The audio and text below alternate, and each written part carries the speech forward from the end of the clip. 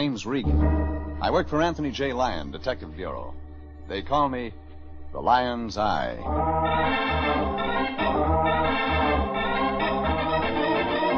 Jeff Regan, Investigator, starring Frank Graham as Regan with Frank Nelson as Anthony J. Lyon. So stand by for mystery and suspense and adventure in tonight's transcribed story. If I knew you were coming, I'd have wrecked a train.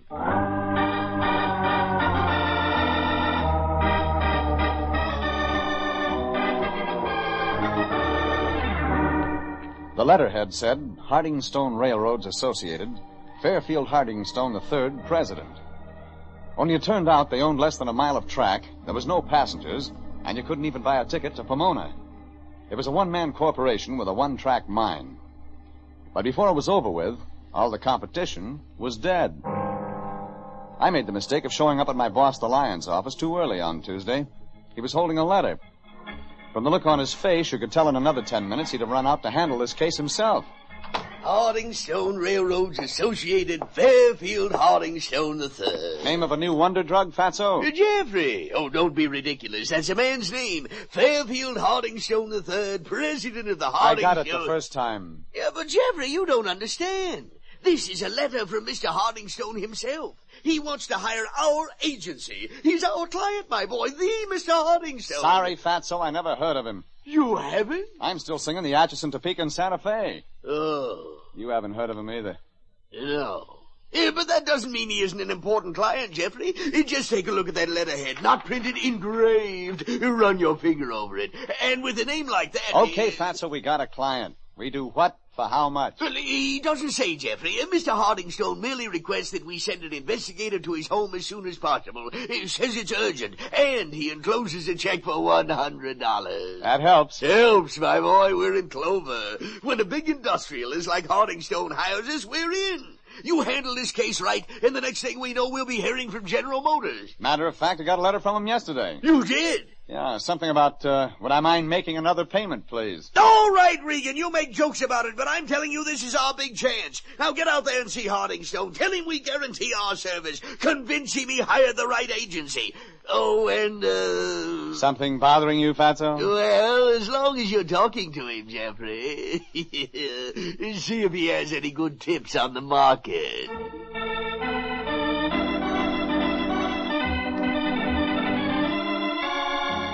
I left Anthony J. Lyon digging through the stock market reports in the morning papers. It was a cinch he was counting future shares of Hardingstone Railroads. The letter the Lyon gave me said nothing, all right, except that Hardingstone lived in Cheviot Hills just off Motor Avenue. I fought traffic all the way out Olympic and pulled up in front of a brick mansion just after 1 o'clock. It took me 5 minutes to make the hike from the street to the front door. I rang and waited.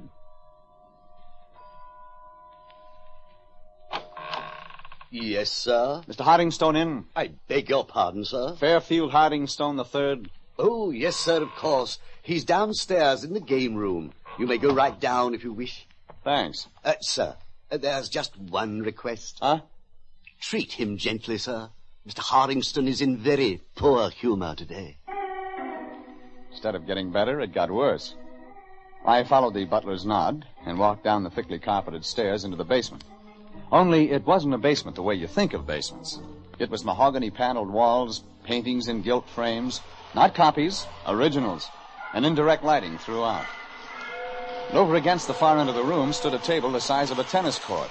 On it, trains, all kinds of trains, electric trains, all scale model stuff. And in front of a master switchboard, flashing 5 different colors of lights, stood Mr. Fairfield Hardingstone III. Age 12. What you are about to see is a duplication of the famous wreck of the Long Island Railroad, which occurred several years back. A step closer, please. If you will notice, the engineer of the train does not see the red warning signal up ahead. His approximate speed is 70 miles an hour, and he's approaching a dangerous curve. Now, he's coming closer. The signal flashes steadily, but he ignores it. The train nears the bend. The engineer moves the throttle up faster. The turn is coming. Now!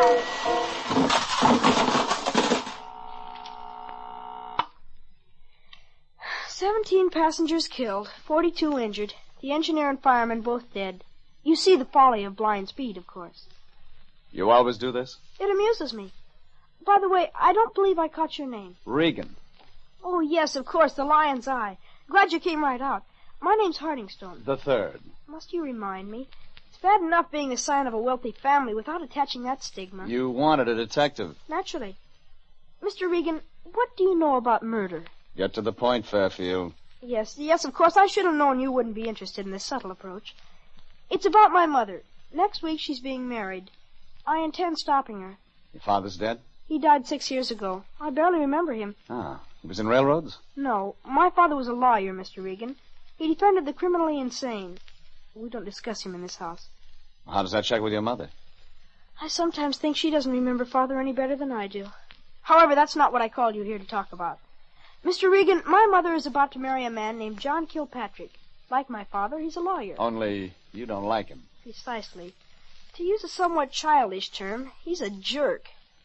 Also, if your mother marries him, he might interfere with the pleasures of one Fairfield Hardingstone III. Mr. Regan, you're a man after my own heart. What I want you to do is simple. Check every angle regarding this man Kilpatrick. Explore his past. Somewhere you'll find something. And if I don't? If I give him a clean slate? Kilpatrick has been in South America a number of years. I think one of the reasons he returned is that he was broke and came back to marry Mother and the family fortune. For $100, I tail him. Wrong. You don't tail him at all, Mr. Regan. In fact, I want you to go right into his office and see him. Tell him who hired you and why. He'll like that. You can't talk it out of him, scare it out of him, is that it? It's like the stationery my mother had made up for me a couple of years ago, Mr. Regan. Across the top it says Hardingstone Railroads Associated. My dear mother thought it was very cute. But you'd be surprised at some of the answers I get to my letters. Maybe I wouldn't. Okay, Fairfield, you paid your $100, you get your money's worth. Oh, don't rush off, Mr. Regan. There's one other little item. I want you to run upstairs and tell Mother about my little plan. What? What's good enough for the bridegroom is good enough for the bride, eh, Mr. Regan?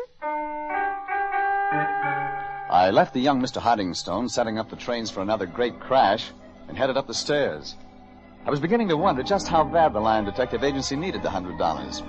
The answer? Bad enough to talk to the mother. The butler gave me a solemn nod as I went upstairs to the second floor. Top of the landing, I turned and gave the butler a solemn nod. It was getting to be a game. Only the game was over fast when I hit the top of the stairs. And that's all there is. And I quit.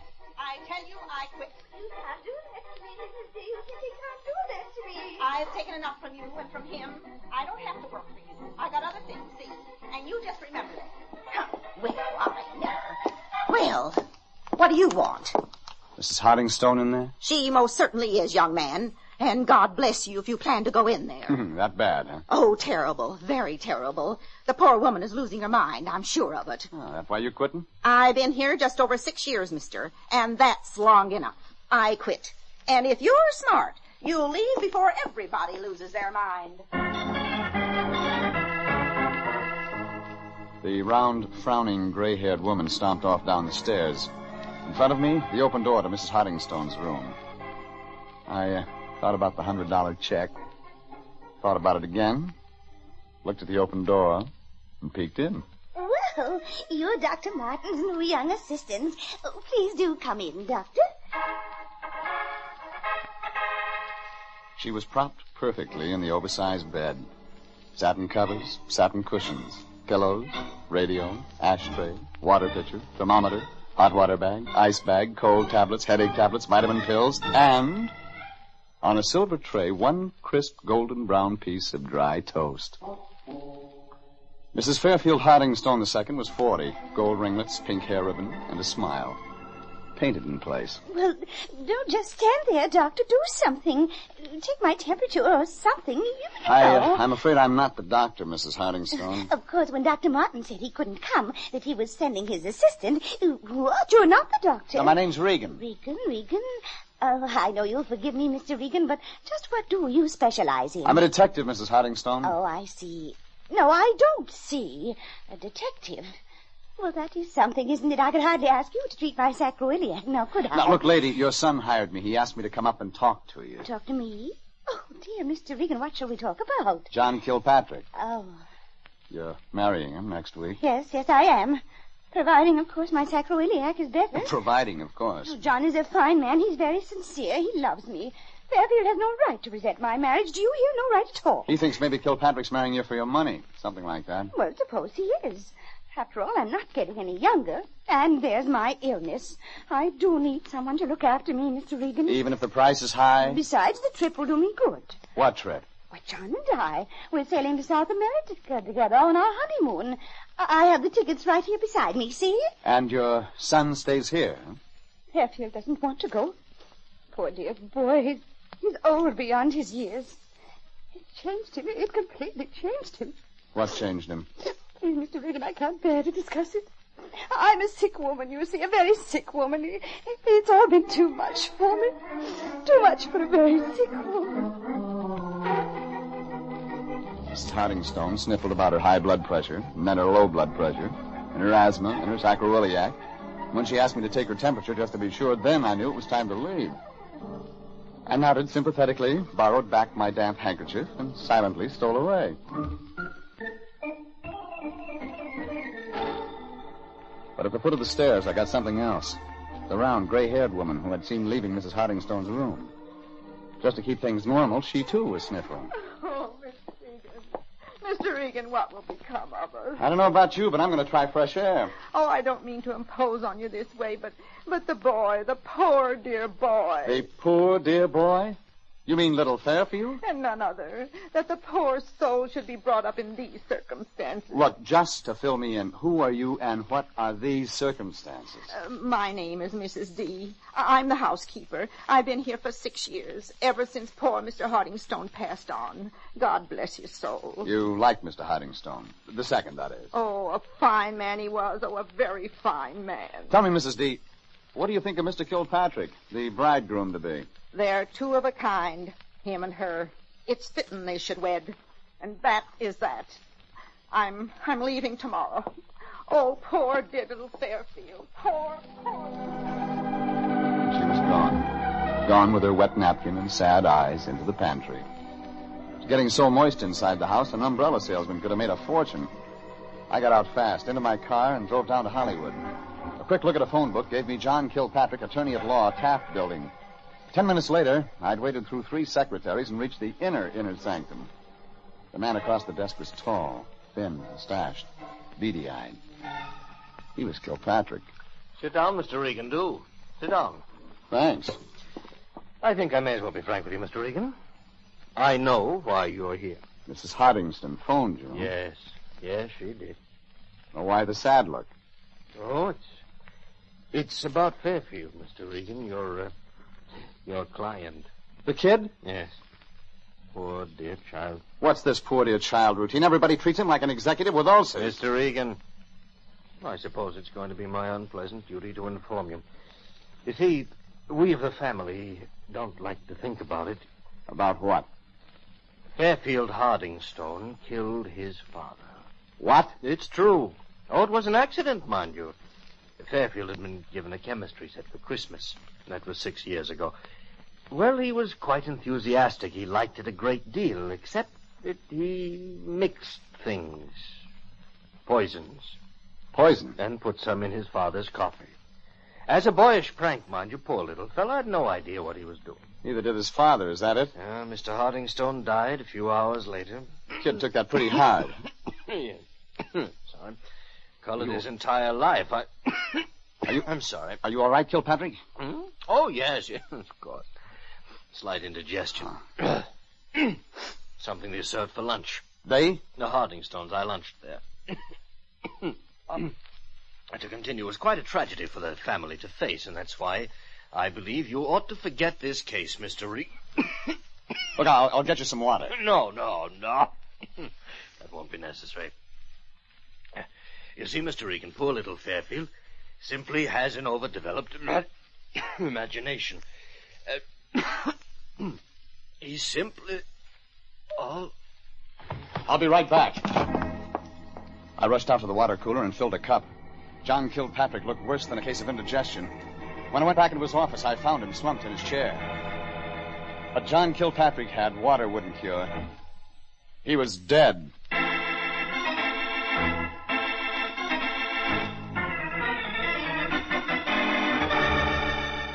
It was 3 o'clock Tuesday, and John Kilpatrick, attorney at law, was dead. He was dead from a very bad case of indigestion brought on by a very bad dose of poison. He'd had lunch at the home of Fairfield Hardingstone III, and he was dead. That much Police Lieutenant Huey Piper was sure of. And the more he thought about it, the surer he became. He and I were driving out to the Hardingstone place in Cheviot Hills at city expense. So, like I say, Regan, he's dead and he's poisoned, and he had lunch with the Hardingstones. Or, as they say in Dixie, something to eat, no doubt. And you figure that adds up to the kid? Regan, I figure nothing until the final pony crosses the wire. Still, little Fairfield did it before, and he can do it again. Eh, Pa? Yeah, only before it was an accident. This time, it's on purpose. If it was a joke, it was a very unfunny joke, and I'm sure nobody is laughing. Least of all the deceased one, John Kilpatrick. Piper, what do you know about the death of the father 6 years ago? Nothing. We never knew anything. The kid was playing around with those homemade poisons. The father turned up dead. What about Mrs. Hardingstone? She inherited a fortune. Don't I know it? Still, what can you do when the dame was half off her rocker? Besides, she was even out of town when it happened. No evidence, no proof, no arrest. And the kid took the rap. Correct. Oh, don't worry. It was an accident, all right? Nobody had a motive to knock off the old man, except if you want to count the wife. The kid loved him. The servants loved him. Everybody loved him. There we are, Regan. Stick around. Maybe we'll have things to talk about later. I'll be listening.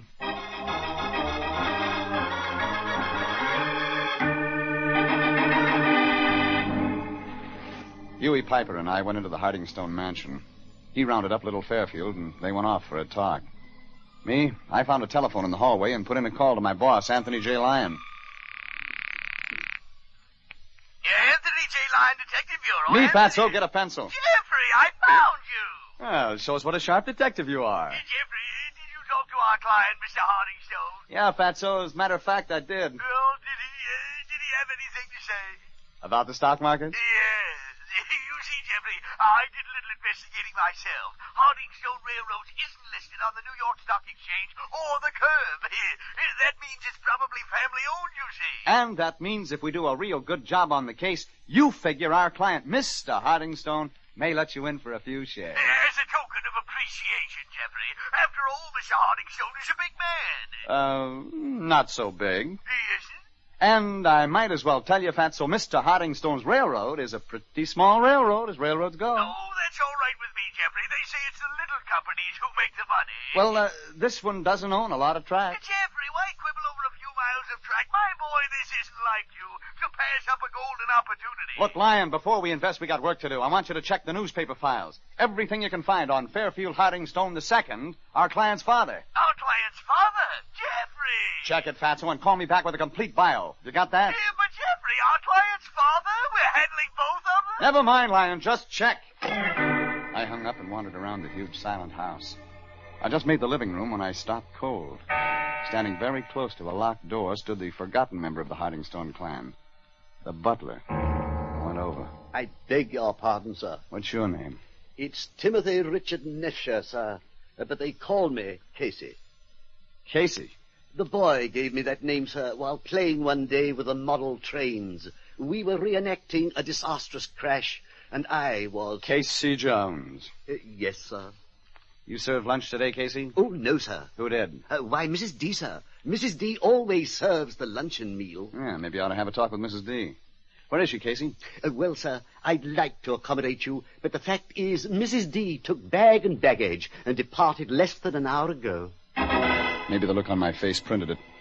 But when I turned around, Lieutenant Huey Piper of Homicide was standing at my elbow. Well, that's very interesting indeed. You have a way of getting very good answers very quick, Regan. I think maybe this man and I will talk together, huh, Mr. Butler? Let's you and me talk.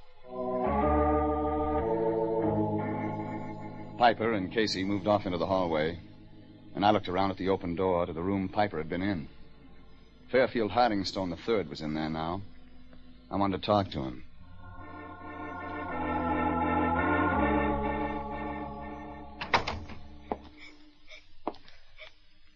Fairfield.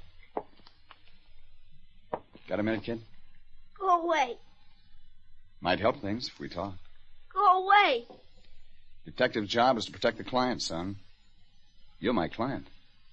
All right, I killed him. I killed Mr. Kilpatrick. Is that what you want me to say? I hated him when I killed him, just like I killed My dad.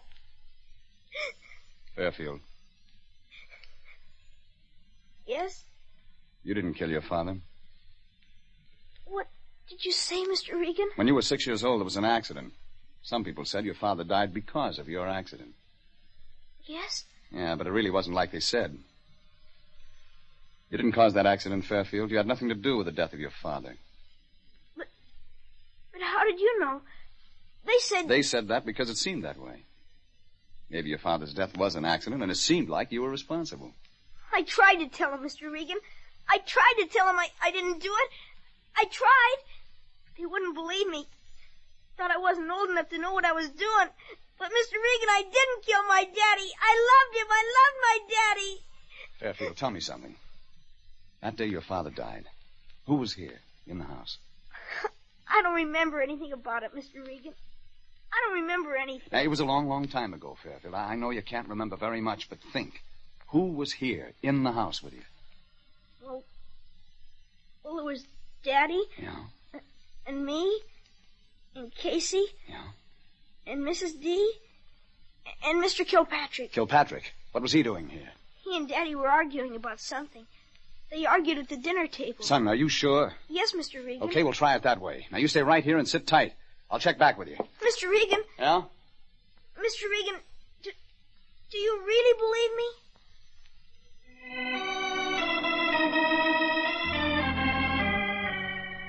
Yeah. I believed him. Now it was really beginning to make sense. Sense for the first time. Kilpatrick was there that day, and that meant plenty.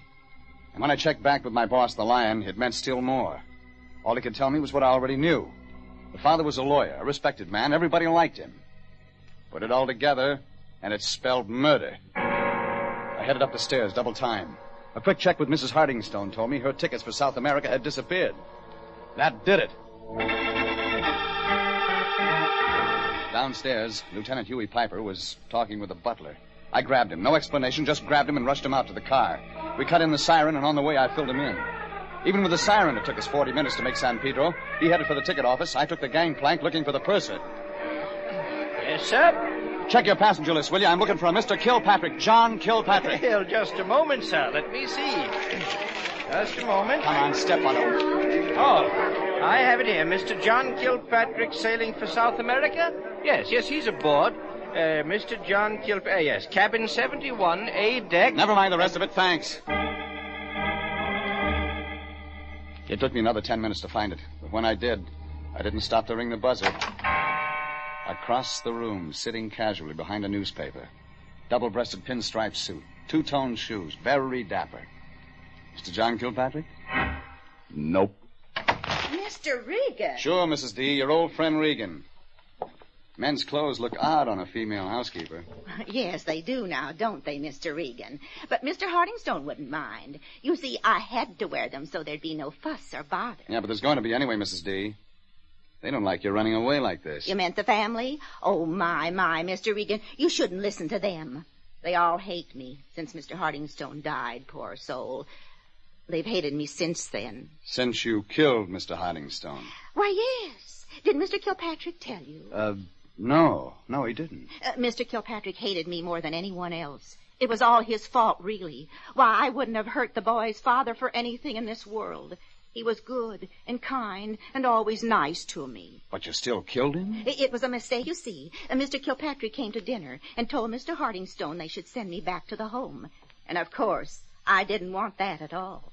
So I put the poison in Mr. Kilpatrick's cup, and then Mr. Hardingstone drank it. Oh, it was all a terrible mistake. Tell me about the home, Mrs. D. Well, you see, I was living at this home, and they said I was sick, but I... Now, look, Hardingstone was interested in the criminally insane, so he got them to release you into his custody. Is that it? Well, I'm afraid you don't understand, Mr. Regan. I'm not insane. It's all those other people. Remember I told you this afternoon that everyone was losing their mind? Isn't it a shame? I think you better come back now, Mrs. D. They want to talk to you. About Mr. Kilpatrick's death? Oh, I wouldn't tell them about that, Mr. Regan. Well, then, Tell me. Mr. Kilpatrick came back from South America, you see, and I knew he was coming to take me back to the home. Yeah? So this time, when I put the poison in the coffee, I made sure it was Mr. Kilpatrick. And for 6 years you let that kid think he killed his father? Well, after all, Mr. Regan, if I'd said anything, they'd have sent me back to the home. Besides, Fairfield got over it. He's a fine boy now, and he's going to be all right. You'll see. Okay, Mrs. D. We'll go back there now. We'll go back and we'll see now. Oh, no, Mr. Regan. I'm going to South America. I have my ticket. You leave me alone. Mr. Regan, let me alone. Now. You carry a gun. Well, I must protect myself. Like if I were to kill you in self-defense. Everyone would understand because you have no right to be here. Drop the gun, Mrs. D. You needn't look at me that way, Mr. Regan. I know perfectly well what I'm doing. I'm not so crazy as they think. You'll see. This time you see. Sorry, Mrs. V. We're going home now.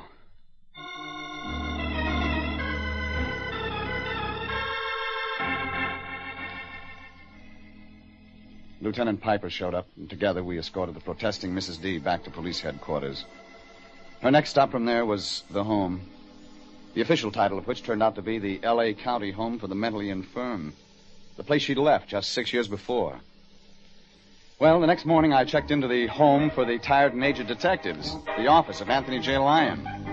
That turned out to be the worst mistake of all. Aha! So there you are, you faker, you imposter, Regan. Hey, what's eating you, fatso? You dirty, double-crossing scoundrel, Regan. You knew there was no such thing as Hardingstone Railroads. You knew we'd been hoodwinked. Not at all, Lyon. What do you mean, standing there lying to my very face? It just so happens, Regan, I checked the newspapers on Hardingstone. I found out he had a son, that the son's age would be 12 years. Oh, you didn't fool me for long. But, Lyon, I tried to tell you over the phone. Swindled, robbed by a 12-year-old. An Al Capone in knee pants, a Dillinger in diapers. Hey, Lyon, slow down. Take it easy. I will not take it easy. This boy must be prosecuted, sending us a $100 check with his signature, a 12-year-old. Why, it's highway robbery. Except the check is good. I'll call the district attorney. I'll call... What did you say? Fairfield Hardingstone III has his own bank account and a special permission to write checks. Jeffrey, are you sure? Furthermore, since we cleared up 2 debts instead of 1, he gave me an additional check for $100. Here. Extra $100. Well. Sorry, fatso. Looks like you just can't prosecute the boy. You prosecute? Prosecute, Jeffrey? Are you out of your mind? You know I wasn't going to prosecute that poor dear boy. Yeah. Oh, why didn't you know, Jeffrey? Some of my best friends are children.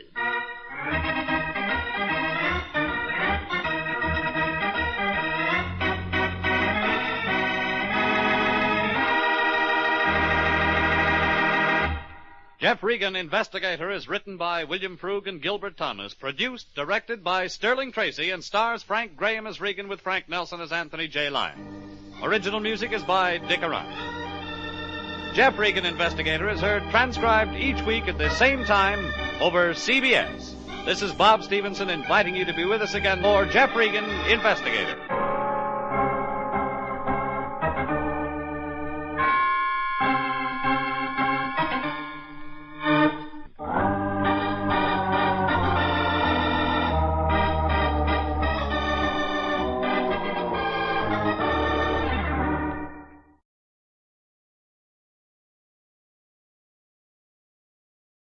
The Adventures of Michael Shayne, Private Detective.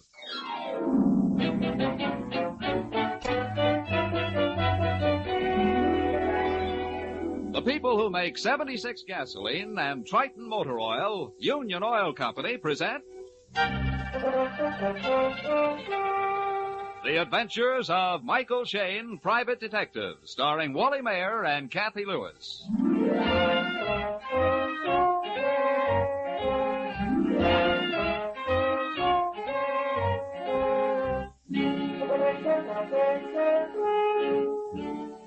Even the busiest detectives can't always be detecting. And on this late Saturday afternoon, we find Mike Shayne and his pretty assistant, Phyllis Knight, driving through the timber country high up near the Nevada border. They're on their way to keep an important date. A date with a wedding. But no, not theirs. It's the wedding of Betty Harrison, daughter of the timber tycoon, and Mike has been unwillingly dragged along to help Phil carry out her social obligations. You know, I ought to have my head examined coming way out here to see two people I don't know get married. Oh, Mike. Betty was my closest friend at finishing school. Yeah, but I only finished high school. Now, where do I fit into this high society stuff? Michael, it's a quiet wedding. We're the only guests. And I'm supposed to hold the bridegroom's fevered head? Mike, where is your romance? Romance I've got, Angel, but when it comes to rice and orange blossoms, I'm strictly allergic. Mm-hmm. You're hopeless. Hey, look. Look, there's the Harrison place. Place, you say? That, my love, is quite a shack. And there's Betty. There's Betty waiting for us. Yeah, say, honey, that guy with her looks familiar. Huh? Mike, that's Inspector Faraday. In the flesh, and that spells trouble. Betty? Phyllis! Phyllis, I'm so glad you've come. Oh, you look wonderful. Me too. Betty, this is Mike Shayne. Hello. I'm pleased to meet you. Well, I'll be. Mike and Phyllis. Say, Inspector, aren't you early with your vacation? No, I'm here on business, Mike. Mr. Harrison phoned me. Said he was leaving on the second section of 98. That he transferred to his own private train and for me to meet him here. Father wasn't planning to come up for the wedding. Then all of a sudden I get a wire that he is. Well, that must be Harrison's train now. Yes, it runs up to a little station behind the house. Well, then why don't we walk over and meet it, huh? Let's. Father will be surprised. Betty, hey, where's the bridegroom? Don should have been here by now. Oh, bridegrooms are always late. Those last 3 hours. You be quiet. Oh, there's Don coming now. Hey, he's a bit of all right. Sorry I'm late. Had a flat tire. Oh, Don, dearest, this is Phyllis Knight, Hello. Mr. Shayne, Mr. Faraday, Don Manchester, my fiancé. How do you do? Hello there. How are you? Well, there she is, a-coming around the mountain. You know, this is something to that's a see, funny an looking little engine train. pulling one coach. They dropped the lumber cars off at Camp Junction. Is that what they do? Hey, look. There's somebody getting off. Oh, that's Mr. Oliver, Father's business associate. That's Mr. Miller getting off the back platform. I still don't see Mr. Harrison. No. Oh, Mr. Oliver, Oh, hello, Betty. where's Father? Oh, as usual, in his private compartment. Hasn't even stepped out since we left Northwood City. He's probably napping again. He certainly was fine company. Well, I'm going up to the house. That's one happy character. Let's climb aboard and get Father. Sort of like a welcoming committee, huh? Okay. Inspector, watch your lumbago on these steps. Never mind my lumbago, Mike. Watch out for those fallen arches of yours. Oh, get him. Man. Here's Father's compartment. I'll sneak in and shout boo. Father! Something's wrong. What is it? What is it? It's Harrison stretched out on the floor. Betty's fainted. Here, put her on that couch, Don. Wait a minute. Rub her wrist. Wait a minute, I'll get some water. Well, Inspector, how's Mr. Harrison? He's dead, Mike. Looks like a heart attack. Uh-huh. Maybe so, Inspector, but this heart attack has had a little help. What are you talking about? About murder, Inspector. Froth on the lips and dilated eyes don't spell a heart attack. Somebody slipped Mr. Harrison a nice big slug of poison.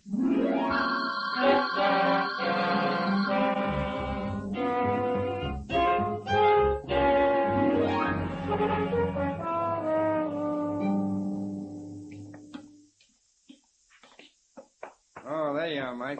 Get Betty up to the house all right? Yes, Inspector. Phil and Don are taking care of her. You still think Mr. Harrison was poisoned? I know so, Inspector. Look at his neck, stiff, and his jaws locked, eyes wide open and staring. Mm-hmm. I've got a little plan, Inspector. Would you like to try it? You know me, Mike. Well, look. No one knows we suspect murder, and whoever pulled this job figured on a local doc calling it a heart attack. So? Now, you take Harrison's body into Northwood City along with that thermos of coffee we found by him. While you're checking for poison, Uncle Shayne here will keep his big ears open here.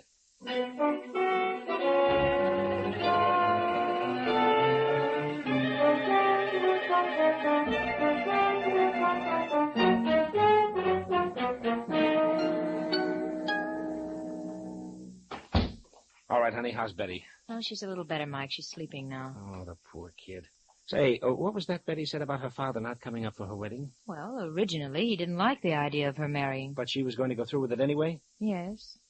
Then Mr. Harrison changed his mind, that's all. Maybe it is, maybe it isn't.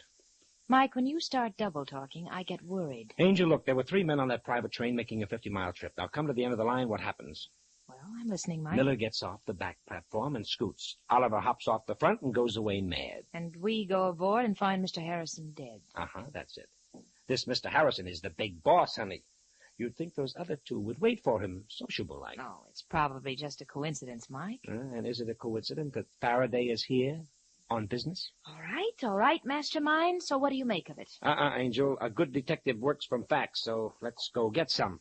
Facts? Where? Where, Mike? Mr. Miller's room is at the end of this hallway. Let's stop in and say hello, huh? Oh, I hope you know what you're doing. Yeah, me too. Here's his room. I'll knock. There's no answer, Mike. So, being friendly people, we'll go in and wait. Well, you can't just barge into somebody's... Why not? The door's not locked. Come on. Mike, I don't like this. Well, now, don't you worry your pretty head. Wow, the remains of a fire in the fireplace.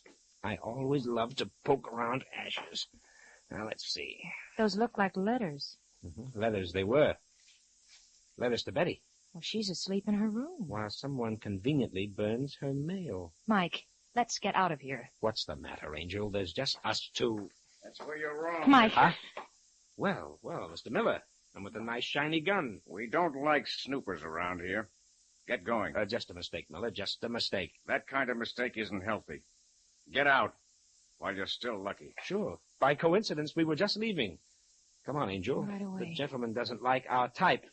And I'm afraid the feeling is very mutual.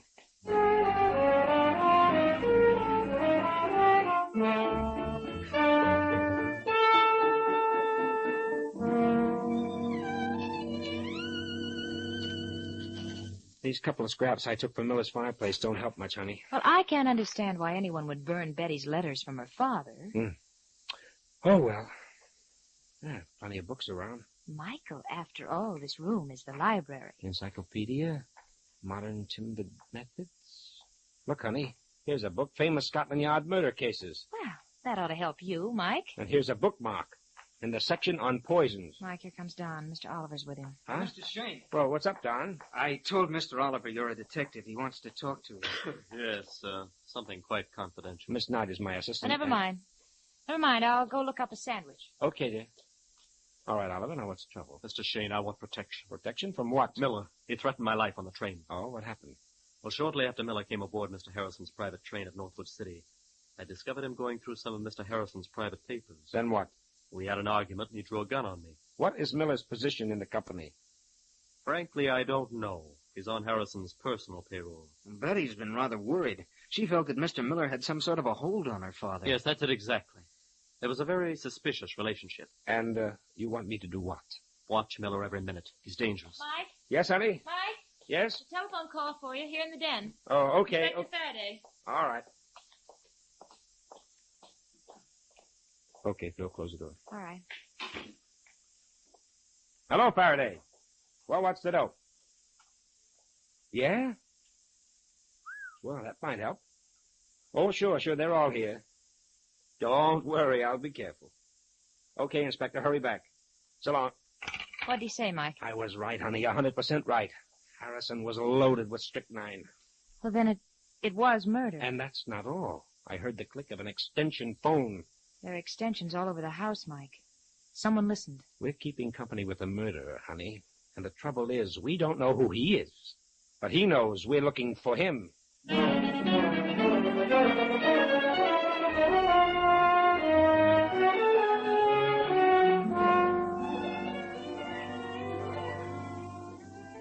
In just a moment, we'll rejoin Mike and Phyllis in their adventures.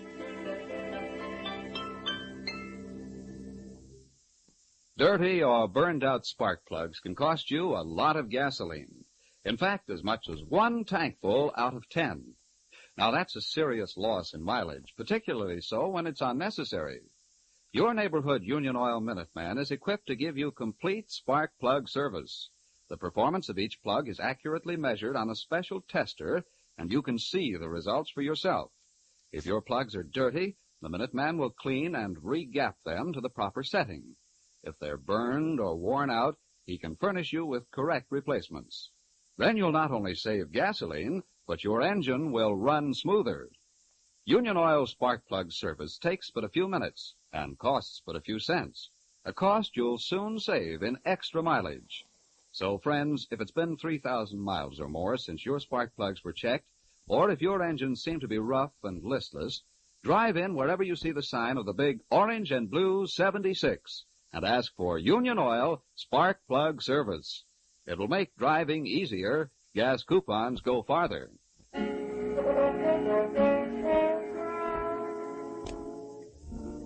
It is a few minutes later. Mike and Phil have learned that what started out as a happy wedding has turned into a grim case of murder by poison. We find them walking rapidly towards the station behind the Harrisons' house. The murdered man's private coach is still there on its siding, made almost invisible by the tall trees which turn the weak moonlight into gloomy shadows. Come on, honey. I'm hurrying as fast as I can. I want to see if that briefcase is still in the car. Inspector Faraday remembered that Harrison mentioned some important papers he was bringing up with him. Well, then whoever was listening on the extension, they know about it, too. Right, and I want first crack at that briefcase. Hey, maybe you do, Mike, but so does someone else. Yeah, a flashlight. In Harrison's private car. Maybe it's the murderer. Hang on, honey. We'll find out. Mike, there he is at the end of the car. Hey, honey, look out! Mike, did he hit you? No, a clean miss. Oh, he got away out the front. Could you see who it was? No, a flashlight in my eyes. Well, we'll catch up with him sooner or later. Oh. Let's go look over the compartment. Here it is. The briefcase. Oh, what a break for us. We frightened him away without the case. Sorry, honey. Bad guess. The lock on the briefcase has been forced open. Oh. And whoever was here opened it and got what he wanted. Correct. Now, here's some papers. Business letters, checkbook, some kind of a report. Honey! What's the matter? This report. It's from the Atlas outfit. Atlas? Uh-huh. The detective agency in Los Angeles? Sure. Listen to this. On the basis of our completed investigation, you have sufficient grounds to instigate criminal action against Z. Z? Evidently, Harrison didn't want the name mentioned. Well, Mr. Harrison was certainly checking up on somebody. And getting ready for the kill. I'll bet that's why Inspector Faraday's here. Mike, this is the motive for the murder. All we have to do is find out if Miller or Oliver is the Z in that report, and we've got the murderer. Partly right, Angel, partly. But I'd say it was better this way. Find out which one of them is Z, and the other guy is the killer. Huh?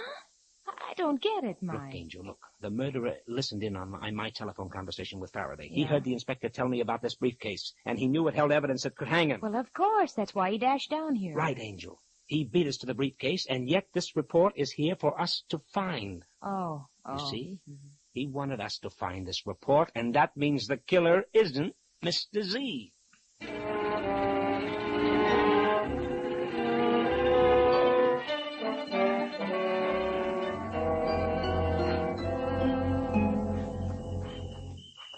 As soon as we get back to the house, I'll send a telegram to the Atlas people. Okay, but these high heels don't go very well with forests. Yeah. Mike. Yeah. There's someone on that other path. Freeze behind this tree. Right. Whoever it is, he's walking fast. He's going past. No, he isn't. Hey, you hold it. Hey, what the... Mike, it's Miller. Hey, say, what's the big idea of roughing me? I just want to ask you a few friendly questions, Oh, pal. now look here. First, about a gun that took a couple of shots at us. Oh, you're off the beam. I'm not carrying a gun. No? Well, don't mind me. I'll just search. Now, go ahead. Well, Mike? No gun. But you could have ditched it easy enough. Oh, Miss Knight, Mr. Shayne. It's Don. Well, what's the hurry, Don? I was out for a walk. Is something wrong? Plenty. I'm glad you're here. I don't understand. Yeah, Shayne. How about you doing some explaining? Okay. Mr. Harrison was murdered. What? Murdered? But why? Who? That's what we're finding out. Miller, you're on the spot, and it's plenty hot.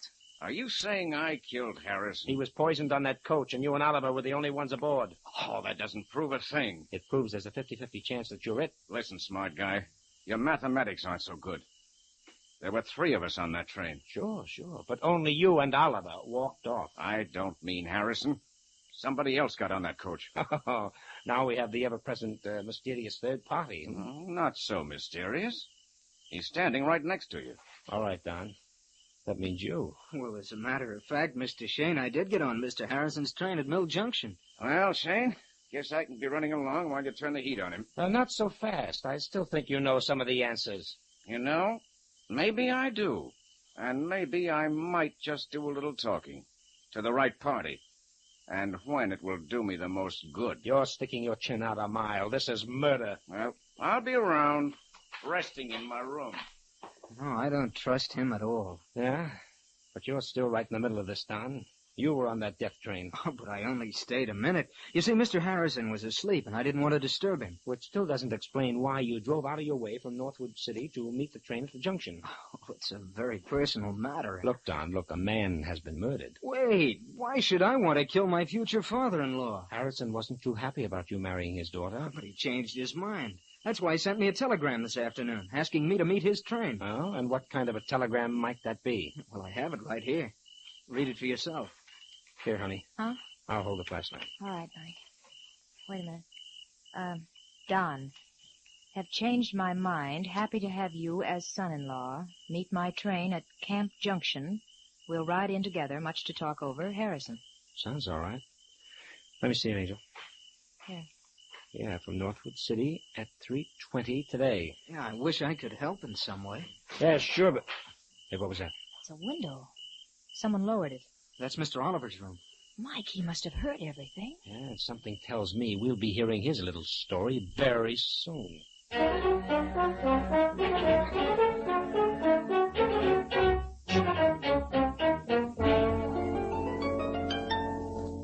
That's right. The telegram is to the Atlas Detective Agency, Los Angeles. This is it. Please advise immediately. Name of Z. Yes, Z, the last letter in the alphabet. Name of Z in report to Harrison. Right. Sign that Michael Shayne. That's right. Send it right out, please, and phone the reply here to me at Harrison's place. Thank you. Goodbye. Well, the answer to that telegram should mean a lot, Mike. Well, it'll help, darling, but there's some angles I don't get. Miller is a mysterious employee of Harriet Harrison's, all very hush-hush.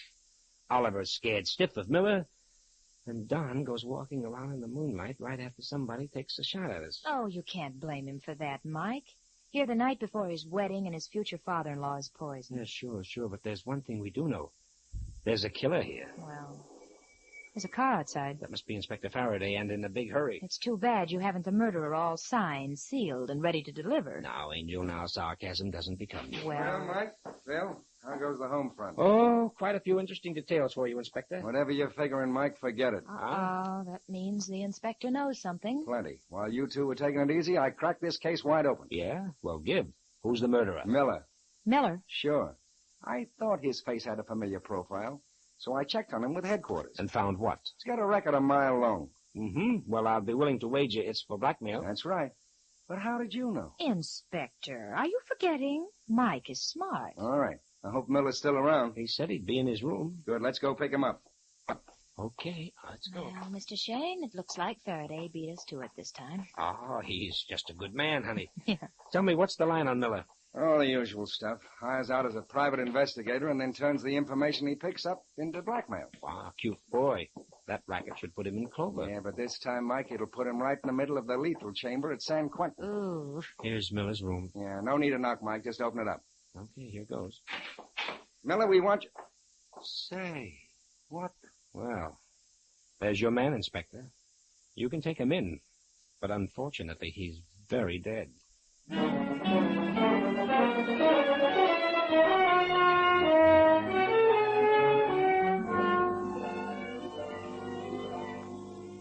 We'll return to Mike Shayne and his adventures in just a moment.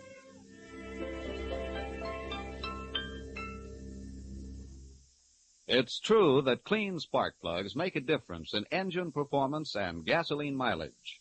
But it's also true that even the finest spark plugs cannot fire properly if the ignition cables are defective. These cables are the small, fine wires which carry the electricity from the distributor to the spark plugs. They should be carefully inspected whenever your spark plugs are checked, because old or damaged ignition cables leak electricity, which means that only a thin, weak spark reaches the plugs. So to get new performance out of old engines, ask the Union Oil Minuteman to check both spark plugs and ignition cables. Then you'll be sure of more power and better mileage. Just drive in wherever you see the sign of the big orange and blue 76 and ask for Union Oil Ignition Service. Thank you.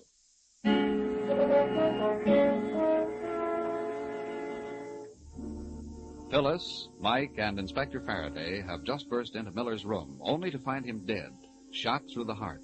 This new development has put quite a crimp in the inspector's plans, and Mike is pointing this fact out to him. Looks like you were wrong about Miller, Inspector. At least wrong about his being the murderer. Miller could still have been the one who bumped off Harrison, then somebody took care of him. Well, that would leave us with two killers. Well, could be, but it doesn't stack up that way. Well, as far as I'm concerned, I'm going to take Oliver in and charge him with murder. Okay, so you'll charge him with murder, but how are you going to make it stick, Inspector? How about motive? What evidence do you have? Oh, 2 and 2 make 4, Mike. Harrison must have been poisoned on that private train, so it had to be Oliver. There's Miller lying there, absolutely eliminated. All fine and good, but it leads us to one other little item. Don was on that train, too. Don? Betty's fiancé? Mike, you saw the telegram Mr. Harrison sent him. Don couldn't have been the murderer. In this business, honey, we've got to figure every suspect guilty until we know they're innocent. Yeah, Mike's right. Oh, Phil, would you step into the other room and phone the coroner down at Northwood City? Yeah, sure, Inspector. I'll give him your compliment. You know, this business is beginning to make sense. The one who poisoned Harrison had to get rid of Miller because he knew too much.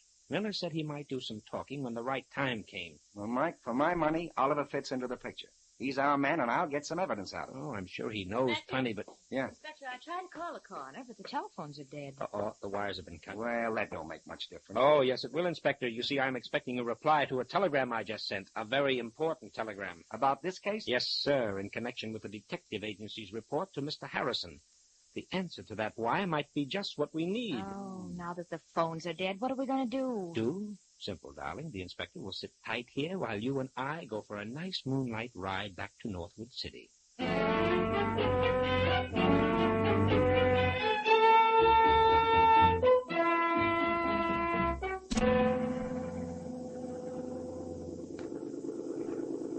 There it is. There's the telegraph office just on the other side of the tracks. Okay, I'll park the bus here. Now, watch it. Easy crossing these tracks, honey. Oh, thanks for the tip, old boy, but you could have carried me. Huh? More trains. Yeah, this is the main line from San Francisco. Isn't this the place where Harrison transferred to his private train? Correct. Well, here's the telegraph office.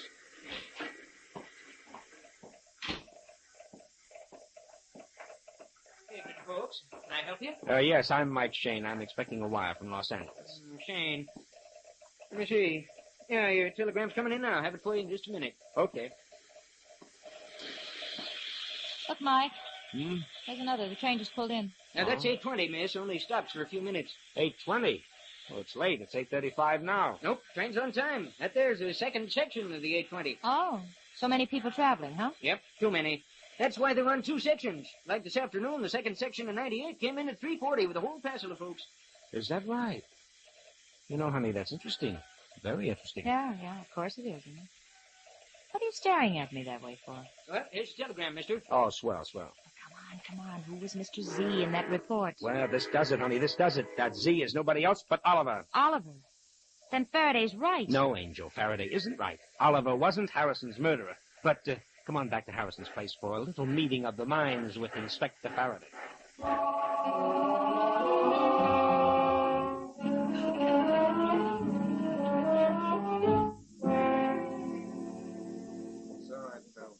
All right, is everybody coming? Yeah, they're coming, I Mike. told Betty, Don, Oliver. Good girl.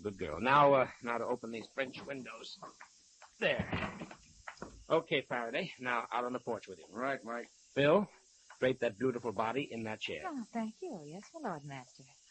Well, here comes Betty and Don. Oh, hello. I'm sorry it was necessary to bother you. Don and I understand. I'm glad to help in any way, Mr. Shayne. Thanks, Don. Come over here. Stand by me out of range. Certainly, but out of range? I don't understand. Now, what is all this rigmarole about in the middle of the night? There's nothing to get excited about, Oliver. I asked Miss Knight to call you downstairs for a conference. A conference? About what? About mysterious happenings around here, but particularly about why Harrison had you investigated by a detective agency. Mr. Shayne, what do you mean? I mean you've been cheating the Harrison Timber Company out of thousands of dollars. Oh, that's ridiculous. Why, Mr. Harrison trusted me implicitly. He did, until he finally caught up with you. That's why he was going to turn you over to Inspector Faraday today. I won't listen to this. There's no proof. There's plenty of proof, all written down in black and white. What's more, you knew Harrison had you dead to rights. That's why you poisoned him. You're mad. I never killed anyone. It's no use, Oliver. You're hooked like a fish. No, I didn't murder him. You can't frame Mike, me. he's running. He's running towards that window. I'll stop him. No, Don, no. Drop that gun. That's better. You knocked the gun out of my hand. You let Oliver get away. Oh, no. Here comes the inspector. And he's got our friend Oliver by the well-known collar. No. Here he is, Mike, squirming, but safe and sound. I didn't do it. I'm innocent. Take him in, Faraday. You've got enough on him to make it stick and stick hard. Yes, he's a dead duck. Oh, Mr. Shayne, I can't believe Mr. Oliver would kill my father. But, he didn't, Betty. What? Well, you just told the inspector to take him in. Sure done. I'm taking Oliver in for theft. But for Mr. Harris's murder, we'll take you. Me? Oh, what are you saying? Sorry, Betty. Don wanted to marry you in the worst way. He married a couple of other girls with wealthy parents. Oh, Betty, don't listen to When him. your father suddenly wired he was coming up, Don knew it was the showdown. That's ridiculous. Oh, no. You had a hunch Harrison engaged Miller to investigate It's you. a lie. You saw the telegram Mr. Harrison sent me just this afternoon. Sure, Don, sure you got a telegram. A telegram you sent to yourself. All you did was slip over to the Northwood City, wait until the train pulled in, and then send that telegram to your own address and sign Harrison's name. Oh, nothing but lies. No, son. It's a fact that we can prove. Because you made a mistake, a bad mistake, Don. You saw the train pull into Northwood City and thought that Harrison was on it. But you didn't know that there were 2 sections of that train today and that Harrison was on the second section. You sent that telegram 20 minutes before Harrison got there.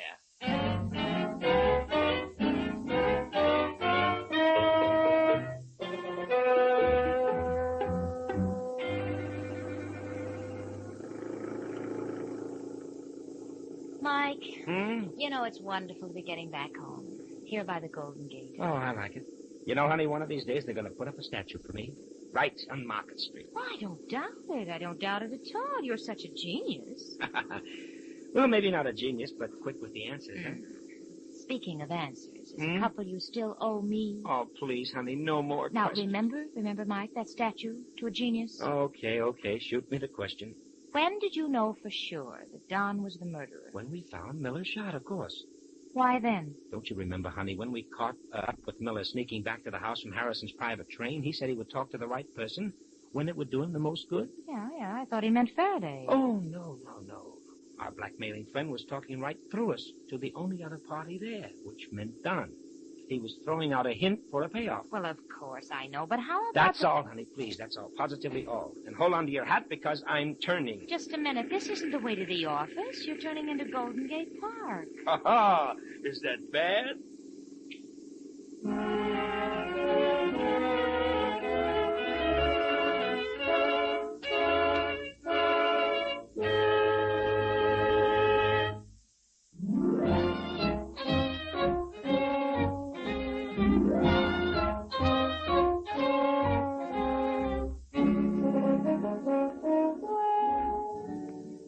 Tune in again next week at 8:30 for another adventure with Michael Shayne, Private Detective, starring Wally Mayer and Kathy Lewis, with Joe Forte as Inspector Faraday.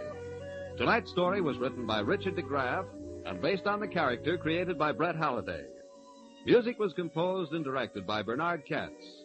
This is John Lang saying goodnight for the people who make 76 gasoline and Triton Motor Oil, Union Oil Company.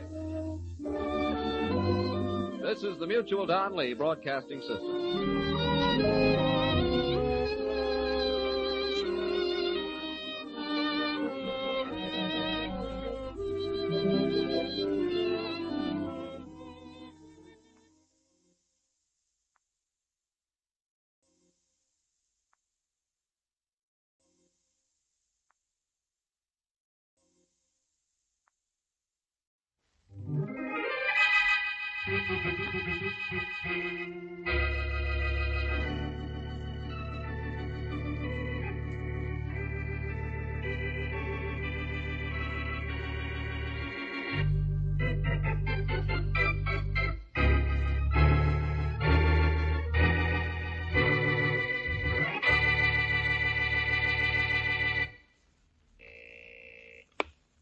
National Insurance Company, good morning. Mr. Adams, please. Mr. Adams, one moment, please. Adams speaking. Yes, Mr. Adams, go ahead, sir. Hello, Mr. Adams. This is John Rodney. Oh, hello, Rodney. Where are you calling from? Terre Haute this time, but I got here too late. Jim Gary worked here all right, but that was 3 years ago. Oh, too bad. Any idea where he went, though? It seems he went on from here to Birmingham. He must have still had the jewels with him. They never turned up here. I'll phone you again from Birmingham.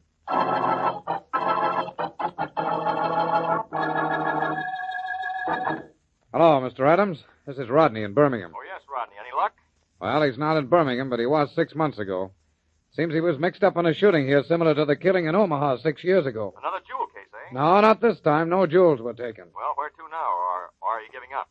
I'm never going to give up, Mr. Adams. I'll find him. But how will you know him when you do? You still have no positive identification. Well, I may get it. I just found out that he had a grandmother in Greensboro. If she's still alive, maybe she can tell me something about him. I'll phone you again from there.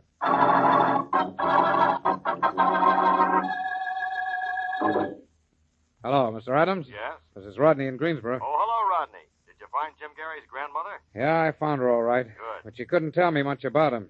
She's old, very feeble, practically can't see. I hope you didn't tell her that her grandson is wanted for robbery and murder. No, I couldn't.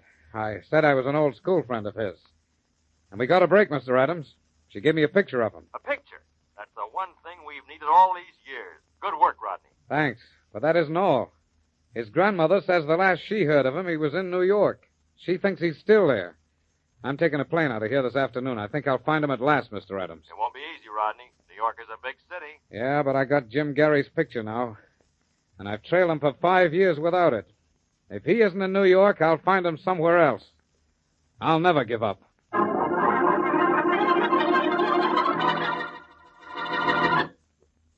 And now on to Dick Calmer as Boston Blackie. Enemy to those who make him an enemy. Friend to those who have no friend.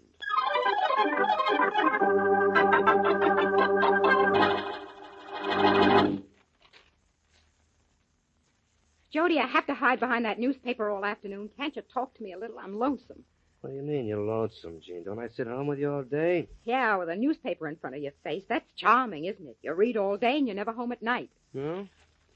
Wasn't that too bad?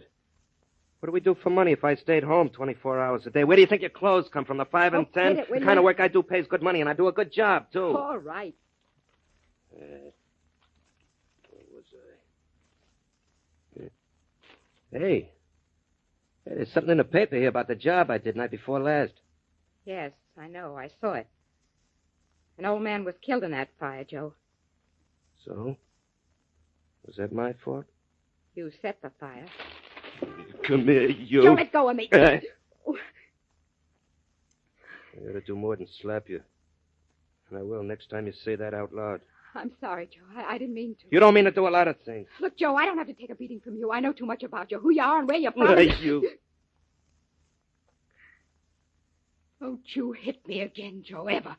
You're a professional firebug and a murderer, and I can prove it, too. I can tell the police all about you and your past. Let me tell you something about your future, baby. You're the only one in the world who knows who I really am, and that's no good. I'd forget it if I were you, and quick. Before people forget you ever lived, baby.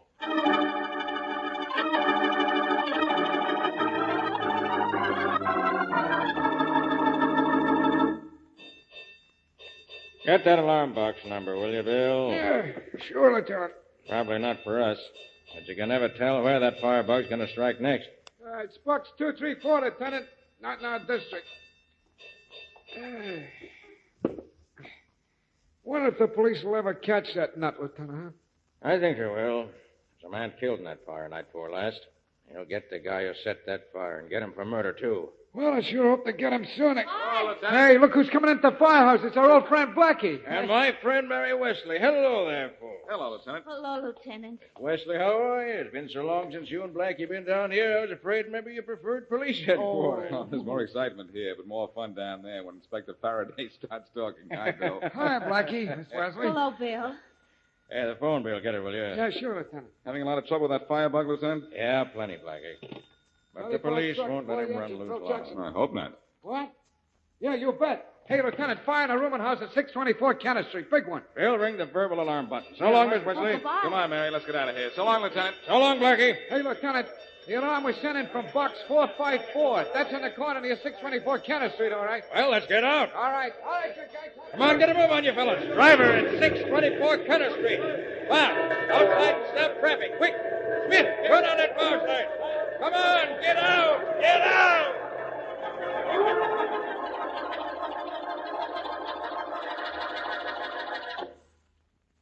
Blackie, Blackie, why do we have to stop by your apartment when it would be much more fun going by that fire on Kenner Street? There are 3 reasons, Mary. It's against the law to follow fire engines. I have to pick up my mail, and we have a theater date in 45 minutes. Oh, but I just love fires. Hey, wait a minute, Mary. You want the firebug they're looking for, are you? Well, No, on second thought, you don't look at... Say, what's this on the floor? looks like a piece of paper. Not only a piece of paper, it's a note. From the doorman that just went off duty. Harry doesn't trust anyone with messages for you, does he? What's this one about? It doesn't seem to be anything important. Mr. John Rodney was here to see me. He says I can get in touch with him at 624 Kenner Street. Who's John Rodney? I don't know. Never heard of him. There's certainly something familiar about that address. 624 Kenner Street. Blackie, that's where the fire is. That's right, Mary. Huh. There's a fire at 624 Kenner Street, and I get a note to meet a man at that address. The coincidence is a little too much. Too much what? Too much coincidence. And too much to ignore. Come on, Mary. We're going to that fire. But I thought it was against the law. It is, but if the police say anything, we'll tell them that they were there by invitation.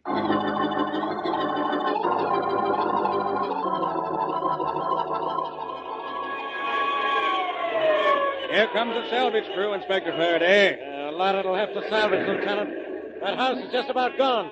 Yeah, I'm afraid it is, Inspector. Probably another arson job, too. I wouldn't doubt it. We've got to get that firebug and get him fast. Sure wish we could. This is the 5th fire in the last 2 weeks. And in every one, the building's been almost a total loss. Yeah, and in that fire the night before last, a man died. Any fatalities this time? Not that we know of yet. This was a rooming house. The landlord gave us a list of boarders. Yeah. So far, they all been accounted for, with the exception of... Hey, who's in that car just pulled up? I don't know, but he better get out of here. Hey, you, keep moving. Get that car out of here before... Faraday, at last they've got you directing traffic. Blackie, no, it can't be. Blackie, don't I have enough trouble now? You know that much? No. Now, don't burn up, Faraday. The fire department is busy enough already. Hello there, Lieutenant. Hello, Blackie. Beat it, Blackie. Oh, no, Inspector. Mary and I have an invitation to this fire, and she decided to watch it from the car. Well, you watch it from your car, too. Only park it on the other side of town. Oh, now, Faraday, you wouldn't spoil any fun of mine, would you? I just love fire engines. It's all right with you if I hang around, isn't it, Lieutenant? Yeah, I suppose so. Nothing to see anymore, though, Blackie. We have the fire about under control. Why did you have Faraday here, Lieutenant? Just for laughs? You know very well why I'm here, Blackie. There's a firebug loose in this town, and a man was killed in that fire the night before last. So I'm looking for a killer. Who invited you here? Well, Faraday, somebody left me a note telling me to come to this address. The firebug sent it, I suppose. No, I doubt that. It was from a man named John Rodney. You know him? No. Blackie, did you say John Rodney? Yes, he lived here, didn't he? This was a boarding house. A lot of people lived here. And one of them was a John Rodney. I have a list of all the tenants in the building. They're all accounted for except one. And the only one missing is John Rodney.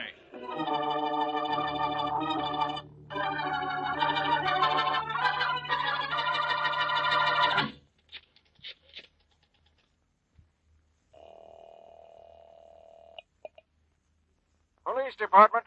Let me speak to the officer in charge. Hurry. What do you want to speak to him about, lady? It's important. It's about those fires. Huh? The one set by the firebug? Yes. Now may I speak to him, Just please? a minute, lady. I'll connect you with the head of the homicide department, Inspector Faraday. Yes? Inspector Faraday, this is Jean Marsh. I know who's setting those fires, and I have proof, too. Yeah? How do you know all these things? Well, there isn't time to tell you. Come to 1414 Well Road, and You'll what? Well, I'll explain all about it. You see, it's not as simple as you think. Look, you know who the firebug is, or don't you? Yes, I mean, no, not exactly. I'm not sure. I'll have to think it over a little more. Goodbye.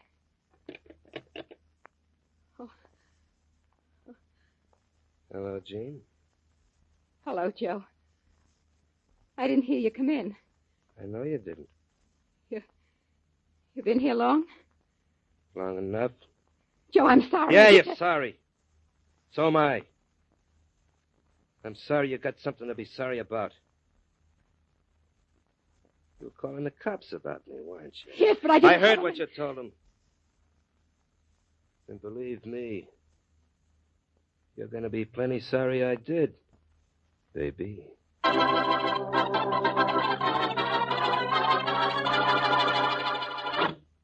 And now back to Boston Blackie.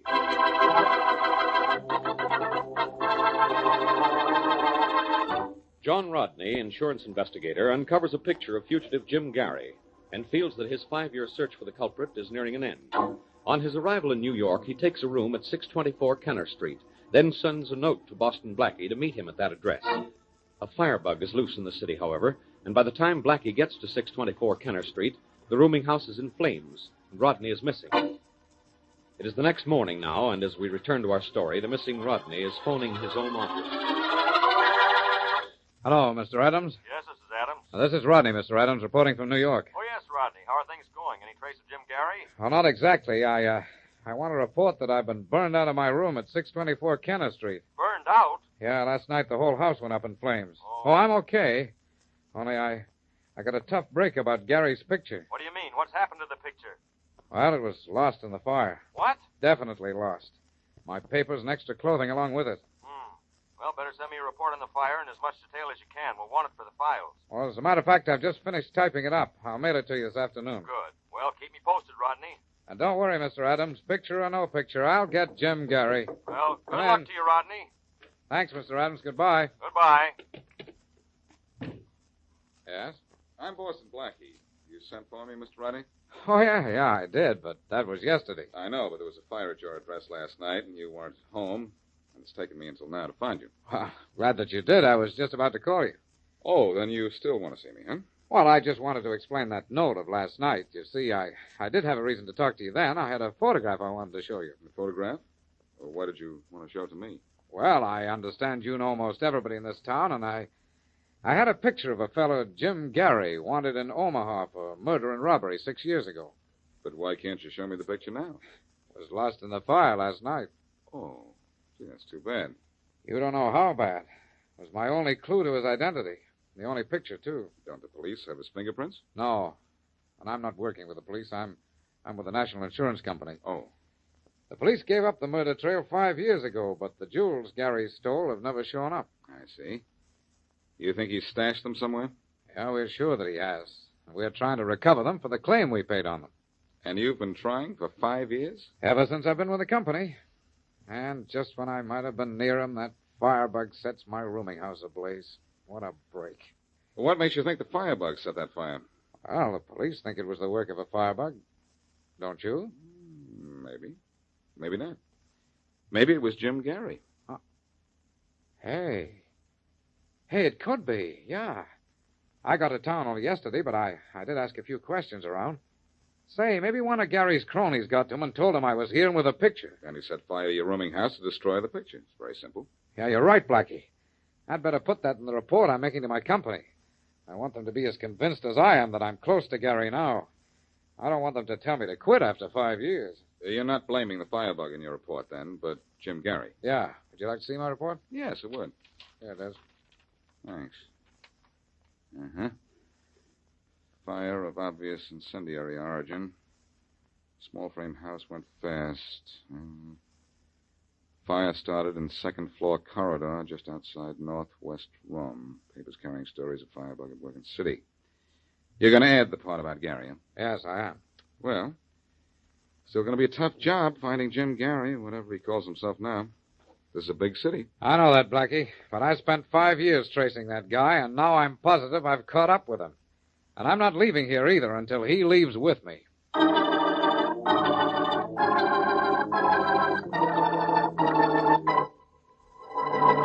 Joe, what are you doing? Something wrong with your gun? No, there's nothing wrong with it. It works. I just want to be sure everything's okay when my car gets here. Joe, couldn't Relax, baby. Relax. Like I've been telling you, I heard what you told the cops on the phone. I just can't take any more chances with you. So when the car comes, we'll take a ride in the country. Joe, you really mean it? You're really going to do this to me? Sorry, baby, but I have to. I just can't trust you anymore. Right, there's the car now. Come on, get your hat on. All right. Wearing a cute one, huh? Do you mind? Wish you wouldn't. You look too pretty in it. Well, then maybe... It's not going to make any difference. Come on, now get your coat on and hurry.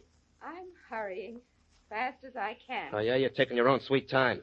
Wouldn't you, in a spot like this? No, I wouldn't. And I wouldn't take it as calm as you either. You sure are taking this calm. I gotta give you credit, baby. You really don't seem scared. I'm not. No? See this gun? Uh-huh. One wacky move, and I'll let you have it here, and we'll forget about the ride. Come on, you got your coat on. Let's go. And take that pocketbook of yours with you. I don't want it around here. Joe, Come on, quit stalling. Joe, you are serious. You are going to kill me. You were serious when you called the cops. Come on, let's get it over with. Sure, Joe. We'll get it over with right now. What do you mean we'll get it over with? Oh. God. Gee, baby. That wasn't right. That's not the way I planned it. Where'd you get the gun? From my pocketbook. The one you made me pick up.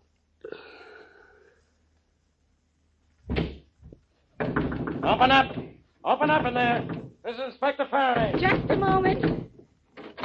What's going on in here? Oh. You got here a little too late, Inspector.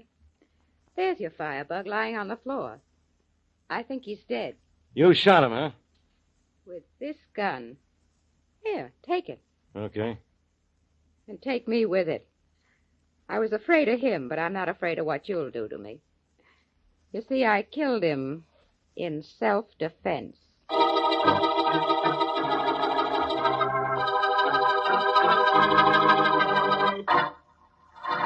Blackie, this is Jean Marsh. How do you do, Miss Marsh? She just shot and killed a man she claims is the firebug. How do you know he was the firebug, Miss Marsh? First, because he told me so, Blackie. But I knew it before he told me. I heard him talking on the phone, arranging to set the fires. On the phone with whom? The people who owned the buildings. They wanted the insurance money for their properties. And they paid him well. Name the fires your husband set, Mrs. Marsh. Well, You were the firebug's wife? Yes. Oh. I'd be his late wife if I hadn't had a gun in my purse. Yes. We know all about that, Mrs. Marsh. Your self-defense plea will hold up. We found your husband with a gun still in his hand. Now, tell us what fires your husband set. The one on Oak Street last week, that office building. Uh-huh. That abandoned hotel 2 nights later. Yeah? That garage on Sunday. What about the one a couple of nights ago where that man was killed? Yeah, he set that one, too. He even bragged about what a good job it was. Mrs. Marsh, if you knew your husband was setting these fires last week, why did you wait until today to phone the police? Well, he'd never killed anyone in a fire until the last one. Began to work on me, my husband a murderer. I couldn't let him go on and maybe kill someone else. But you did let him set that fire at 624 Kenneth Street last night. No, he didn't set that one. How do you know? Well, he wasn't working last night. He always told me when he did a job. Your husband didn't set that fire on Kenneth Street last night? That's what she said, Faraday. Well, if he didn't, who did? I know who did. Jim Gary. Jim Gary? Who's he? A man wanted for murder and robbery in Omaha 6 years ago, being sought by John Rodney, an insurance investigator. The same John Rodney who had a room at Kenneth Street? Mm-hmm. You know where he is now, don't you? Sure. We found him in a hotel this morning. So this Gary set fire to that house on Kenneth Street. Why? To destroy the only picture of Jim Gary in existence. Rodney had it in his room on Kenneth Street, and Gary knew it. Mrs. Marsh, your husband's real name wasn't Gary, was it? No, Blackie. Marsh was his real name. Are you sure? Yes, I've known Joe since he was 16. We went to school together right here in the city. Joe never even been in Omaha. It's too bad. For a minute, I thought I'd found Rodney's Jim Gary for him. I don't know anyone in this town named Gary, or anyone in town wanted in Omaha for anything. You wouldn't. But Gary's here, I'm positive. And so is Rodney. Now, if you just... Wait a minute. Yeah? Inspector Faraday. Yes? This is Lieutenant Barnes of the fire department. Oh, yes. You asked for a report on that fire on Kenneth Street. Well, the building just cooled down enough for us to make an investigation. Good. Did you find anything? Nothing we didn't suspect in the first place. It was incendiary, all right. Started in the hallway in the second floor. No trace of who started it, though. Okay, Chief. I've got some news for you, but I'll call you back. Thanks for the report. No trouble. Bye. Bye. Well, Blackie, the fire department finally got into that house on Kenneth Street and found out it was arson. Yes, I had the conversation. Well, guess Rodney was right in his report. See you later. Hey, Blackie, where are you going? Well, all of a sudden, I know exactly where to find the man Rodney is looking for.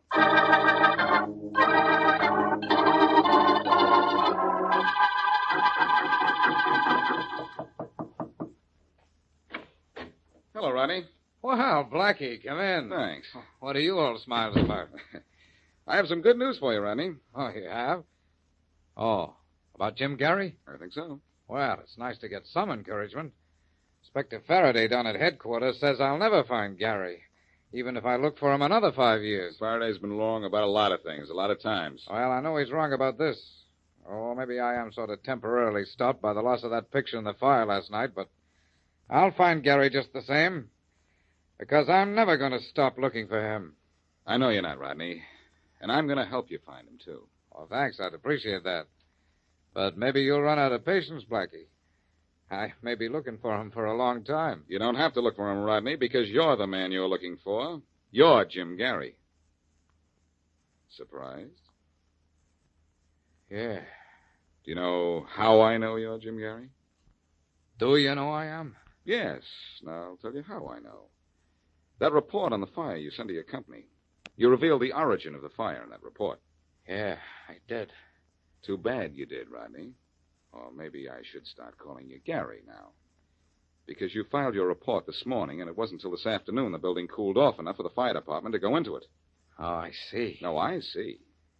You had no way of knowing where that fire started unless you started it yourself.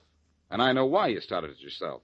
To destroy the last bit of evidence that you were Jim Gary, the man you've been looking for. You're very clever, Blackie.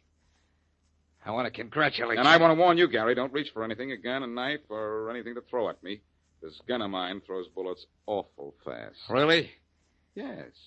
Just don't try anything. No. I'm not going to try anything, Blackie. But I don't think I'm going anywhere with you. Oh, yes, you are. Come on. No, Blackie. I don't think so. You're right about everything but one. I'm not coming with you. Oh, but you are. No, Blackie, I'm sorry to disappoint you, but I've taken poison. Gary. Gary. What a guy he must have been. He just couldn't stand being himself.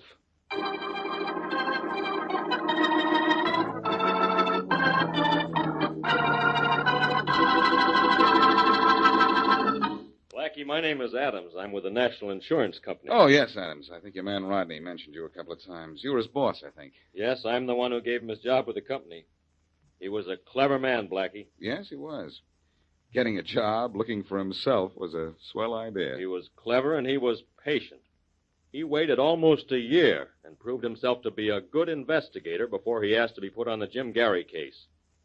And he seemed to be so resourceful that we put him on that one case exclusively. Getting that photograph of himself from his grandmother was certainly a stroke of genius. That was the last possible clue to his real identity. He didn't destroy it then because he was afraid his grandmother might report that she'd given him the picture. Yes, that's right. Were you suspicious when he reported that the picture had been lost in the fire? Not a bit.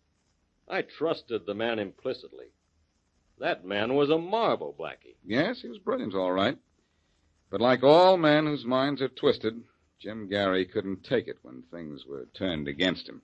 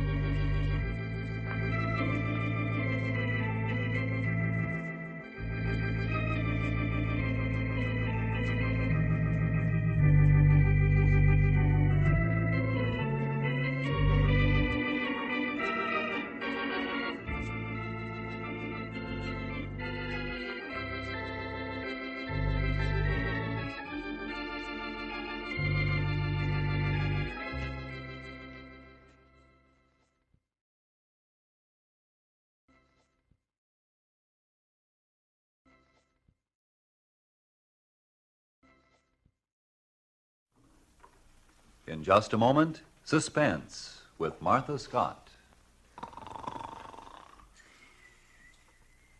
Hey, it's time for the Autolite radio show, Well, Mom. you better wake your dad up. I know darn well he won't want to miss it. You're right. Hey, Dad. This'll get him. Dad, who makes the Stay Full batteries? Autolite. And who makes spark plugs and complete ignition systems for your car? Autolite. And what radio show do the Autolite people put on over CBS every Thursday night? What? Hey, it's time for Suspense. Switch on the radio, Billy. The radio's on, dear. Just be quiet and listen.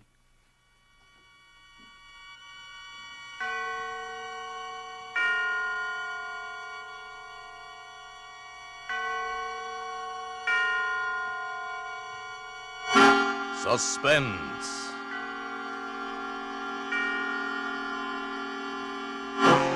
Autolite and its 60,000 dealers and service stations bring you radio's outstanding theater of thrills. Starring tonight, Miss Martha Scott in Anton Leader's production of Crisis, a tale well calculated to keep you in suspense.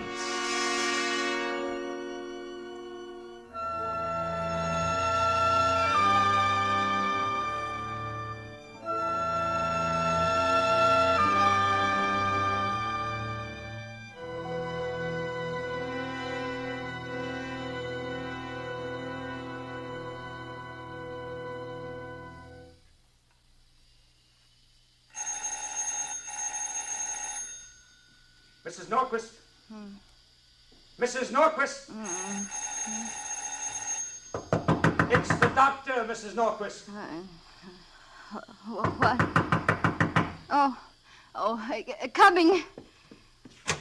Oh, I'm sorry, Doctor. I fell asleep. I told you not to. I warned you. I couldn't help it. Let me see the baby.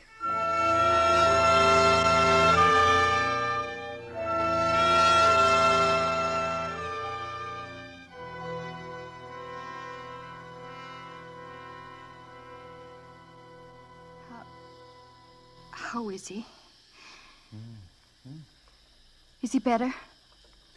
Well, pneumonia's tricky. Temperature 106. Oh, all day long it's been 106. If he'd only move, if he'd only cry. Oh, Doctor, you've got to do something. Mrs. Norquist, get hold of yourself. Fasten that sheet down. It's important that you don't let any of that steam escape. All right, it's just that I'm so tired.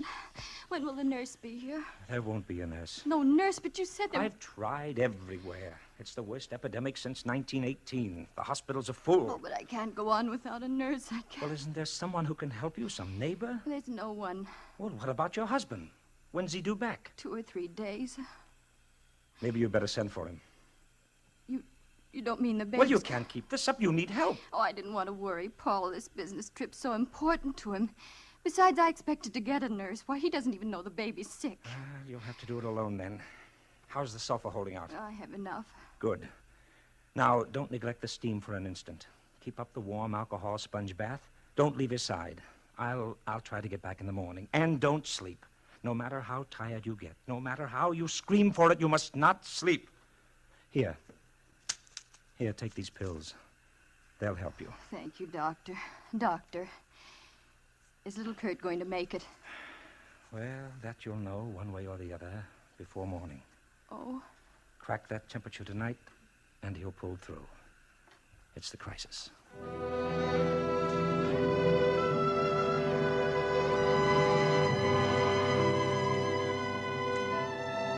Poor baby. Little thin legs. Kick the covers, darling. Kick them. That's what legs are for. You don't want to give up now, Kurt. You're just beginning. You haven't seen half there is. You've never thrown a snowball or hit a home run or gone fishing with your dad. Oh, Kurt. Kurt, you should be in a hospital. Not in a homemade croup tent with a kettle of steam under your bed. In a hospital with nurses in white starched uniforms. Nurses who are awake. Whose hearts don't break when they look at you. I mustn't think about it. Steam. A kettle under the bed. Steam to breathe. Another kettle on the stove. Sponge baths every few minutes. Every few minutes. Temperature 106. Temperature 106. Temperature 106. How many times I took it, I don't know. Nothing in the room seemed real or tangible anymore. Nothing but the steam. Steam. I watched it, hypnotized. Now it was an eraser on a blackboard removing today's problems. Now it was a windshield wiper pushing aside the rain so I could see ahead of me. The vision slowly cleared. And then I saw it. A light. No, 6 lights. Bright flames, birthday candles, 6 birthday candles on top of a white cake. Happy birthday to you. Happy birthday to you. Happy birthday, little Kurt. Happy birthday to you.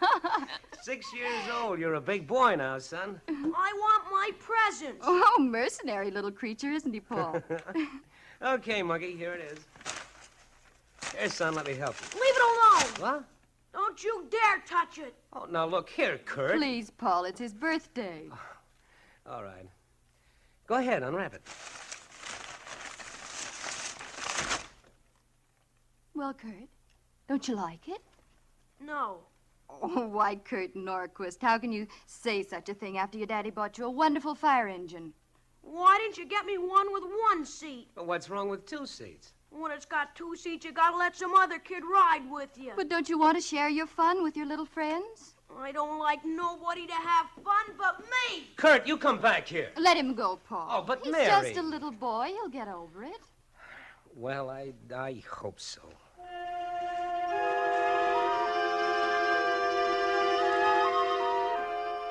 There were more birthdays, but as Kurt grew, a mounting fear began to grow in me, too.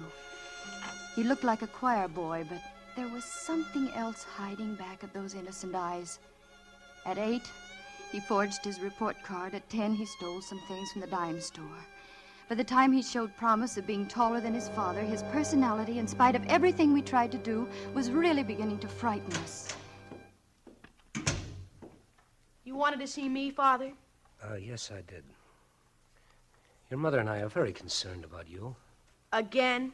Why weren't you in school all week? It bores me. Well, where were you? What have you been doing? Thinking. Just thinking. What about, Kurt? What is it you think about? Is there something bothering you? Yes. Well, what is it, son? School. I hate it. But you like to read. That's different. I read what I like. I don't like to be told what to do. But don't you understand? Everybody has to be guided and told what to do. Sure, I understand. But I don't have to like it. And I don't like it. Kurt, I'm surprised at you. Is that all, Father? Yes, that's all. I'm disappointed. I thought you were going to beat me. Why, you insolent... Paul, Kurt! Please, please. There's someone at the door. What? Why, Mr. Johnson. Kurt home? Why, yes, he is. Hello, Paul. Oh, Fred. Well, what is it this time? Are you going to tell them, Kurt, or do you want me to? I don't mind. I stole a watch from Evans's jewelry store. A swelled wristwatch. A watch? Oh, Kurt. We were going to buy you one for your birthday. You didn't have to steal it. It was more fun stealing. Lots more fun. This time I'll have to take him to juvenile court, Mrs. Norquist. Oh, no. Fred, let me bring him down. You go on. I want to talk to him. Paul's face was gray with hurt. His cheeks sagged and his eyes were bleak as he turned to Kurt. I didn't want it this way, son, but maybe it's the only solution. Maybe it'll help straighten you out. You're not going to put me in a reform school. Kurt! Kurt! Paul was savage as he ran up the stairs after him. Kurt slammed the bedroom door in his face, and as Paul flung it open... You've had this coming to you for a long time. Oh, no, you don't. Keep away from me. Kurt! Wild lust was on Kurt's face, and a gun was in his hand, his father's revolver. I knew he'd do it even before it happened. Kurt! Paul went limp as he turned to me with a look of shocked surprise. Mary. Paul!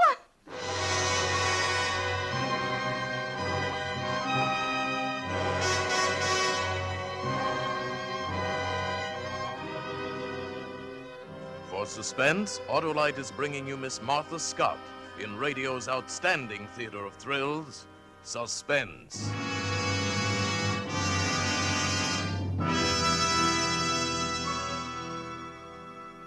Whew. If that didn't wake you up, Dad, nothing will. Wake me up? Why, I wasn't asleep a while ago. I was just fooling you. Fooling, huh? Then tell me what I said. Just before Suspense started? Yeah. You asked me who made the Stay-Full battery. Naturally, I said Autolite.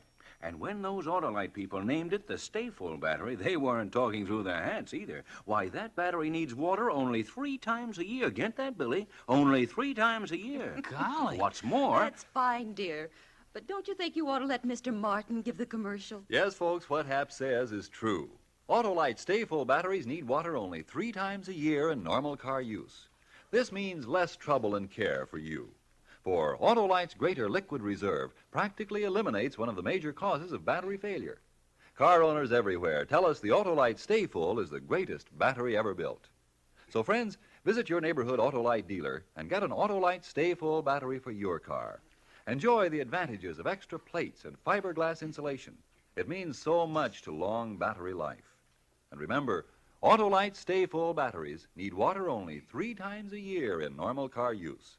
No doubt about it. Money can't buy a better battery for your car than Autolite. And now, Autolite brings back to our Hollywood soundstage Miss Martha Scott as Mary in Crisis, a tale well calculated to keep you in suspense.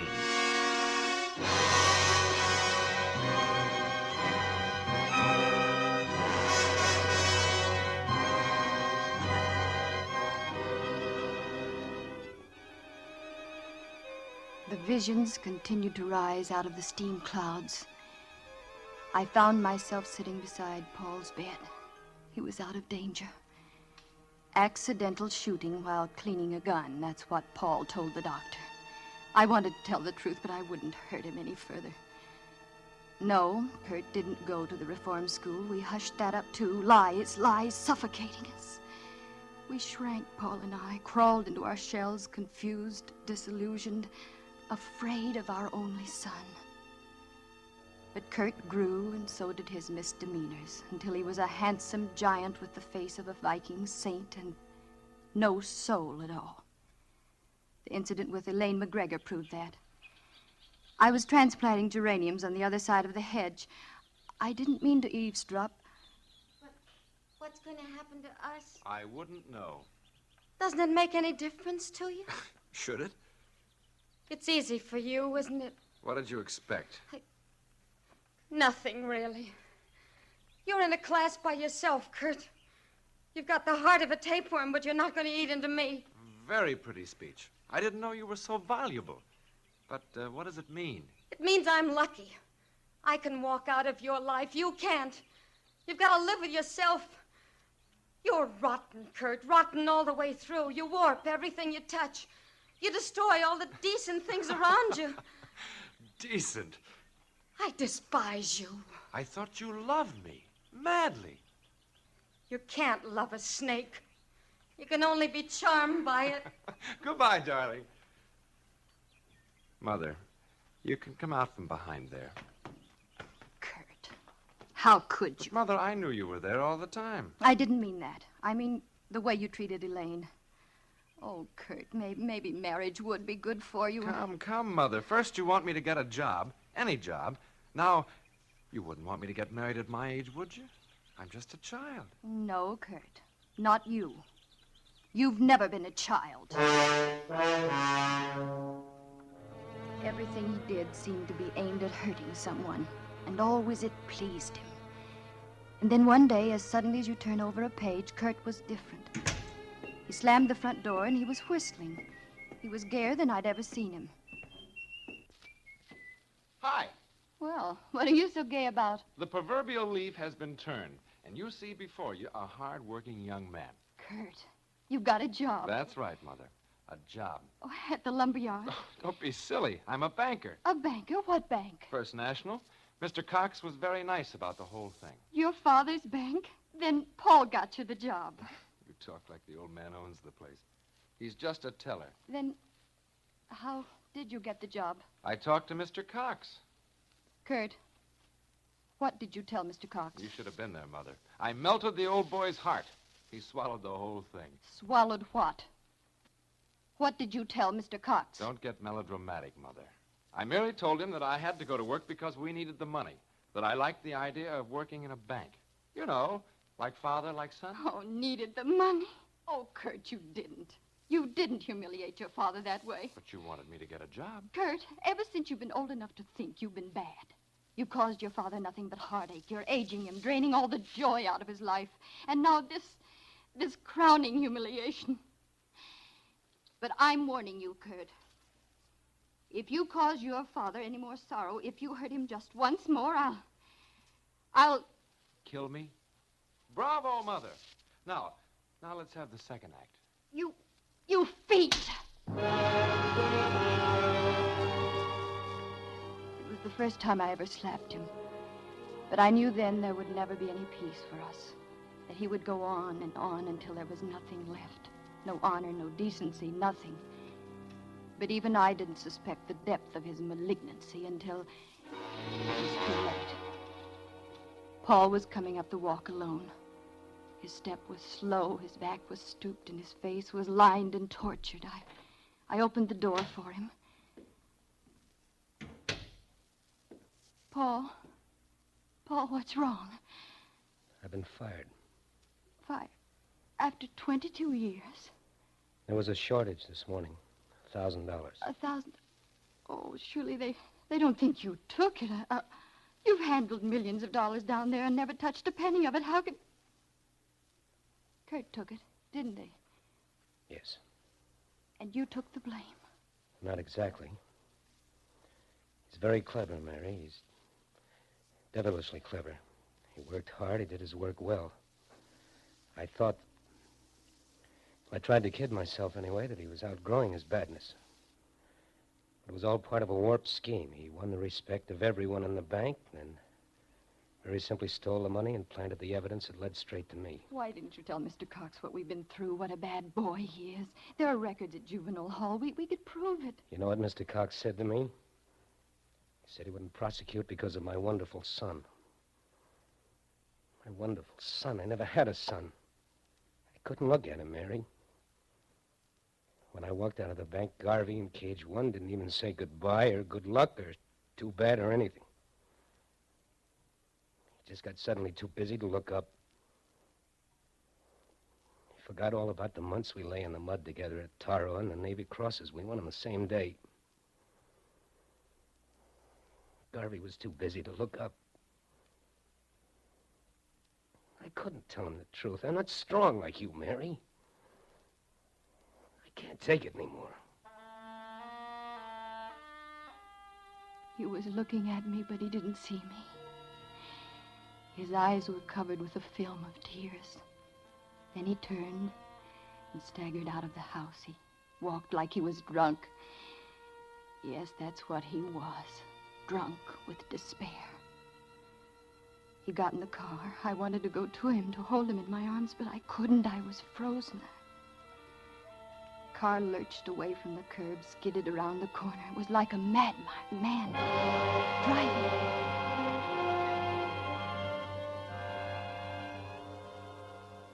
I wasn't surprised when they called me from the hospital.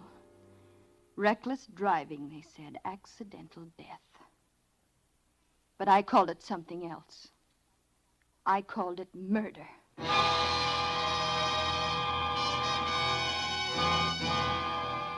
At that moment, I died, too. Oh, I went through the motions of living at the cemetery and after. I kept on, not counting the days coming or going, and one day I realized Kurt was 25, a man, a handsome, ruthless man. We lived in the same house, but we had nothing to do with each other. Until one November afternoon, I was in the kitchen making an apple pie. It had always been Paul's favorite. Suddenly, the room was throbbing with Paul's presence. Paul! I dropped the knife on the floor and ran up the stairs into my bedroom, mine and Paul's. I was wild out of my mind. turned about the room, everywhere searching. I needed him terribly. I could feel his presence, and yet it wasn't enough. It had to be something tangible, something I could touch. And then I remembered. The Navy Cross and the Purple Heart, they were his. They were part of him. I pulled out the shirt drawer and threw his shirts on the bed. The Purple Heart was there in its satin-lined box, but the Navy Cross was gone. Oh, Paul. Paul. Paul. Oh.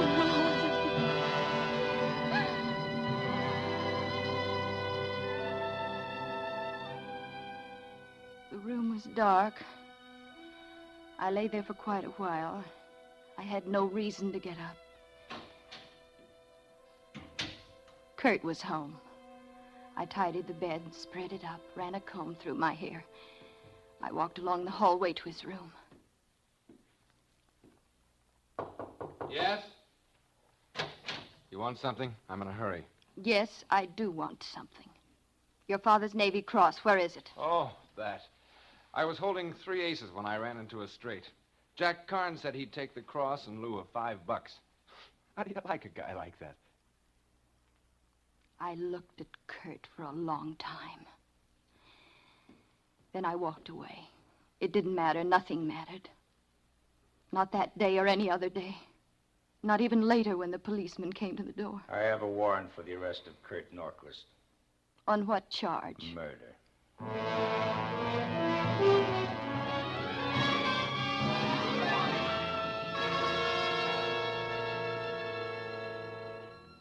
It was a colorful trial. Murder in the first degree. The front pages were blotched with it. Little shop girls hurried to buy the evening editions of the sordid testimony to read on their way home from work. I went to the trial every day and listened with this strange sense of unreality. Sure I killed him. All I could think was, that flashing, handsome young man up there admitting to murder and worse is my son. No, I didn't hate him. I didn't even know him very well. Then why don't I feel anything? I just wanted to see what it was like. That's all. Why don't I shudder with disgrace? Why don't I crawl off into a corner and die? Sorry? What for? He's dead, isn't he? The trial went on for days, and Kurt was unmoved, insolent, triumphant almost. Even as his wretched soul made ready for the lethal chamber, he was untouched. In there, madam. 5 minutes. Thank you. Well, hello, Mother. Mother? Oh, yes, I am your mother. Huh? Oh, you brought me some cigarettes. Thanks.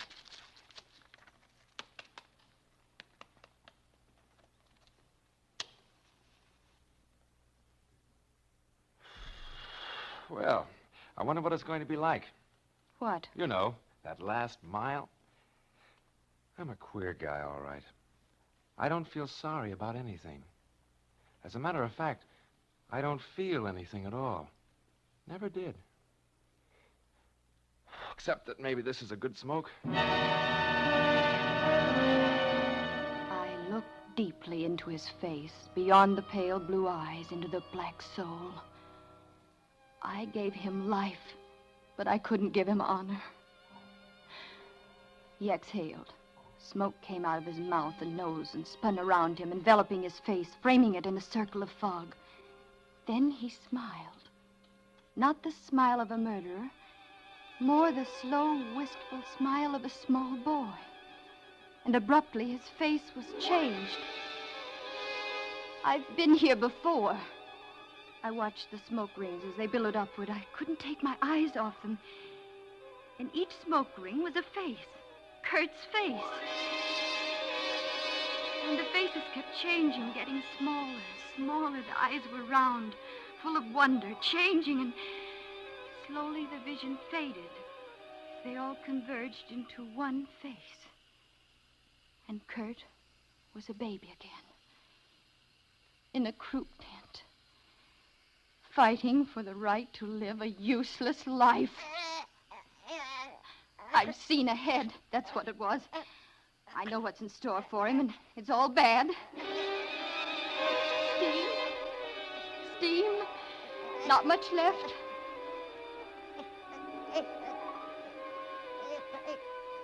In a moment, there won't be any. Oh, let him go. He'll turn out bad. No good, not worth my tears. It won't be wrong. Let him go. Steam. It's gone. I won't get the kettle. It isn't wrong. Let him go. No. Oh, no, little Kurt, wait. Don't go. Oh. The steam. Kettle. Get the kettle. Don't take him. Oh, please don't take him. He's just a little baby. He doesn't know. Steam. I must take his temperature. Oh, I'm afraid. Crisis. Temperature 106. 6/10. 107. Oh, no, no. He's gone. He's gone. He's dead. Oh.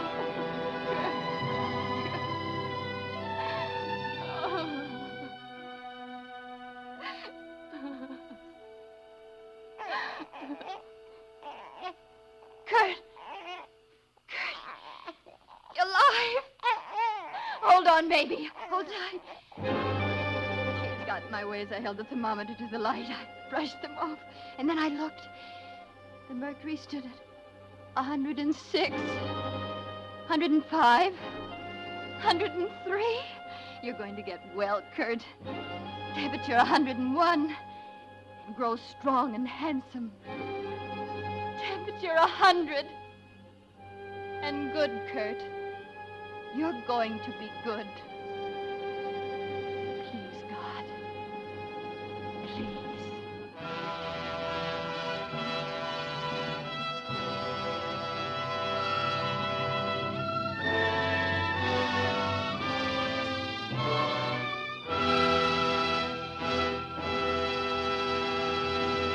Thank you, Martha Scott, for a splendid performance. Miss Scott will be back in just a moment. Billy, would you mind getting me a glass of water, dear? You ought to install a stay-full battery, Why, Mom. Billy. Sure. Then you'd only need to take a drink 3 times a year. Oh, you men. Can't you talk about anything but that Autolite battery? Now, look, honey, if you wanted to go downtown tomorrow morning and the car wouldn't start, you'd be pretty mad, wouldn't you? Why, of course I'd be mad. Sure, so would anybody. That's one reason why we have a stay-full battery in our car. And listen to this. Yes, friends, Autolite stay-full batteries are designed to save you trouble and care by practically eliminating one of the major causes of battery failure, lack of water. You see, Autolite stay-full batteries need water only 3 times a year in normal car use. And remember, when it comes to automotive electrical parts, Autolite means batteries. Stay full batteries. Autolite means spark plugs. Ignition-engineered spark plugs. Autolite means ignition system. The lifeline of your car.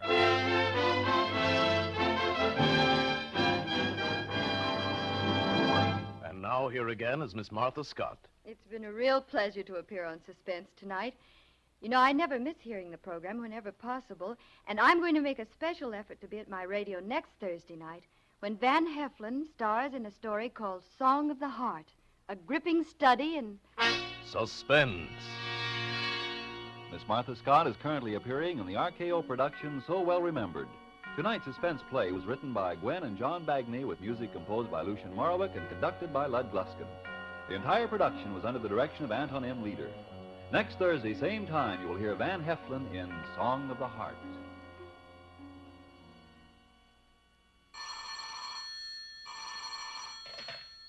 This is the Autolite Suspense Show. Drive carefully. Save a life. It may be your own. Good night. Switch to Autolite. This is CBS, the Columbia Broadcasting System.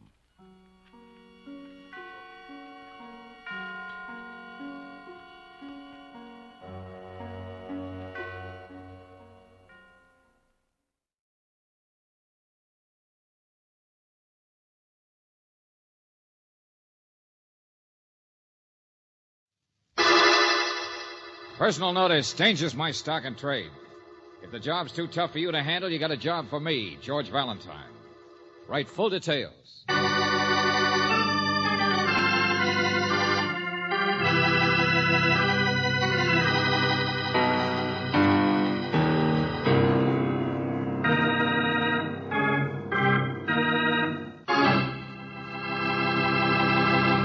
Greetings, mystery lover. Welcome to another George Valentine adventure, better known as Let George Do It. I think we have a real George story for you, even though the title may do nothing for your goosebumps. It's called The Sedan from the City, which I must admit is kind of mild. However, it all takes place on Halloween, which is something at least. And even though it might not be Halloween where you are, I think this story with its goblins and its witches and stuff should kind of scare 'em your harem.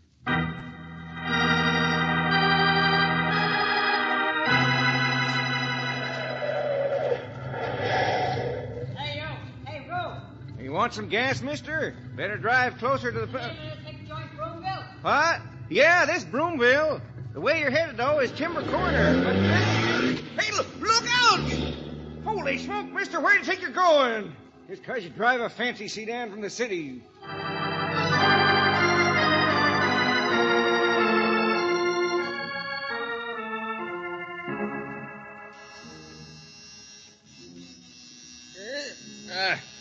Yeah, I know. I heard your car. Heard it drive up. I'm coming. Now, shoes now. Where to put those? All right. Just a minute.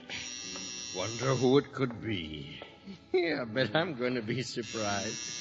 Now, wait a minute. I got a little surprise for you, too. Don't go away. Just take a minute. Yeah, big sedan. Whose car is that, for gosh sake?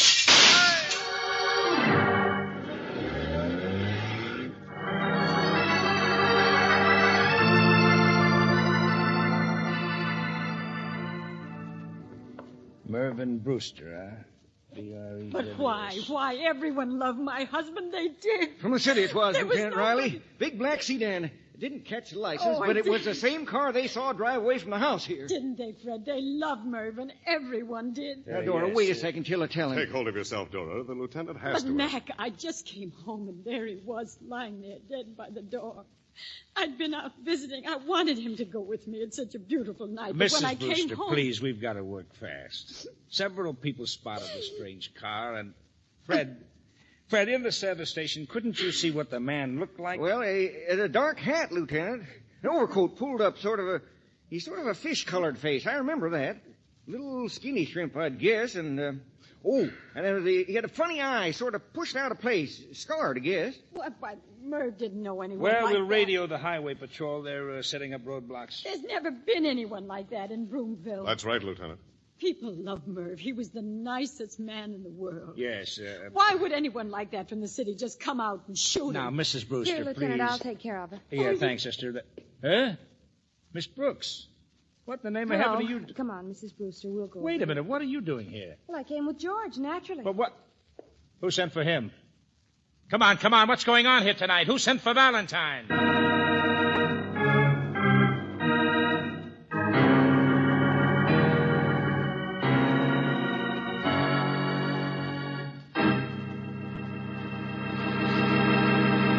You are listening to Let George Do It. Our adventure will continue in just a moment. Now back to Let George Do It and George Valentine.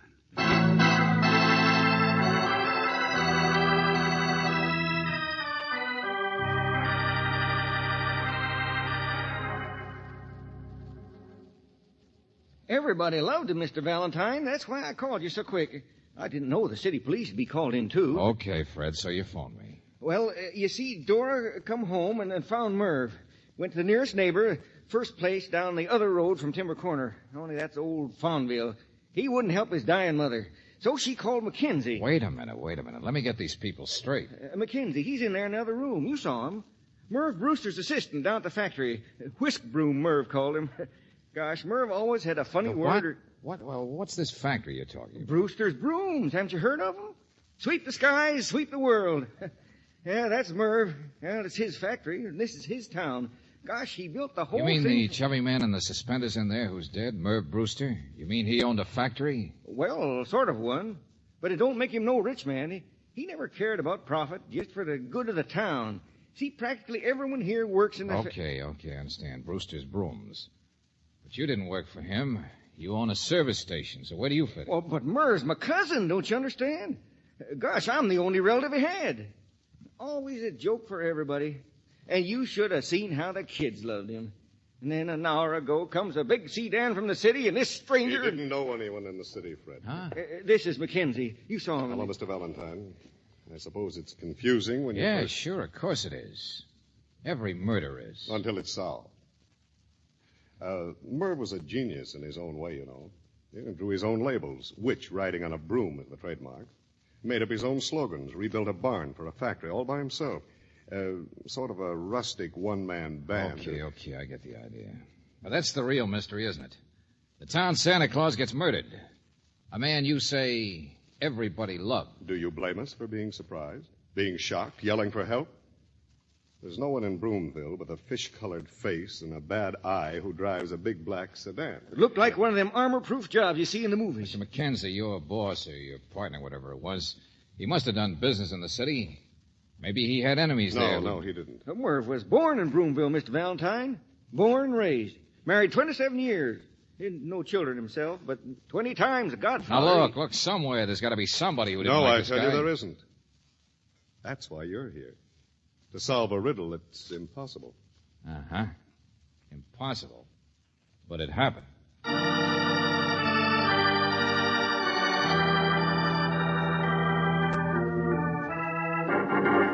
Valentine, forget the sedan. Just think about Brewster. He sat here. Room was dark. Doorbell must have rung. Walked to the door. Well, of course, Lieutenant. Just a minute, I said. Little alcove by the door, see? Did Brewster go straight to the door? Did he flip on the porch lights like a friendly guy in a small town would do? He was shot from the porch through the alcove window, that I know. He was peering out to see who was ringing the bell. Now tell me Merv Brewster wasn't afraid. Now tell me he didn't expect a strange caller in a big sedan. And a person saw him through the glass and shot him. Shell casings, 2 of them, and they checked with the slugs. Found them right on the grass, right next to the window box here. What kind of a gun? A Luger, my friend, the special type with a special shell. A very popular gun in the city, in the dirtier parts of the city. And gang killing. Exactly. But we already know it has all the earmarks Of of a rub-out, Miss Brooks. Yeah, a killer and a rub-out. Ronnie, if the killer stood here in the wet grass by the door, there's bound Now to be... you're getting it. Now you see him. Oh, we'll chase the sedan from the city, sure. But right here in Broomville, we've got something. No? Because where the killer stood, there are no tracks. Hey, wait a minute. Oh, there yeah? were. Yeah, sure. But some of these local lovable people have very carefully trampled all over them with a pair of rubber boots. You see, somebody's been killed that everybody likes. Then we find that he really sneaked to the door like a rat in a trap to peer out. Look, we don't know what kind of motives people really have underneath all that. Okay, Riley, go ahead. Make like a detective. Huh? Me, I'm going to follow the footprints. The footprints of the rubber boots that spoiled the killer's tracks.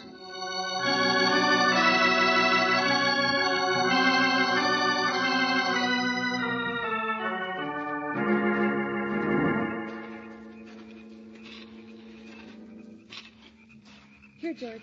They turn in here. Yeah, across the road. Broomville, so innocent, so shocked. A sedan from the city, and to them it's like a man from Mars.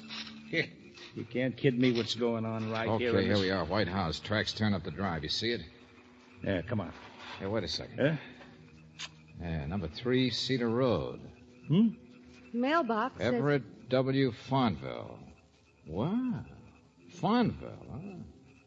First place down the other road from Timber Corner. What's the matter with... Oh, well, somebody said that, that's all. The house is dark. Yeah.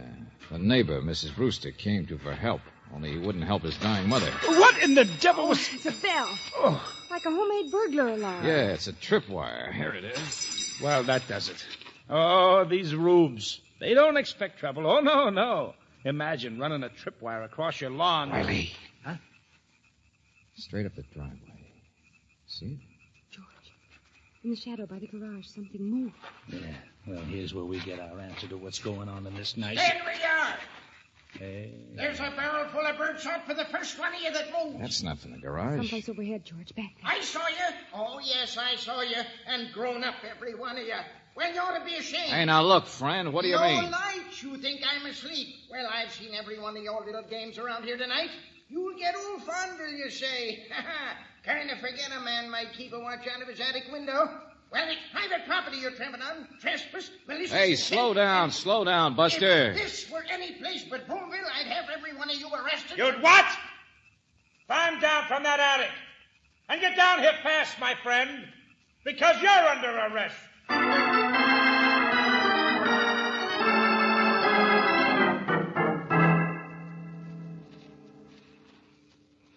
So Mervyn Brewster was murdered. Huh. That's too bad. But I don't know anything about it. Is that so, Mr. Fonville? I've hardly met the man. You what? But everybody in town... I'm not from this town, lady, though sometimes I wish I were. Far from it. Brewster's brooms. Huh. That's all you hear. What a funny thing Mr. Brewster said. Well, I've had enough of it. I retired here for my health and let For me your tell you- health? And a lawyer, too, huh? From the city, no doubt. And your doctor says surround your house with burglar alarms and sit up nights with a shotgun across... Hold it, Riley. You're barking up the wrong tree. Huh? He didn't trample around in rubber boots. George, can you still... Yeah, still by the garage, Angel. There's somebody else here, all right, Riley. What? No, wait a minute. I'll do this. I don't want you embarrassing yourself anymore, barking at all the wrong things at the wrong time. Saying the small town must be up to something mysterious tonight. Broomville, with a trademark as a witch on a broomstick. George, right there. Know who it is, Riley? Wearing great big boots and sneaking around? Oh, I know. We've still got a crime to solve. Only tonight it's going to be a lot tougher than you ever figured. Well, who is it? Who is it? Just Take it easy now. It's only a little short guy carrying his head under his arm. Huh? But the head is a pumpkin. And the rubber boots are his father's. What? It's all right, Sonny. Come on out. The man here comes from the big city. He just forgot the date, that's all. Trick or treat, sir. Yeah, Riley. It's Halloween.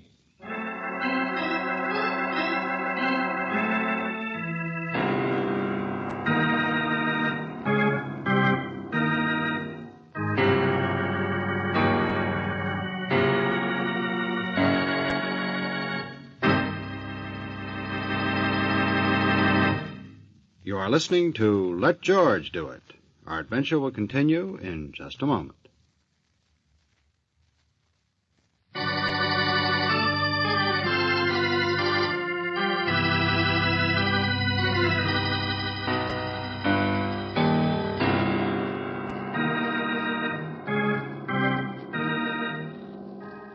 And now, back to George Valentine. A sedan from the city. Before the car disappeared into the dark again, its driver had murdered Broomville's leading citizen, Marvin Brewster, the man that everybody loves.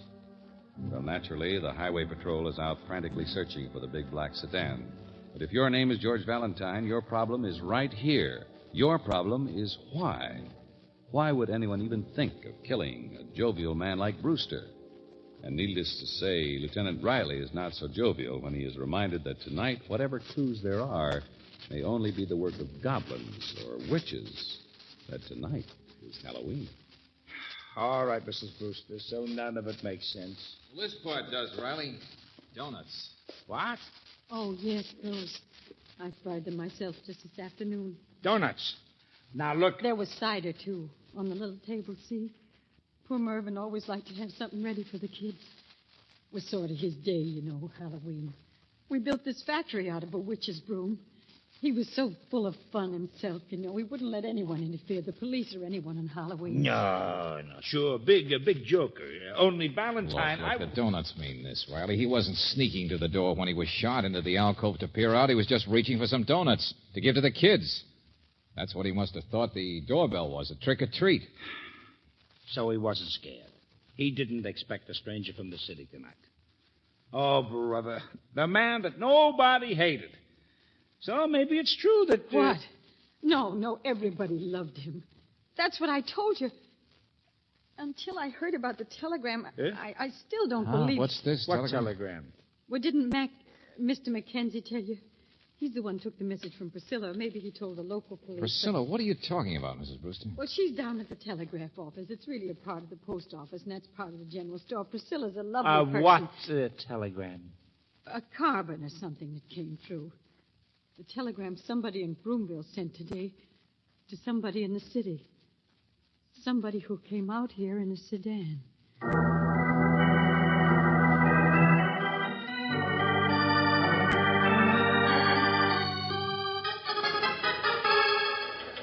Who sent this? In a little place like this, you must have a But they just write them out and leave the money. I'm so busy at the other window, you Hey, Riley, see. listen. It says, you don't something. Anyway, don't get paid until he's gone. Paid until he's gone. Dead. There. There, you see what I mean? The guy in the sedan was a killer from the city. And somebody right here in Broomville hired him. Oh, yeah? Well, that's not the way I figure it, Riley. Come on, I'll show you.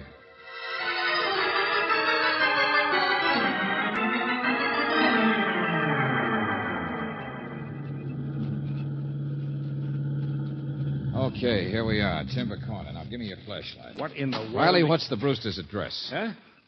Well, the house on Cedar Lane beyond the corner. That's what I phoned my crew and wrote in the report. Sure, but you've never been here before. You came out with a native cop. He wouldn't notice. But look at the street sign, you idiot. Take a look at that. Wait a minute. Get out of the way. Huh? Right here, Miss Brooks, cutting out paper dolls. You check at the newspapers, Brooksy? If you ask me to look up Mr. Farnville, George, it's true he's a lawyer from the city, sort of a big-time ambulance chaser. Uh-huh. Now, Riley, I said there was another way. Even the telegram could work. It didn't have to be sent by somebody from town, did it? Huh? Gangland stuff. Somebody might have spotted the victim and wired the killer how to find him. Hey, I'm beginning to get you. Yeah. And this street sign is loose, all right. Don't you remember Farnville's mailbox? It said Cedar Lane. George, the street sign... Sure. It turns. Now, which street is which? First house beyond the corner. The oldest Halloween trick in the book. Changing street signs. So maybe Merv Brewster didn't have any enemies. Just a big, loud, lovable guy who was so crazy about Halloween that by some kid's prank he died for it. Farnville. He was the one they meant to kill. Come on!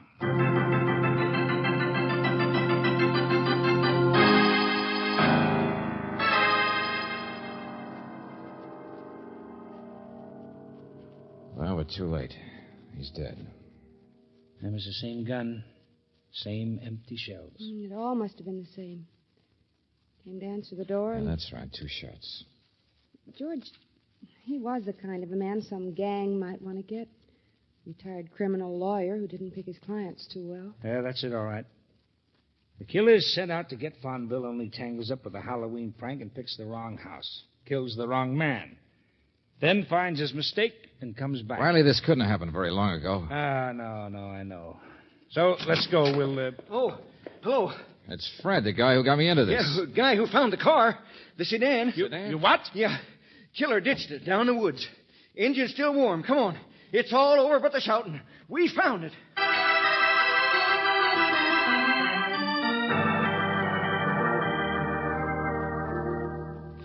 Not surprising you ditched it, sir. We got 100 patrol cars out on the highways, roadblocks set up at every crossing. It's the same sedan. I'm sure of that. I'm positive. Not going to be easy to trace, neither. There's no registration. The driver will be easy to find. Little fish-faced guy with his eye all scarred up. How many men have you got, officer? Oh, plenty, and everybody in Broomville will be only too glad to help Wait a minute. us. Don't touch that. What? There won't be any fingerprints, Valentine. We know he was wearing a hat, an overcoat, and probably gloves. Yeah. Well, I was looking for something else, but I can't find it. Oh, now, don't you start playing detective. We'll get him. This is Broomville, and we're going to sweep the woods for a killer. All right. But remember, it's still Halloween.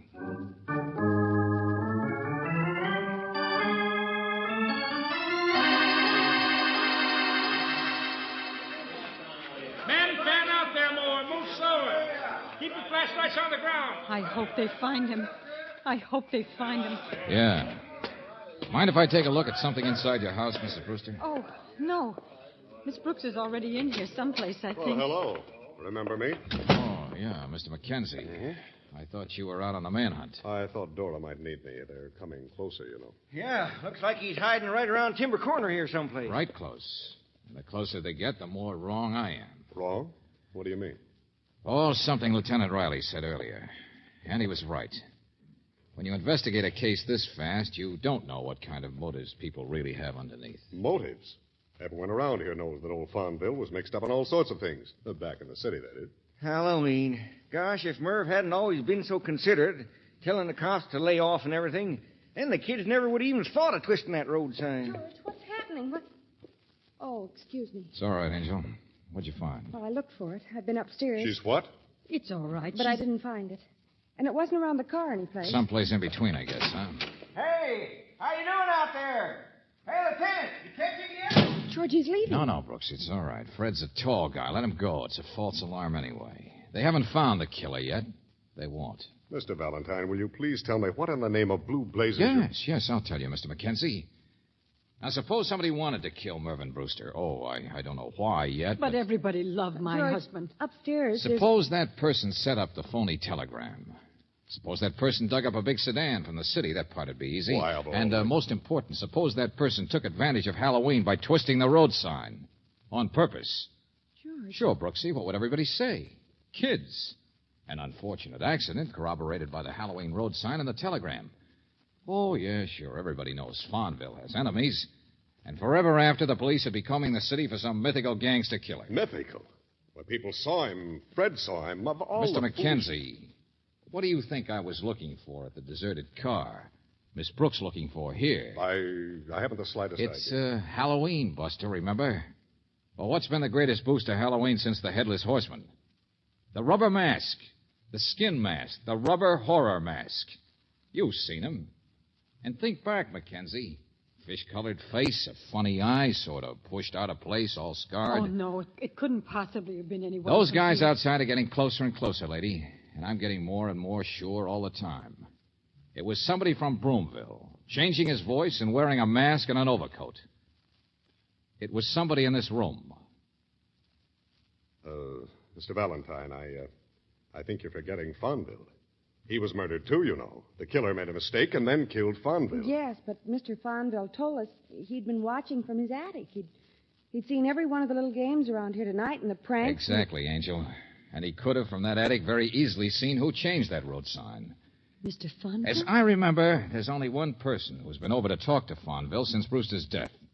Who might have guessed and been told that the old coot had been watching from his attic, who would have known that he had to be killed, too. I'm afraid You, that Mrs. Brewster, when you went for help. No, what are you It trying was dark. If a stranger from the city came out and did get mixed up by road signs, how would he know it was your husband or even a man behind that darkened glass in the alcove? How would a stranger standing at the door think to look in that window and see him? Stop it. But if you heard Stop him it. trapping around, you'd know what he was doing, you and nobody else. If he stepped aside to get a surprise for the kids, some donuts maybe, you'd know where to look for him, wait for his shadow to fire at. Because you were the one who put him in the alcove with the cider. Put your hands up, all of you. Oh. Yeah, sure. He loved Halloween. The Brewster broom, it's built around Halloween. You know, even the trademark. Oh, he was such a funny man, my husband. Everybody loved him. Except you, huh, lady? All right, now, come on. Give me that gun. Give me the Luger. There's a lot of policemen getting closer all the time, and you can't get away with it. Stay where you are. I'm going. I can go past those policemen. They know me. I'm just a meek little housewife. There's Fred coming on the lawn. There's a side porch to this house. I can see you from there. I have my own car. If you move, I'll kill you. Dora, please. No. Don't move. Let her go. But it's Halloween. The police won't pay any attention to it. George, what happened? Some kids piled trash cans on the porch. Brooksy, it's Halloween.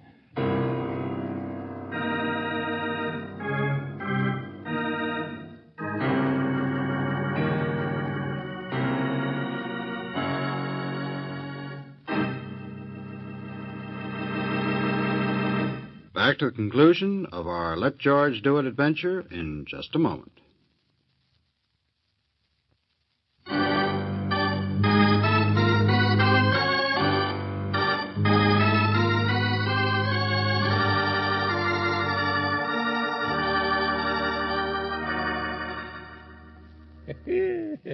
So I was right.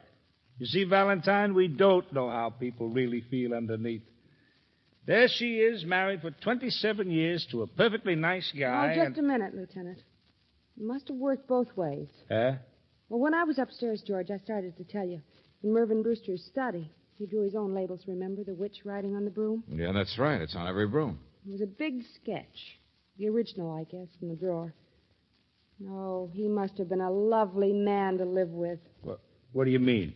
Well, you can't see it on the little ones. But guess whose face he drew on that witch? And then probably laughed about it, thought it was funny. Hey, yeah, that's right. Dora did look a little like a witch. Santa Claus to everybody but her. Kind to everybody but her. Well, it worked both ways, all right. She's hated him. Halloween. She used it to kill him. It trapped her. Well, Brooksy, somewhere the witches and goblins are laughing real loud. They had a big night.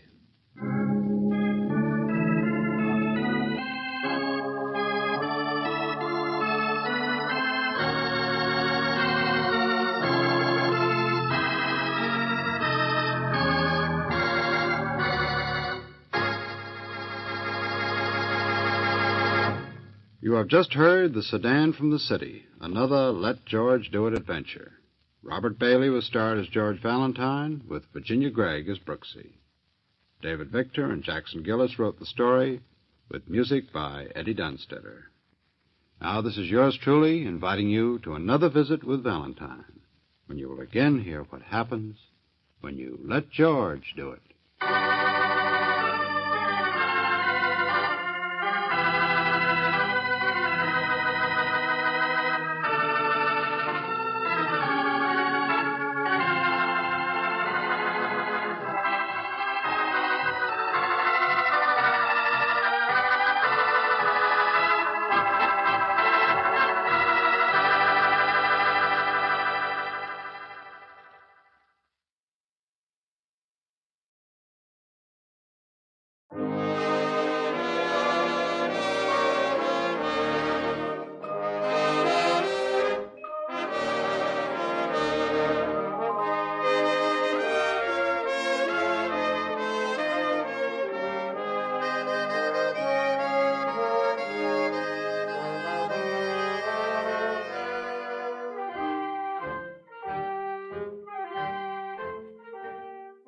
Tonight, we again present the famous Mr. Chameleon of Central Headquarters in his most famous cases of crime and murder.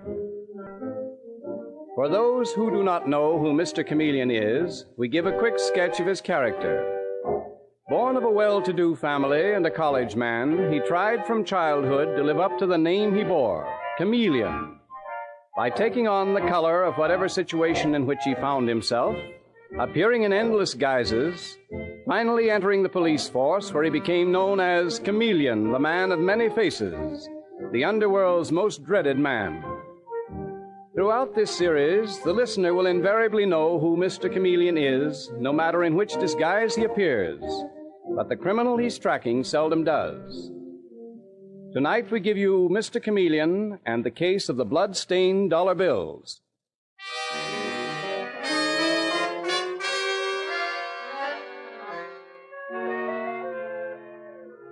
Our story opens in the apartment of Hubert Van Dyke, a luxurious bachelor apartment in the smart East 60s. But the sprawling body on the floor of the attractive living room has been dead for many hours. Detective Sergeant Dave Arnold is saying to Mr. Chameleon, that fabulous detective whose ability to disguise himself is known and feared throughout the underworld. He was shot sometime during the early morning, Mr. Chameleon. Coroner places it between 1 and 2. No one heard the shot, but there are only 3 other tenants, and they're away for the weekend. Well, I'm surprised that Hubert Van Dyke stayed in town, Dave, instead of spending the weekend with some of his sporty friends. Could it be that Sylvia Sutherland was in town, too? Mr. Chameleon, you think that Sutherland girl had something to do with this murder? Oh, I'm almost positive. She's been seen constantly with Van Dyke, just as she went steadily with Archie Clyde before he was found murdered 6 months ago. To say nothing of that guy who used to be her chauffeur who was shot to death in a waterfront hotel last week. Mm-hmm. Dave, that chauffeur and Archie Clyde, when they were found, they were each clutching a dollar bill. No, not this one, though. There's no dollar bill on this Van Dyke guy. No? Look, Dave, protruding over the top of his vest pocket. A dollar bill. And it's stained with blood. Holy smoke, what is this, Mr. Chameleon? I don't know. But I'm going to find out. I'm going to get the goods on that girl, Sylvia Sutherland, if it takes me a year, or 5 years, or 10. Dave, she is incredible. Beautiful, from a respectable family, travels around with a wealthy, fast young crowd, yet her name has been linked with 3 murders. She's mixed up in something very evil. Yeah, she's a smart baby, all right. One of the smartest criminals we've ever been up against. Yes, she is. And this dollar bill, what the devil is that supposed to symbolize? That girl is a complete mystery, and I don't like mysteries. At least I don't like the kind I can't solve. Sylvia Sutherland really gets under your skin, doesn't she, Mr. Chameleon? Dave, I dream about her. I positively dream about her. Well, nothing to do except question her again.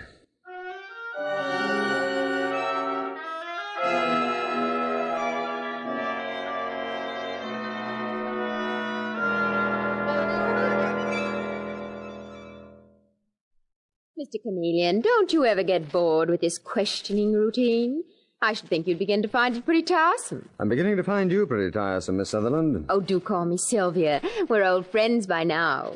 Why, this office of yours at Central Headquarters is like a second home to me. Miss Sutherland... That motto of yours hanging on the wall. The innocent must be protected. The guilty must be punished. It's such a noble sentiment. I agree. And the guilty are punished, Miss Sutherland. May take a little while, but they haven't a chance. I suppose you mean by that I haven't a chance. All right, Mr. Chameleon. If I'm a criminal, an evildoer, a murderess, prove it. Miss Sutherland, you are amazing. For months, you have been seen in the company of Hubert Van Dyke. Van Dyke is found murdered, and yet you were as hard and unmoved as if Van Dyke were a stranger. Maybe I've learned to be hard. But you've certainly learned your lesson well. Well, I guess I'll have to pay another visit to your guardian. Poor Mrs. Clarkson. She must be tired of seeing me, too. Aunt Edith can't help you, Mr. Chameleon. She knows nothing about Hubert's murder. She can't even give me an alibi. I told you I had no alibi. I went to a midnight movie last night. All by yourself? All by myself. I saw Broken Dreams at the Colony Playhouse, and it was very sad. I cried my eyes out. I'm delighted to hear that you're able to cry. Mr. Chameleon, I suppose you won't believe me when I tell you that I was in love with Hubert Van Dyke. If that is true, Miss Sutherland, all I can say is that it's a great misfortune for any man to have you fall in love with him. Archie Clyde, for instance, he was murdered, too. Harry Peters, the chauffeur. Not that you loved him, he was simply your employee. But it's a great misfortune for anyone to even know me. Apparently, yes. In that case, Mr. Chameleon, aren't you worried about yourself? If you want to see Aunt Edith, we'd better get started. She's addressing a meeting of her literary club today.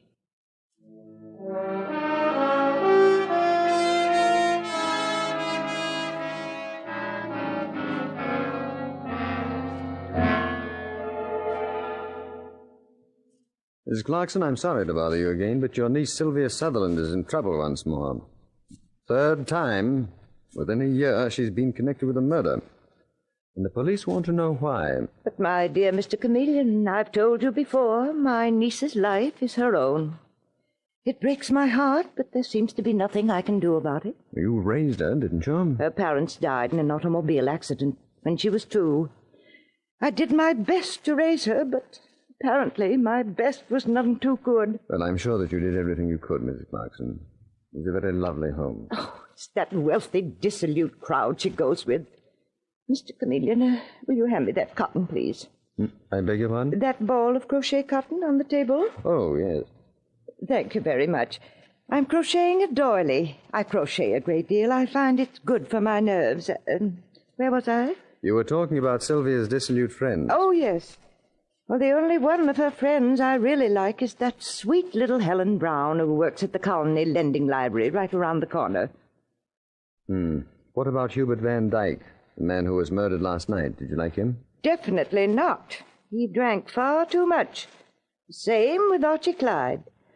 Oh, really, it's very sad. And your former chauffeur, Harry Peters? Now, Mr. Chameleon, really. Surely you don't believe that my niece had anything to do with that. I discharged Harry for drinking and impudence. I discharged him, in fact, at Sylvia's request.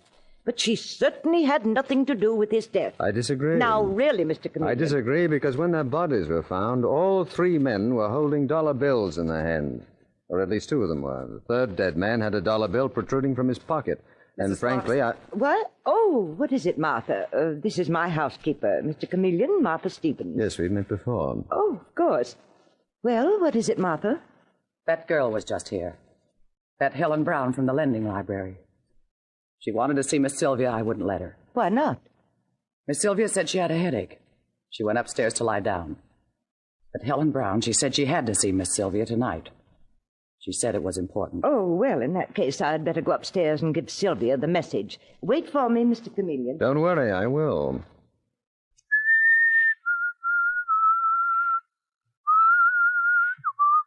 What's that you're whistling? Oh, you still here, Martha?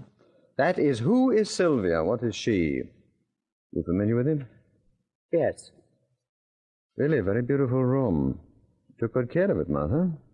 I do. Mrs. Clarkson likes beautiful things. Yes, that's quite evident. Martha, where was Miss Sylvia last night? What? Where was Miss Sylvia last night? Let's say between midnight and 3 in the morning. What do you want to know for? Can't you leave her alone? You cops make me sick hounding her like you do. Where was Miss Sylvia between midnight and 3 a.m.? She was right here with me. You mean here in this house? You sure about that? Yes. She came downstairs to the kitchen just about midnight. We sat there talking until after 3. And you needn't look at me so funny, Mr. Chameleon. I'd swear to that in court.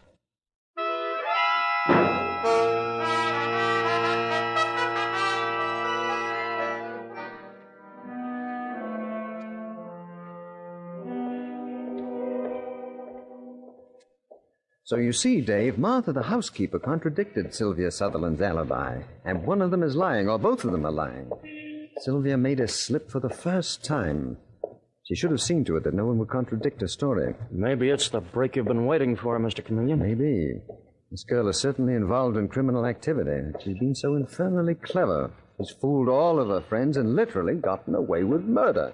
What about this Brown girl we're going to see now at the lending library? You think she can tell us anything? I wouldn't be surprised. She's evidently close to Sylvia. The only friend her aunt approves of it. Dave? What's the matter, Mr. Chameleon? It was the Colony Lending Library, wasn't it? Yeah, here it is right here. Yes, I know, but the place is dark. It's closed up. Yes, it's dark and the door is closed. Ah, well, it isn't locked. Take it easy, Mr. Chameleon. Anyone there? Miss Brown? Miss Brown? Wait, I've got the light switch. Right. Holy smoke. Miss Brown. Or at least I presume it's Miss Brown. Yes, here are her initials on her belt buckle, HB. Is she dead? Mm-hmm.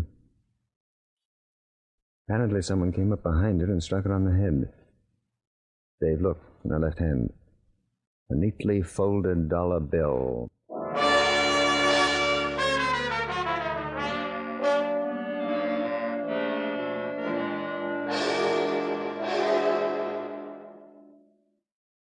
There were no fingerprints on the dollar bill, Commissioner.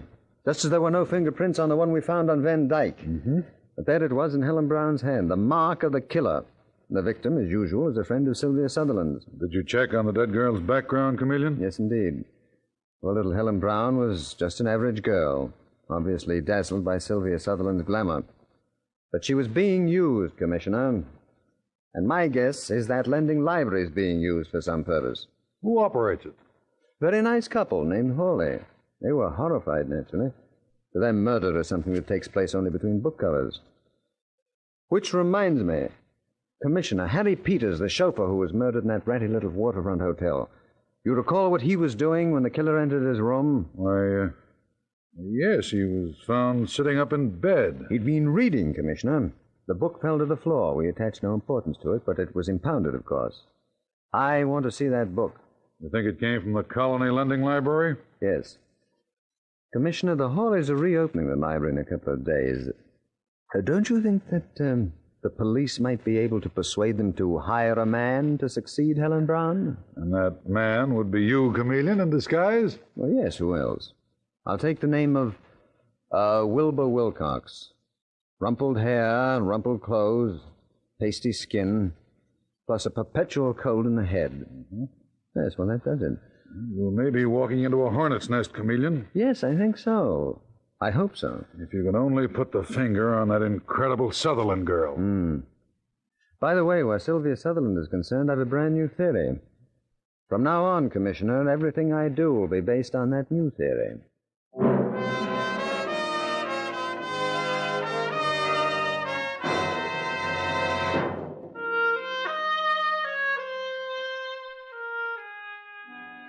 Mr. Chameleon and the case of the blood-stained dollar bills continues in just a moment.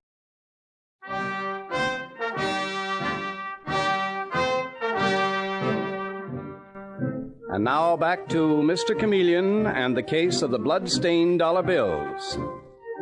It is several days later, and the Colony Lending Library has reopened its doors just a few minutes before. Inside is Mr. Chameleon, the famous detective, disguised as Mr. Wilcox, the librarian. Mystery novels. Mystery novels, nothing but trash. People should be forbidden to read such rot. Morning. Morning. Do you mind closing the door, please? I can't stand drafts. Okay. What could I do for you? Detective novel, no doubt you're the type. Yeah? And what's wrong with detectives? You should know, Detective Sergeant Dave Arden. Huh? You should know. Mr. Chameleon, I didn't know you. I thought you were some kind of an assistant librarian. Wilbur Wilcox requires no assistance, Dave. He's quite capable of running this place by himself. Did you get an answer to that wire to Claremont, Wisconsin? Yeah, here it is. Yeah. Another thing, Mr. Chameleon, you were right about the book. The one that Harry Peters was reading when he was murdered. It came from this lending library, and what's more, I think that... Watch it, Dave. Customer. What a customer. Huh? Oh, hello, Miss Sutherland. Well, if it isn't Detective Sergeant Arnold. Where's your friend, Mr. Chameleon? You look lonesome without him. He's, on a job. You mean he's no longer interested in me? Oh, I'm hurt. Or could it be that he knows when he's failed? Chameleon? He doesn't know the meaning of the word fail. Then he's more of a fool than I thought he was. Oh, good morning. Are you the new librarian? Yes, I am. Is that door open again? I'll close it. Thank you. What could I do for you, Miss Sutherland? Sylvia Sutherland. The notorious Sylvia Sutherland. Oh, yes. Or hasn't word reached the bookworms here at the lending library that I'm a dangerous woman? I beg your pardon. Oh, never mind. I'm returning this book. It's due today. The Devil's Brew. The Devil's Brew. Are you taking out another book, Miss Sutherland? Not now. Detective Sergeant Arnold. Yes, Miss Sutherland? There's one thing your friend Mr. Chameleon was right about. He wouldn't believe this, but I was very fond of Helen Brown. Apparently I do bring tragedy to everyone I know. Miss Sutherland, wait a minute, will you? No, let her go, Dave. You don't want me to tail her, Mr. Chameleon? No, stick around. And let's take a look at this book that she's just returned. The Devil's Brew. Suppose we shake it. Nothing concealed in the pages, but... oh, no, who's this? Looks like Santa Claus. Yes, doesn't it? Good morning. Good morning. Good morning. It's a beautiful morning, isn't it? It makes you glad to be alive. Yes, sir, it certainly makes you glad to be alive. Do you have a book called The Devil's Brew? The Devil's Brew? Yes. Yes, but it isn't in right now. Oh, are you sure about that? Yes, certainly, I'm sure, but it may be in later. Oh, my. Excuse me. Can I interest you in something else? No, I want that particular book. I'll tell you, I'll stop back in about an hour.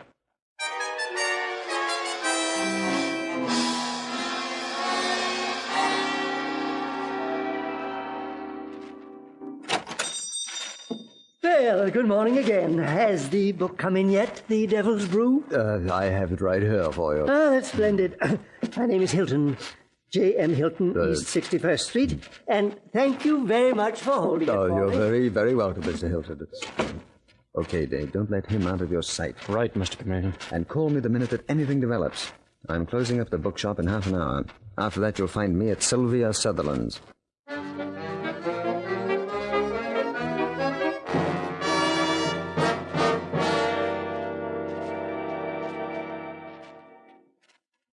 My dear Manor. Oh, I'm sorry. What was the name? Wilbur Wilcox.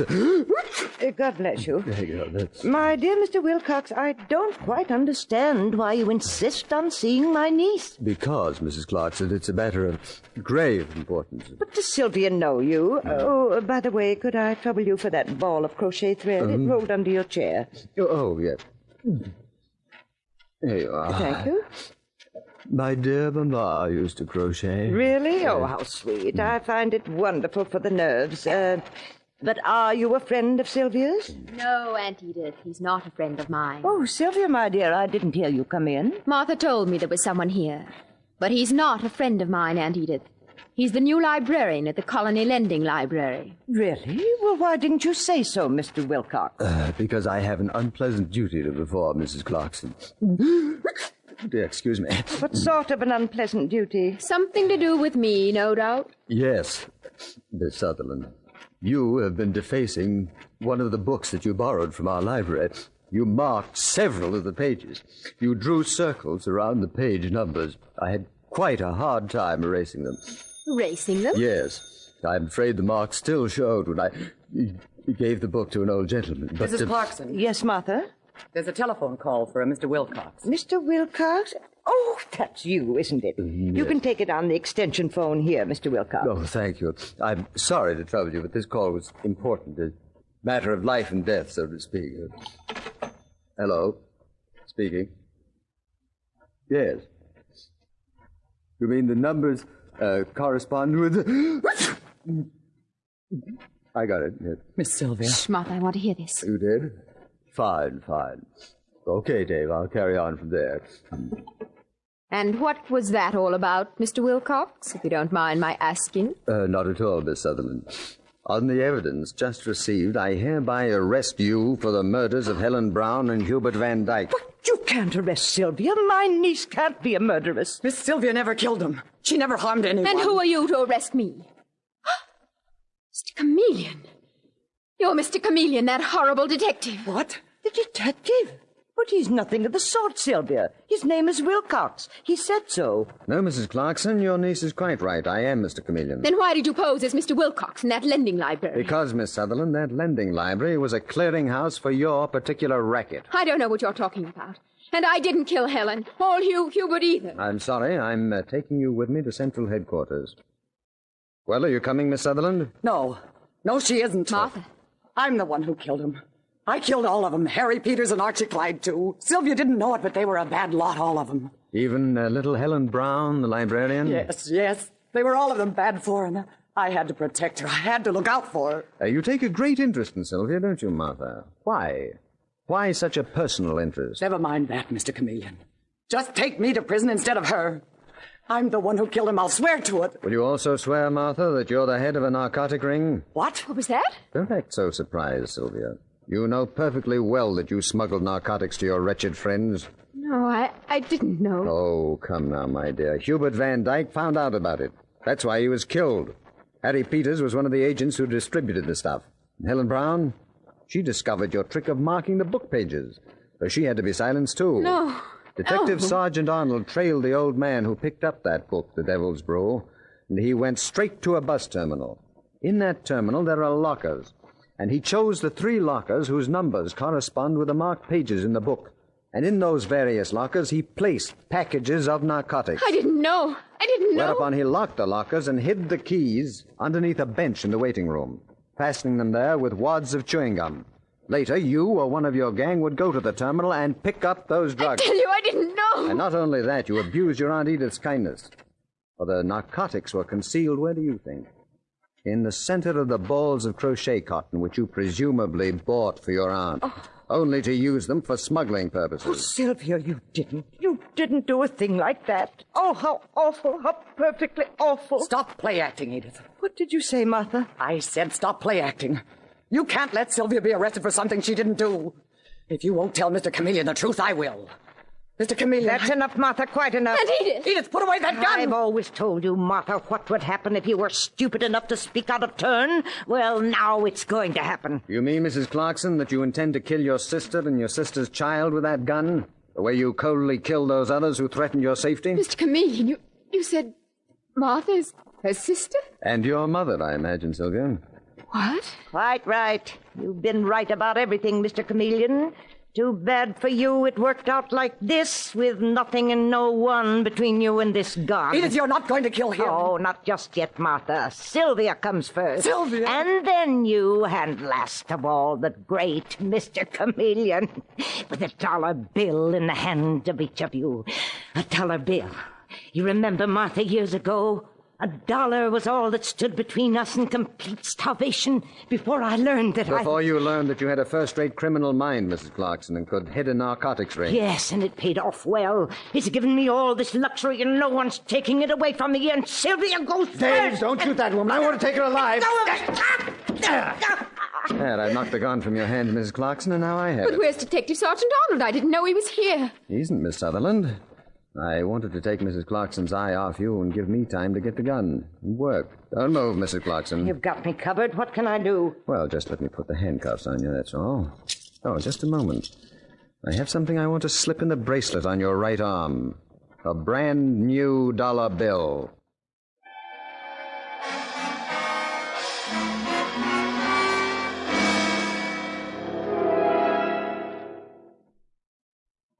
I still can't believe it, Mr. Chameleon. Martha's my mother. Well, your aunt, Mrs. Clarkson, took you from her when you were a very small child, Sylvia. We got a detailed report from Claremont, Wisconsin, the town where they were raised. Your aunt always bullied your mother. She threatened constantly to harm you unless your mother kept up the pretense of being a servant. Then later, your aunt used you to cover up her evil traffic. She used you to carry messages, even narcotics. I realized something was wrong. That's why I was so bitter and defiant and unhappy. But I never dreamed that she was doing anything so horrible. Yes, I know. But, Mr. Chameleon, why did you keep after me? Why did you keep calling me a criminal? Well, your aunt was a very clever woman, Sylvia. I wanted to divert suspicion from her mind that she was the one. Well, now that it's over, will you make a new life with your mother? I'll do everything I can to make her happy, Mr. Chameleon. Mr. Chameleon, may I come in? Yes, indeed, Martha. Come in by all means. There's someone waiting here for you. Your daughter.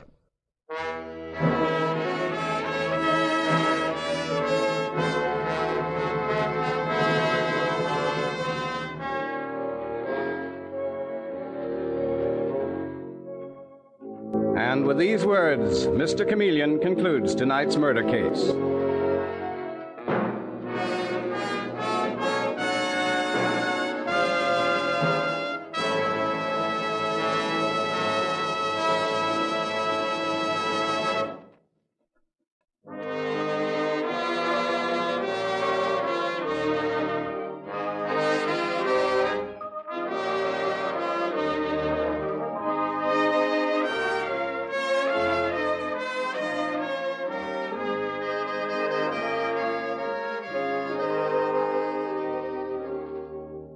Listen next Wednesday night at this same time for Mr. Chameleon, the man of many faces, in Mr. Chameleon's Pet Murder Case. The part of Mr. Chameleon is played by Carl Swenson, with dialogue by Marie Baumer from the original story by Frank and Ann Hummert. Music directed by Victor Arden. Your announcer is Howard Claney.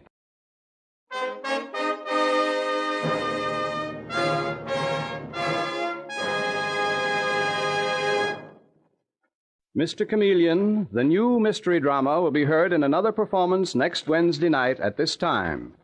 This is CBS, the Columbia Broadcasting System.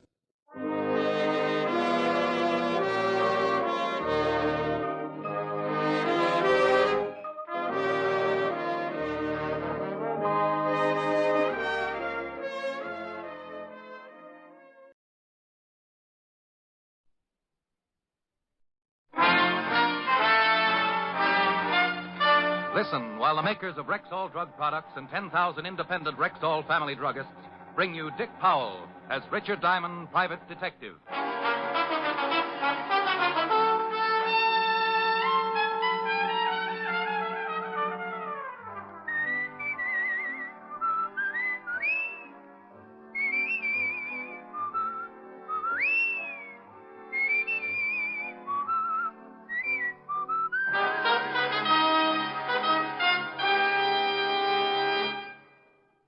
Good evening. This is your Rexall family druggist with a welcome from the 10,000 independent druggists who have made the word Rexall part of our own store names. We've done that because we recommend and sell the 2,000 or more drug products made by the Rexall Drug Company. Like Rexall Milk of Magnesia, for example.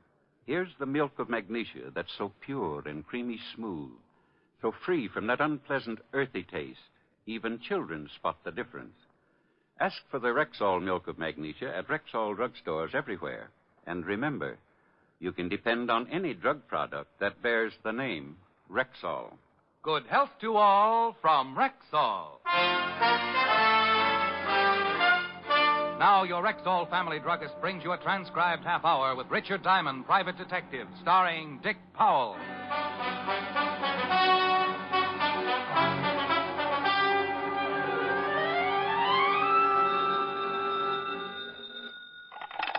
Diamond Detective Agency. With camels who know their detectives best, it's Diamond 2 to 1. Ricky? I won't admit a thing. Last person who called me Ricky sold me stock in a bubblegum factory. Whole deal blew right up in my face. Ricky, this is Pat. I'm in trouble. Bad trouble. Somebody steal your last name? This is Pat Stens. Pat Stens. An old friend of several years' standing. Blonde, attractive, and the owner of a plan to eliminate cranium luster. To the aging juveniles of the world's biggest city, she might easily be called the mother protector of hairlines. In other words, like the sign says on the front of her uptown salon, she grows hair. You've just got to come down to the place. Honey, I've graduated. You told me so yourself. Another treatment, and I'll be wearing a snood. Ricky, I'm on the level. I'm in trouble. Something's happened to one of my customers. What's the matter? Did he sprout feathers? Well, almost. He sprouted wings. He's dead. Now, phone games with Pat weren't a hobby. She might kid a customer about the condition of his scalp, but when she called me to say she had a corpse on her hands, I knew she hadn't been sampling her hair tonic. I told her I'd be right down, called Helen, broke my date, locked the office, set a few traps for impatient clients, and 15 minutes later I was in Pat's office talking to a pretty frightened little blonde. Oh, Rick, I just don't know what to do. Oh, now, honey, first calm down. Now, who's dead and where? A man named Wiley. John Wiley's on the vibrating table. Why didn't you call a doctor or the police? Because I think he's been murdered. Murdered? Looks like his neck's been broken. I didn't know what to do. I was afraid of calling the police. Well, baby, if one of your customers got his neck broken in here, you're going to get mixed up with the law sooner or later anyway. The publicity will ruin my business. Honey, murder always ruins something. You got any idea who might have done it?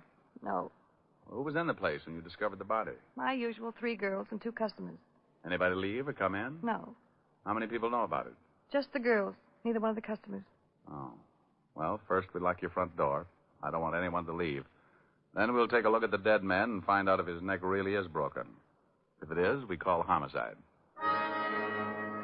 We locked the front door, and Pat let me down a hall with booths on either side. In 2 of the booths, I spotted the customers relaxing as girls in white uniforms worked on their receding foreheads. At the end of the hall, we stopped at another booth, enclosed by a white curtain. In there, Rick. Okay.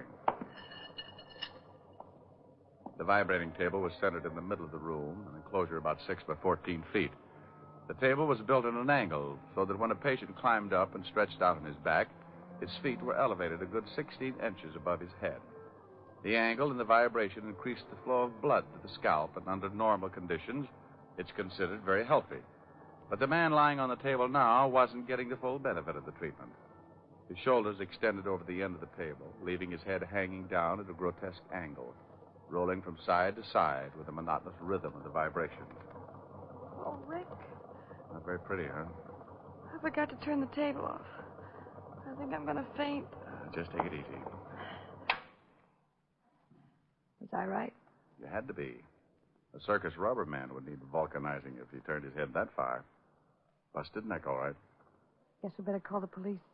Can you keep the customers out of here? What if one of them gets inquisitive? Tell them the table's out of order. I'm going to call homicide and tell them Mr. John Wiley's in the same condition. As frightened as she was, Pat played it pretty well.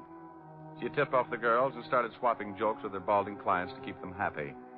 I went in the office, put in a fast call to the 5th Precinct Homicide, and 10 minutes later, Lieutenant Walt Levinson and Otis, his trained anthropoid, were looking at the late John Wiley. Sure looks like murder. I guess it would be better if he had a knife in his chest with a sign on it. Who was in the place when it happened? Pat, 3 girls, 2 customers, and a dozen assorted gay gypsies. Oh, for Pete's sake. Pete has an alibi. What was the dead man doing on the table, anyway? Trying to grow hair. Oh, that's silly. Who ever heard of anybody growing hair on the table? Sergeant Loveloon.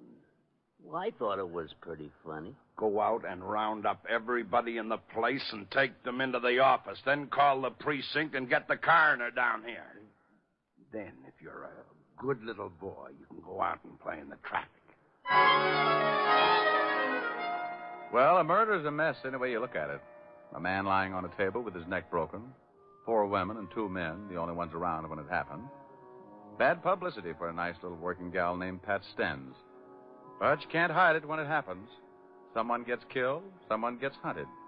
And everybody concerned gets mixed up in it. Walt herded everyone into the office, and the questioning started. The men were very unhappy.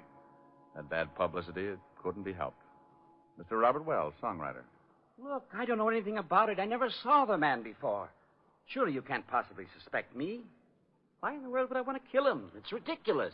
And the other, Mr. Jacob Green, jeweler. Oh, my goodness, my head is still wet. John Wiley? I never saw him before in my life, not in my whole life. Hey, Pat, get me another towel, will you? Kill him? For why? I got a mother-in-law. First things come first. Yes. Now, you see? You see? My debt I'll catch from Jersey. 2 prosperous men, 2 prosperous denials. The girls came next. 3 girls who worked for Pat. First, Mary Carroll, the girl who had worked on John Wiley. The one who had helped him up on the table and massaged his neck and forehead for 5 minutes. Sure, I put him on the table, but I left him like always. We let them lie in there and relax for about 10 minutes, don't we, Pat? That's right, Lieutenant. That's the way it works. Mary left him and went over to start on Mr. Wells. That's right, Lieutenant. She did. Mary's a pretty strong girl, isn't she, Mr. Wells? Yeah, she could break your neck. Oh, now, wait a minute, Lieutenant. You think she could, Mr. Wells?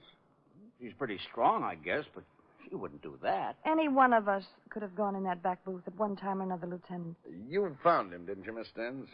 Yes. Do you usually go back to see how your customers are? Sometimes. Sometimes they go to sleep and the girl who left them's too busy with someone else, so I wake them up. Next girl, Lillian Wooster. Yes, I went back by that booth several times. Why? Once to make Mr. Green some coffee. You're black and strong. She brung it to me. And the other times? Once to get some hair formula, later to get a clean comb. A clean comb for him? Don't laugh. I got a few left. Look, up here on top, you see? You're fairly new here, aren't you, Lillian? 3 weeks. How'd you know that, Rick? Well, I completed my treatments last month. Lillian wasn't here then. You mean you?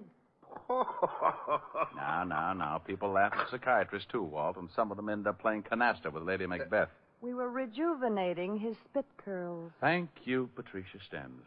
They've been spitting better than ever. All right. You're the last girl. What's your name? Nancy Cummings, Lieutenant.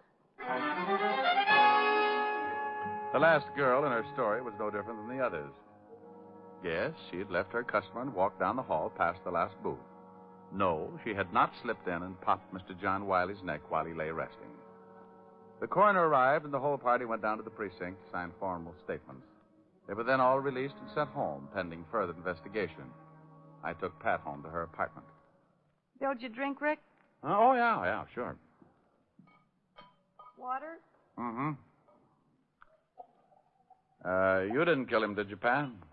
Don't be silly. He was growing hair. Kill off my advertising? Here. Thanks. You got any ideas, Rick? No. How long has John Wiley been coming to the shop? Oh, about 6 months. What do you know about him? Not much. He was a wolf. By your standards or Kenzie's? He got grabby occasionally. Put him straight. Know what business he was in? Well, whatever it was, he had a lot of money. Big tipper. Oh, excuse me. Yes. Oh, yes, just a minute, Lieutenant. For you, Rick. Thanks.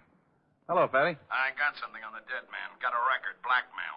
Oh? Know where he lives? We're checking. Now, wait a minute. Pat, you wouldn't by any chance know where John Wiley lived, would you? Well, I send a bill to him every month. I've got a duplicate set of books here in the apartment. I'll get the address. Walt, Pat's got his address. I found something else in his personal effects. Key to a safety deposit box. Otis is checking to find out which bank. Well, we should at least have the answer by doomsday. Here's the address, Rick. John Wiley, 709 East 45th Street.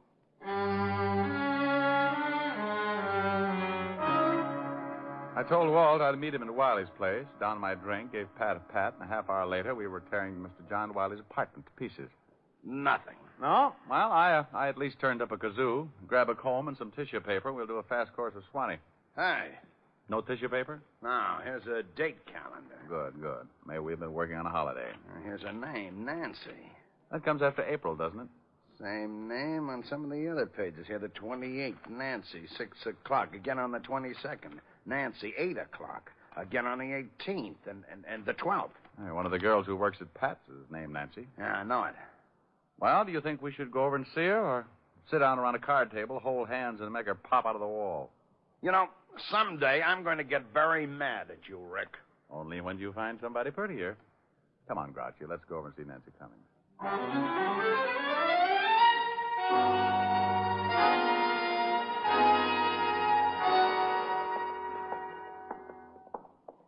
Here's her apartment. She lives with that new girl. Lillian Wooster? Yeah, and stop flexing your claws. Who is it? Please. Yep. Open up or we'll huff and we'll puff and we'll... My, what big noises you make, Grandma. The better to scare the men out of your closet, my dear. We'd like to talk to you, Miss Cummings. Certainly, Lieutenant. Come in. I was just making some lemonade. Would you like some? Oh, thanks. It's pretty hot out. Maybe you'd like something stronger? Lemonade's fine. I'm on duty. He's on duty. You better give him some torpedo juice. Miss Cummings, you didn't tell us that you had dated John Wiley. Would you like your lemonade, sweet Lieutenant? Medium. Yeah. Thanks. You never asked me if I dated John Wiley. The lieutenant found your name written on Wiley's date book. I've been out with him 6, 7 times, I think. You know what his business was? We never discussed it. Ever meet any of his friends? No. Did he ever mention any of the other girls in the shop? I don't think so. You live with Lillian Wooster, don't you? That's right. Huh? Hey, whose picture is that on the piano? Lillian's father. You still don't have any idea why anyone would want to kill Wiley? No. How did Lillian Wooster happen to move in with you? I asked her to. When she went to work for Pat, she was living in a terrible place. One small room. I told her she could come in with me and share the rent. Well, how well did she know John Wiley? She'd seen him at the shop, seen him here when he came to pick me up. Where's Lillian now? Shopping, I think. Well, thanks, Miss Cummings. We'll be talking with you again. More lemonade? Or later, maybe. When things start getting a little hotter.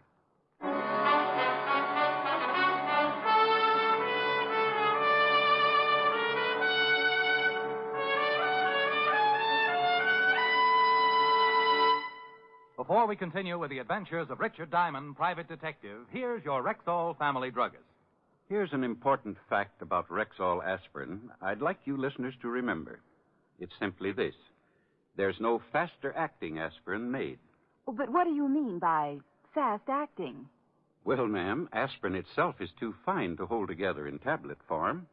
So it has to be bound with an ingredient that will quickly disintegrate. That is, break up the tablet. So the aspirin itself will immediately be free to do its job. You mean the aspirin can't go to work until the tablet breaks up? Exactly. And that's why Rexall scientists developed a binder so low in moisture content it begins to break up the very second it touches water. Now that means that when swallowed with water, the 5 full grains of pure aspirin in every Rexall aspirin tablet are ready to go to work for you even before they reach your stomach. Well, that's fast enough for me. And it's fast enough for 10,000 family druggists, too.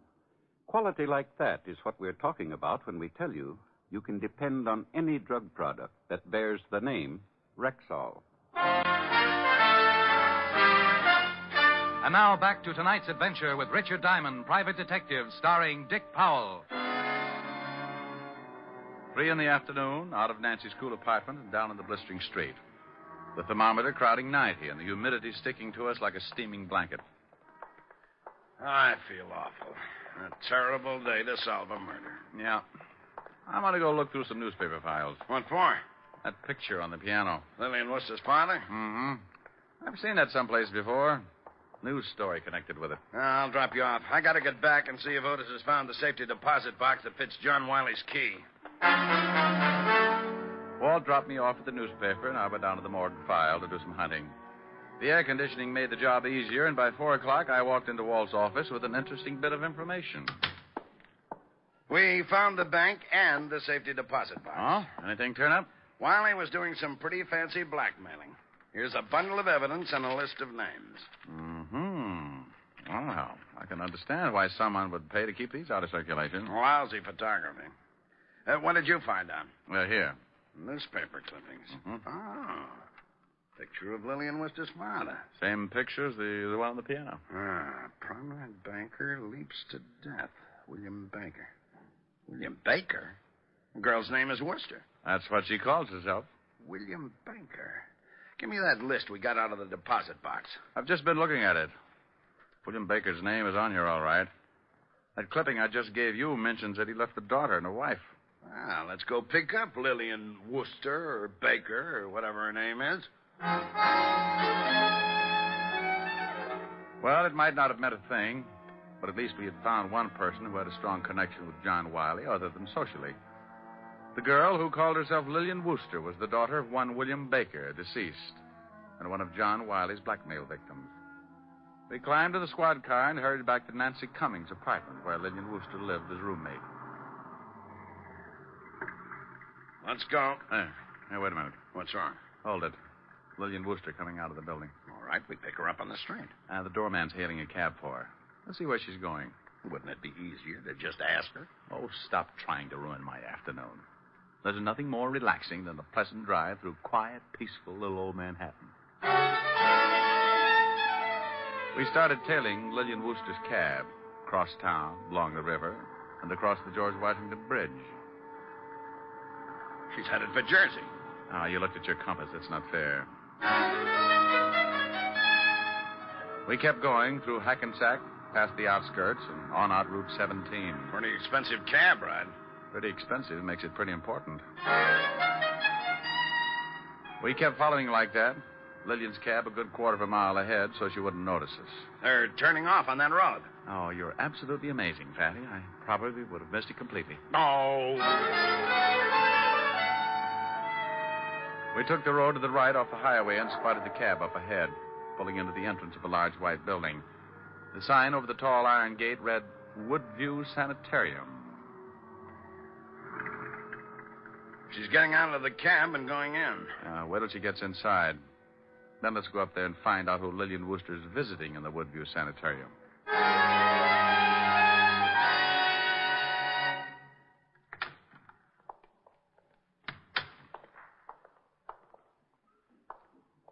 Yeah? Something I can do for you? I'm looking for a girl. You know, honey, something that doesn't look like a man. Now, you stay out of this, Diamond. Don't you start getting me confused again. He gets confused? At the drop of a hat. Watch, I'll drop my hat. Now, you stop that. He doesn't like it, does he? Oh, it nearly drives him with... Now, you understand. Yes, of course. Where are you going? I think you better talk with Dr. Gerson. All right, run him out. Temper. Rick, I swear if you don't stop these confounded routines. Routines? Well, you know what I'm talking about. Who's on first base? Oh, don't you know who's on first? Huh? I'm Dr. Gerson. My friend here is given to mass demonstrations in the aisle. Oh, shut up, Rick. I'm Lieutenant Levinson. I'll bet you're with the cavalry.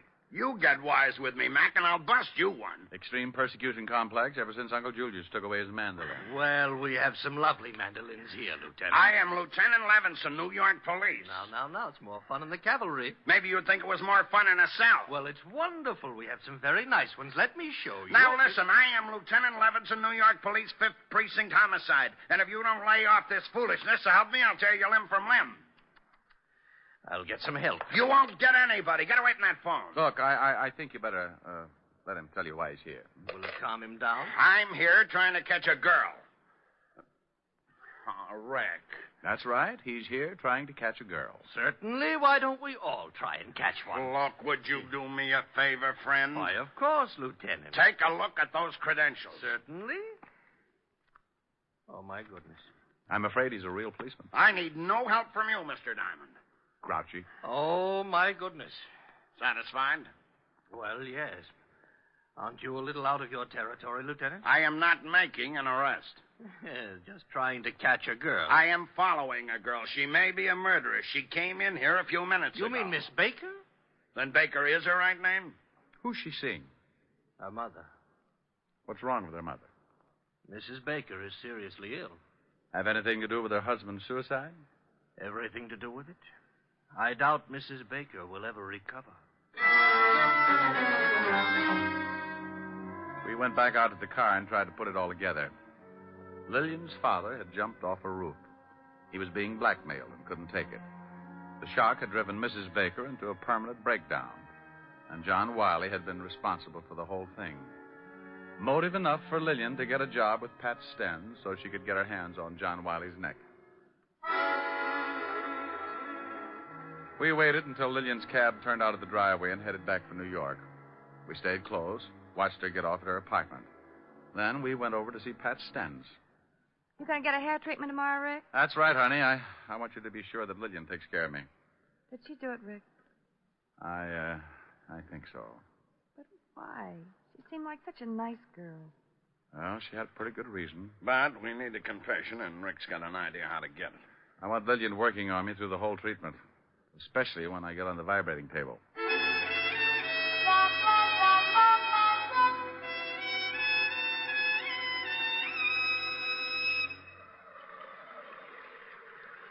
Your scalp looks pretty good, Mr. Diamond. Oh, it's been itching a little. Losing any? Some. Hi. Oh, hello, Pat. His hair looks pretty good, Miss Stenz. Let's see. Use both solutions. Okay. I'll see you later, Rick. Nice girl, Pat. Very nice. Have you found out anything about Mr. Wiley's death? Oh, the police have gone to few R&Ds. The lieutenant went to see her roommate. Nancy told me. I hope you don't suspect her. She rather liked Mr. Wiley. She wouldn't have any reason to kill him. All right. Let's go down to the other booth. Huh? You mean you're going to stick me on that vibrating table? Not if you don't want to. Well, full treatment. That's what I came here for. Let's go. You don't mind going in there, do you? No. Why should I? Oh, some people are funny about rooms where a murder's been committed. It doesn't bother me, Mr. Diamond. Give him a good rub and let him relax for about 10 minutes, Lillian. Yes, Miss Stenz. All right, up on your back. Lie down, little, please. All right, yeah. That's good. What did you do before you went to work for Pat, Lillian?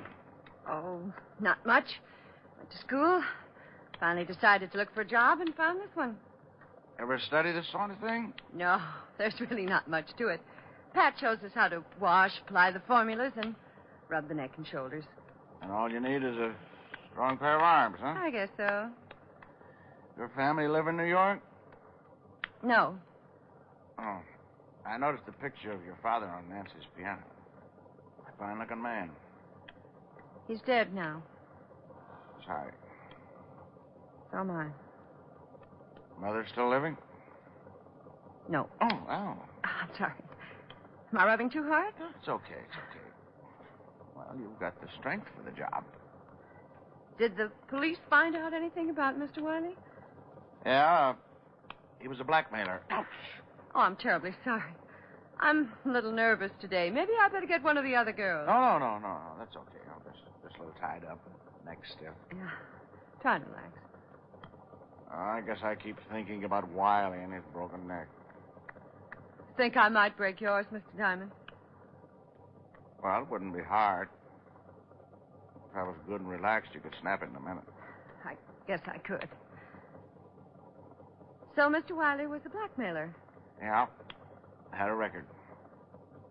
They're the foulest people on earth. They certainly are. You think he was blackmailing someone here in the shop? Oh, not necessarily. Well, if he wasn't, then no one in the shop would have a motive for killing him. Well, I've got a theory about that.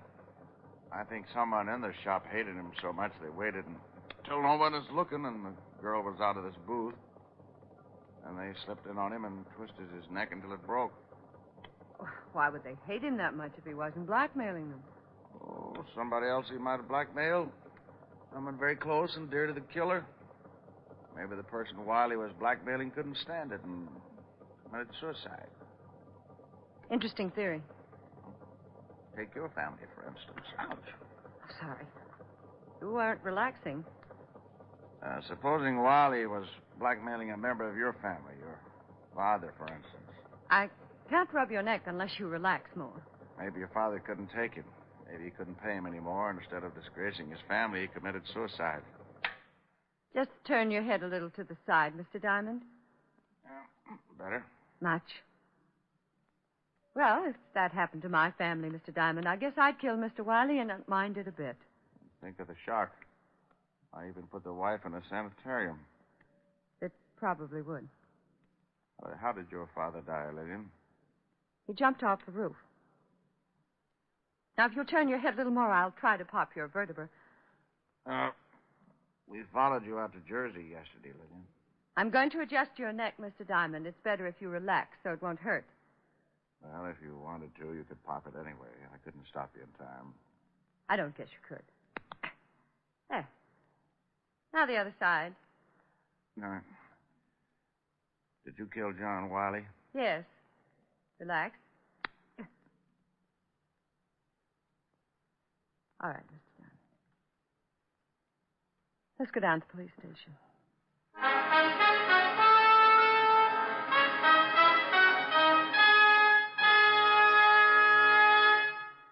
Again, here's your Rexall family druggist. If you're looking for a way to save money on drugstore needs, buy Rexall MI31, the triple-action antiseptic that makes an ideal mouthwash, a soothing gargle, and an effective breath deodorant. What's more, Rexall gives you a full pint of this quality product at the same price as other leading brands of smaller quantity. Ask for Rexall MI31 at any Rexall drugstore. And remember, you can depend on any drug product that bears the name Rexall. Good health to all from Rexall.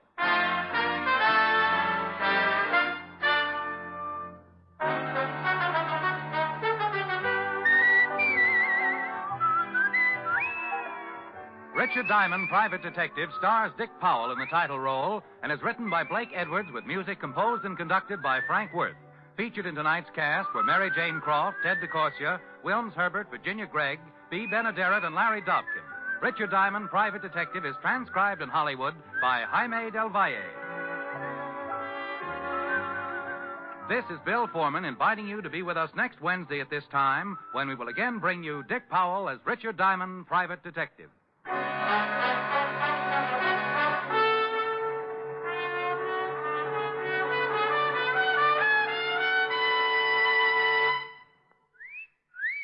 Hiya, beautiful. Get lost, Bristlepuss. You need a shave. But I have shaved. What else do you want me to do? Silly boy, she wants you to go Stag. Go Stag?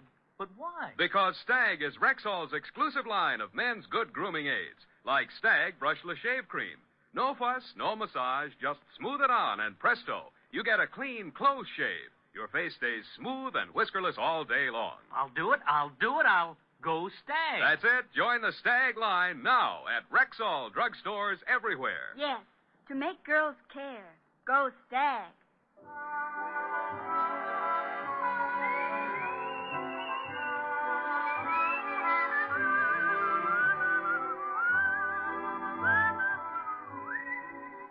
This is NBC, the National Broadcasting Company.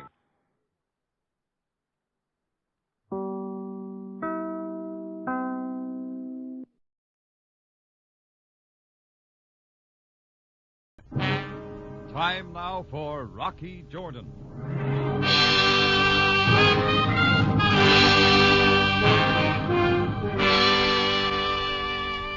I'm always suspicious of a man, even in Cairo, who wants to play hide and seek. Especially when he's a total stranger. Well, this fellow in a felt hat and tweeds had been shadowing me for too long.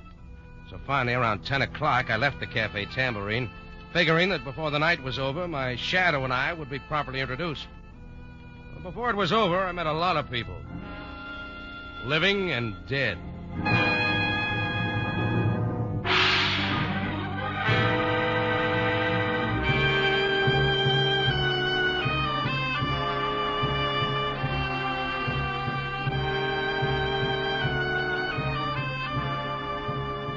Again, we bring you a story of adventure with Rocky Jordan, proprietor of the Cafe Tambourine, which stands in a narrow street off Cairo's native quarter within sight of the Mosque Sultan Hassan.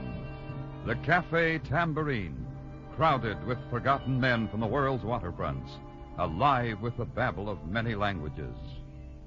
Now, Rocky Jordan, and tonight's story, Strangers 3.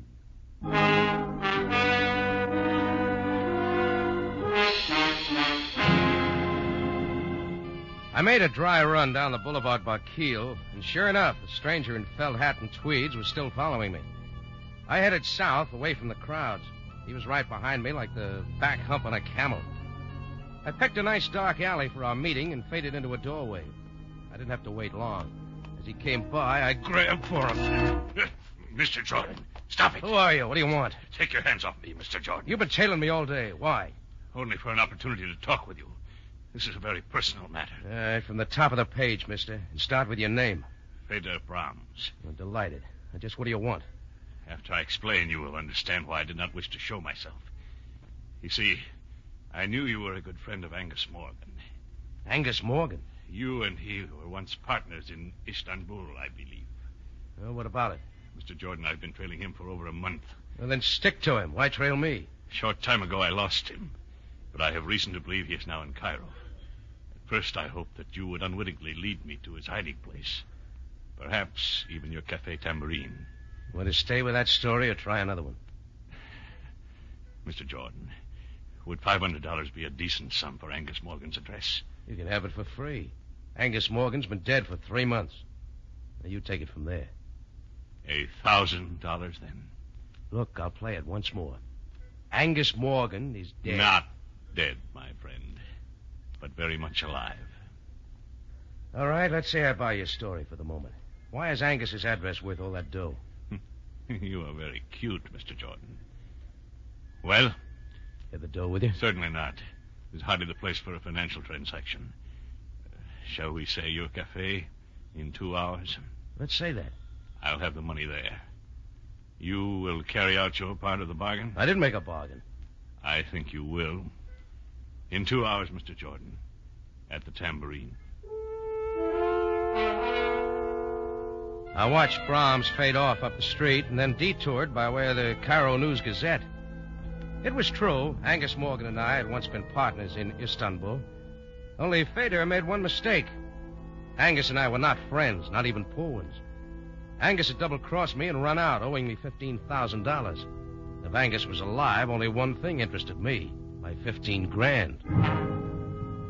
It took some fast talk and 20 piastres to get me into the newspaper morgue that time of night. But from then on, the night clerk was cooperative. And what was that name again? Morgan. Angus Morgan. Oh, yeah. Moody, You know, I wouldn't mind this night job if it wasn't for my wife. You married? No. There was a story in the paper about his death about 3 months ago. Don't ever get married, not if you work nights. What'd you say that name was? Morris? No, Morgan. Now, take my wife. I always wants to know what happened. Oh, wait. That's the one I want right there. No, that's Morgan, Angus Morgan. Give it to me. Okay. What can I say to her? She wouldn't believe me anyhow. Angus Morgan, killed in mysterious explosion, salvaging operation off coast of Ras El Had. Yeah, then she says, why can't an alert, energetic man like me get a day job? Sure looks dead, all right. Yeah, she's just that way. Huh? My wife. Oh, yeah. Well, thanks for everything. Here, file this back under Rocky Jordan. Sure. Good night, Mr. Morgan. I decided to make one more call before keeping my date with Feder Brahms at the Tambourine. The authorities seemed sure Angus Morgan was dead. But if he was alive and in Cairo, he was here for one reason. A reason named Sabina. She wasn't too much to look at now, but at one time she was the toast of Istanbul. These days she ran a Turkish bath near the Sharia El Mudafar. It was late, but our office door was open, and the sign said, "Come in." So I did. I can't believe it. When can I see him? He's waiting at the Sharon Sanitarium. Philip, wait. Hello, Sabina. Did I interrupt something? Rocky Jordan. Yeah, we meet again, Sabina, like old times. Don't tell me you want to lose weight. No. There's enough hot air over at the Cafe Tambourine to keep me in shape. I'd like a word in private with you, Sabina, as soon as you're through here. Why, I am in no hurry, Sabina, so suppose you go ahead and see what Mr. Jordan wants. I will wait for you. Why, that's very kind of you, Mr. Tournay. Yeah, thanks. We'll only be a minute. Yes, Rocky? Who's the overgrown Frenchman? Oh, Mr. Tournay was arranging for me to give someone a massage at the sanitarium. Please, Rocky, what do you want? Sabina, what do you hear from Angus Morgan? Angus? What are you talking about? You know I've got a hunch he's alive. What kind of a cruel joke is this? I got reasons for believing it. Rocky, I know how you hated Angus for double-crossing you. What good can this do you? Can't you let the past sleep? Still do anything for Angus, wouldn't you? Get out of here, Rocky. Sure, Sabina. Get out! I got out. If Sabina was putting on an act, she wasn't doing a good job of it. But I knew my visit with her was a sure way of making Angus show his hand, if he was around. I went back to my Cafe Tambourine. It wasn't yet time for Feder Brahms to show up, so I sat down in my office to try and decide how I could handle him. Hello. Hello. Is this Mr. Jordan? Yeah? Good. I want to speak to you, Mr. Jordan. It is very important. Who is this? Oh, yeah. We have never met. My name is Svensson. Swenson? Jan Svensson. Oh, naturally. Mr. Jordan, I saw you talking to a man named Feder Brahms. Nice of you to tell me. I don't know what he offered to pay for information leading to Angus Morgan, but I can guarantee you I will double his price. I didn't know a dead man was worth so much. Mr. Jordan, a man does not yoke when he is 40 fathoms under. Look, drop the salty talk and get to the point, huh? I am staying at the Hotel Mala, room 6. Will you come see me right away? How much money did you say? I'm sure we can strike a bargain. Well, then get ready to bid, Swenson. You got competition. I hung up knowing that Feder Brahms wasn't the only one who'd been following me. Add one Jan Swenson. I figured Feder and his appointment could wait. 2 heads were better than 1, and if my 15 grand was around, I wanted to be sure of it.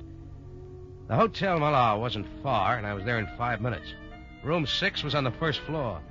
There was a light on inside the room, and I knocked on Jan Svenson's door. No answer. I tried the door, but it was locked. So I called the hotel manager, and we went in. Oh, what has happened? That bed does not belong in the center of the room, and the dresser upside down. It looks like somebody went through here with a bulldozer. Oh, there has been a fight. But Mr. Swenson's clothes are still here. Yeah, a few of them. Yes. Oh, what are these? Oh, heavy rubber gloves, like a deep sea diver's, maybe. Nice and new. Oh, this is terrible. Dust all over everything. Yeah, even the phone. We must call the police. Yeah, do that. I left the hotel manager wringing his hands and got outside. I checked my watch. It was time for my date with Feder Brahms at the Tambourine, and this time I really had some questions. As I turned to go, I felt something tugging at my coattail. It was a small native boy. He handed me a white envelope and dodged away into the crowd. I opened the letter, and it read, Mr. Jordan, before you see Angus, see me. I will meet your price. Signed, Captain Maury. Address, 62 Fernier Road. It looked like time for me to tally the score. First on base was Feder Brahms. Next, Jan Swenson. Now coming up to bat, Captain Maury. I figured that Feder could wait for me at the Tambourine, and I caught a taxi to 62 Fernier Road. It had all the earmarks of a sedate rooming house. The skinniest woman I've ever seen opened the door. I'm Mrs. Phipps. May I help you? Yes, I'm Rocky Jordan. Shh. You'll have to keep your voice down. My guests have been asleep for hours. Oh, sorry. Captain Maury's expecting me. Captain Maury? You don't say so. Well, I can't imagine... Look, I got a letter from him. Shh, please. I've got to see him tonight. I'm so angry I could scream. It couldn't have been 10 minutes ago. He skipped out of here bag and package. Out the window, if you please. And not paying me 1 cent for his board and room. Take his clothes with him? Yes, everything except these awful rubber boots. Here, you can have them. Forgot his sea boots, huh? Better give him to the police. The police will be here. I've already called them. Oh, just one more thing. What did Captain Morey look like? Simply horrible. Grotesque and horrible. Oh, thanks. Shh. I left Mrs. Phipps standing there, a big new sea boot in each hand, and moved out onto the dark street. I got to the nearest payphone and called Chris at the Tambourine. He said nobody resembling Fedor Brahms had made an appearance there. We were both late for our appointment. Now, there was something else in my mind as I left the phone booth. I wondered if my visit with Sabina was going to pay off. And then it did. The shots were wild, and there were holes in the wall all around me. I dropped to the ground, rolled up in a dark corner. The guy with the gun must have thought he got me because he took off down a side street. He was big, but he ran like a scared gazelle. I was up and after him, but when I got to the corner, he was out of sight. I let him go. Anyhow, I had one answer. The seed I had planted with Sabina had finally blossomed.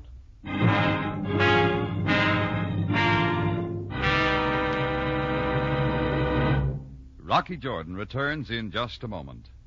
On CBS, My Friend Irma is now one of the most popular comedies on the air, and the two characters, Irma and Jane, are familiar to millions.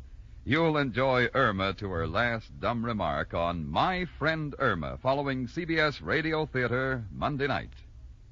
Now, back to Rocky Jordan with tonight's story, Strangers 3.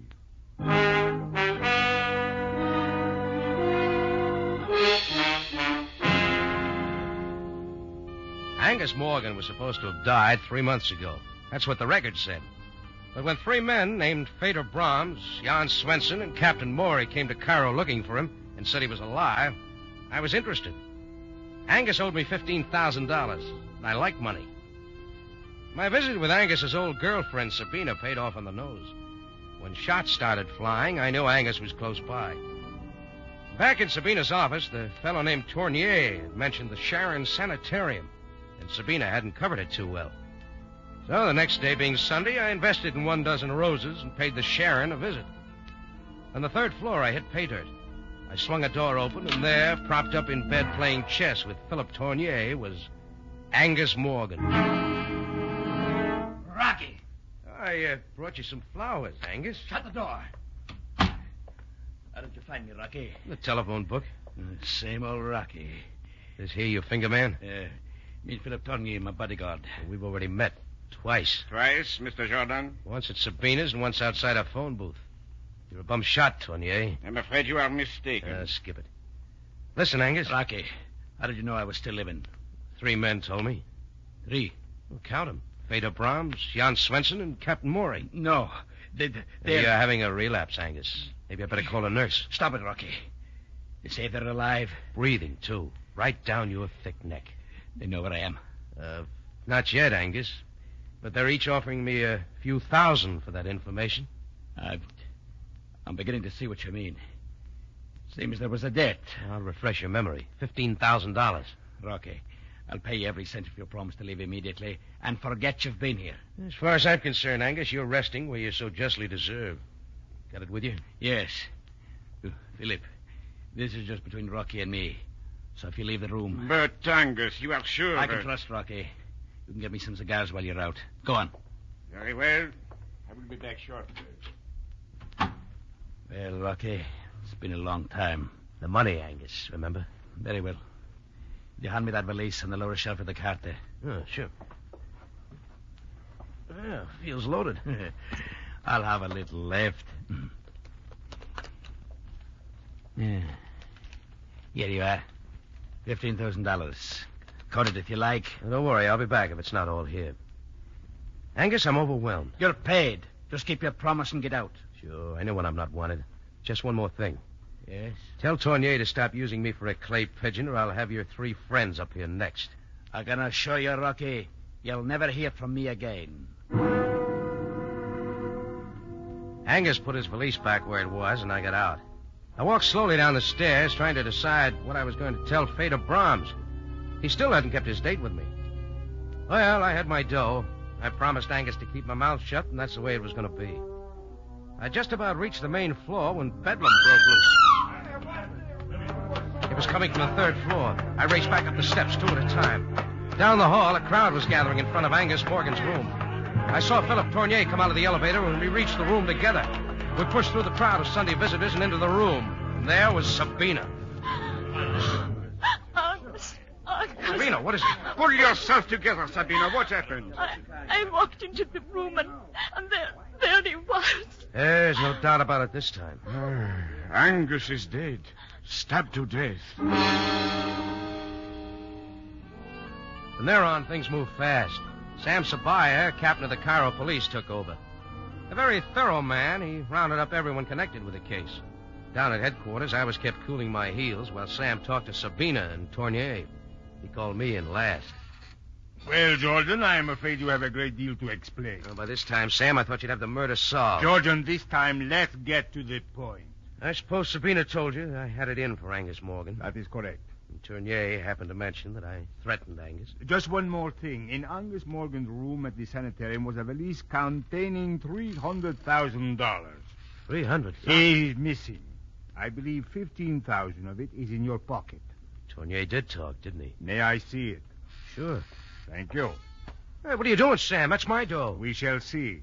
Right now, it is Exhibit A. Where is the rest of the money, Jordan? How should I know? Well, now, wait, Sam. You don't think... Would you like to tell me everything now, Jordan? Of course. I was as sure as anybody else that Angus Morgan was dead. Then people came to me looking for him, said he was alive and in Cairo. What people? Well, first a guy in a felt hat and tweeds named Fedor Brahms. Then Jan Swenson and Captain Morey. They both skipped out, but I'll give you their former addresses. You better look them up, Sam. Getting back to Angus Morgan, how did you find him? Philip Tournier let his whereabouts out of the bag when I went to see Sabina. Oh, by the way, an hour later, somebody tried to kill me. I think it was Tournier. But about that $15,000, Angus owed it to me. I will do my best to find this threesome you speak of. But, Jordan, the facts remain incriminating. I was halfway out of the building when the murder took place. Save that part of your story for the inquest tomorrow. We will notify you of the time. Okay, Sam, we'll play it your way. Good night, Jordan. Good night, Sam. Oh, and by the way, when you give me back my money, I'm going to buy you a present. Oh? What, Jordan? A can of oil. Your chair squeaks. I went out into the street, and when the air hit me, I knew I was sweating. If we were all released, that meant Sam was playing cat and mouse with us. And everything pointed in my direction, much too conveniently. I had to act quickly while I still had a few hours of freedom. I had a hunch the police were following me, but I didn't care. I had nothing to hide. Sabina was first on my list. She took my bait once before, and she might again. When I reached Sabina's Turkish baths, she was already there. Rocky, what are you doing here? Who let you in? I've got to talk to you. Haven't you caused enough trouble? Leave me alone. Who's Fedor Brahms? Jan Swenson, Captain Morey. Why don't you ask Philip Tournay? Well, I will. Where is he? He's staying at an apartment over the open-air market on Faran Street. Oh, thanks. I got a good hunch who killed your boyfriend, Sabina. Maybe you have, too. Who did it, Rocky? That's what I got to find out, Sabina. Or I may be next. I went to the open-air market on Faran Street. Philip Tournier's room was on the second floor. I knocked. When he finally opened it, he was either out of breath or awfully scared. Jordan! I'm coming in, Tournier. Yes, of course. I thought you were in jail. Oh, weren't we all? There is a policeman watching my apartment? 2 of them now. 1 for each of us. All right, start leveling with me, Tournier.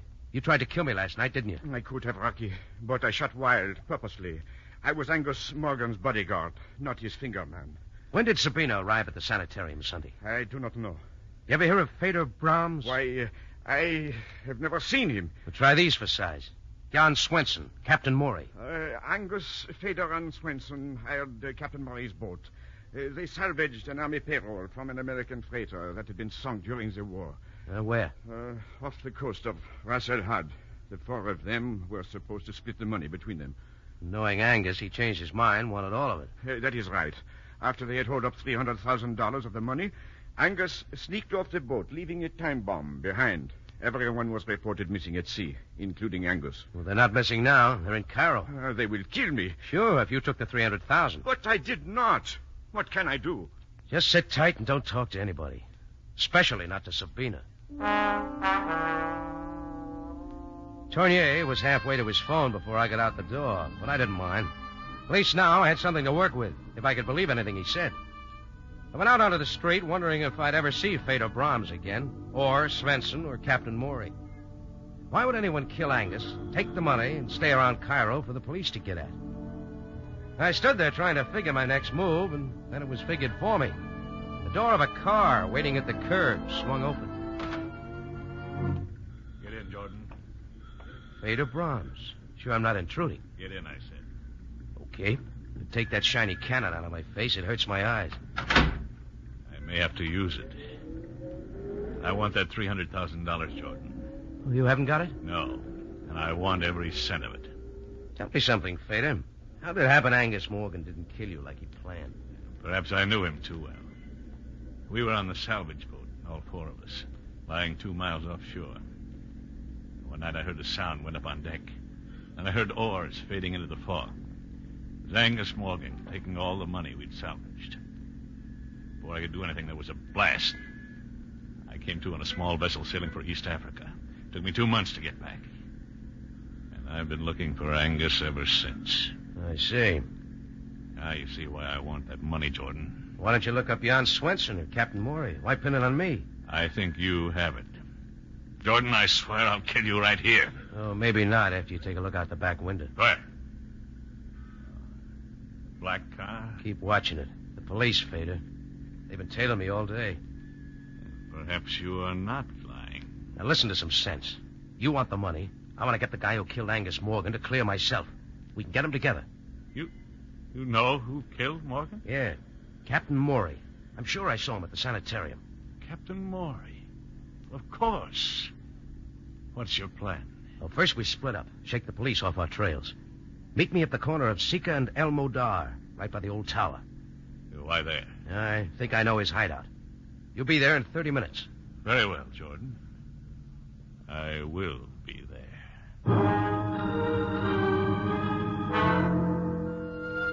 I waited till Feder Brahms drove off around the corner. Then I got to a phone, called Sam Sabaya. It wasn't long till Sam's sleepy voice came on.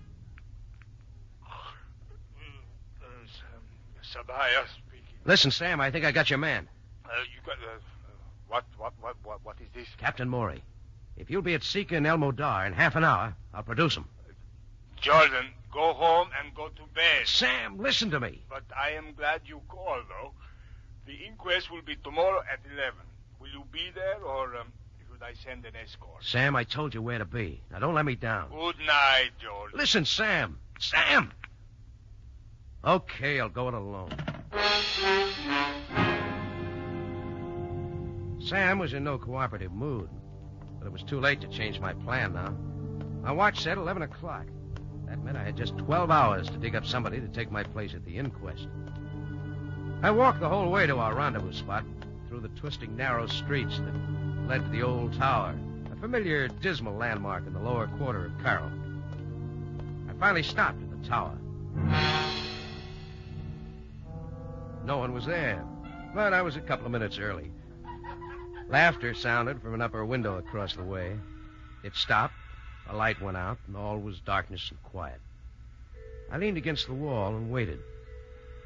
Once I thought I saw a figure in the shadows. I glanced back, and it was gone. You know, shadows play tricks sometimes. Then I heard it. A quick rustling motion that resolved into a figure as I turned. I felt it coming, but I was too late.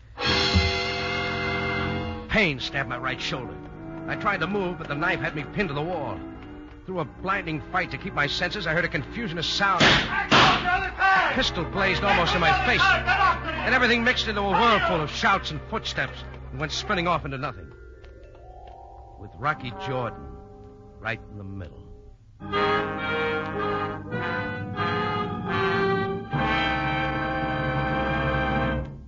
Rocky Jordan will be back in a matter of seconds with the ending of tonight's story. Here's a mic memo from CBS for Monday night listening. The Foxes of Harrow comes to you Monday night on CBS Radio Theater with lovely Maureen O'Hara and John Hodiak. Don't miss The Foxes of Harrow, CBS Radio Theater, Monday night at 7 in California and 6 elsewhere in the West. Now back to Rocky Jordan for the ending of tonight's story.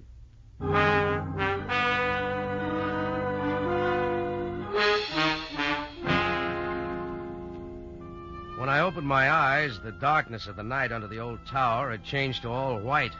White walls, white sheets, white bedshirt. The sun was coming in the west window, and seated beside my bed, looking me over like a hound looks over a fresh bone, was Sam Sabaya. Well, Jordan, you missed the inquest. Oh, you're breaking my heart, Sam. Where am I? In the Sharon Sanitarium. Oh, Sharon again. Why here? We thought you might feel right at home. Well, I'm not. Ooh. What happened? Only a knife wound. Your shoulder will heal. You were more fortunate than Angus Morgan. Yeah. Then all that shooting was the police. Sam, I thought you weren't coming to the party last night. Oh, Jordan, you wronged me. Feder Brahms is now in the Cairo jail. A little worse for the wear. Okay. Now, Sam, when do I get my 15 grand back? Remember? Exhibit A? Jordan, you promised to lead me to Captain Maury. Where is he? In jail. Captain Maury, Jan Swenson, Feder Brahms. They're all the same man. Oh. It's no wonder we couldn't find the other two. When did you know this? I should have known from the beginning. Feder was too elaborate with his plans. I figured he invented the other two to keep me on my toes, make sure I didn't lose interest. Mm-hmm. And if a murder rap came up, the police would be out looking for Swenson and Maury. Dead men. But, Jordan, that is hardly proof. No, I wasn't sure till Feder Brahms came to me and demanded the money. I told him to ask Swenson and Captain Maury, but Feder didn't bat an eye. Why? Because he knew they didn't exist. No doubt they were actually killed in the salvage boat. Sure. So when I told Feder I'd produce Captain Maury, he knew I was lying. He decided it was time to get rid of me. Just one thing I don't understand. Sam, about my 15,000. What don't you understand? Well, if Feder Brahms killed Angus Morgan and took his money, why didn't he get out of Cairo? Now, very good question, Jordan. Brahms has confessed to the murder, but he did not get the money. What? Sabina came into Angus Morgan's room too quickly after the murder. In his haste to escape, Feder left the very thing he was after. Then he really did think I had it. Oh, but where is the money? But that is a very strange thing, Jordan. After we brought you back here last night, the money was found in the third floor laboratory. How it got there, I don't know. Sam, of course. Angus set the money satchel on the lowest shelf of that little cart the nurses wheel around. It was still there when she wheeled it out. Ah, I see. Perhaps during the confusion after the murder. Well, that about settles everything. Oh, no, Sam. What about my 15 grand?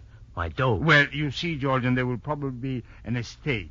You will have to put in a claim for it. Well, of all the... Hey, nurse! Nurse! Jordan, can I get something for you? Yes, Sam, a first-class lawyer.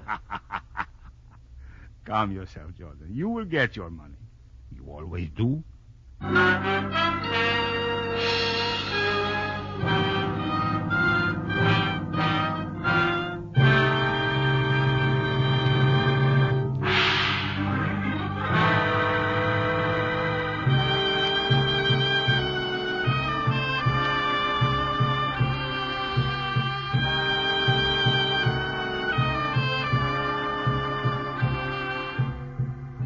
Rocky Jordan is presented from Columbia Square in Hollywood and stars Jack Moyles in the title role. Tonight's story was written by Bernard Girard and was produced and directed by Cliff Howell with original music by Milton Charles.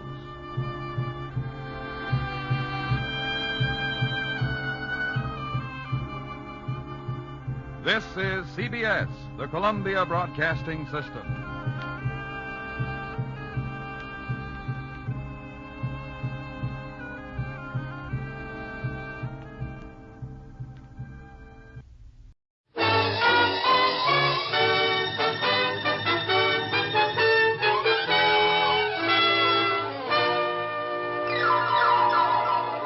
The F.W. Fitch Company, makers of Fitch's saponified coconut oil shampoo and Fitch's shaving creams, presents Dick Powell as Private Investigator Richard Rogue.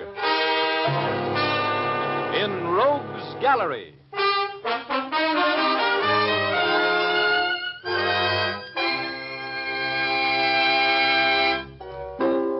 Rogue speaking. First off, today being Thursday and things being the way they are, I want to thank my Aunt Beulah for sending me those pork chops from Barlow, Kentucky. She doesn't know it, but she's made me the most sought-after man in town. Oh, well, next week, spinach. Anyway, to get back to business, I didn't know that my old friend, Judge Robert March, was having a cocktail party the afternoon I dropped by his place to say hello. But as I walked into the patio, I was Richard the Glad Rogue. My old friend, the judge, introduced me to an amber-eyed blonde who answered to the name of Pamela Leeds. And I smartly opened the conversation by saying, hello. Oh, Judge March. Do you mean to tell me that this is the famous Richard Rogue? The investigator? I know it's disappointing, Pamela, dear, but nevertheless, that's the Rogue. Oh, really? You're not really disappointed, are you, Miss Leeds?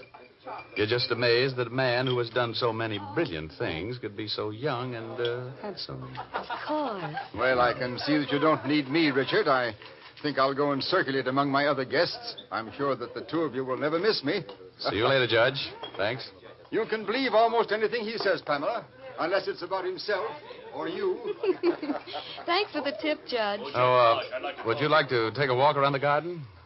There's a bench under a weeping willow tree over there by the wall that always makes me feel very poetic. Oh, I hate to miss that, really, but I was just leaving. I have to leave, really. Oh, you do? Oh. Well, how are you going to leave? You have a car here? No. No, the judge was going to send me home in his car. Well, that's silly. Oh, yes, especially when I'm going out that way, right past your house, as a matter of fact. I'll drive you home. Were you really going out my way? Of course. Well, then, I'll go with you. Oh, that's swell. Oh, incidentally, where do you live?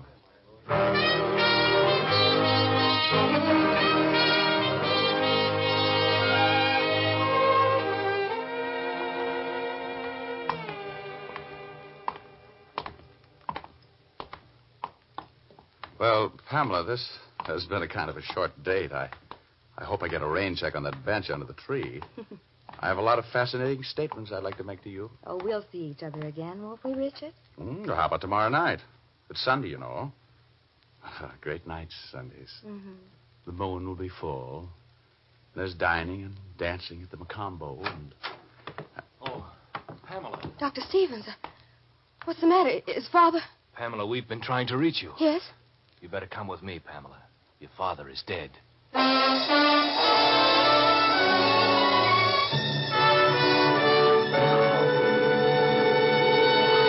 Well, that's how it all began. We'll continue in just a moment. But now, here's Jim Doyle. I'd like to make a suggestion to the ladies. I'll bet you've often felt like singing the blues after you've shampooed your hair. The shampoo blues is a well-known theme. I've just washed my hair and can't do a thing with it. Fitch's saponified coconut oil shampoo is just the thing to dispel those blues. For when you use Fitch's saponified shampoo, your hair is so lustrous and easy to manage, you'll be singing praises rather than the blues. It's made from pure vegetable and mild coconut oils, so it never leaves your hair dry and difficult to manage. It makes oceans of lather, too, that cleanses completely. Fitch's saponified shampoo also contains a special patented rinsing agent.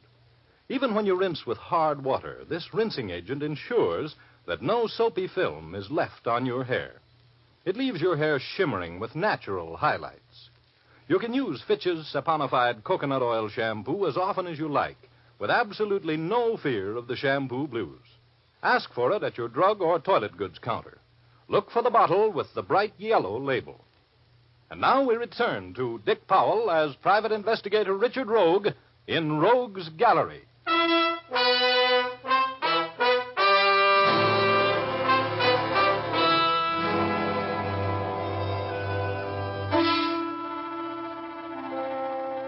I'm fairly familiar with death in most of its forms. And maybe familiarity with a man with a scythe breeds contempt. But I felt awfully sorry for Pamela Leeds when her father, Anson Leeds, died. I was more than ordinarily interested when my friend Judge Robert March called me the evening after Leeds' death and asked me to come to his office.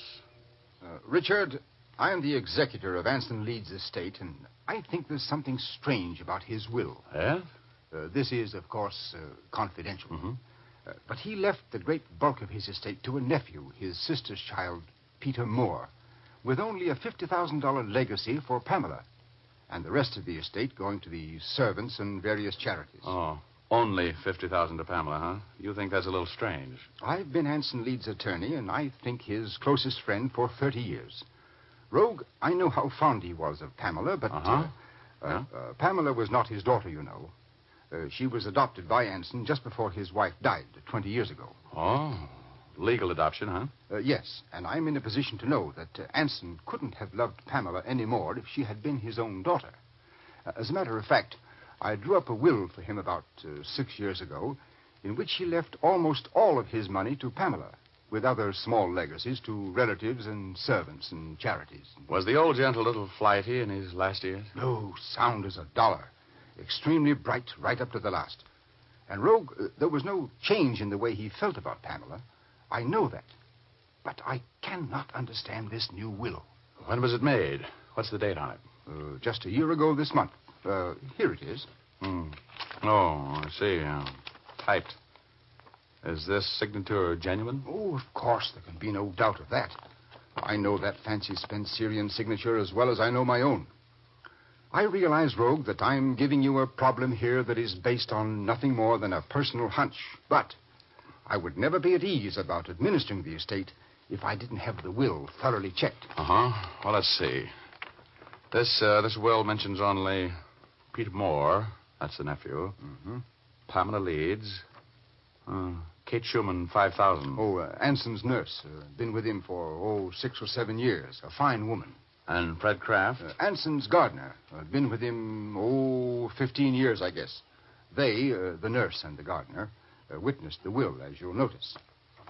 I want to retain you to investigate that will for me, Rogue. Oh.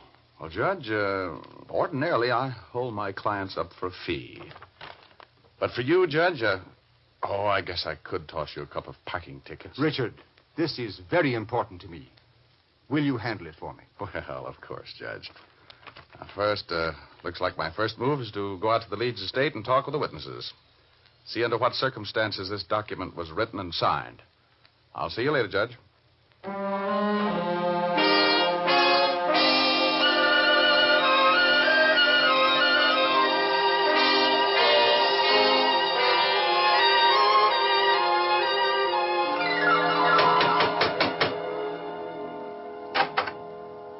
How do you do? I wonder if I could see Kate Schumann. I'm Kate Schumann. Oh, I'm Richard Rogue. The investigator? Yes. What do you want to see me about? Well, Miss Schumann, could we go someplace where we could talk privately? Of course. My quarters are upstairs. Richard Rogue. Oh, hello, Pamela. What in the world are you doing here? Well, I just came by to talk with Miss Schumann. Well, I didn't know you knew her. He doesn't. No, we just met. I'll see you later, Pam. All right. Stop by the library on your way out, will you? Oh, sure.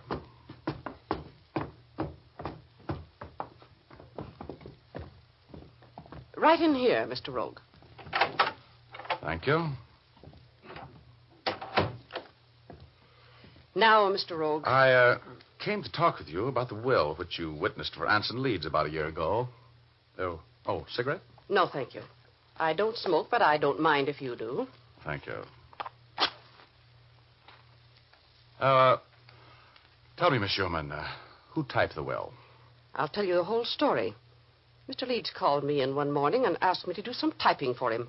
I often type letters and business things for him. Yes? I got my portable typewriter, and before he started dictating, he made me promise that I'd never mention the fact that he'd made a new will until after he'd passed on. Then he dictated the will to me. I see. Did he seem in good mental health at the time? He was perfectly normal. I was a little surprised at his terms. I mean, the way he left the money. And he could tell that I was. He just told me that he had good and sufficient reasons for doing it that way he did, and asked me to witness his signature. Uh-huh. Then he asked me to get the gardener, Fred Kraft, to come in and witness it. I did. He signed the will in the presence of both you and Fred Kraft? Yes. Do you know Peter Moore? I've I've seen him here a few times on visits. I don't know him. Will he be here for the funeral? Yes, he's on his way here now. On his way here? He lives in another town? He lives in Garden City, Iowa, with his mother. She was Mr. Leeds' older sister. Oh. Well, thank you, Sherman. Who, asked you to investigate the will, Mr. Rogue? I can't tell you that, except that it was an interested party. Well, everything happened just the way I said it did. I'm sorry to see Miss Pamela left with so little money. I'm very fond of her. Well, it certainly looks like everything was according to Hoyle. Thanks for talking so frankly with me, Miss Schumann. You've been a great help. I'll just check with Fred Kraft, and you can forget the whole thing.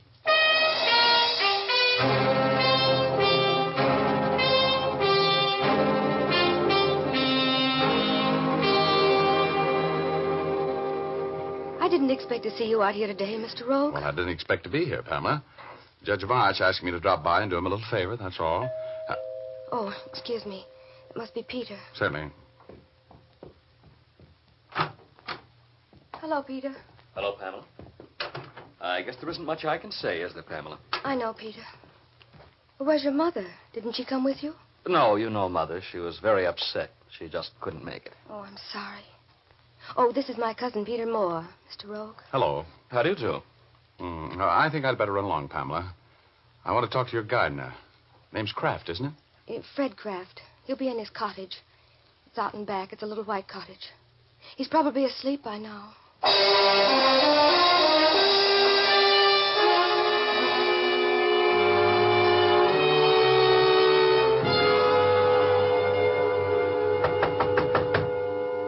Mr. Kraft? Mr. Kraft? Mr. Kraft?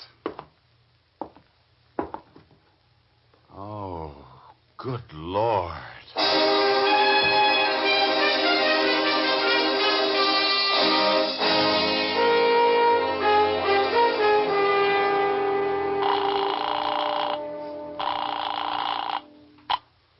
Homicide. Lieutenant Urban speaking. Hello, Urban. Richard Rogue. No kidding. Cook up some more business for me, Rogie? Oh, you know me, Urban. The Anson Leeds estate this time. The Leeds gardener was just chopped to death with a hand axe while he was asleep. Better get your boys and get out here.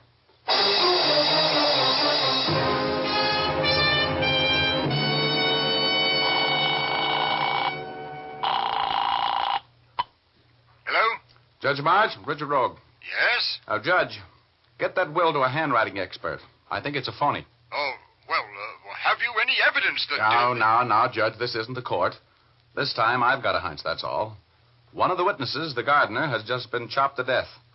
Now get an expert on that will and tell him we'll call him for a report on the signature tonight. And you'd better come out here.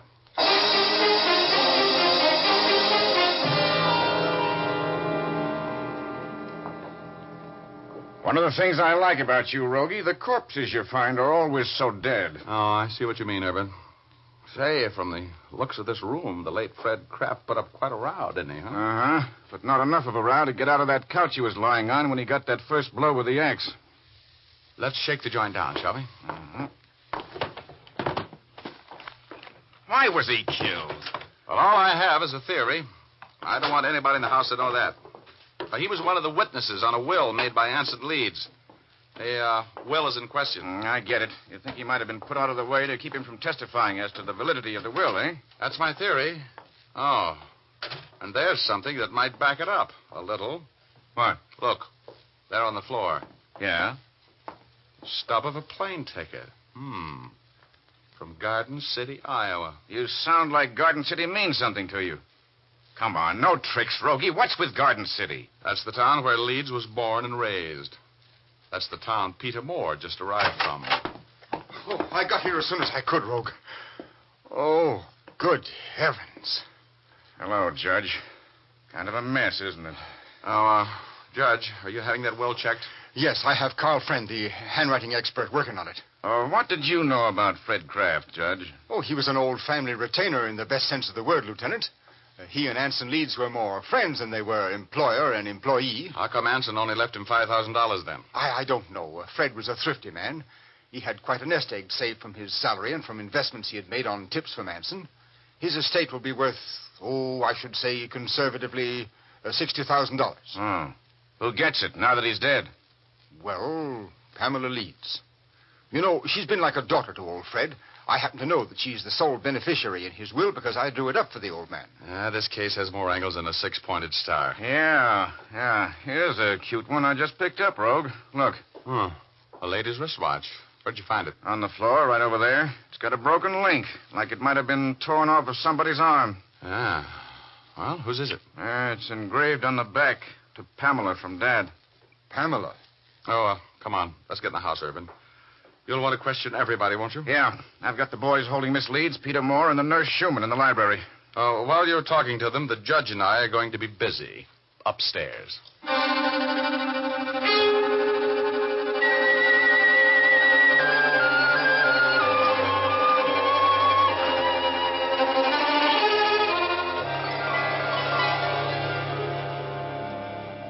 I'm afraid I don't understand, Rogue. Just what is it we're looking for in Kate Schumann's room? I don't know. But she's mixed up in this thing someplace. Take a look in the bathroom, will you, Judge? If you see anything the least bit out of line, call me. Okay, Rogue. Oh, look. Look. Here's pay dirt. Yes? Kate Schumann's diploma from nursing school. See where it was issued? School of Nursing, City Hospital, Garden City, Iowa. Yeah, that town keeps popping up, doesn't it, huh? Yes. Well, look, I want you to witness this, Judge. Here are 2 cigarette stubs. Lipstick on the tips. Fresh. No, don't touch them. Just leave them right where they are. All right, but Rogue, you said yourself that the nurse couldn't have killed Kraft. She was in the house at the time that he was murdered. Yeah, I know. But I've got an idea that's beginning to make sense. You got a pencil? Yes. Now, let me use it here. I want to copy this phone number from Kate Schumann's scratch pad. BL6791. Room 323. You know, Rogue, we have no right... Now, look, Judge, this is beginning to weigh on your conscience. You better get downstairs with Urban. He's a warrior, too. I've got a lot of work to do and a long-distance phone call to make. You go downstairs and tell Urban I'll be down as soon as I have convicting evidence on a murderer.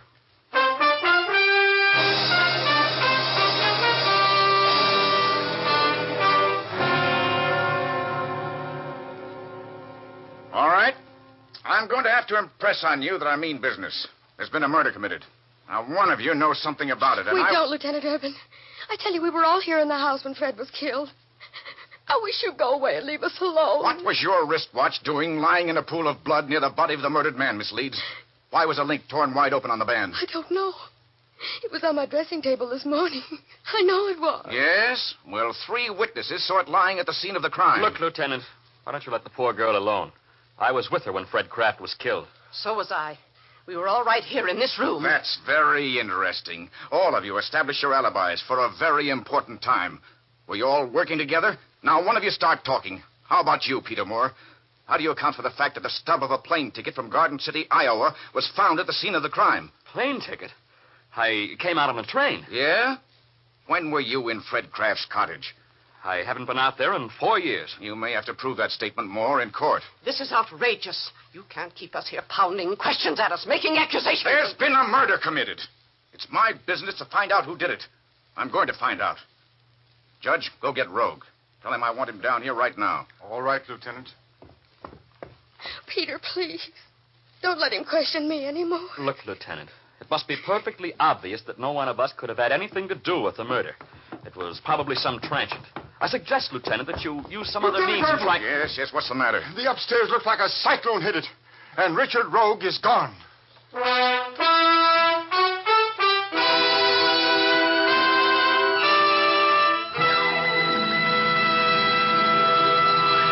Yes, I was gone. And I'll tell you more about it in just a moment. First, here's Jim Doyle, who wants to tell you some facts about shaving. Yes, men, it's a fact. Fitch's No Brush shaving cream does give as smooth and comfortable a shave as you could hope for. Plenty of research and testing have gone into the making of this fine cream, and now it combines the qualities you want. Smoothness of texture, a clean, tangy odor, and a skin conditioning ingredient for sensitive skins. Fitch's No Brush softens up the toughest beards, so your razor will glide easily, giving you a close, clean shave without scraping or irritation.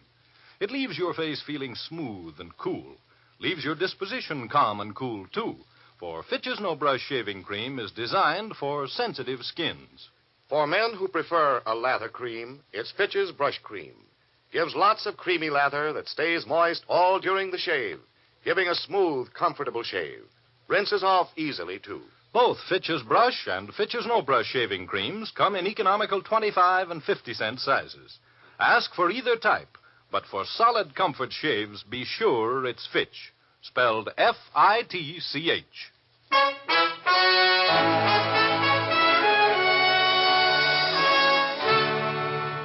And now we return to Dick Powell as Private Investigator Richard Rogue in Rogue's Gallery.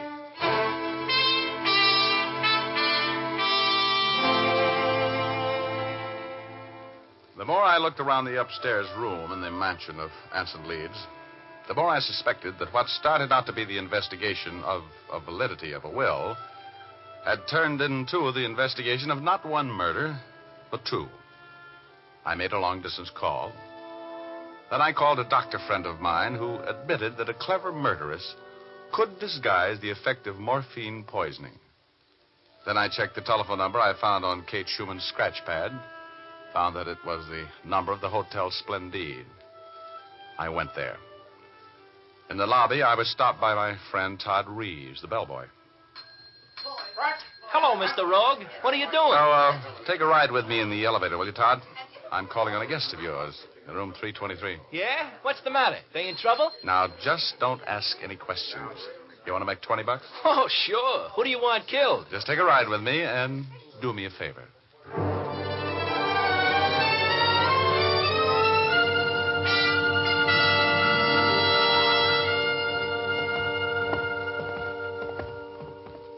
Give me your passkey, Todd. Oh, that's what the $20 was for. You want me to get fired? Oh, I'll back you up if you get in trouble. Yeah, then I'll really get me the boot. You want me to stick around? No, I don't. I think the less you know about this case, the better off you're going to be. Who is it? Shove off, Todd. I'm going in. Who is it? Hello. Stay right where you are, please. What do you want? I want to talk with you about a murder.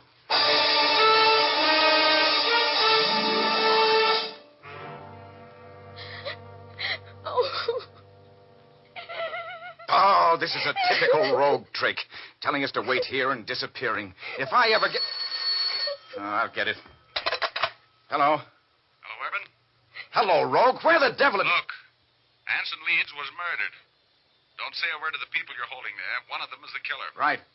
The will is a forgery, and I have the proof. Hold everybody until I can get there for the payoff. Be about 10 minutes.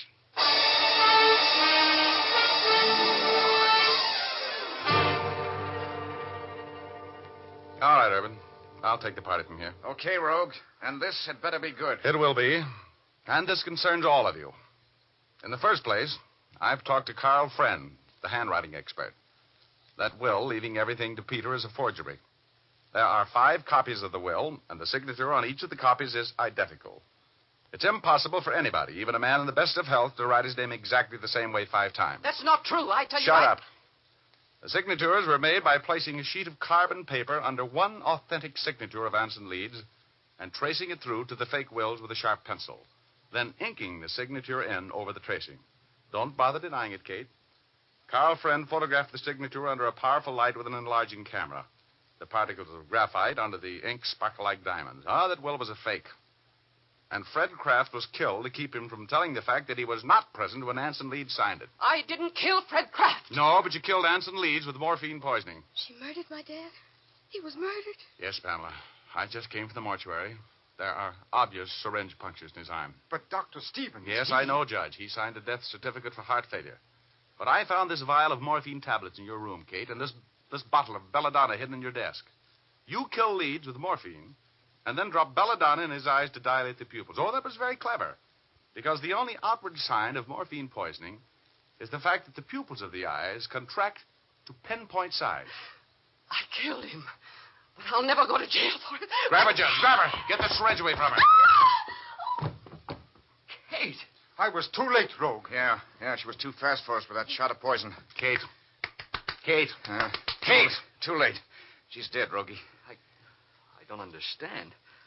Why did she do it, Mr. Rogue? For gain. You were an innocent part of the plot to kill Anson Leeds, Peter. Peter. Oh, no. Stop being so mysterious, Rogue. If you know who killed Fred Kraft, say so. Was it Kate? No, it wasn't. The murderer of Fred Kraft is in jail. I put her there a few minutes ago.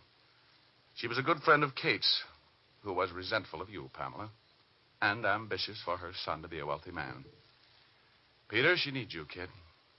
Better get down to the jail and see your mother. She loved you so much that 2 people died, so you could inherit $1 million.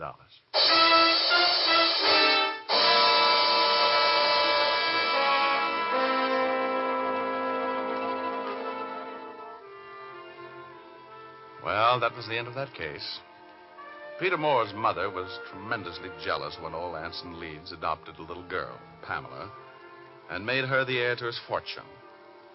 And after her school-days friend Kate Schumann was installed as the old man's trusted nurse, they plotted his murder without Peter's knowledge. Mrs. Moore was in Kate's bedroom when I was questioning Kate, and when she learned that the will was being investigated and that I was going to talk with Fred Kraft about it, she killed him. She made a complete confession and was executed for the crime. I felt sorry for Peter. He's a nice kid. Pamela felt sorry for him, too. She felt so sorry for him, she's going to marry him. So he'll get the Leeds fortune anyway. You know, that hardly seems fair. Getting a girl like Pamela and all that money, too. You know, I could have gone for that Pamela. Lovely girl. Oh, lovely girl. But after all, I need another girl like Frankenstein needed another monster. In exactly the same way. You know what I mean?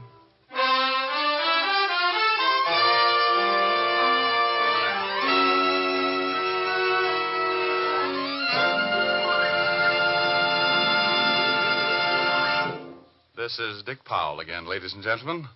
Hope you enjoyed our story tonight. Ray Buffum wrote it. Leith Stevens composed and conducted the music, and Dee Engelbach produced and directed. But don't forget, you've all got a date with us next Thursday night. We have a story for you about an alibi that is blown up by gunfire. There are some lovely people in it. We call it the murder habit. So make a date with us, will you? Thanks for listening, and now here's Jim Doyle. Be with us again at the same time next week. Oh, and by the way, be sure to see Dick Powell in his latest RKO picture, Cornered, at your local theater soon. Remember, tune in next Thursday when you will again hear Dick Powell as Private Investigator Richard Rogue in Rogue's Gallery.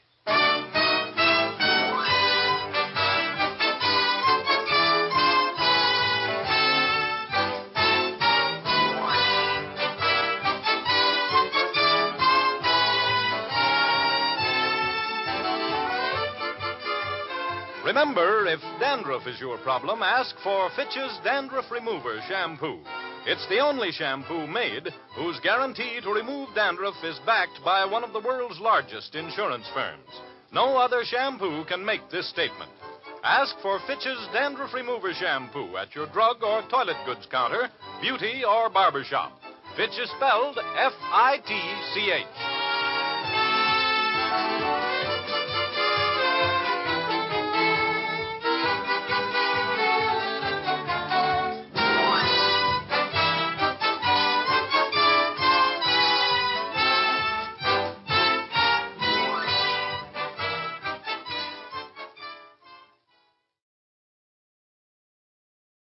The National Broadcasting Company presents The Adventures of Sam Spade, Detective.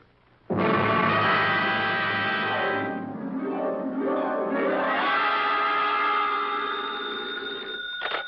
Spade Detective Agency. Hi. Sam? Who else? Did you wind it up, Sam? Is it all over? If you're talking about the usual happy ending with the villains dead and buried and the lovers joining hands while the camera does a slow fade, it is not all over, sweetheart. What do you mean, Sam? The villains in this piece are for real, still doing business at the same old stand from one end of the country to the other. Oh, Sam, you sound so grim. Only because I have a grim tale to tell, little one. So warn all within earshot that if they seek bluebirds of happiness, sweetness, and light, and love conquers all, to try another detective. Because even now I am on my way with something that might butt into your sleep for the next few days. To wit, my report on the Denny SHAYNE caper.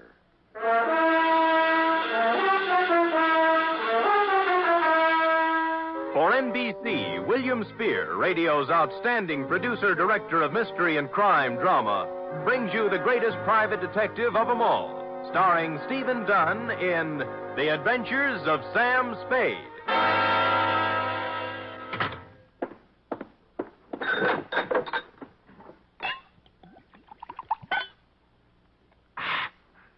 Effie! Sam? Yeah. Oh, I'm sorry, Sam. I didn't hear you come in. Ooh. Oh, tired, Sam? Yeah. You look pale. I guess maybe I'm a little sick, too. Now, Sam, I warned you about heavy lunches when you're on a case. Not that kind of sick, Angel. This kind starts at your shoe tops, runs up your backbone, and kicks around in your head till you're... Where's the book? Right here, Sam. Okay. The date, fill it in. 2? To John Q. Public. From Samuel Spade, license number 137596. Subject, the Denny SHAYNE caper. Dear John Q. She was sprawled in the corner chair when I got back from lunch. A kid of 16 or so, complete with bobby socks, hair ribbons, and shoulder bag. The kind you see every afternoon in the drugstore near the high school, making jive talk over a soda. But she looked up as I walked in, and the eyes didn't look like jive talk at all. There was trouble in them. You're Mr. Spade? Yep. The detective? Well, according to some people. Fine. I need a detective. You're sure now? Mm-hmm. Positive. What would you be doing with a detective? Your ad in the classified section said you find people. Well, sometimes. They're not too badly lost, that is. Who do you want to find? Did you ever hear of Denny SHAYNE? You don't really want to find Denny SHAYNE, do you? Why not? Well, most people want to lose him. Then you do know him. I'm glad. Here's $20. Now, wait a minute. Hold it, honey. Don't get anxious. What's the matter? Don't you want to be paid for this? Not if I don't do it. What do you mean? Let's talk about you. What's your name? Mary Johnson. Does it make any difference? Mm-hmm. Mary Johnson. Where do you live, Mary? Well, I've never been in San Francisco before. I just got in yesterday. Staying with a friend out in the marina. My home's in Denver. Denver, Colorado. 2028 14th Street. Okay. Here you are. You want to sign the contract? Oh, all right. Where do I sign? On the line here. Oh. No. The right name. Sally Joan Michaels. How did you know that? Next time you use an alias, leave the identification bracelet home. Huh? Don't tell people you're fresh out of Denver when your coat label says it's fresh out of Ruse Brothers, San Francisco. Now, let's try it again, huh? What about Denny SHAYNE? Well, I want to find him, that's all. Well, that's a lot. Why? I'd rather not say. Well, in that case, Sally, I recommend another detective. You'll find there's an ad in the classified section just below mine. You mean you won't do it? Sally, if I may get pontifical for just a moment, Denny SHAYNE is not the kind of character I would pick out for a kid like you. He has a reputation for booking horses, which is illegal, and welching his bets, which is worse. He is associated at one time or another with almost everyone in the files of the Kefauver Committee. And as for the girls he runs around Stop with... it, will you? Oh, so that's it. No, that isn't it. I've never seen Denny SHAYNE in my life. If we do find him, you'll have to point him out to me. Really? He's been good to me. You see, all my life he's been good to me. Mm-hmm. And you've never seen him? No. Denny SHAYNE is my brother, Mr. Spade. My mother died when I was born. I was adopted, but Denny went to an orphanage, and I guess he sort of ran wild after he got out. Yeah. What do you mean he's been good to you? Sent me money on birthdays and Christmases, sometimes in between. He always said if I needed help to tell him, but I never knew where to find him. We need help right now, Mr. Spade. My stepmother has to have an operation, and I know Denny will give me the money if I can find him. Why did you tell me all those black lies? I was afraid you'd call my folks. They'd be horrified if they found out. Oh. Mm-hmm. This is the truth now. Girl Scout's honor. Yes, Mr. Spade. Okay, you run home and study your algebra, and I'll look up Shayne in court. No, I've got to talk to Denny myself. You're sure you want to come along? Oh, yes. Okay, but I'm going to have to leave you outside while I talk to his friends. Let's go.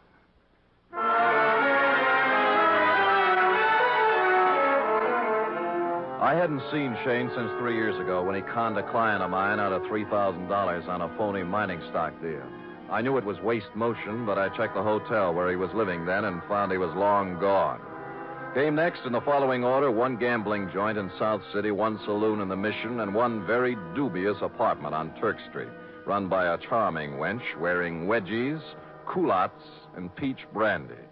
She gave me a peachy smile. Oh, Denny Shayne? Don't step on your laughs. You seen him lately? Funny you asking about Denny. I saw him yesterday. First time in 2 years coming out of Augie Dano's. Oh, who's Augie Dano? Runs the gym exercise studio, reducing setup on Sutter Street. You know, work a little, lose the middle. Get it? Yeah, I got it. But anyway, thanks.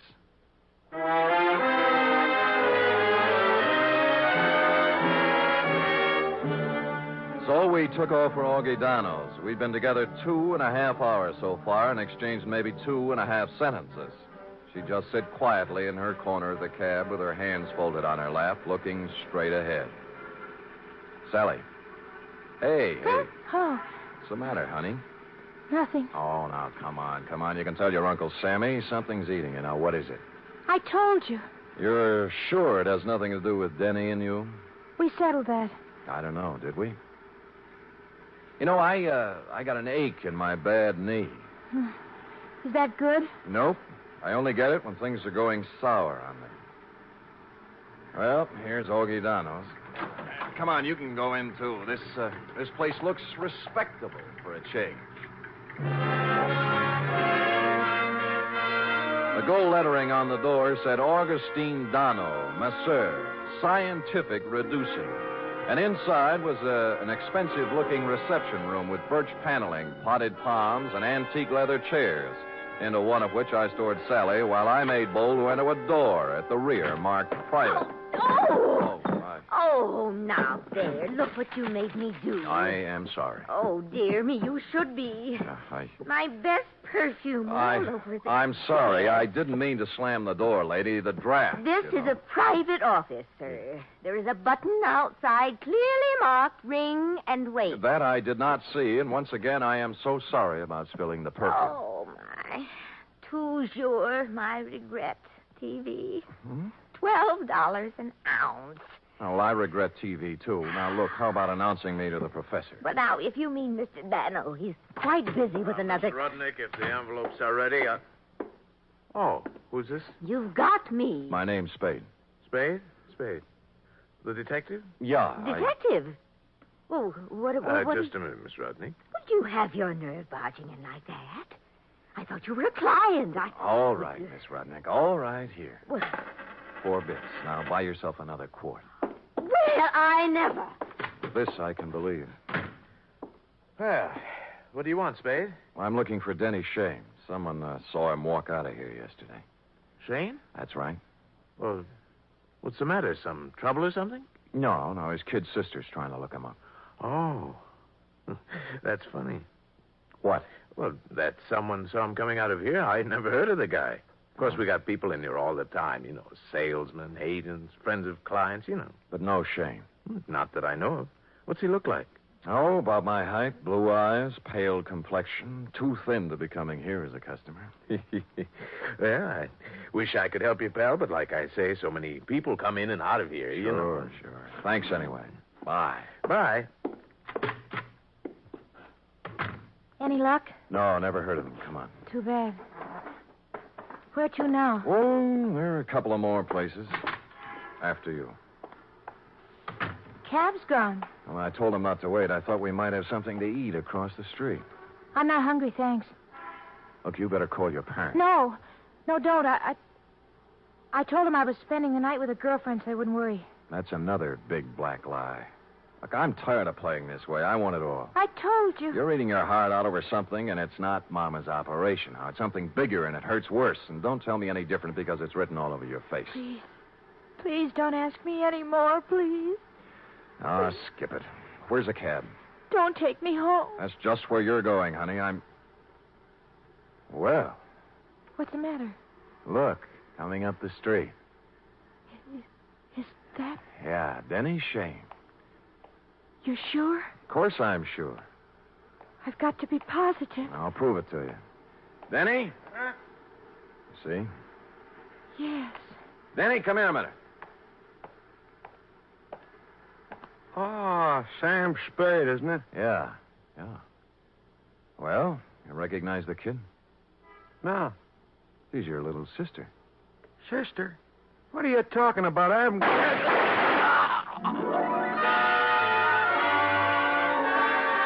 It all happened in less than a second. So hard, so fast, so horrible, it froze me in my tracks. The shoulder bag flew open, there was an automatic in her hand, and then Denny Shayne was dead on the pavement, and she was turning toward me, her face a sick gray color, handing me the gun, handle first. There. It's done now.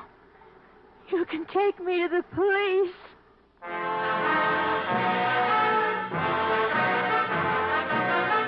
You are listening to the weekly adventure of radio's most famous detective, Sam Spade.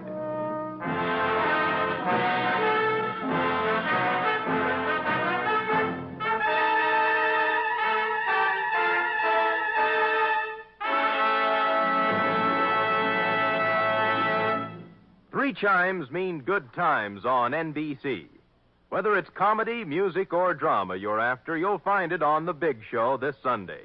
The dynamic Tallulah is your hostess, and her guests include Fred Allen, Jimmy Durante, Vivian Blaine, Jane Morgan, and Rudy Valley. You're invited every Sunday to The Big Show. And this Sunday also brings you a 1-hour adaptation of F. Scott Fitzgerald's exciting novel, This Side of Paradise, presented by Theater Guild on the Air and starring Richard Widmark and Nina Foch.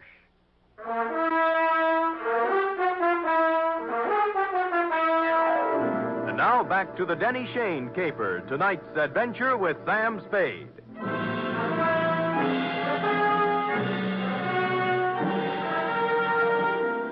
I won't try to give you the play-by-play for the hour following the shots on Sutter Street because I was in no shape to remember things in sequence.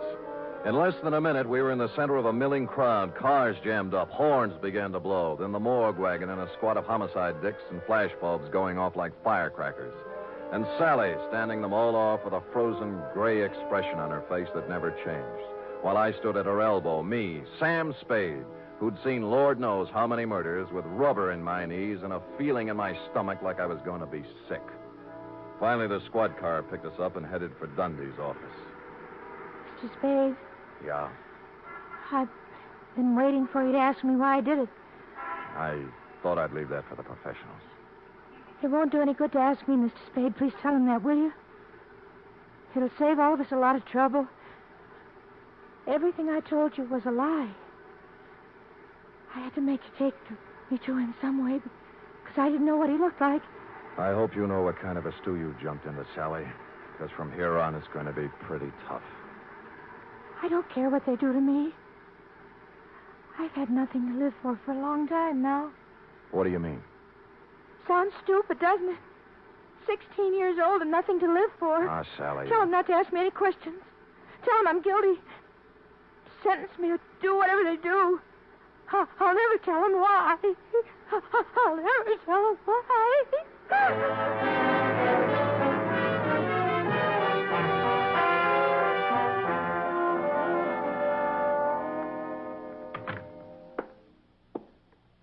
Give me a cigarette, Sam. Yeah. Why did I have to grow up to be a homicide, Dick? No dice, Lieutenant? No dice.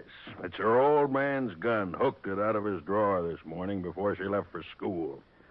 I still think she's mixed up with Shayne somewhere. Dundee, believe me, that's one thing I can guarantee. She didn't know Shayne from Hopalong Cassidy. Well, I'm only falling back on the standard answer to this kind of a clam bake, Sam. This is not a standard clam bake. You're telling me.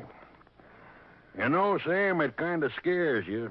What the Sam hell's happening to our kids? A 16-year-old girl still in high school walking up to someone on the street? Shut up, Dundee. Oh, I'm sorry. It's got me, too. She's resting on the couch in there. Stick around till I get back. I gotta go down and wait for her folks.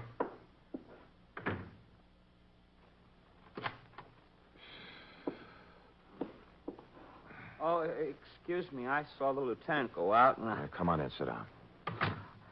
I'm a friend of Sally's. Do you think I could talk to her for a minute? Well, I don't think she feels like talking. Look, I got to, mister. I got to talk to her. What's your name? Eddie Tucker. I go to school with Sally. I've been waiting for 3 hours outside for a chance to talk to her. Can't I, please? What's it about? It's kind of personal. Okay, through the door there. Oh, thanks. And leave it open. Yes, sir.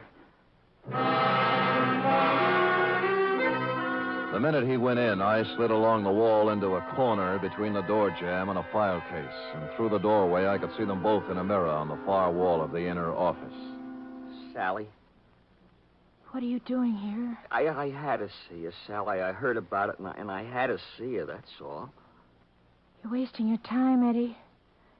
It's all over and you know it.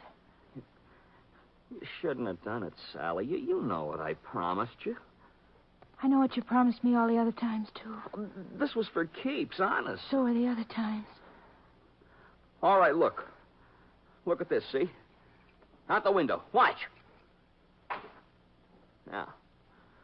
Now do you believe me?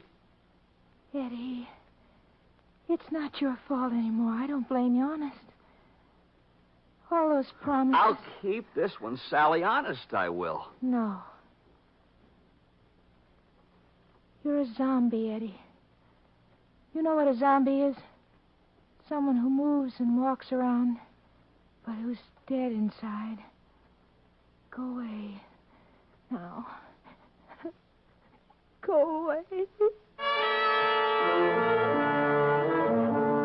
He got up slowly and walked past me out the door, rosy-cheeked, 17, with a tired, old man look in his eyes.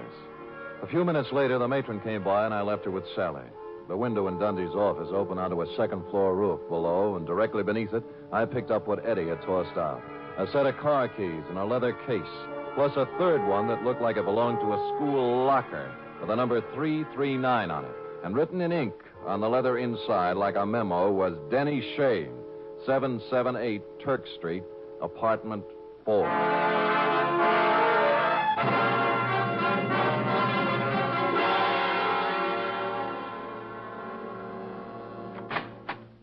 Hello, kids.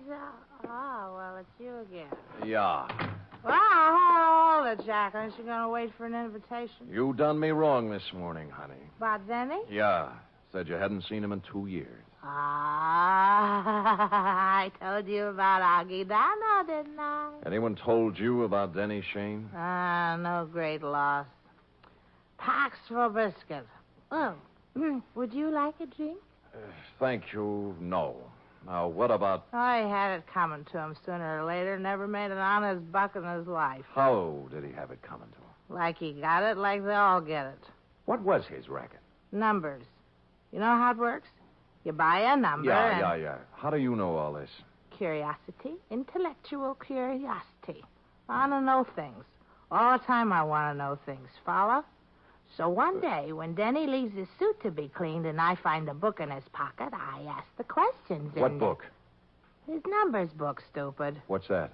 Oh, you know, with the names and numbers of all his customers. You wouldn't know where it is, would you? Perhaps. Oh, yes. How does $5 look? Bourbon is awful high. Yeah, you probably drink it straight. 10. Better. Come on. I think it's in his top drawer. Let me see now. Pies a little. There you are. That little black book. See? All the names, all the numbers. All all the names, all the numbers, and one other feature. It was divided into sections, labeled Galileo, Balboa, Lowell, George Washington, and a couple of more fellows who passed on long before the numbers racket was invented. Under each was a list of names. Eddie Tucker's was on the page headed Thomas Jefferson, and after it was number 339-7th Street. At this point, several bells rang. The odd key in Eddie's case didn't belong to a locker. It went with a box in the main post office on 7th Street. Hey, now look, fella. It's 11 o'clock at night. Yeah, my name's Spade, clerk. Look. See? The license. I don't care about the license. The rules and regulations of the United States Postal Service. I know, through rain and sleet and snow and hail. But there's been a murder, you see. Murder? Yeah. Oh, well, in that case, I suppose we Great, can... great. Where's the mail for the boxes? On the table over there, but it isn't distributed. If you'll wait a shake... I'll wait a shake.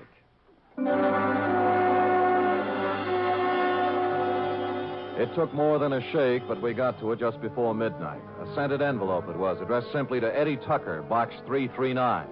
And in it was the answer to everything. The tired old man eyes on the kid Eddie, the zombie. And Sally, who figured her life was over at 16 because Eddie was through. But who had sent it to him was something else again. Just a plain white envelope, the kind you get for a nickel a pack in the dime store. I looked at it a little closer, wondering what manner of stationer would deem it fitting to sprinkle perfume on the kind of envelope most people mail their bills in. And finally, a possible explanation took shape in my mind. You don't have to hit Spade on the head with a baseball bat. Any large-sized mallet will do. Not just a minute, Spade. I deserve an explanation. You'll get it. You'll get it, Augie. I'm in bed asleep. Where do you get off buzzing my bell this time of night? Patience. But look. You're alone? Yeah. Good. Yeah. Well, what are you taking your coat off for? Just relax, Augie. Yeah, there's the coat. Tie. And now the shoulder holster. Shoulder holster? There we are. Wait a minute now. Well, what is all this? Well, you know the old saw, Augie. Work a little, lose the middle. What I need is exercise. Great. All right, you come around to the studio sometime. What's the matter with you? Are you crazy? Yeah, get up. I want to try it with the right hand. Look, Spade. They got ground rules over at headquarters now, Augie. No white lights, no rubber hoses, but they don't apply to private dicks. Get up! Listen, if you're looking for trouble, The right's even better. Okay, up you go now. Come on! Up against the wall. Now. Hey, let go of me, Spade. Let's talk, huh? Talk? Yeah, about Denny Shayne, about the kids he smeared with his filthy hands. High school kids from Balboa High and Lowell and George Washington. Good kids, straight kids. I don't know nothing about... Your outside man, wasn't it? Your roper. Turning up in drugstores and jive joints with those dirty little packets of heroin he passed out as headache powders. No, I don't know nothing. So they got him hooked hard, huh? Hey, there was no more, and then they got a mailbox number and a key. Then they raised money any way they could. I got nothing to do with it. My studio. Yeah, your studio's a front. Does the dame down there know what's in those envelopes she mails every day, or does she think they're statements? Come on, talk, Donald. Talk! Talk!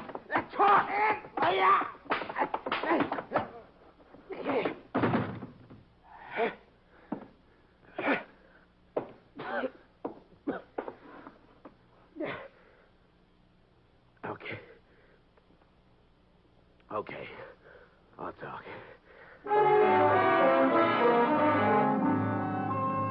Which he did, a full hour's worth in Dundee's office, and a harrowing tale it was. I felt like printing up 1 million copies and mailing it out to every father and mother in the country.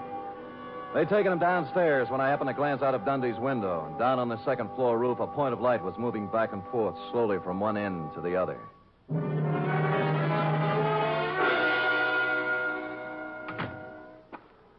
Eddie. Where are they?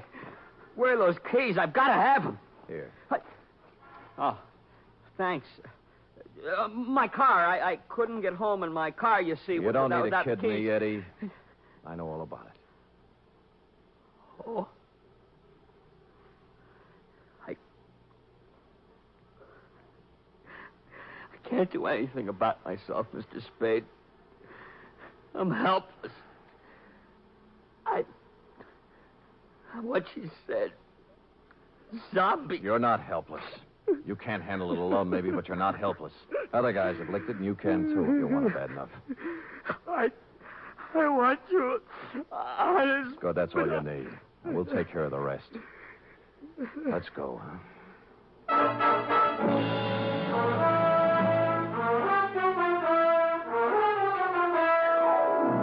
Like I said, this one doesn't have bluebirds at the end. Not yet, anyway. The bold fact is that Sally Joan Michaels is facing the juvenile version of a murder rap. However, the best criminal lawyer in town has volunteered to defend her, and the state will be represented by the most half-hearted prosecution that ever set foot in the courtroom. Eddie Tucker's entering a sanitarium tomorrow, making him luckier than some of the other kids in that little black book. What about yours, John Q? Period. End of report. Well? Oh, I don't know what to say, Sam. I feel so awful. I guess I'd better not make any comments at all. Me too, sweetheart. Let us lose ourselves in our work. Me in this cheap novel you were reading, and you in the merry chatter of that 1906 model Oliver. Scoot.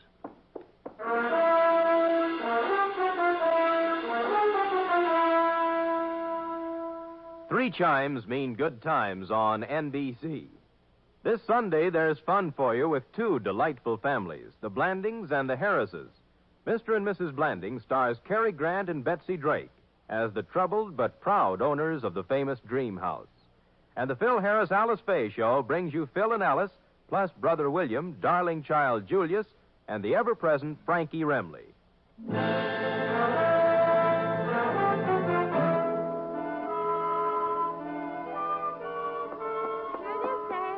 Amazing. Oh, not really, Sam. There's nothing amazing about... Don't sell yourself short now. Well, I'm just a plain garden variety secretary, Sam. Look at that. Immaculate. Not a mistake. Oh, Sam. And in 26 seconds flat, in just the time it took that man to read a short announcement, you type out 5 copies of a 28-page report. In my book, that is amazing. All right, I admit it, Sam. I'm amazing. Good, good. And another thing. What's that? I'm hungry. Oh.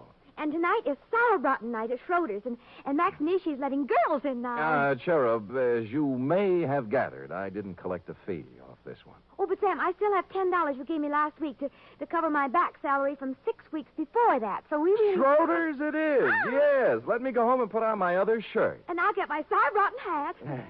Good night, Sam. Good night, sweetheart. She is amazing.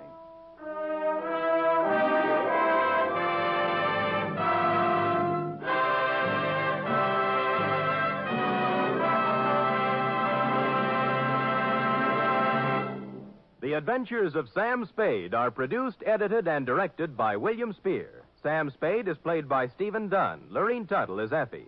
Also in the cast were Kathy Lewis, Paul Frees, Kathleen Freeman, Lou Merrill, Bill Tracy, and Jerry Hausner. Script for tonight's adventure by Harold Swanton. Musical scoring by Lud Gluskin, conducted by Robert Armbruster.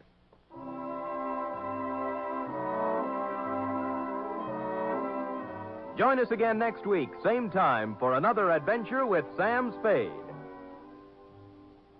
You can help in the fight to conquer cancer. Strike back at cancer by joining the 1951 Cancer Crusade of the American Cancer Society.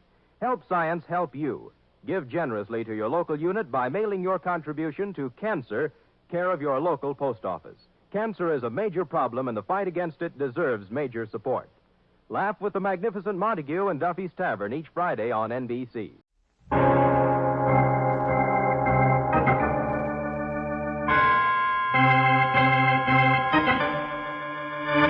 My name's Regan. I work for Anthony J. Lyon, Detective Bureau.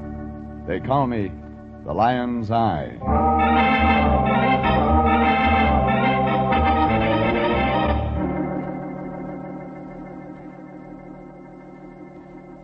Sunday at 8:30, and CBS brings you Jeff Regan, Investigator, starring Frank Graham as Regan, with Frank Nelson as Anthony J. Lyon. So stand by for mystery and suspense and adventure in tonight's transcribed story, No Sad Clowns for Me.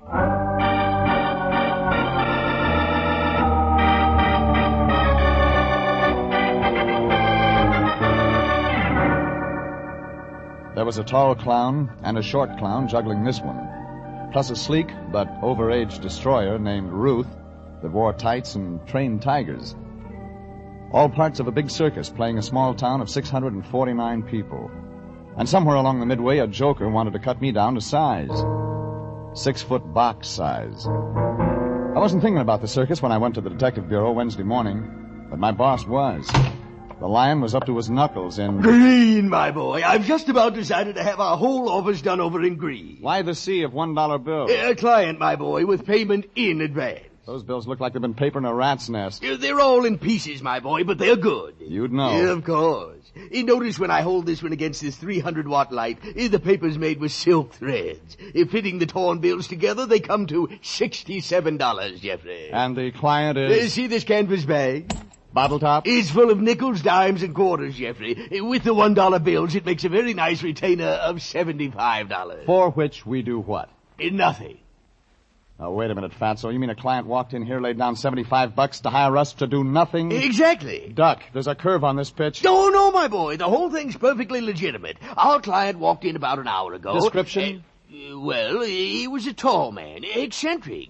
Go on. 45 or 50 years old, long, pale, stringy, yellowish hair, like an actor, and oddly dressed. This keeps getting better. Well, he had on a single-breasted pinstripe suit and tennis sneakers, a rope for a belt. Does he fly?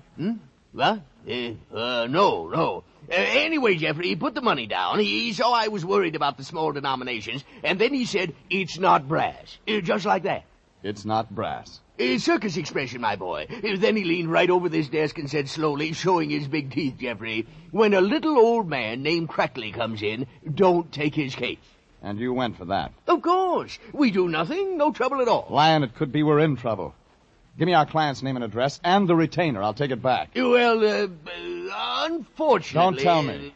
You didn't get the name and address. Well, you see, my boy, he was in a great hurry. You gave him a receipt for the 75? Oh, of course. Everything very businesslike. That ties us into the case, but good. Now, no matter what happens, we're mixed up in it. You're borrowing trouble. We bought it. Oh, relax, my boy. We got to get that receipt. Forget it. Just be grateful. Okay, Lion. But if Crackley shows up, be careful. I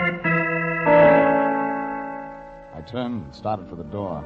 Our new client was a crank. We'd have to be more than careful. But I couldn't dump the trouble into the lion's lap. I slammed the door on my way out.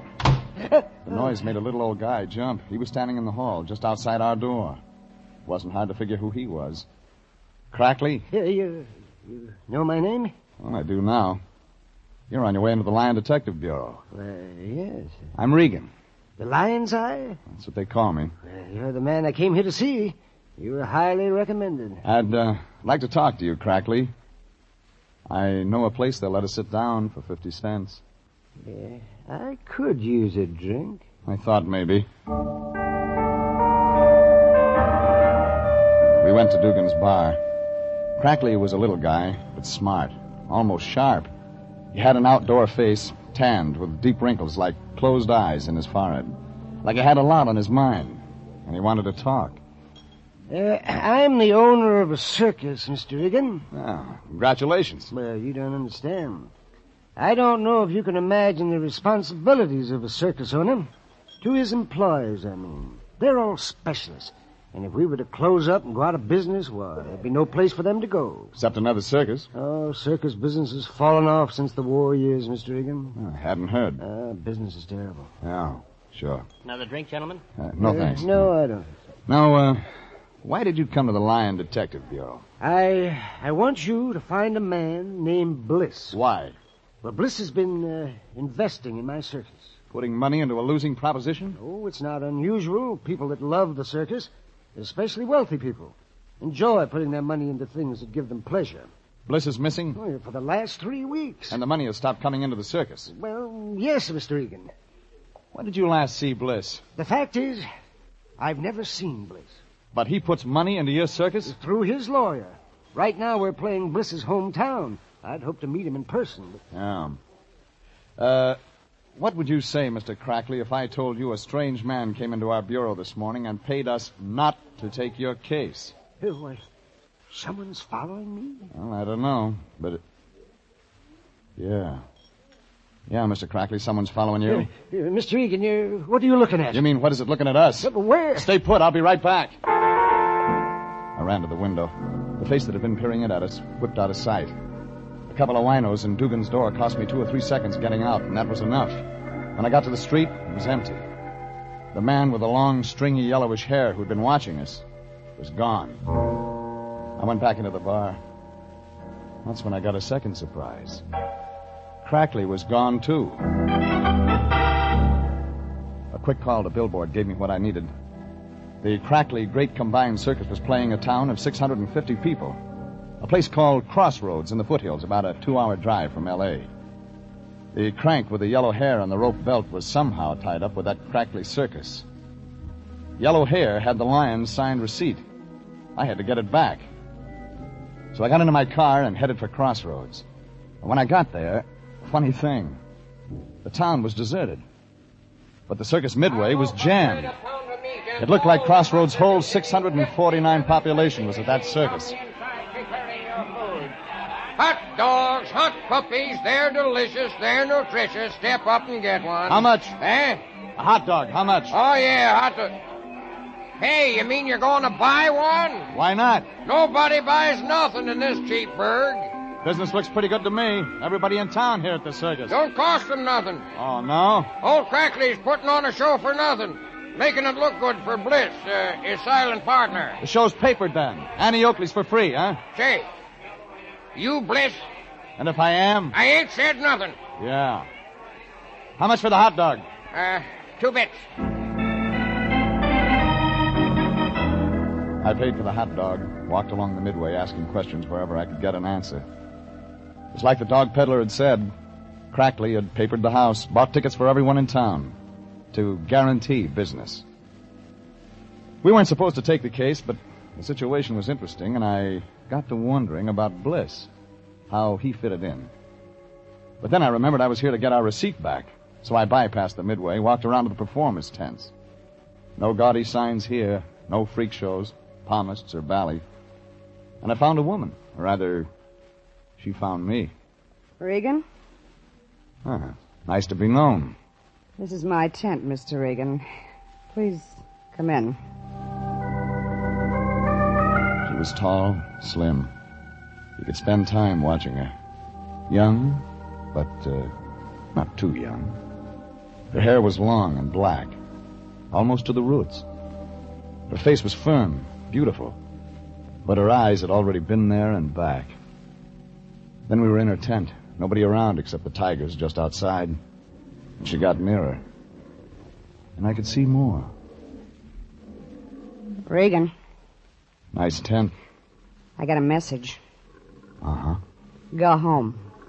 That's your message? Go back to L.A., Crackley says. You a friend of Crackley's? He saw you on the midway. He said, that's Regan. That's the Lion's Eye from L.A. that ought to go home. You sure it wasn't Bliss?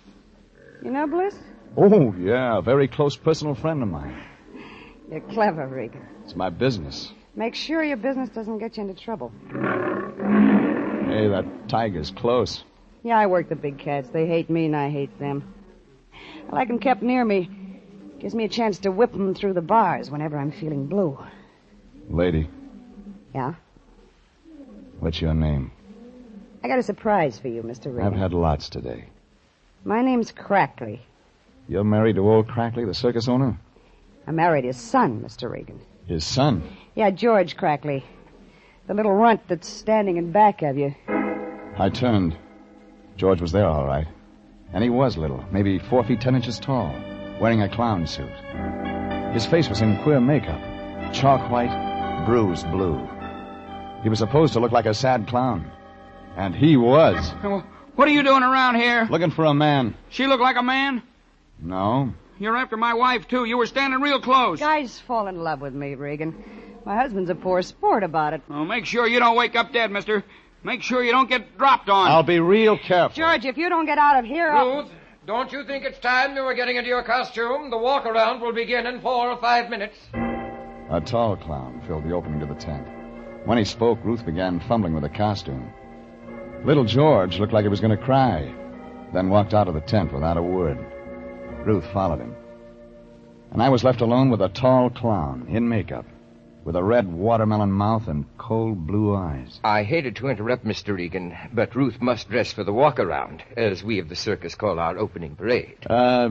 you seem to have an effect on George, too. Oh, George and I are partners. He's the sad, bruised clown, and I am the cruel clown. I frighten him, maul him, beat and bruise him with various objects. It amuses people. Naturally. We're all sadists at heart. Maybe you can help me. I'll try. I'm looking for a tall, eccentric man. Wears tennis shoes. Rope for a belt. Has long, stringy, yellowish hair. You know him? I said, do you know him? Of course. That would be Mr. Bliss. Where can I find him? As a matter of fact, Mr. Regan, I have a message from Mr. Bliss. He wants to see you. Oh? Who will I say sent me? Just the cruel clown. He'll know who you mean. Where do I meet Bliss? At his home.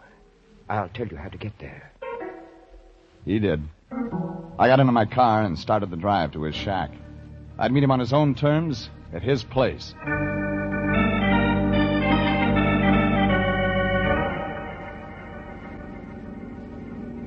It was a 15-minute drive, most of the way up a side road.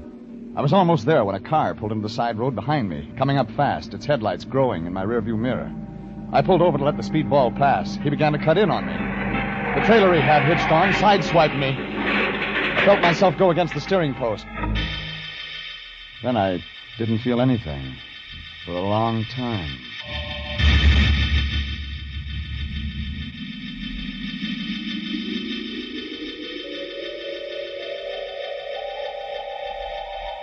I'd been thrown clear of my car.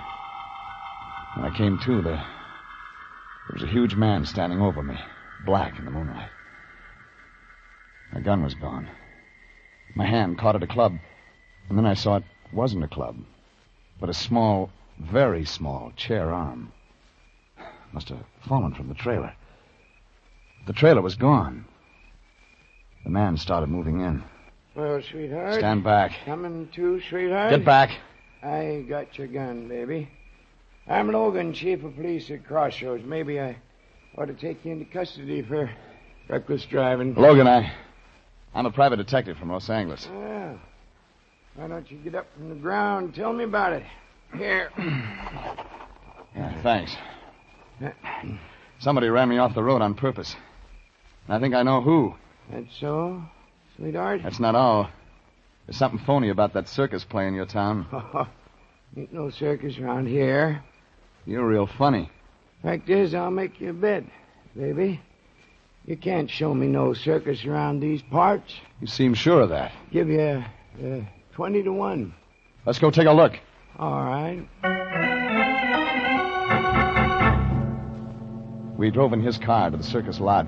When we got there, we saw the lot was full of color. All of it moonlight. Vacant. Not a candy wrapper. The crackly great combined circus was gone. As though it had never existed.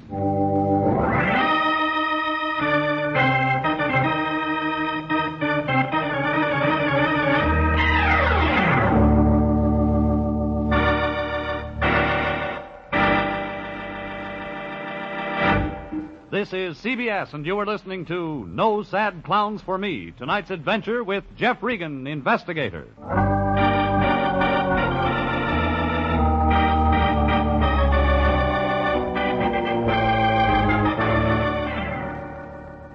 It started bad, and it got worse. The lion had us balled up in it like a cat in a fish line before I even heard of the case. Then I took over. I did fine.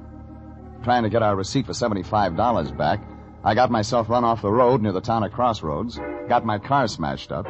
Then the chief of police told me that the crackly great combined circus where I'd spent an hour wasn't there. And it wasn't. The chief of police thought this was real funny. Where'd the circus go, sweetheart? L.A., probably. You're kind of slick. Couldn't have been gone more than an hour. Look at those filled-in post holes.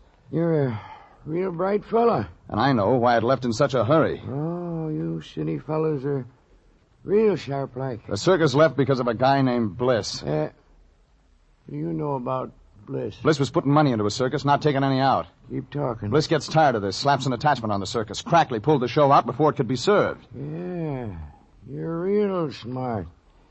You'd better come along with me, sweetheart. We better have a little, talkie. It hit the bullseye, and I got more than I bargained for. It seems Bliss had no friends except Logan, who, being the local legal eagle, was also appointed by Bliss as his lawyer, having full power of attorney. Now Logan was ready to talk. Bliss, now, he ain't no dummy. He was in the circus himself years ago, before he got wise and made a lot of dough in plumbing fixtures. Ain't no money in show business, sweetheart. They tell me. Now, Bliss, he ain't old, but he's kind of funny. All of a sudden, he wants to... invest in a circus. His old love. But he also wants to make some money out of it. Oh, Bliss, he likes money. He married a circus gal years ago. Left her because she was draining away his salary. How much money did Bliss put into the Crackley circus? Well, baby, Bliss bought in deep enough to own, 49% of the show. Bliss isn't getting any money out of his investment, so he slaps an attachment on the show. Crackley gets wind of it, pulls the show out. You were right up to there, sweetheart. Talk, Logan. I got a note from Bliss just this afternoon. Told me to lift the attachment order. It was a real happy note. Where's Bliss now? Honest, baby, I don't know. He's queer. He's just gone. Bliss skipped out on his wife. That can't be his real name. No, I can't tell you much. Promised Bliss I wouldn't, but his name used to be Elmer C. Bickle. You got a phone, Logan? Here you are, baby. But get the charges. I was getting an idea. Another reason for the show's moving. One thing was sure. Bliss was in it up to his ears. It was 2 a.m. now, and I got the Lion at home.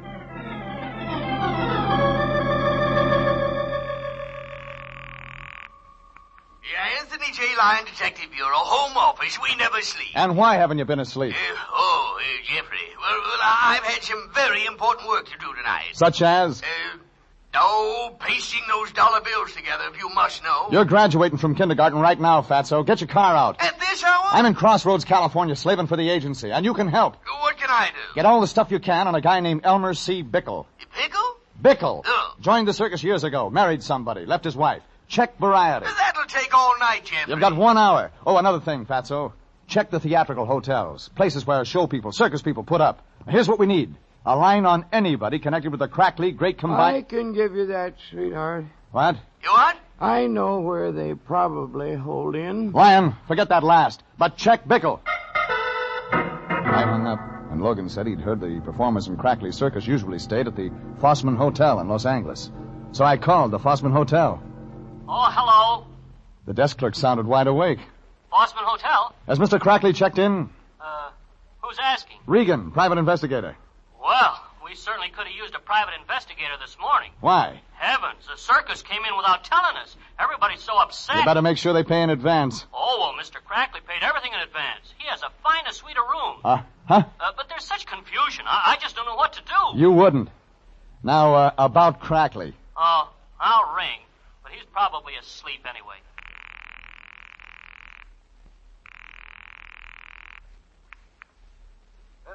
Hello? Crackley, this is Jeff Regan. Oh, Regan. Why did you run away? I don't know. Well, I mean, we had to leave because we were so low on funds that the sheriff's office was going to tax the show. We heard of the order and left town to leave their jurisdiction. Yeah, sure. Well, your worries are over, Crackley. I've found Bliss for you. Bickle, too. Oh, no, it's impossible. Well, I mean... Yeah, I know what you mean. It hit me. The circus was making money. Crackley had paid his hotel bill in advance. Fine suite of rooms. Why, he'd probably been keeping a double set of books cheating Bliss. I got Logan, got in his car, and drove back to the deserted circus lot. We drove fast. The circus had pulled out in the middle of the night for another reason. And I knew now we'd better look for that reason. The lot was deserted. Low, cold mist over the ground. Gray morning. A small animal moved through the mist like a creature from another world. A small dog. He'd found what we couldn't see. He had something in his mouth. A cap with a red pom-pom on its pointed end. A clown's cap, stained with blood.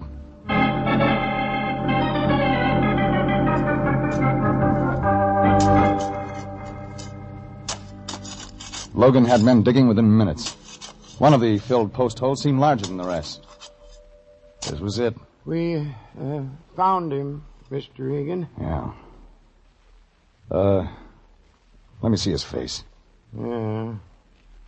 Kind of muddy. Still in makeup.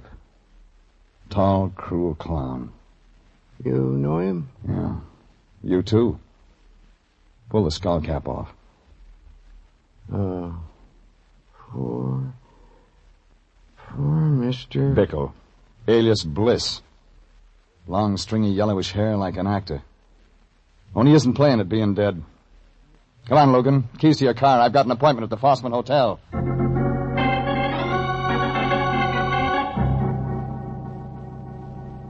I took Logan's car, made the 2-hour trip back to L.A.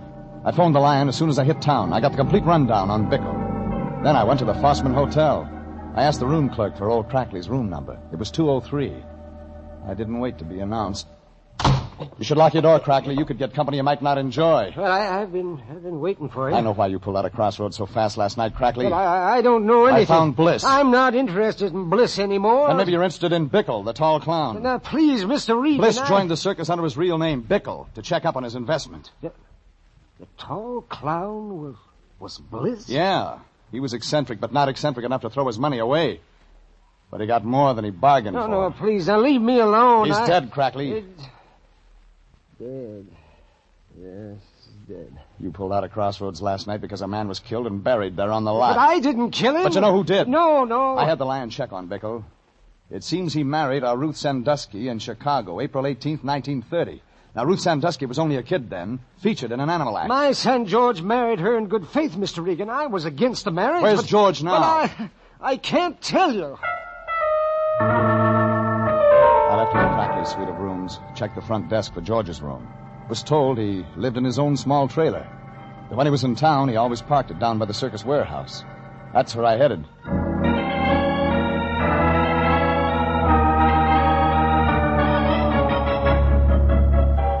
The circus warehouse was down by the tracks.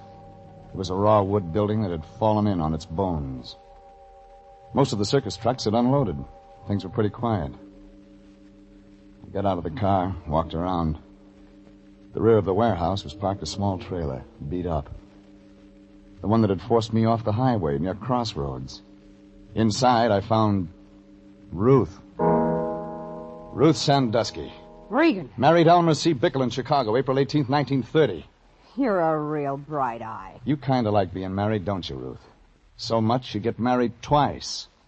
Girl needs a man. With money. Bickle ran away from me the week we played Chillicothe. The only way I knew he was alive, he used to put crazy ads in the trades every Christmas. You'll be sitting pretty when old man Crackley dies and George inherits the circus. Oh, I try not to think of such things. Bickle joined the circus 3 weeks ago. He recognized you, wanted you again, moved in on George. The thing is, you were still married to Bickle.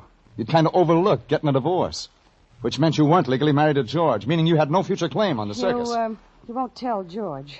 I'll make it worth your while, Mr. Regan. Trouble is, lady, George saw Bickle, the new clown, moving in on him. And easily, too. You were afraid to hold Bickle off, afraid he might yell bigamy. Real cozy for you, Ruth. Both husbands, clowns in the same act. You better stop talking, Mr. Regan. George had to move out of your tent, sleep in his trailer. He was crazy jealous. That's why he tried to finish me by driving me off the road. He thought I was moving in, too. Stop it while you still got the chance. Bickle said, come back to me or I yelled bigamy, and you killed him. Stop it! Only one thing, lady. You didn't know that Bickle and Bliss were the same man. Bliss? Yeah, the angel. The guy that was pouring all that money into the circus. Bickle was Bliss. I'm still married to him, legally. That's almost right. Yeah. Yes, it was bigamy. What do I want with George now? As the wife of Bliss or whatever he called himself now, I'll inherit all his dough. You killed Bliss. What? Crackley thinks his son did it. George will go to the gas chamber for me. I'm a bigamist, Mr. Regan, so give me 2 years. No, Ruth, no. No, you won't get rid of me that easy. George. I heard what Little you were George, the sad, bruised clown, stood in the doorway of a small trailer. It was like he didn't see me, only Ruth, his almost wife. But he'd heard I plenty. thought you killed him because he was molesting you. Shut up, George. I thought you killed him because you loved me. You stay away from me, George. Ruth ran out of the trailer, followed by George. He slammed the door to hold me back. I got the door open just in time to see little George slip into the circus warehouse. I ran after them, fast. Inside the warehouse, it was dim. There was a sharp smell of circus animals.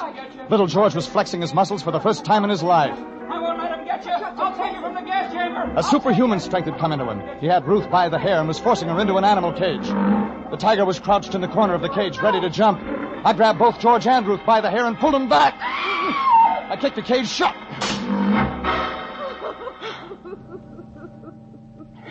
Why didn't you let me finish? Sorry, George. The state will want witnesses when Ruth finishes her act. In the gas chamber.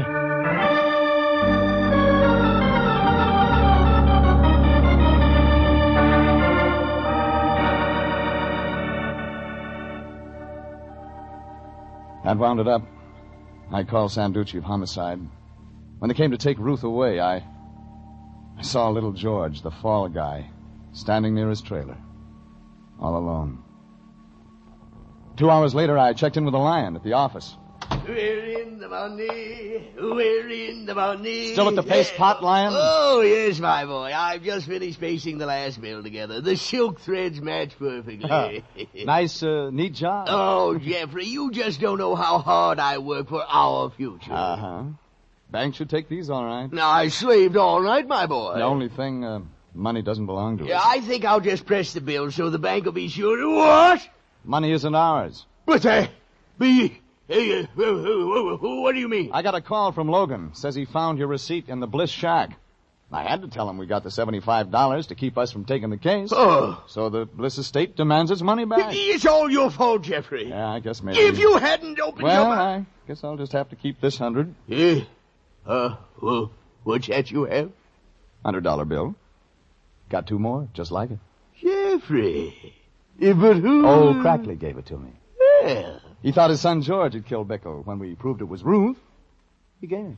Oh, how could I have ever doubted you, Jeffrey? Another thing, Lion. Yes? Meant to tell you, those bills you pasted together? Oh, I worked so hard over them. Well, the bank would have fitted the bills together for you. Yes. Oh, no!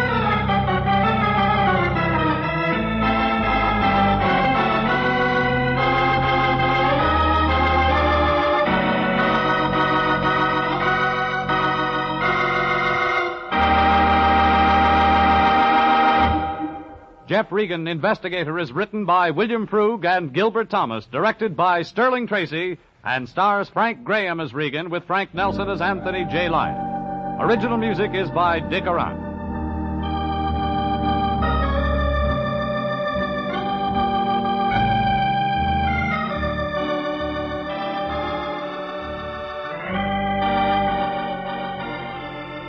Jeff Regan, Investigator, is transcribed each week at the same time over CBS.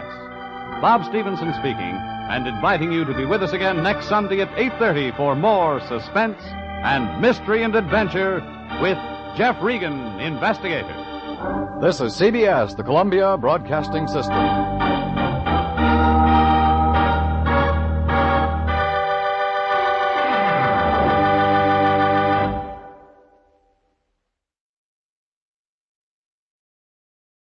The Adventures of Michael Shayne, Private Detective.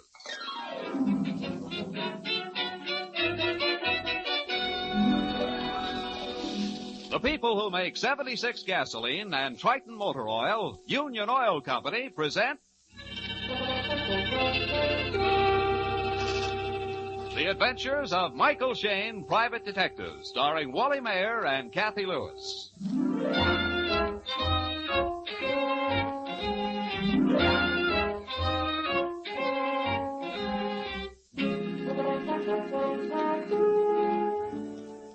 If some of you have wondered where Mike Shayne has been during regular office hours the past few days, you'll find the answer on the front page of this evening's San Francisco papers. That's right, the murder trial of Jack Holmes. At this moment, which is along about 6:30, Phyllis Knight has one of those newspapers spread out on the desk before her. As she glares at the headlines, Mike is talking on the phone to Inspector Faraday. Yeah, Faraday, yeah, I just got back from court. Didn't take the jury long to decide. Less than 2 hours, Mike. That boy is no more guilty than I am. Sure, somebody killed the watchman, but not Jack Holmes. Now, don't take it so hard, Mike, just because his sweetheart hired you to investigate. All right. Maybe I'm sentimental about those 2 kids, but I say Jack Holmes isn't the killer type. And with a nice girl like Janet Miley... Oh, Faraday, I let him down, and Janet was so certain I could help him. Take it easy, Mike. You did your best, but the evidence was against you. Yeah, sure it was. Is that unusual? Why, I've cleared dozens of guys when it looked like... Janet, what's wrong? Hello, Mike. I'll talk to you later, Faraday. The girls just walked in. Janet, are you sick? You're white as a sheet. Here, get her some water, honey, quick. Yeah. Mr. Shayne. Yes? Jackie. Yeah? Jackie. Oh, here, sit down, honey. Let me help you. Oh, the poor kid. She's all unstrung about the verdict. No, it's more than that. Her hands are like ice. He didn't do it. I just discovered What? the grocery. What? Janet, what are you trying to say, honey? My room. Somebody went through. Huh? Oh, I just... Here, Janet, drink this water. Janet? 12:15. I just discovered. I went and told him. Thought he would... Mike, she's fainted. I'm going to call a doctor. Phyllis. Yeah? Call Inspector Faraday. She's dead.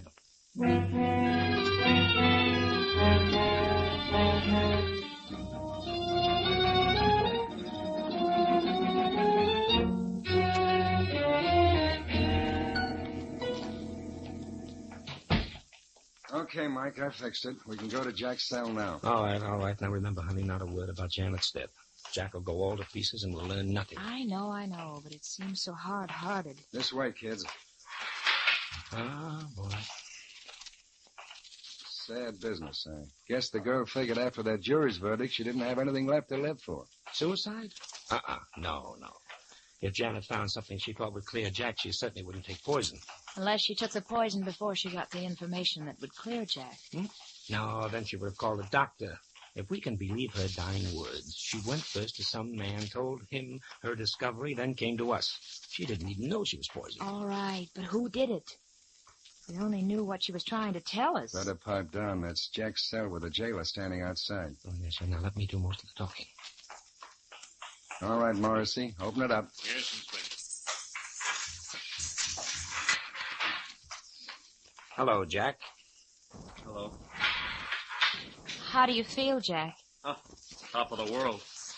It's so cheering to be condemned to death for a crime you didn't commit. You had a fair trial, my boy. The jury could decide only on the evidence presented. I told them I left the warehouse that night way before it happened.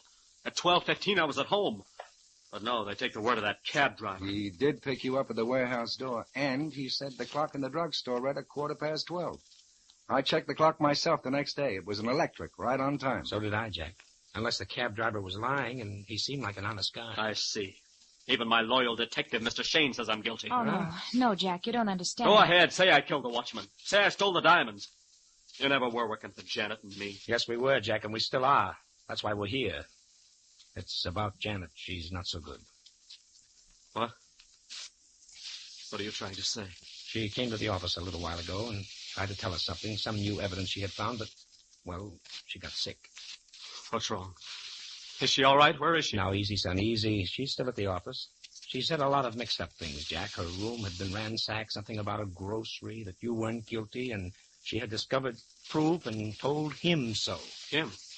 Who's him? Oh, that's what we don't know. Does Janet have any close men friends she might go to? Not that I know of. We've been engaged for almost a year now. She never mentioned any. Our boss, Mr. Phillips, is a good friend of both of us. Yes, he's paying the fee on the case. She might have gone to him. Or maybe to his partner. Mr. Russell? Oh, no, not that old crab. Well, why come to me? Janet's the one to tell you. Well, as we said, Jack, she's all busted up over this thing, and she isn't well. Well, she can talk, can't she? Can she? Jack. I can see it in your faces. Something's happened to her. What is it? Tell me. She's dead, isn't she? We're awfully sorry, son.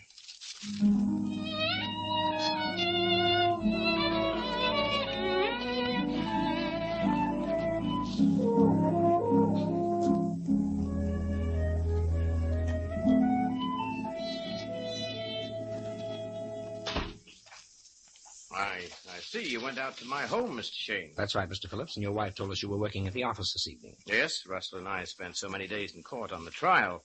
We had to work evenings to keep up with business. Now, I wouldn't imagine there'd be such a turnover in the wholesale jewelry line. You'd be surprised. Our firm cuts and mounts gems for at least half the better jewelry stores in the city. Then the robbery and loss of the diamonds didn't hurt your trade. It would have, Inspector, except for the capture and trial of Jack Holmes. Of course, we're covered by insurance. If you'll step into the office. Oh, Mr. Phillips. Mr. Phillips. Yes, Bauer? May I see you a moment, sir? Yes, excuse me, please. Go right into the office. Okay, sure. Thank you. Well, good evening, Mr. Russell. Miss Russell. Good evening. I believe you and your sister know Inspector Faraday. Of course. Yes. How are you, Inspector? Fair enough, thanks. So the lady executives work nights around this company, too. If she's the treasurer, she does. I'm sorry to keep you waiting. And now, Mr. Shayne, I suppose you'd like your fee, now that nothing more can be done for poor Jack. Well, I'd hardly bring Inspector Faraday along just to collect the check, Mr. Phillips. Well, I assume... The case is cracked wide open again. Janet Miley has just died. What? Janet? She was poisoned. She staggered into our office about an hour ago, gasped out a few words, and she died. I was afraid of this. Remember, Ann, I said to you, if the jury brought in a guilty verdict... It wasn't suicide, Mr. Russell. I said she was poisoned. Poisoned? Her dying words were that she'd found new evidence, and that she had gone to him, some man, and told him. Well, of course, she came to me, but she didn't say anything about evidence. What time was this, Mr. Phillips? About 6 o'clock.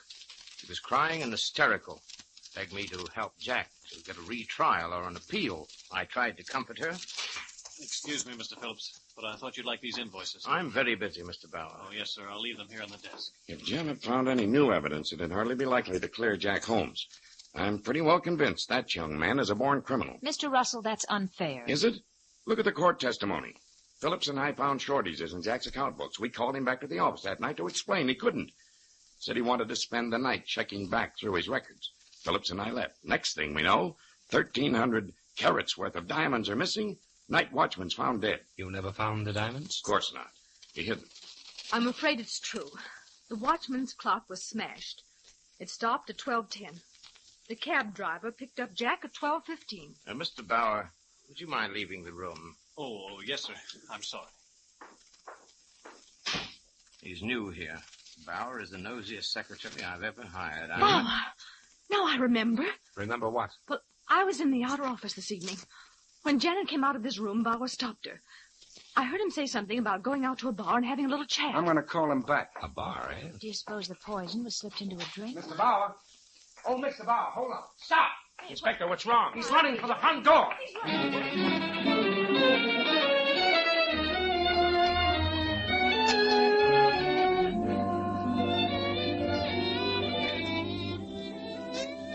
We'll return to Michael Shayne and his adventures in just a moment.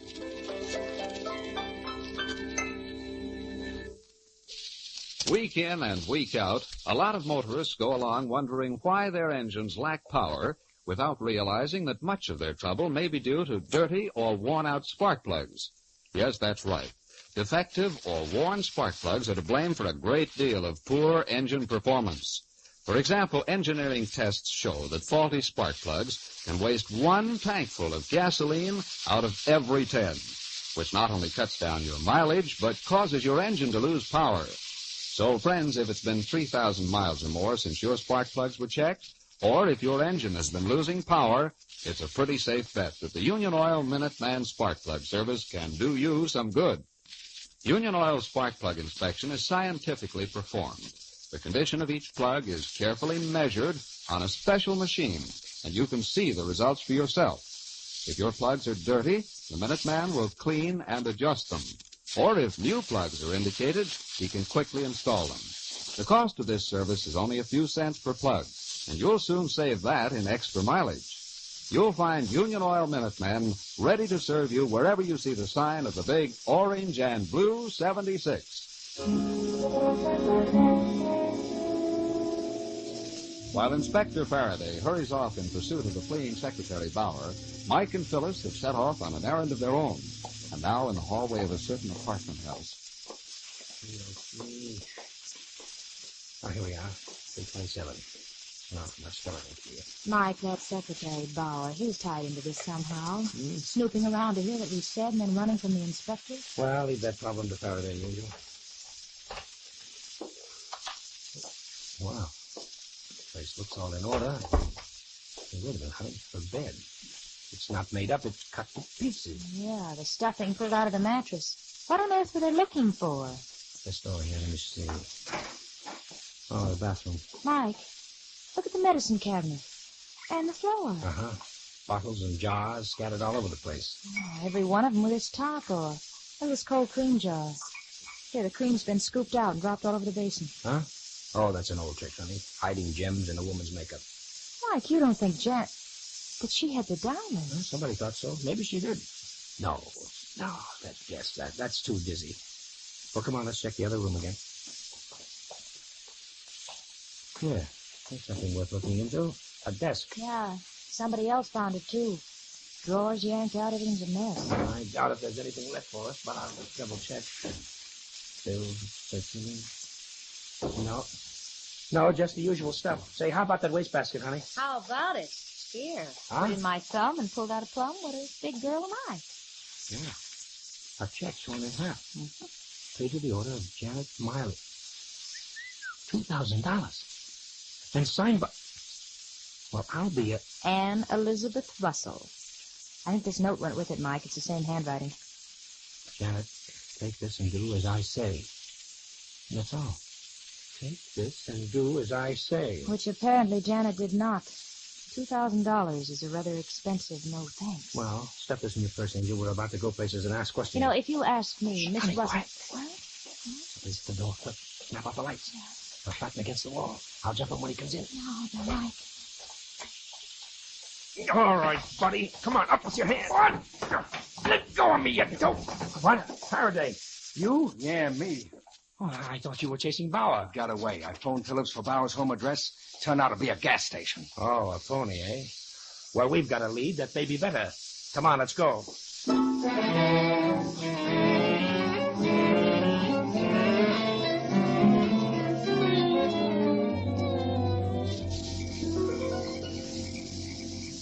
Give the doorbell another push, Mike. You know, I wish these people would stay put. First we go to their homes, but they're working at the office. Now they're not at the office, they're home. Somebody's coming now. Yes? Oh, it's you again. Don't strain your enthusiasm, Mr. Russell. May we come in? Yes. Mr. Russell, we would like to talk to your sister. Anne? Oh, well, she's upstairs. Will you ask her to come down, please? Yes, if you'll go into the living room. Anne? Oh, Anne, will you come downstairs? May I ask what you people want? Oh, you'll hear it. Oh, by the way, sir, I believe your sister is treasurer of your company? She is. For how long? 6 or 7 years. How long was Janet Miley with your firm? Several years. She worked in the same department with Jack Holmes. Look here, I insist on knowing what this is about. Alfred? In here, Anne. Oh, so you're all back. Yes, these people say they want to talk to you, Anne. Phyllis, give me that check and note. Ready and waiting. Miss Russell, would you look at this note and check, please? So Janet gave them to you. What did she tell you? Right now, I'm more interested in what you told her. What was Janet to do for your $2,000? $2,000?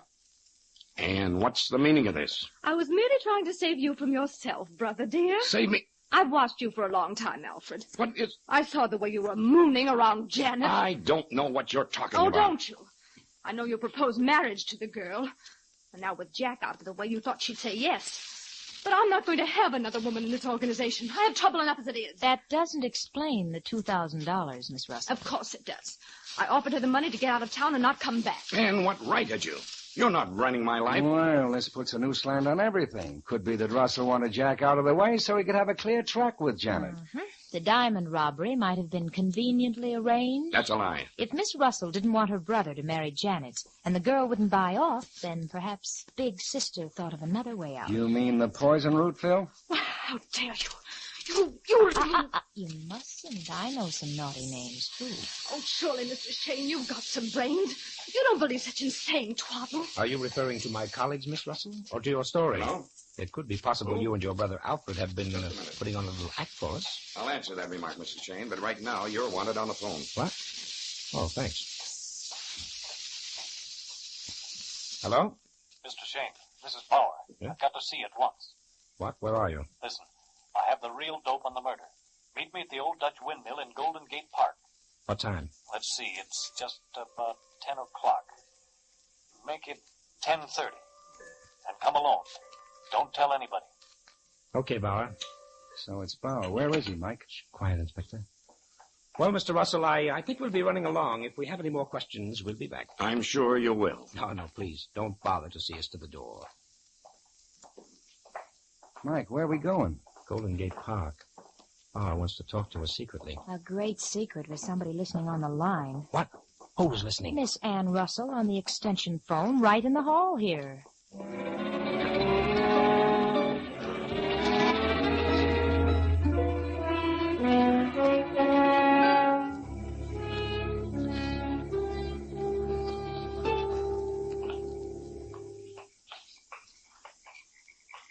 What time is it, Mike? 10:28. Now keep back in the shadows with Faraday. This guy Bauer certainly picked a romantic spot to meet the old Dutch windmill in the loneliest corner of the park. Not to mention spooky.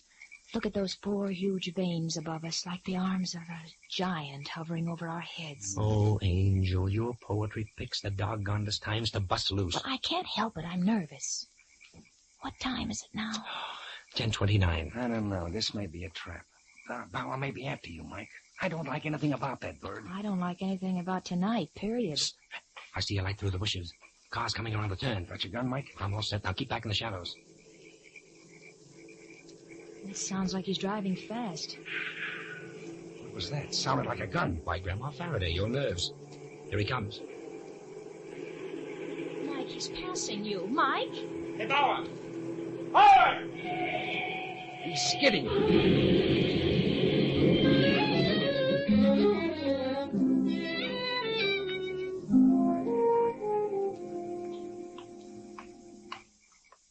Is he hurt? Is he hurt badly? Can't tell yet. Open his shirt, Mike. Oh, it's a waste of time, Inspector. Look at the back of his head. Oh, guess I was right. We did hear a shot. But who would do it? Who knew he was coming here to Oh, that phone call. Yeah, Ann Russell. Well, I guess there's no mystery about this killing. Hey, Faraday, here's his wallet. Maybe it will answer a few things for us. Let's see. Well, what is it? What is it? I'm old enough to be told. Mr. Bauer wasn't any ordinary secretary. He was an insurance detective. Planted in that office to find the missing diamonds. Well, then maybe he ransacked Janet's apartment. Yes, he did. It says so here in his pocket notebook. Searched girl's room, no evidence, no jewels. Janet went in to see Phillips. Something's up. Took her to bar. Told me to check on mistake. 12:15. 12:15. Mike, remember? Huh? Janet tried to tell us something about that. 12:15. That was when Jack was picked up by the taxi driver. Yes, according to the clock in the drugstore window. Inspector, let's telephone the coroner and then... Then what? Go take a good look at that clock.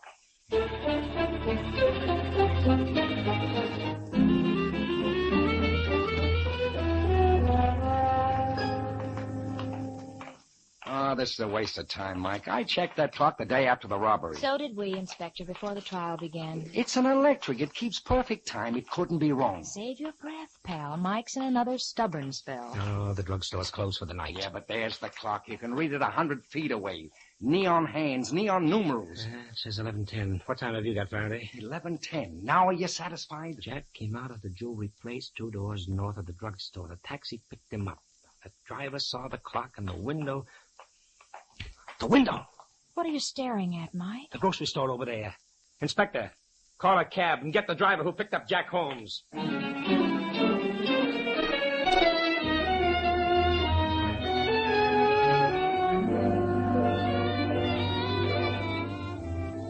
In just a moment, we'll return to Mike and Phyllis.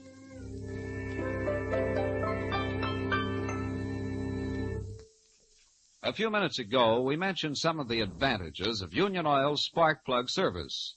As a featured part of this service, the Minutemen also inspect your ignition cables. These cables are the small, fine wires which deliver electricity to the spark plugs. Normally, they give little trouble. But if anything happens to them, if they get broken or frayed, or if the insulation is damaged, even brand new spark plugs won't help your driving. In other words, a faulty ignition cable will leak electricity. And by the time the charge gets to the spark plug, there isn't enough juice left for the rich, full spark needed for complete combustion. So for a careful check and double-check on your car's firepower, have a Union Oil Minuteman service your spark plugs and ignition cables. You'll get honest, accurate work, and you'll notice the increased power and snap from your engine as soon as you drive away. You'll find Union Oil Minuteman ready to serve you wherever you see the sign of the big orange and blue 76.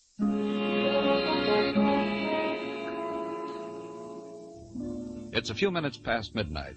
At a lonely street corner in the commercial district, Mike, Phyllis, and Inspector Faraday are talking to a scared little taxi driver. Look, fellas, it's just like I said in court. I'm cruising along here and I see this guy. The Inspector and I know that, Smitty. Now, we just want you to show us. Now, do exactly as you did that night. Yeah, cruise down the street and pretend you're picking up Jack Holmes. And we'll get in the back seat and ride along. Okay, climb in. Here, darling, come in. Thank you.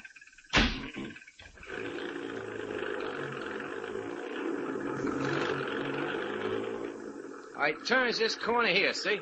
And I'm moseying along when I spots him crossing the street.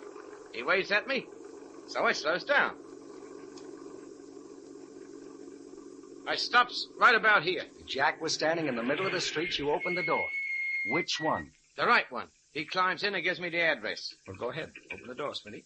See, ain't you got no imagination?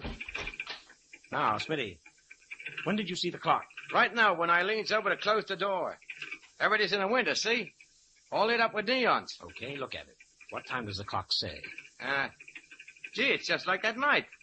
12:15. Mike, you were right. He made the same mistake all over again. Look at it again, Smitty. Look hard now. Come on, look hard. What do you mean, look hard? The clock says, hey, there's something screwy. The numbers, they're backwards. Right, Smitty, right. You're not looking at the clock. You're looking at the reflection in the grocery store window. The real clock is across the street in the drugstore. The drugstore clock reads 12:15, but the reflection looks like 12:15. 30 minutes difference, Smitty. Gee, I could have sworn. Say, I did swear. You ain't gonna pinch me, are you? No, Smitty. Now, are you willing to do something for us? Me? Yeah, sure. Anything, fellas. All right. We're going to pick up 3 passengers, and one of them is the murderer.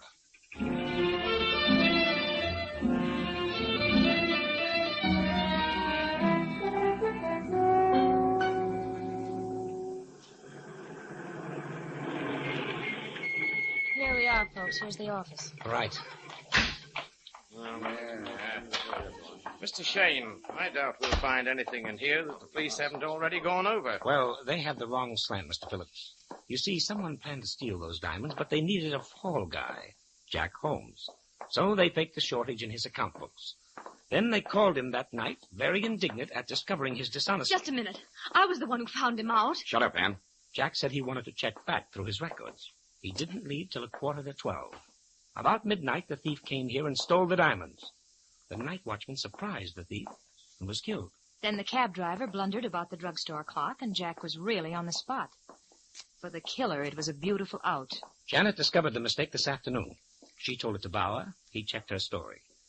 When he discovered Janet was dead, he tried to tell me what Janet told him. That's why he was killed. Oh, that's rubbish. Bauer ran away from the inspector. Why? He must have had a reason. He had. He wasn't ready to talk yet. You see, there's one detail we didn't tell you people. Bauer was a detective himself. He was what? Oh, yes, hired by the insurance company to find those diamonds. You mean that he was... Do you think he found the diamonds? I'm sure he didn't. If we can step inside the office, Mr. Phillips, I'll show you why. Now, Bauer had a suspect, but it was the wrong one. He did know, however, that Jack was innocent. And when he telephoned me, the same call you listened in on, Miss Russell, the killer knew he was trapped unless... I don't believe it. I didn't hear anything on that phone. Oh, yes, you did, Miss Russell. You ought to have recognized it. Now, perhaps you will now. Mr. Shayne, stop this cat-and-mouse business. Please. That clock on the bookcase there, in 5 seconds, it's going to strike the hour. Now, listen. 1, 2, 3... This is fantastic. 4...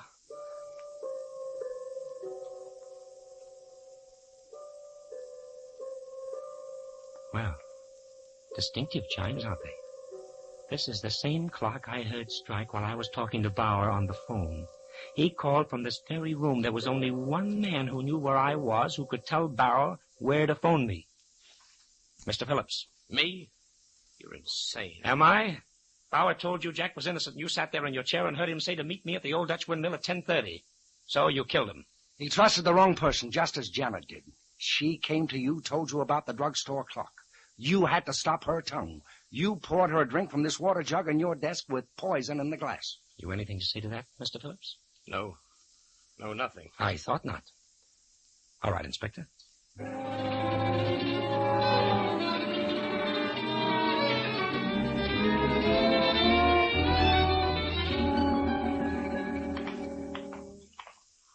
Oh, come on in the house, kids. Huh? Mrs. Faraday will be glad to fix us some eggs and coffee. Oh, no.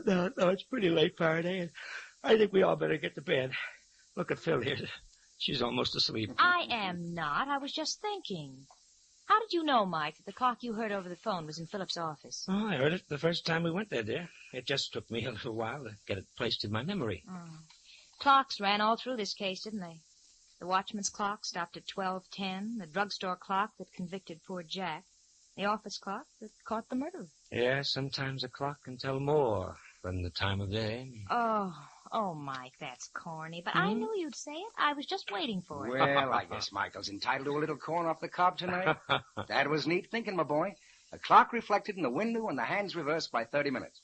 Doubt if I'd have thought of it myself. Oh, Faraday, please, Mike's ego. Huh? Besides, I think I know why he's so leery of clocks lately. Oh, now listen here, honey. If you mean yes, Go on, please. Phil. Let's have it. Well, Mike had a date with me for 6 o'clock, and he was an hour late. No, Angel, please, and no. guess what his alibi was? What? He thought he saw a clock that said 5 p.m. It was a grocery scale with 5 pounds of potatoes in it.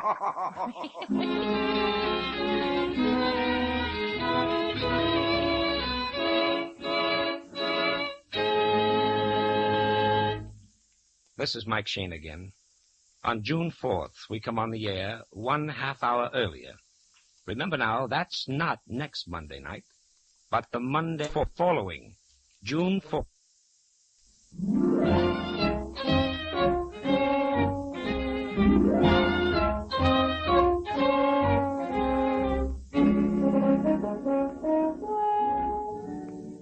Tune in again next week at 8:30 for another adventure with Michael Shayne, Private Detective, starring Wally Mayer and Kathy Lewis, with Joe Forte as Inspector Faraday.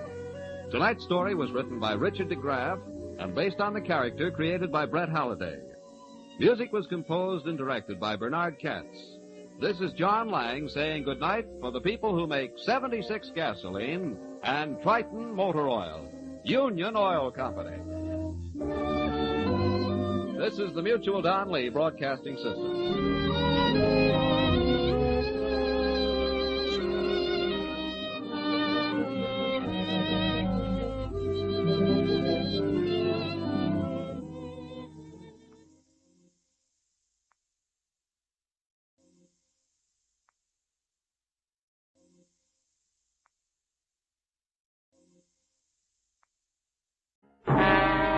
Time now for Rocky Jordan.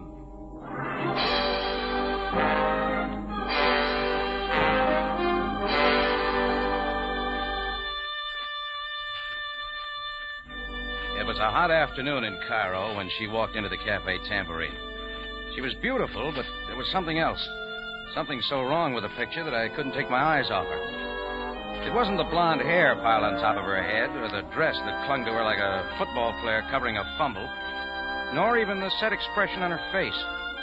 But when she stopped in front of me, I knew what it was. She was all woman, but not an inch under 6'4".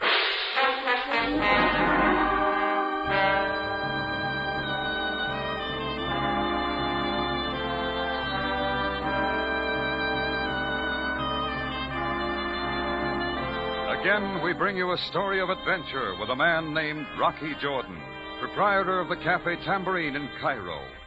Cairo, gateway to the ancient East, where modern life unfolds against the backdrop of antiquity.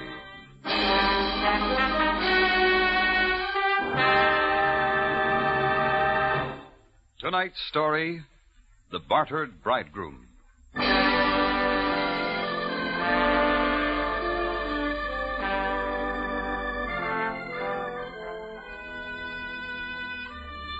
We've had a pretty fair assortment of customers in the Tambourine, almost anything on feet. But when I looked up into that icy-faced 6'4" of blonde female, I knew we had our first Amazon.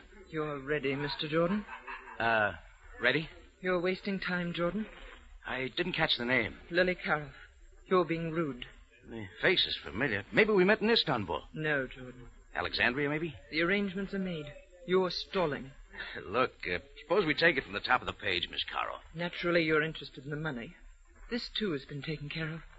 Now about the ceremony. Ceremony? The wedding. Be there in an hour. Oh, sure. I'll be there in plenty of time. I'm a great believer in weddings. Oh, by the way, who's getting married? I am, Mr. Jordan. To you. Maybe we'd better go into my office. That will not be necessary. Timmy Rogers has made all the arrangements. Timmy Rogers. Now, I know we'd better go into the office.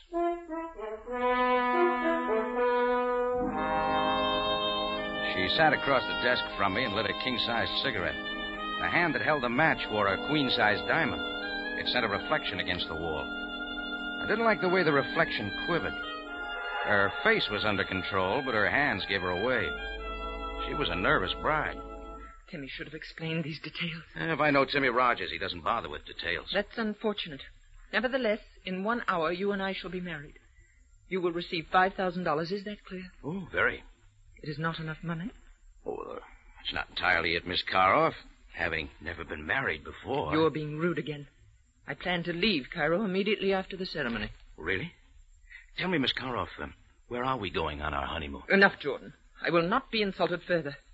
You will receive the $5,000 as soon as I have sold my interest in the Club Fashad. Fashad? Oh, yeah. Now I remember you and Mike Sloan bought that together recently. Yes, but I am selling my interest. What's the matter? Business falling off? No, not business. You see, I'm a white Russian. Certain of my friends have been disappearing lately. I do not wish the same thing to happen to me. I see. But this is not what I came to talk about. Now, the wedding... Look, Lily, I've got news for you. I'm not in the mood for marriage. Your moods do not interest me, Jordan. You are going to marry me. Well, I'll admit you're more persuasive with a gun. You will not refuse me. Maybe it didn't occur to you, Lil, but you can't marry a dead man. Come on, put the gun away. There are many other ways to make certain you do not back out. Jordan, be at my club in 1 hour. It means your life.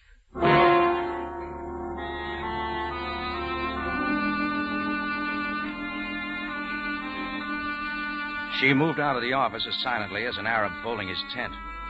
I followed her out in time to see her climb into a black sedan 2 feet shorter than the Queen Mary.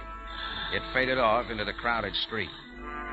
I stood there trying to figure out where I could rent a tux cheap when a hand thumped against my back. I turned to see a watered-down version of Tyrone Power, all of 5'5" in his elevated shoes. It was none other than the little fixer himself, Timmy Rogers. Rocky, old kid, I just saw her leaving. Congratulations, kid. This makes my day complete. I'm so happy for you, kid. You'll make a lovely bridegroom. Slow down, kid. You're drooling on my wedding suit. What a woman. You're a picker, Jordan, if I ever saw one. Aren't you forgetting one little item? You picked her, not me. A mere formality. Greatest girl this side of Minsk.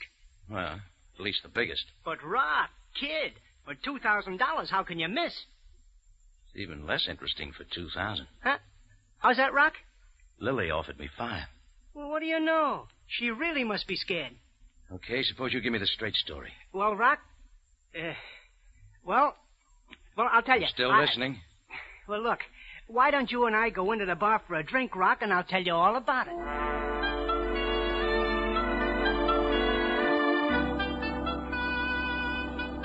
I followed the little man into the bar. We pulled up on a couple of empty stools by the open front door. Timmy Rogers rubbed his hands, licked his lips, and ordered a double orange blossom. Orange blossom for a wedding day, huh, Rock? Now, where was I? You and Lily Carroll, remember? Yeah. Well, so, Rock, it's like this. Lil has a few roulette wheels out in the back room of her joint, as you know. The other night, I ran into as tough a streak of luck as has been seen in Cairo since Happy Harper was picked up for trying to sell some tourists the Sphinx. How much? How much? How much? Well, I dropped $5,000, which it just so happens I couldn't cover at the bank. Mm-hmm. So then came Lily. Yeah. Lily made me a proposition. She'll forget the $5,000 if I marry her. Sure. But it turns out she's looking for an American. She wants a ticket to the USA. Oh, that pitch, huh? Well, can't say that I blame her, Rock. Things can get pretty rough around Cairo for the wrong... Hey, hold it. Huh? That guy's been staring at me too long. Standing there in the open doorway was a brown suit full of balloon-shaped Egyptian. His eyes didn't leave my face as he hooked his cane over one arm and smoothed his white gloves with his hand. He tipped the brown bowler on his fat head and waddled toward me. You are Mr. Rocky Jordan? Yeah? I am Mahmoud Pasha. My card. What's on your mind? I will not waste time. Mr. Jordan, regarding your coming marriage to Miss Lily Karoff. Oh, I suppose you're the bride's father. Indeed, I am not. My affection for Miss Karoff is not paternal. I have come to offer you $10,000 if you do not go through with this wedding. 10? It's the best offer I've had all day. In cash, Mr. Jordan. If it makes you feel any better, Pasha, you can forget...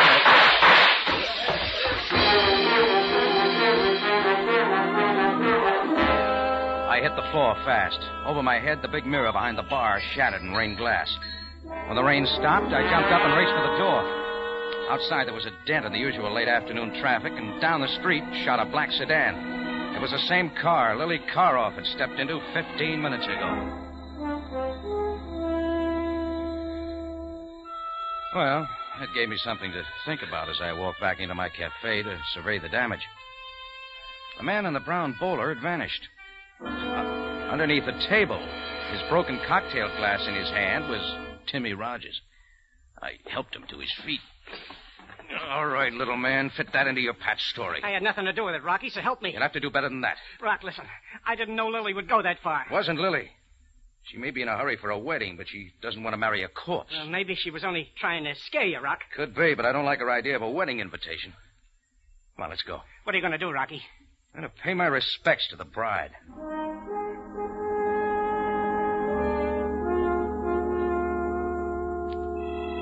It started with an Amazon looking for a husband, and then a two-bit gambler with a sense of humor. Then in comes a fat man in a brown bowler who wants to pay for no wedding at all. Rocky Jordan, bartered bridegroom. I shoved Timmy Rogers into a cab and hopped in behind him. I gave the cabbie the address, Club Facade. 10 minutes later, we pulled up in front of a big streamlined white building. I paid the driver, and we got out. The sign on the door said not open until 7 o'clock. Sometimes you can't believe in signs.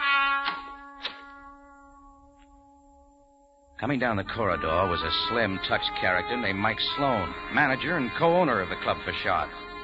A nasty smile cracked his face. Oh, I'd seen Sloan kicking around Cairo before, and I didn't like him. I like him even less now. Well, Rocky Jordan, congratulations. Listen, Sloan, I didn't come here for... Oh, now, don't bother to explain, Jordan. I understand. You, got our wedding invitation? Oh, sure. The bride wore a 38. Lily is sometimes a little impulsive, Jordan. After all, no one was hurt. But you'll get a bill for that mirror. We're ready for the wedding. You're wasting time. It's off, Sloan. Couldn't find the right size wedding cake. Rogers, what about that? I thought Jordan was all lined up. I did my best, You're not Mike. backing out of it now, Jordan. Let's go. The bride's waiting. Pack her in ice. She'll keep. I'm out of it. Too easy, Jordan. Not a chance. Just watch me. Rocky, listen, you're making a mistake. You sure are, Jordan. Oh, I see. It's going to be one of those shotgun affairs, huh? Well, I wouldn't want to have to kill you. This way, Jordan. The gun in Mike Sloan's hand didn't move. It buried itself into the middle of my spine. Timmy Rogers wrung his hands and trailed along behind us. Sloan walked me down a thick carpeted corridor, and we turned left into the main office of the Club Facade. The blinds were drawn. Sloan slammed the door behind us. Coming toward me from the other side of the room was Lily Karoff, with gold earrings swinging like pendants. She was poured into a glaring red dress that revealed an awful lot of the new look. Well, Jordan, I see you couldn't pass up The money. Tell your boy Sloan to get the gun out of my back, and I'll show you how fast I can pass it up. Mike, is everything prepared? Ready and waiting, Lily. In fact... Lily, my flower. Lily, what's happening? It was the balloon-shaped Egyptian in the brown bowler. His cane still draped gracefully over one arm. As he paddled toward us, his mouth fell open. Inside was a small fortune in gold fillings. What are they doing to you, my delicate Lily? Ahmed, please leave at once. I do not need your help. But, my Lily, I'm here to protect you. These men, they are making a fool of you. Do not believe Get me. out of here, Pasha. This is out of your range. Please, Lily, my blossom, I beg you to see reason. These men, they only mean to do you harm. The light. Where are the lights? Help!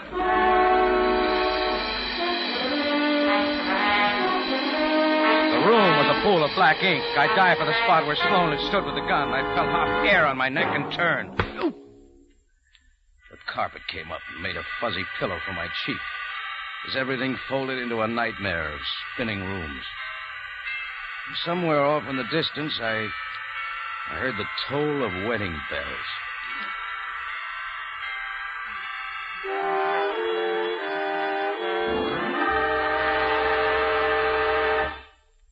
Tonight's story continues in just a moment.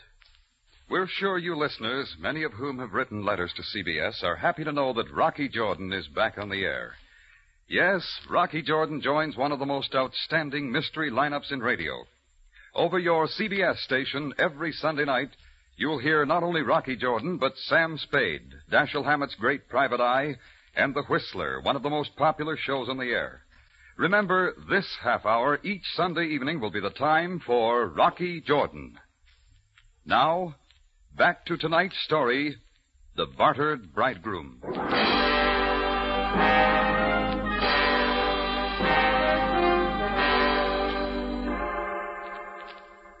It was still the office of Lily Karoff. I opened my eyes into a stream of water cascading down my nose. It was coming from a big white pitcher. Holding the pitcher was Sam Sabaya, captain, Cairo Police.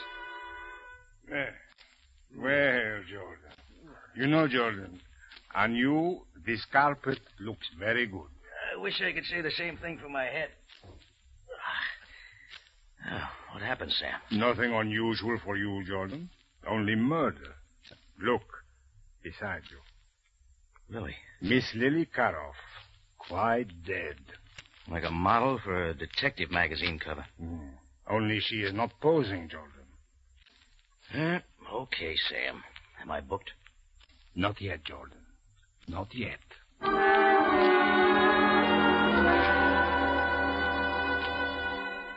The dialogue wasn't exactly sparkling on the way to the Cairo jail. Sam confined himself to a few official grunts, and I sat back and watched traffic. In 10 minutes, we pulled up to a sand-colored building, and Sabaya and I got out. I followed Sam to a small back room. He closed the door and pulled up a couple of chairs.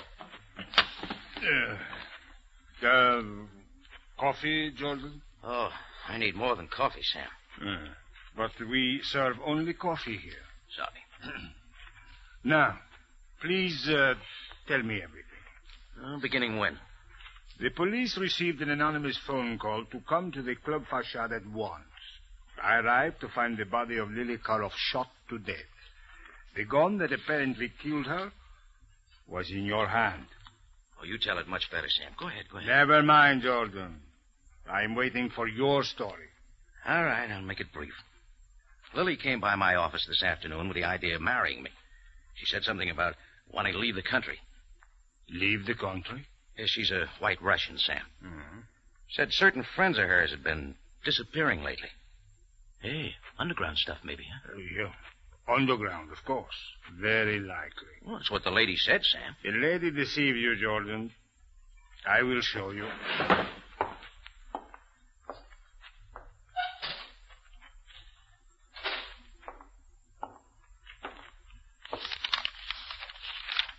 Now, here we are.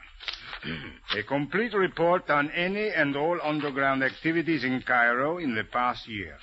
Look, not one case of unexplained disappearance, as you call it. Well, Sam, a good job wouldn't leave a case history for the police.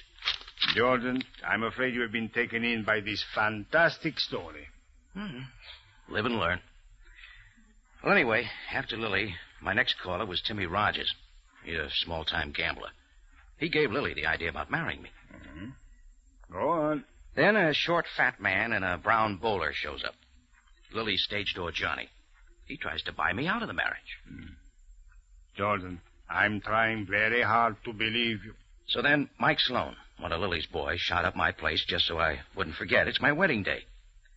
All right, I went to Lily's to set everybody straight, and that's where you found me. Jordan, what about this man in the brown bowler? His name is Ahmed Pasha. You got anything on him, Sam? Certainly, Jordan. Ahmed Pasha happens to be one of the richest men in Cairo. Yeah, but... And the most respected. He is a business broker of high reputation. He buys and sells business enterprises. Like nightclubs? And why not? Jordan, you are beginning to waste my time. It is not likely that you killed Lily and then struck yourself on the head. Therefore, I shall release you with the usual warning. Jordan, do not... Oh, not again, Sam. I've heard that speech before. No, I'm not leaving Cairo. I like it here.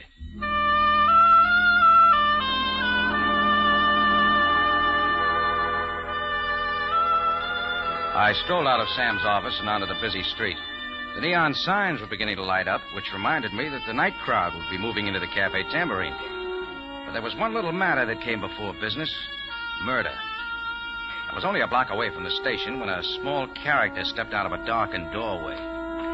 Well, Rock, old kid, I've been looking all over for you. Why don't you try the other side of town? Listen, Rock, I didn't know it would turn out this way. I just read the extra about Lily. Look, Rock, you gotta believe me. I ran out of Lily's place the minute the lights went out. I didn't know about it till later.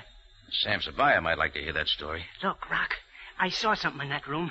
You know who turned out those lights? Sloan did it. I saw him. It's not news, little man.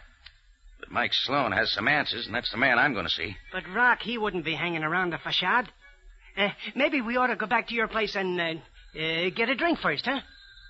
Hey, maybe you're right for once in your life. You give me an idea. Timmy Rogers and I headed back to the Cafe Tambourine. At every corner, Timmy looked 4 ways before crossing the street. It was exactly 7:30 when we walked in the front door. I worked my way through the crowded tables toward my office. Timmy Rogers hung on my coattail like a scared kid at a bargain counter. I opened the door. Just as the books were beginning to balance, I knew I had to throw them all out of the window. Sitting behind my desk was the man I was looking for, Mike Sloan. He was dead. 3 holes neatly punctured the starched white shirt front of his tuxedo. Rocky, is he dead? Shut the door. Rock, what's that? It's a calling card. Sloan had it crumpled in his hand. Gee, Rock, let me see it. Not so fast. Here. What? There's nothing on it. Just a dirty orange spot. Try turning it over, Timmy. Makes more sense that way. Rock, it says Ahmed Pasha. You've guessed it. It's his calling card. Then that means Ahmed Pasha left it there? Oh, not likely. Maybe Sloan was trying to tell us something. You're right, Rocky. Sure. Ahmed Pasha was in love with Lily and she wouldn't have him. So when he couldn't stop the wedding, he killed her. And Sloan saw him do it. It fits that way. And maybe it does, Rocky. What are you going to do now? Find Ahmed Pasha. Well, I don't know, Rocky. The Pasha didn't strike me as that kind of a guy. Maybe we're jumping to conclusions, Rocky, huh? Maybe not. Well, I don't know. That isn't much proof. Ahmed Pasha just doesn't look like the kind of person who would commit murder. Are you going to call Sabaya? Yeah, later. There's one other call I'm going to make first. Where's that, Rock? The card says office number 17 Kadru Street. Well, pretty late for calling at Pasha's office, isn't it, Rock? Just a hunch, that's all. Coming with me? Yeah, well, okay, Rocky. I guess so.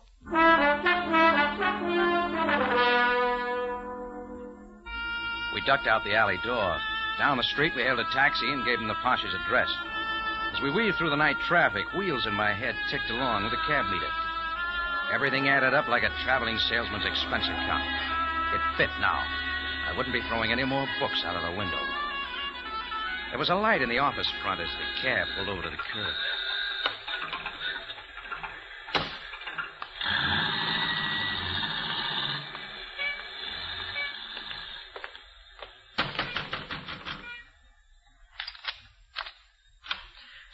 is it, please? I'm looking for Ahmed Pasha. Is he here?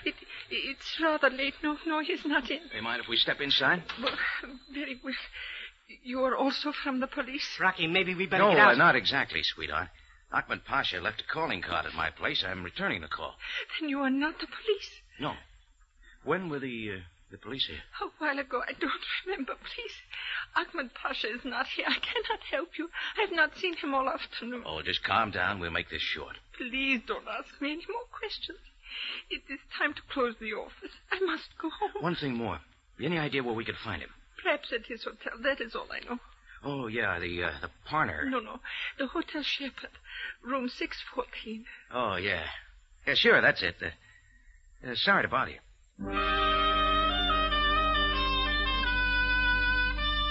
I watched the girl bolt the door behind us and pull the curtains. So Sam Sabaya had paid his respects to the Pasha after all. Didn't look like his luck was any better than mine. Timmy Rogers had something in his mind. It's this way, Rock. The Pasha shows up in your cafe and I get shot at. Then he comes to the wedding and Lily gets killed. You know, Rock, I don't think I'm in a hurry to meet that Pasha again. See what you mean. Look, Rock, why not let Sabaya handle it? If you go up there to Ahmed Pasha's hotel, you don't know what might happen. Jimmy, I think you got something there. Maybe it would be a nice idea to have Sabaya along. Sure thing, Rock. That's playing it smart. Oh, come on, we're wasting time. And not we, Rocky. If Sabaya is checking on Ahmed Pasha, I'm next. I don't want any part of that police station. The last time I dropped in to see Sabaya, I stayed 30 days. All right, see you around, Timmy. Yeah, sure, Rock. See you around. I found the nearest phone booth and dialed police headquarters. Sabaya was gone for the night. My next stop was the Cafe Tambourine. Nothing had turned up. Mike Sloan was still sitting behind the locked door to my office, and I left him there. That made it complete. There was only one item left on my list. Hotel Shepherd, room 614.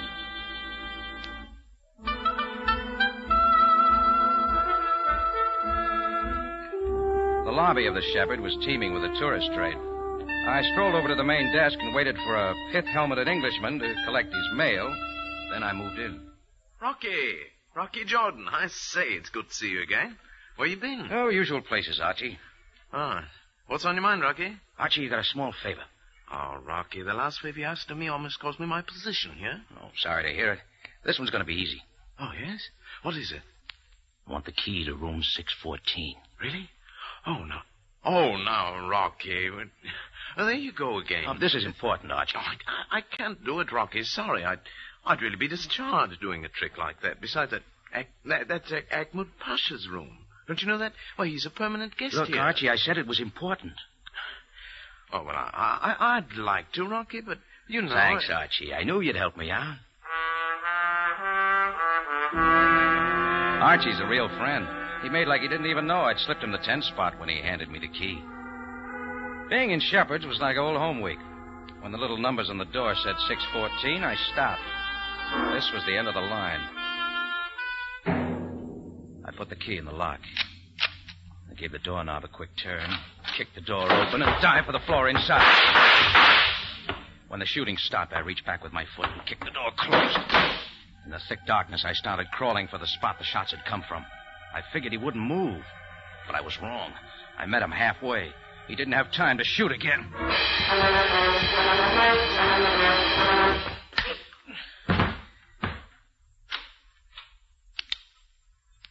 The lights came on, and in the doorway stood Ahmed Pasha, all cane and white gloves, the brown bowler resting neatly on his round head.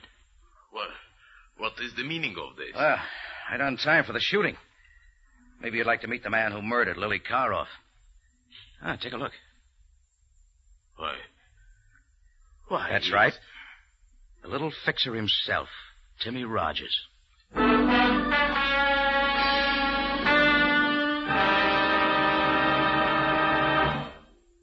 Rocky Jordan will be back in just a moment. Now a note for you listeners. Remember, Rocky Jordan has joined one of the most outstanding mystery lineups in radio. Over your CBS station every Sunday night, you'll hear not only Rocky Jordan, but Sam Spade, Dashiell Hammett's great private eye, and The Whistler, one of the most popular shows on the air. Remember this same time, each Sunday night, for Rocky Jordan.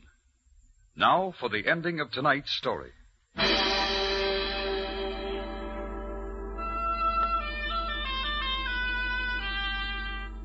It was after midnight before Sam Sabaya and I could settle down back in my office at the Cafe Tambourine.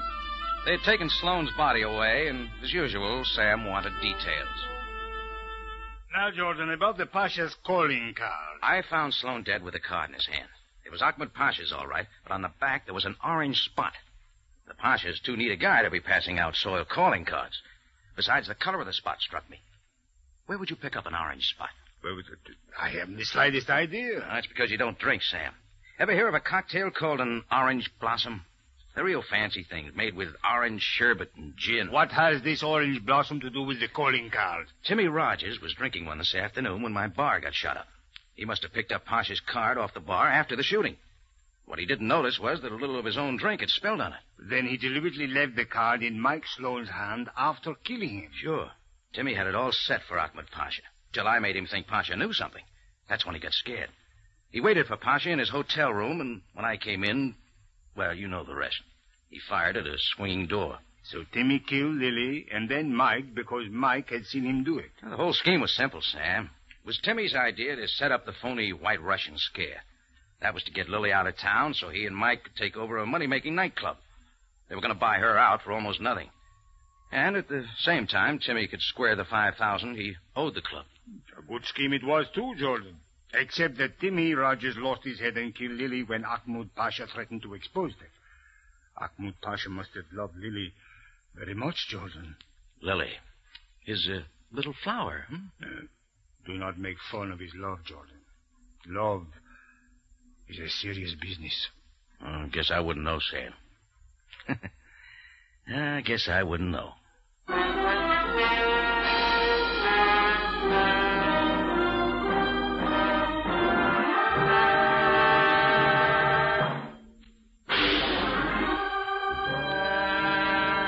Rocky Jordan is presented from Columbia Square in Hollywood and stars Jack Moyles in the title role. Tonight's story was written by Gomer Kuhl and William Krug, produced and directed by Cliff Howell, with original music by Milton Charles. This is CBS, the Columbia Broadcasting System.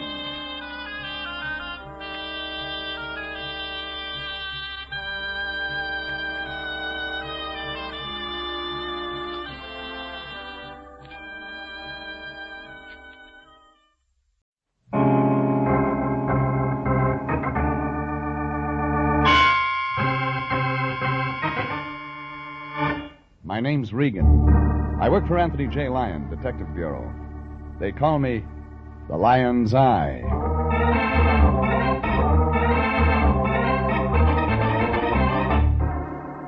Sunday at 8:30, and CBS brings you Jeff Regan, Investigator, starring Frank Graham as Regan, with Frank Nelson as Anthony J. Lyon.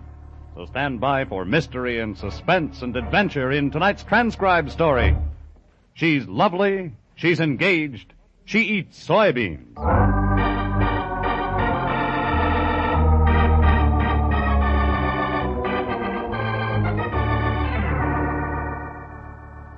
This one revolved around a beauty, the kind that drives some men mad, some to murder. Her name, last week, was Miss Fireworks on the 4th, but she didn't have to worry about catching on fire. Everything was insured. But there was somebody that didn't like her in a bathing suit, and a big guy that shot skeet and never missed. But once. I got a call from my boss, the Lion, last Wednesday morning before breakfast. Said he had to see me right away.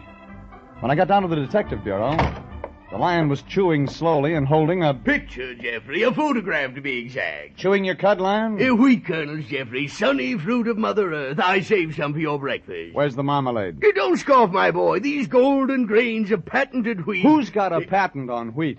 Steve Albright. And this isn't just any wheat. It's grown only in a sun-splashed acre of alluvial soil, watered by a gushing spring of, have a kernel, Jeffrey. Thanks. It's the new miracle health food, my boy. If you're heavy, it slims you. If you're lean, it builds you up. And you need only 10 kernels a day. Here, have another. The picture, Fatso. Yes, the picture. Well, look what the wheat has done for this girl, Jeffrey.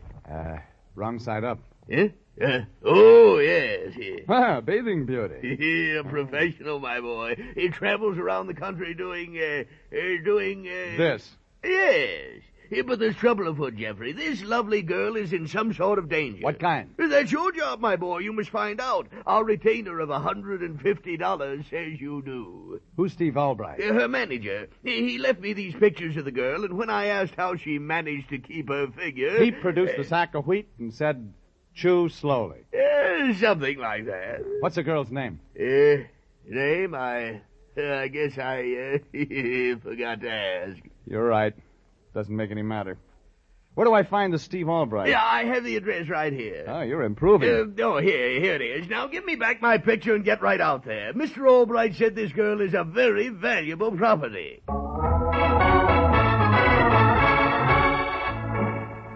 Some photographs lie, but these told the truth. About soft hair flowing down to the waist. A fluted figure, tight in a two-piece bathing suit. If you look real close for it. Now, who'd want to get a girl like this into trouble? But somebody did. It was afternoon before I could contact Albright. His office was in a small white stucco building back of the Sunset Strip. No elevators. The directory said Steve Albright, Massive Enterprises Incorporated, Suite 3. I found it. The door said enter. I entered. Regan, excellent. The office was one room, a desk, and... Steve Albright is my name. Perfect. Glad you got here so soon. Excellent. Glad to know you. Wonderful. You're thinking this is a small office, that Massive Enterprises is broke. I ask you to examine the books, Mr. Regan. You've paid us. They're somewhere in this drawer. Oh, here they are. Excellent. Where's the girl? We'll come to her, fine. Grand. The books. You see? They go back to 1948. That's when I found her. What do you call her? Actual name, Jerry Shoulder. Marvelous. But no one knows her by that name. As you can see in the books, Mr. Regan, it's always something like Miss Gold Coast. Mm-hmm. See, Chicago, $1,436.56. 2 days' work. Pictures, endorsements, radio shots. Mm-hmm. Good money for 2 days' work.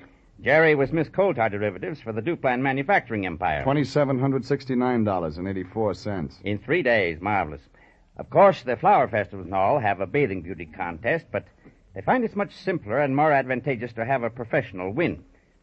She knows how to pose, she knows what to say and do, and, of course, she's more beautiful. Makes sense. You say she's in trouble. We did very well in Kansas City as Miss Ground Round for the butchers. I want to know about now. Well, since we've been here, Mr. Regan, there have been innuendos, threats against her life. Why? I don't know. Well, here, you can see from a picture. You left pictures of her with Lyon, I'm convinced. I mean, Mr. Regan, it's seldom that a girl comes along who has all... delightful. I mean, it's insured. Insurance is a wonderful business. Yeah, $100,000 overall.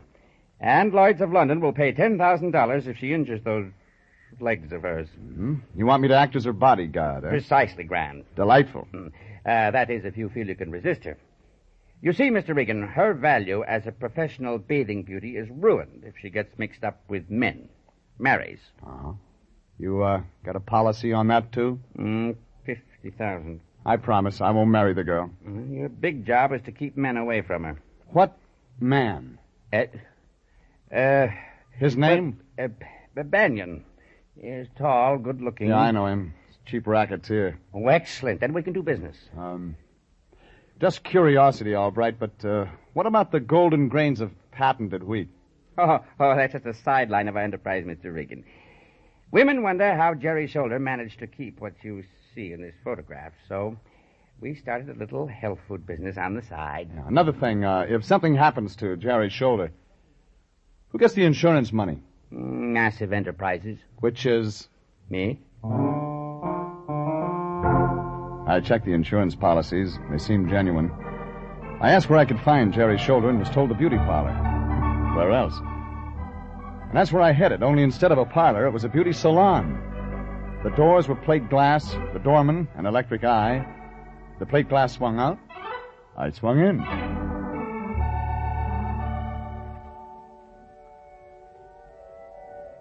I sank into the deep rug like it was something alive. The place was wired for music. There were flowers and a statue of Aphrodite, life-size, standing in the fountain.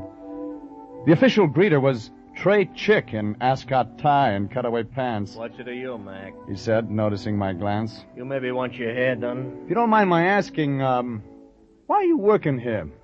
The slick dames gotta get their kicks. I remind them of Humphrey Bogart. Oh, yeah, sure. Well, now, Humph, could you tell me... My name is Mungo. Who was that? Just a dame getting beautiful. You was Aston? I'm looking for a girl named Jerry Shoulder. All right, Wiseguy. In here. Mr. Banyan will want to talk to you. The big guy rammed his shoulder into my stomach, then grabbed my arm and twisted it behind my back. He opened a door and shoved me into a room. He locked the door from the outside. There was another door, and it was locked, too. I looked around the room. It was like a medieval torture chamber. Weird racks and iron maidens connected to steam pipes. Metal rollers and headless horses. All to change nature's idea of what a woman should look like. I tried the door again. This time it opened. Only someone was coming in. She was young. She was lovely. She wore a bathing suit. Tall, deeply tanned brunette, moving easily toward me on calendar legs. You want to see me?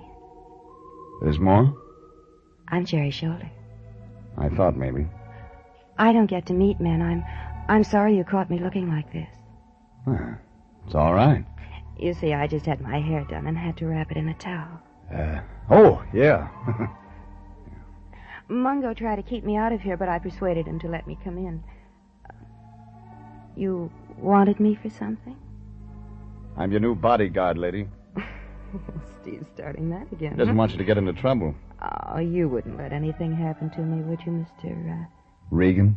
Oh, Mr. Regan, the lion's eye.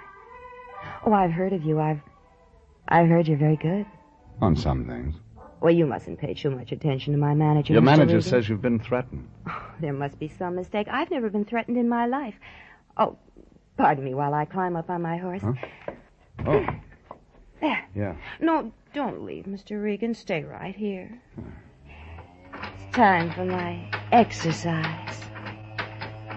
Do you have any idea who might want to do you bodily harm? I just love exercise, Mr. Regan. Yeah, sure. Could it be a man named Banyan? Mr. Regan, you've got to help me get out of this place. You man, come here. There was a woman standing in the doorway. There was a gun in her hand. I know how to use this. Get away from her. She motioned me toward the door. I obliged. Then we were in the hall, and I noticed the woman was holding the gun awkwardly. The safety was on. You men are all alike. Yeah, they tell me. Now, give me the gun. You stay away from Jerry. The gun. I'll just put it back in my purse, but you stay away from Jerry now. The woman dropped the gun into her purse. She wore a plain, hugging jersey dress. Gray hair in a bun at the back of her head. The kind of a woman you see in bars. Late. Alone. We've got to keep men away from Jerry. I'm sorry if I frightened you. Don't tell me you're a private eye. Yeah. I'm Martha, Jerry's wardrobe mistress. I keep her bathing suits in cool, dry places. They're latex, you know. Do you know a man named Albright? Well, sure, that's Jerry's manager. He's the one that told me to protect Jerry, keep the men away. Well, then why didn't you do it? The way she came walking in, anybody could have got to her. I was busy for a moment in the back, looking for a cool, dry place. Does Jerry know a small-time racketeer named Banyan? Well, if she does, I don't know about it. And I'm with her constantly. Yeah, like today. Oh, I'll bet you're Jeff Regan. Yeah, so Albright told you I was on the case, He huh? tells me everything, Mr. Regan. Mm-hmm. Well, maybe he can tell you why Jerry didn't follow us out into the hall. It does seem strange. We better take a look in that room. Jerry's shoulder was gone. Out the other door. But we still had a catch. Standing in the middle of the 17th century chamber of mechanical horrors was a 20th century mess. The ape in ascot tie and pearl buttons, only now his clothes were torn, his face scratched and bleeding. All right, where's the girl? I was only trying to help. Wake up, will you? Where is she? Mr. Banyan, he said... Banyan again. Keep her safe from guys, Snap he said. out of it, will you? I couldn't hit his girl. I tried to hold her. She hit me and scratched me. Is she still in the building? She even screamed at me, but I couldn't hit his girl. Banyan, sure. And I know where to find him.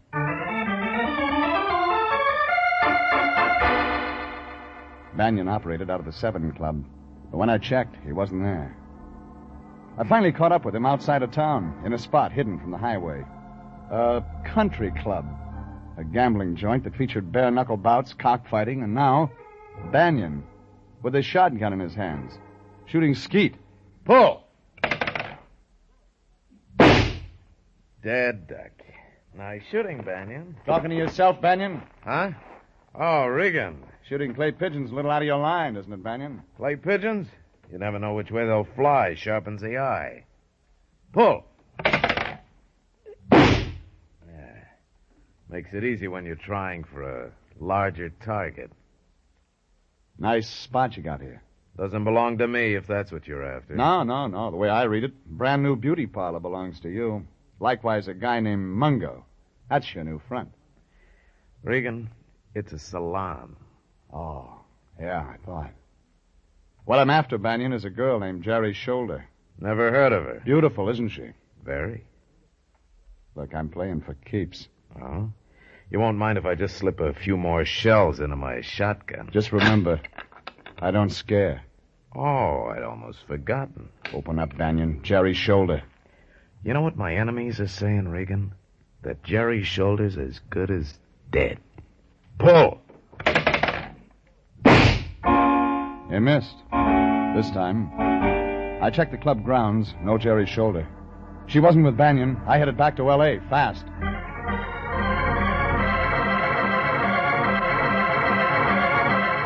It was late when I reached L.A. I had to get the line. I phoned him at his apartment.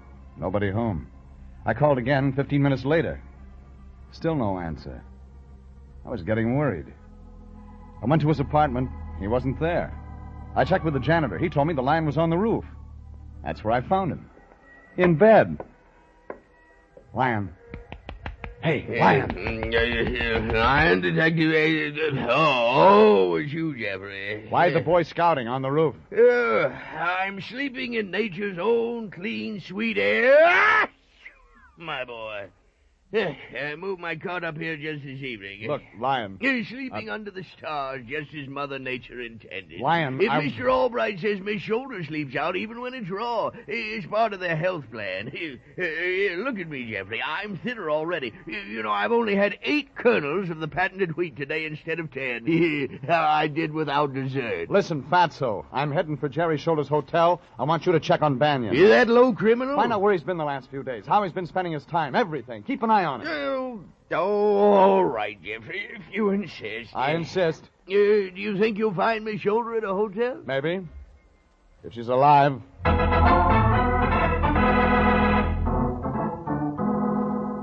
I dropped the Lion off at police headquarters to get a rundown on Banyan. Then I drove to Jerry Shoulder's apartment hotel. The street was quiet and deserted. Most of the windows were black, just a few lights here and there. Patio balconies. Very swank. Inside, there was a self-help elevator. I went up.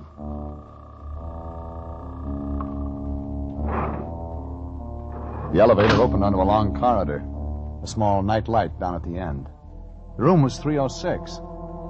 I was almost at the door when the door banged open, and coming at me fast was that mug from the beauty parlor, Mungo. Out of my way. No, brother, not this time. My fist found his stomach as soft as pie. He doubled and fell. I jumped over him and ran into the apartment. The lights were on. The living room was empty. I tried the bedroom. The light was on in there, too, glaring white on what I didn't want to see. There was a body lying across the bed. Not Jerry Shoulder. A man's body, a bullet through his chest. The dead man was Steve Albright. The ripped sheet that covered him was stained purple.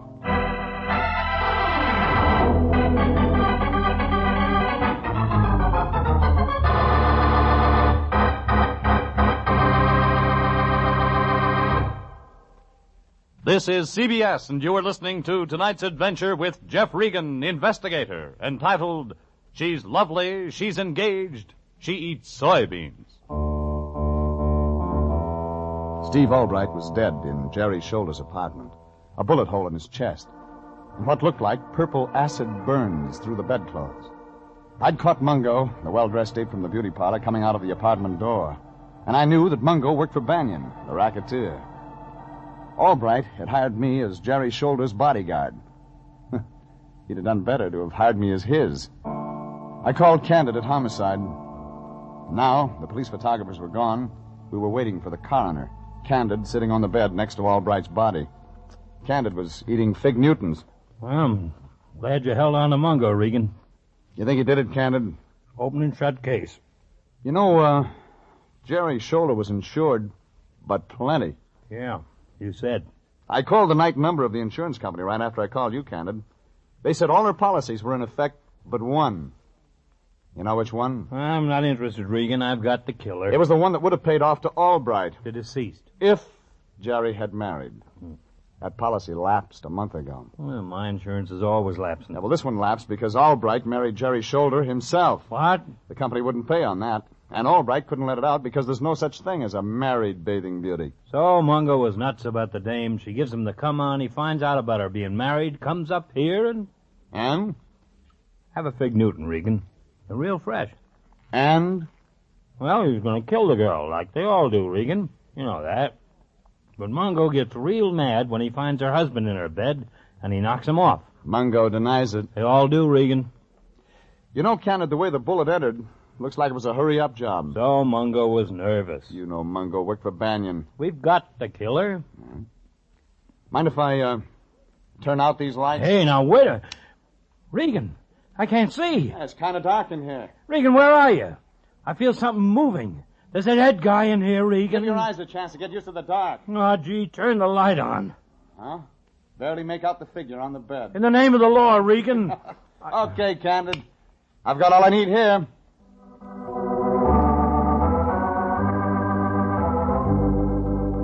I left Candid and the dead man and headed for my car.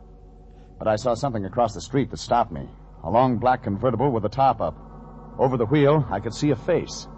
Banyan. I ran across the street, grabbed the door handle just as the car started to move, opened it, and pulled the handbrake. Take it easy, Regan. You're liable to get hurt. Are you waiting for someone, Banyan? What I do is my business. Been up to Jerry's apartment tonight, Banyan? Cops having a ball over there, Regan? Yeah, a real party. They're serving refreshments. Fig Newtons. I stopped laughing in 29. Maybe you've been in the building. Just got out. You were leaving without saying goodbye. Where's Jerry's shoulder, Regan? Let's look in your car trunk. If anything happened to that girl, I'm holding you responsible. Put that gun away. She's the only clean, decent thing I've ever had in my life. Something a peeper like you wouldn't understand. Try me. Jerry's shoulder and I are engaged to be married. You'll have to stand in line. Yeah? Quitting the racket. Sure, at first I was just playing around with Jerry, but then I found she was... different. A decent dame. You've known Jerry's shoulder how long, Banyan? 3 weeks? Ever since she's been in town. Yeah, maybe 3 weeks. How'd you meet her? I answered a Lonely Hearts ad. Look, Banyan, I know you started that beauty shop front so you could meet Jerry there. Or have her brought there so you could be nearer. Oh, let's stop fishing. Sorry, time's running out, Banyan. I gotta give it to you straight. Jerry's shoulder was married to Steve Albright. What? Why, you lying. Somebody's been killed in Jerry's shoulder's bed, and it looks like it might be a hubby. Maybe you better go take a look. Banyan ran upstairs, but I didn't have time to wait for his reaction. I had an appointment at Massive Enterprises.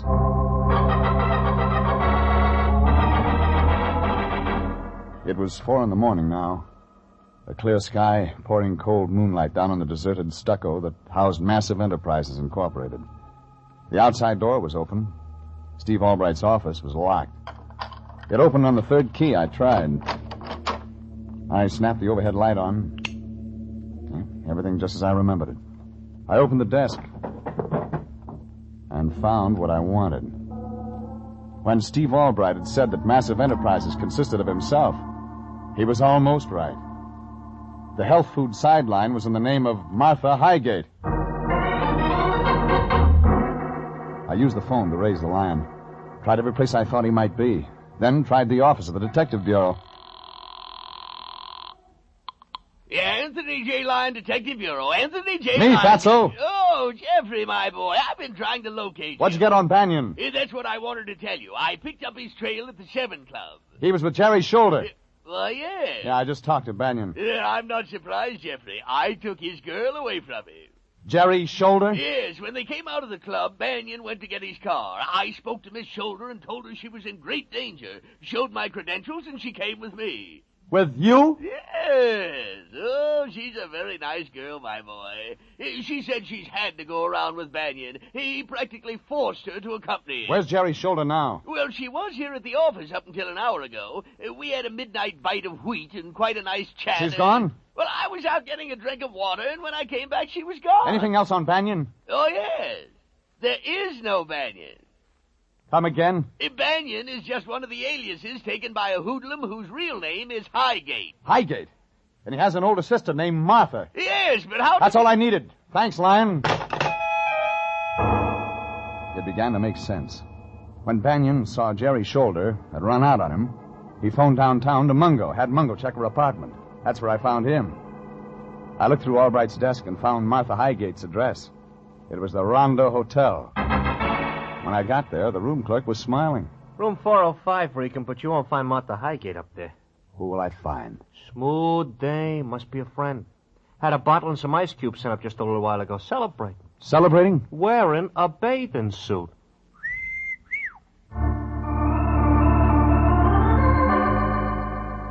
I went upstairs and knocked on the door. I waited. Then I felt the knob turn in my hand. The door opened. And there, in a tight-fitting bathing suit, stood... Come in, Mr. Regan. Hey, wait a minute. You're not Jerry's shoulder. Come in, Mr. Regan. The room was dim, in pink light. There was a rosy globe hanging down from the ceiling. A phonograph was playing. And the woman was the bathing beauty's wardrobe mistress, Martha Highgate. Drink, Mr. Regan. No, thanks, lady. Oh, don't you like me? Just a little. I'll like you more after we talk. Do you like me in this light? See, I kept my figure young, Mr. Regan. You can't cheat Father Time with a pink light, lady. My hair looks almost black if you don't stand too close.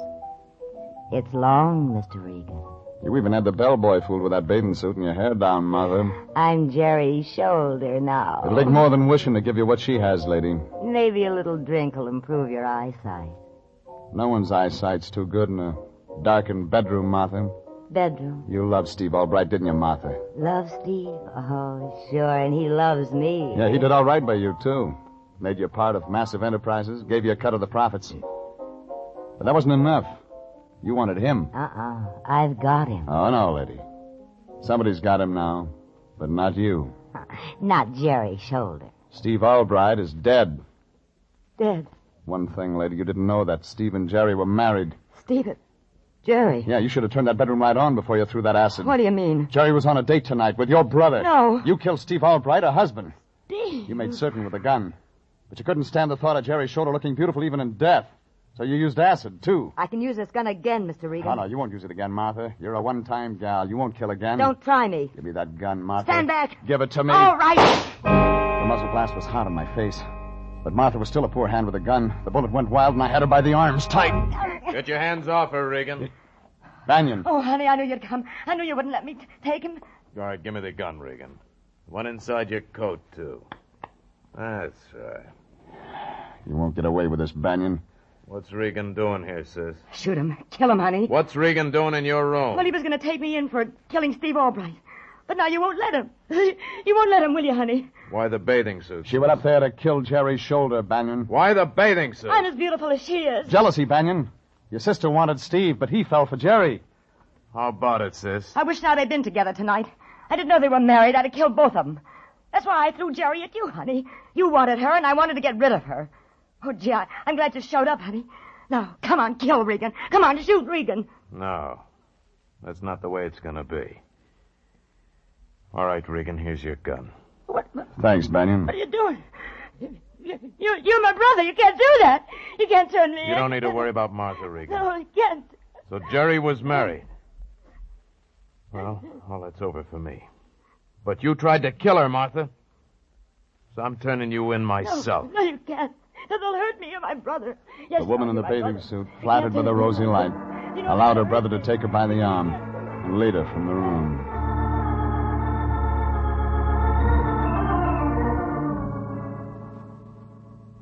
Banyan delivered his sister to Candid down at Homicide. But to make sure, I followed Banyan's car all the way. Too bad about Banyan. Jerry was the only good thing that ever happened to him in his life. But it happened too late. Anyway, Candid finally found the scared Jerry's shoulder, released Banion's sidekick, Mungo, and that put a period. It was 10 in the morning when I checked in at the office. The lion was singing. There was a boy, a very strange, enchanted boy. Oh, nature boy. Oh, Jeffrey. Still packing away the wheat, Fatso? Oh, yes. Notice how much weight I've lost already, my boy. You know, this morning I saw my cheekbones for the first time in years. Oh, eyes sunken, color gray. Jeffrey, I've never felt so healthy. I've been eating nothing but golden grains of patented wheat. Patented? Patented. You know, Miss Shoulder eats nothing but health foods, Jeffrey. Last night she recommended a health food restaurant where we might have lunch. The Grated Garbanzo Grotto. Fine. It serves nothing but the finest dried soybeans. Good. Yes.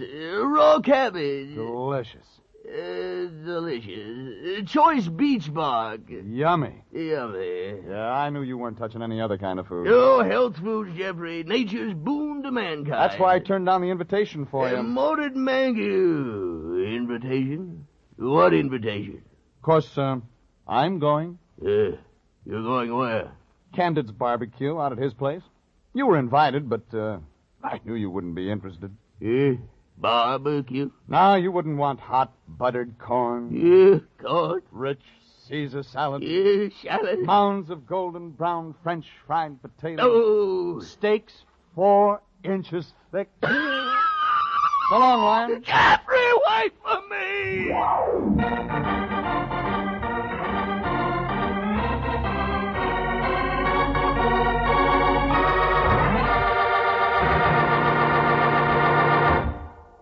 Jeff Regan, Investigator, is written by William Frug and Gilbert Thomas, produced and directed by Sterling Tracy, and stars Frank Graham as Regan, with Frank Nelson as Anthony J. Lyon.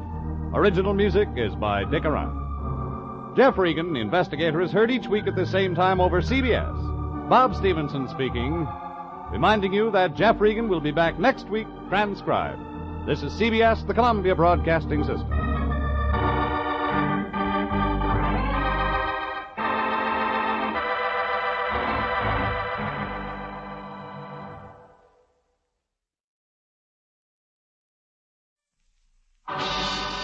Time now for Rocky Jordan.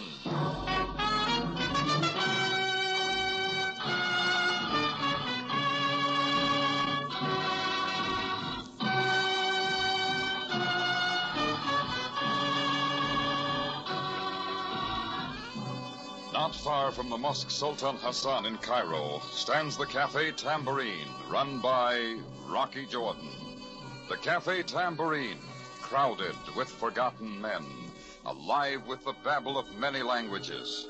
For this is Cairo, where modern adventure and intrigue unfold against a backdrop of antiquity. Tonight's story, My Quiet Friend.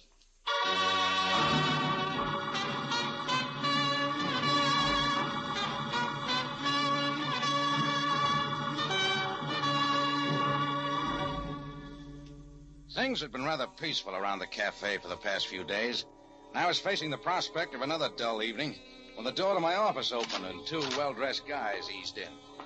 Both of them were tall and on the rugged side. They were dressed in identical tan gabardine suits and white Panama hats. There was only one difference in their attire. One of them wore a bow tie, the other a four-in-hand, tied correctly with a Windsor knot, nestling perfectly in the center of the spread collar of his soft white shirt. He was the one who broke the silence. You're Jordan, aren't you? Yeah, but I'm not in the market for entertainers, especially a brother act. You're wrong on both counts, wise guy. We just dropped in to sell you something. Sorry, I got all the shoelaces I can use. Pretty funny guy, ain't he, Maxie? Yeah. Your friend's not much of a talker, is he? Only when he has something important to say. My name's Moran. Leo Moran. Jordan, my quiet friend here is Maxie Schultz. Maxie Schultz? Sounds familiar. You 2 boys from New York? Yeah, but we're operating a little real estate service in Cairo now. Personalized service. Oh, yeah, I've heard about it. On a clear day, you can hear the screams a mile away. Well, that makes it easy, then. It depends on what you mean by easy. We have a client who's interested in your place. It's not for sale. We thought you'd say that, so we figured we could sell you on the idea of changing your mind. How about that, Maxie? Yeah. I thought you only spoke when you had something important to say, Maxie. Better take it on the slow bell, Speedy. I do other things. Yeah, I'll bet. Where do you keep your ventriloquist? Jordan, for your information, you're bandying words with Maxie the mechanic.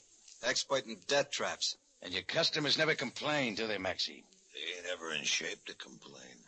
Now, about this client of ours, Jordan. You're wasting your time, boys. Beat it. The joint's not for sale. Our client will give you $500 cash for your cafe. $500, huh? That wouldn't buy the furniture in this office. You hear that, Maxie? Yeah. Yeah, shame he feels that way, ain't it? Now, take this little private bar of yours here, Jordan. I don't think it's worth much. And these drapes aren't bad, but they don't go well with the rest of the stuff. You like this mirror over here, Maxie? Why, you dirty... I warned you, Speedy. I sit still like a good little boy. Maybe you shouldn't have hit Mr. Jordan so hard with that sap, Maxie. You might mess up that pretty face. Oh, yeah, that'd be a shame. Come on, Maxie. We'll see you later, Jordan. Maybe you'll have changed your mind by then. I shook my head a few times, but the haze wouldn't clear, and the range was off. A tap on the side of the head hadn't helped my eyesight any.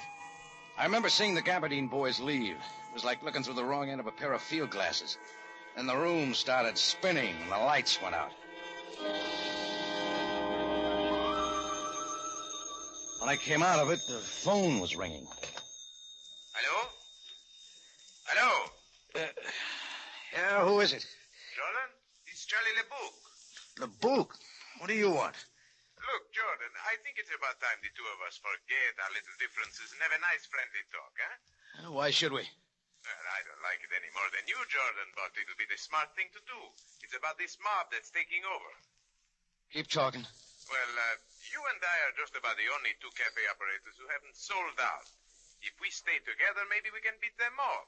They've looked over the situation pretty well, Jordan. They won't expect us to team up on them. All right. What's the spread? Come over to my place, Jordan. I have a man here who can do us some good. I like names, LeBouc. It's, Nick Spalvo. Our buddy. Nick Spalvo, huh? Okay, give me half an hour. Nick Spalvo had owned the Blue Palm Cafe up to a couple of weeks ago.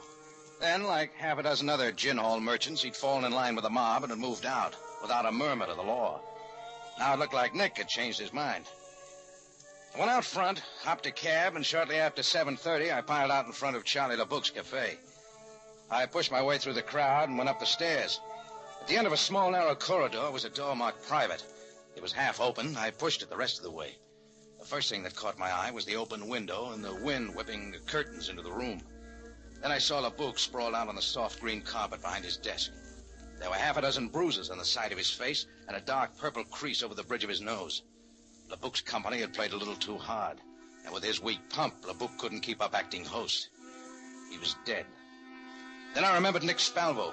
I went into the room next to the office, but he wasn't around. I started out into the corridor again when I heard voices, and the cigarette girl eased around the corner. Behind her was one of LeBouc's boys with his right hand in his tux pocket. I ducked back into the office and through the open window to the fire escape. I didn't have time to stick around for explanations. And maybe LeBouc's boy wouldn't give me the chance. I had just dropped to the sidewalk when... And then LeBouc's boy suddenly showed up in the window.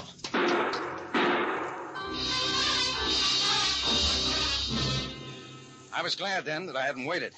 At the corner, I grabbed a hack, and 15 minutes later, I was leaning on the buzzer of apartment 21 at the Sharita house. Yes, what... Oh, Rocky. Hello, Nina. Well, this is a surprise. I wasn't sure if I'd catch you in. I don't go to the club till 9.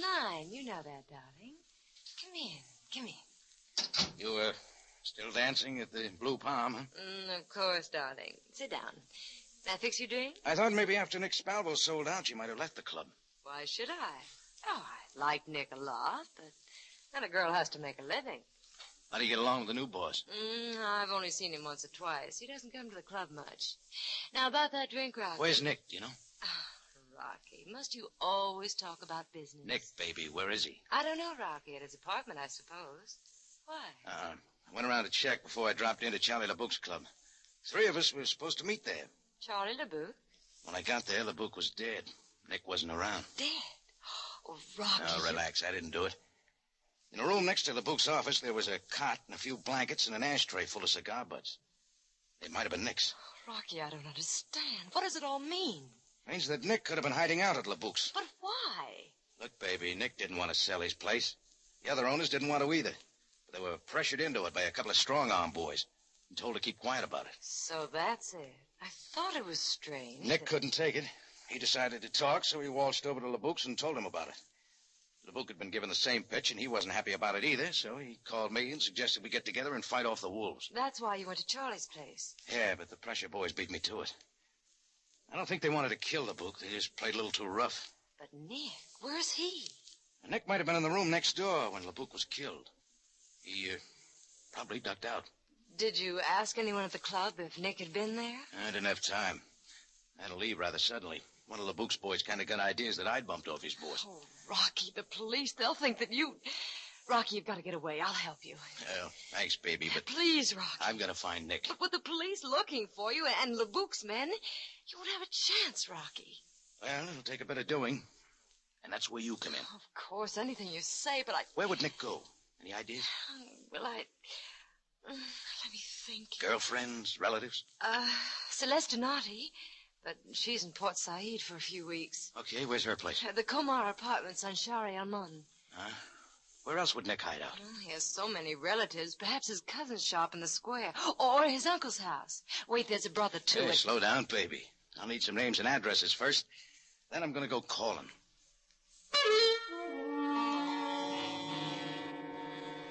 15 minutes later, I grabbed a cab in front of Nina's place, and shortly before 8:30, I pulled up in front of a small tobacco shop near the old Helwan station. A single light burned in the back of the shop, and beneath it sat a fat-faced Turk, dozing quietly, his feet propped up on the low counter. I went inside. All right, George, snap out of it. You got a customer. Come on, wake up. The Turk hadn't been asleep. He'd been out cold. And when I shook him, he rolled off the chair and dropped to the floor. I noticed a dark purple bruise over the bridge of his nose, the same mark I'd seen earlier on Charlie LeBouk. I worked on him a few minutes, and then he snapped out of it. No, please. All right, take it easy, chum. I'm not going to hurt you. Here, I'll help you up.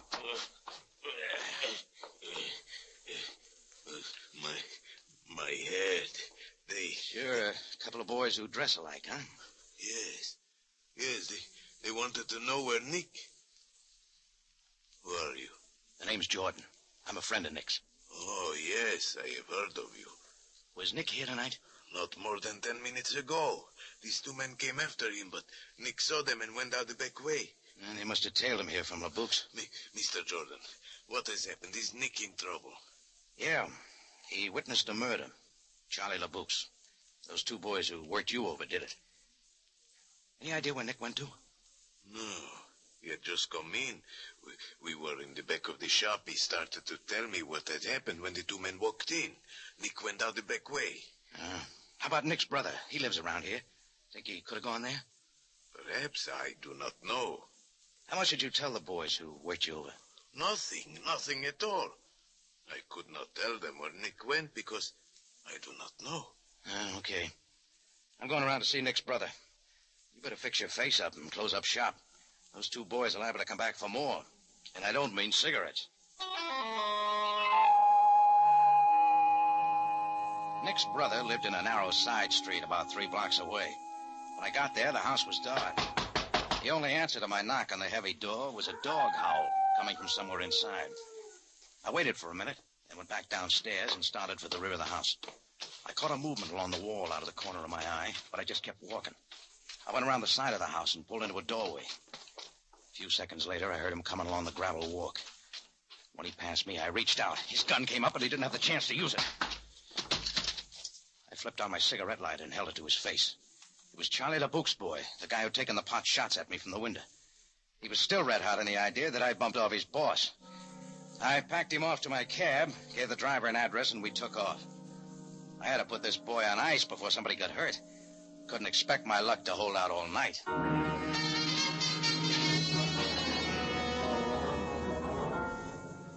Well, 10 minutes later, I walked into Madame Farid's little establishment down on the waterfront. For a little silver across the pond, the old girl was always more than happy to kick your fortune around in a teacup or even consult the crystal ball. Oh, Rocky Jordan. It is a long time I have not seen you. Come in. Hi, Grandma. Well, how's the future look? Ah, you wish to consult Madame Farid? Yeah, got a problem. There happens to be a short, dark, and ugly character following me with murder on his mind. So? He's got the picture all wrong, but I don't have the time to explain it to him now. He's sleeping off our last engagement in my cab outside. I see. Oh, it is a problem, Rocky. Yeah, take a look at my palm, sweetheart. Oh, you'll find it just under this $10 bill. Yes, I see. Well, I would say there is an old woman who can help you.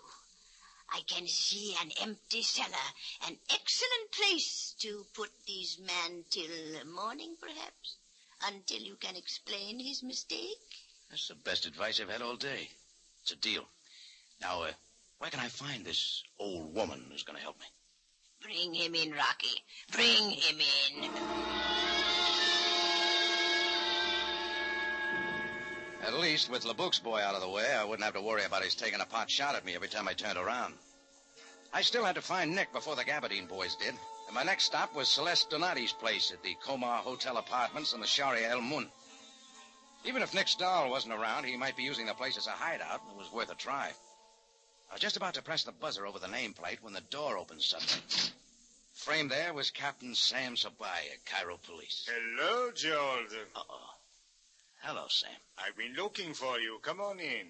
Sure. What are you doing here, Sam, if you were looking for me? I am also looking for Nick Sparrow. Well, so's everybody else. What happened to Charlie LeBouk, Jordan? I'm not sure, Sam. I arrived a little late. I got there even later. All I found was LeBouk dead. You and Nick had already left. Why? Nick left because LeBouk's killers got too close to him. I left because one of LeBouk's boys got an idea. I'd polished off his boss. What were you doing at LeBouk's? I have heard you were not very good friends, Jordan. Oh, just small talk. Jordan, I have All right. He called me over to team up with him against the pressure boys who were buying up a flock of joints. Or didn't you know about that? We know all about it, Jordan. Then why haven't you done something? We have nothing to go on. Absolutely nothing. The cafe owners have refused to talk. Nick changed his mind. He'll sing like a blue jay. Is that why he was at LeBouk's? Yeah. He knows who bumped off LeBouk. Do you? The Gabardine boys, Sam. It figures. The Gabardine? Leo Moran and Maxie Schultz, the super salesman. Oh, Succamelli's men. What? Frank Succamelli. He's behind this scheme, Jordan. How'd he get here? Thought after they'd booted him out of the States back to his own country. It is all very legal, Jordan. As long as he stays out of trouble, there is nothing we can do. But he'll slip up here in Cairo just as he did back in the States. He already has, Sam. I think you can make it pretty hard for Succamelli once you find Nick Spalvo. Well, Jordan, for your sake, I hope we find him alive. Don't you like my story, Sam? Oh, I do. But I am only a captain of police. There are others who may not like it. After all, no one else saw Moran and Schultz at LeBouk's. Which makes me number one boy, because LeBouk and I never get along too well. Sure, Sam. So instead of standing here around here yapping, why don't you go out and find Nick? I intend to. All right. Where do we go now? I'm going to drive you back to the Tambourine, Jordan. The Tambourine? Oh, now, wait a minute. Yes, Sam. and you're going to stay there till this thing is cleared up. Sorry, Sam. My foot's in the door. I want in. This is a matter for the police, Jordan. You'd better stay out of it for your own good. You're not doing very well so far, you know. All right. Come on. Sam and I piled into the police crate and headed downtown. I didn't put up much of an argument about being herded back to my cafe, because it suddenly dawned on me that doing just that might have been the smart thing to do from the first. Nick must have known about my coming over to LeBouk's to talk about teaming up, and he'd probably make an effort to contact me. The Tambourine would be the first place he'd try. Sam and his boys dropped me off in front of the cafe, and I went in. I pushed through the crowd to the back and opened the office door. Hello, Jordan. We've been waiting for you. Come on in. Close the door. The Gabardine boys, Leo and Maxie, were standing in the center of the room. Leaning against my desk with a cigar stuck in the corner of his fat face was a short, heavy-set guy. He had a thick mop of black curly hair, eyes that hit you like a hot iron. In his hand was a fingernail file. When I walked in, he went back to work with it on his short, pudgy fingers. Then, without looking up... Hello, Jordan. What are you doing here, Succamelli? Oh, you recognize me, huh? No trouble at all. You used to be the favorite pin-up boy of the post offices back in the States. They were lousy photographs, Jordan. Don't blame the camera, Succamelli. I've seen better heads than a pin. There he goes again, Leo. I don't think All right, Maxie, that's enough. Let Mr. Jordan have his little joke. We have plenty of time. Well, I haven't, Succamelli. I gotta get this place sprayed. You got no idea the stuff that crawls in here these days. What do you think of the offer my boys made to you? I haven't laughed so hard in years. What's wrong with $500 for this dump? You're in a weed field, Succamelli. All right, Jordan. We can talk about that later. Right now, I'm interested in Spalvo. Spalvo? What's that? Something you spread on bread? Where is he, Jordan? I wouldn't give you the right time, Succamelli. Where is he hiding? Get lost, punk. I'm busy. All right, Maxie. Leo. Okay, wise guy. This is as far as you go. Hold him, Leo. Yeah, I got him. Let him have it. Now, Jordan, let's start from the beginning. Huh? When the blackjack caught me on the side of the head, my knees started to give out, but Maxie got behind me and held me up. With one hand, he jerked my head back. Leo grabbed my shirt front, pulled the rod out of his pocket, and started tapping the bridge of my nose with a gun barrel. Then I remembered the bruise, that dark purple crease on LeBouk's nose and the Turk's. It was a nice, slow, and easy way of driving a guy off his rocker. The first few taps weren't bad. After that, you lost count. It was like a pile driver coming down on your head. The last thing I remembered was Succamelli. He was still leaning against the desk, working the file and blowing in his fingernails. He was asking me about Nick somebody.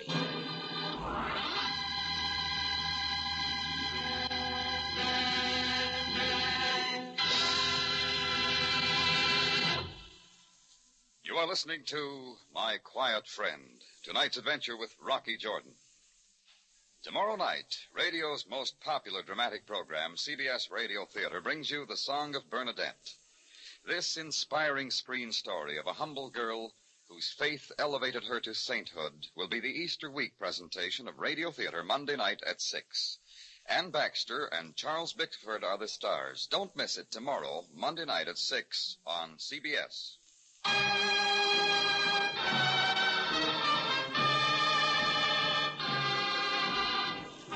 Now we return you to Cairo and tonight's adventure with Rocky Jordan, my quiet friend.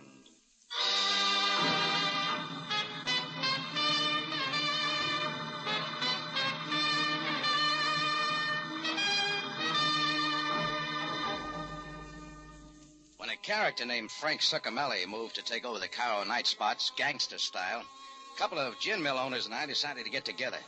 But just before we kept our date, one of them was murdered. The other, named Nick Spalvo, disappeared. I spent a lot of time looking for Spalvo without any luck. When I got back to the tambourine, Succamelli and his two boys were waiting for me and gave me a nice going over with a gun barrel. It was quite a bit later when I finally started to wake up. Rocky. Oh, go away. Rocky, it's Nina. Nina, great girl, fine dancer.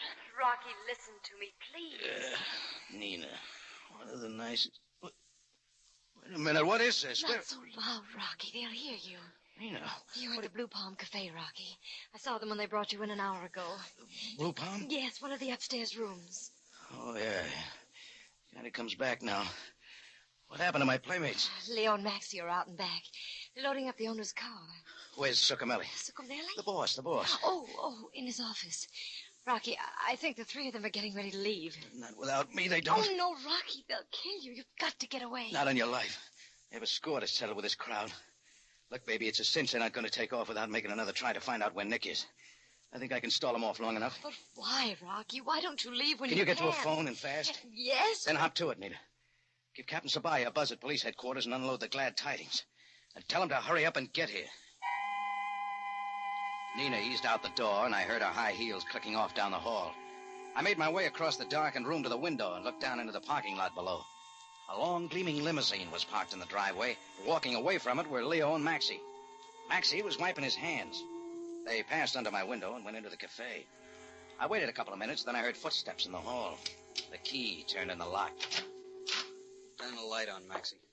Yeah, sure. Well, look at that, Maxie. Bright Boy is up and around again. Yeah. How do you feel, Jordan?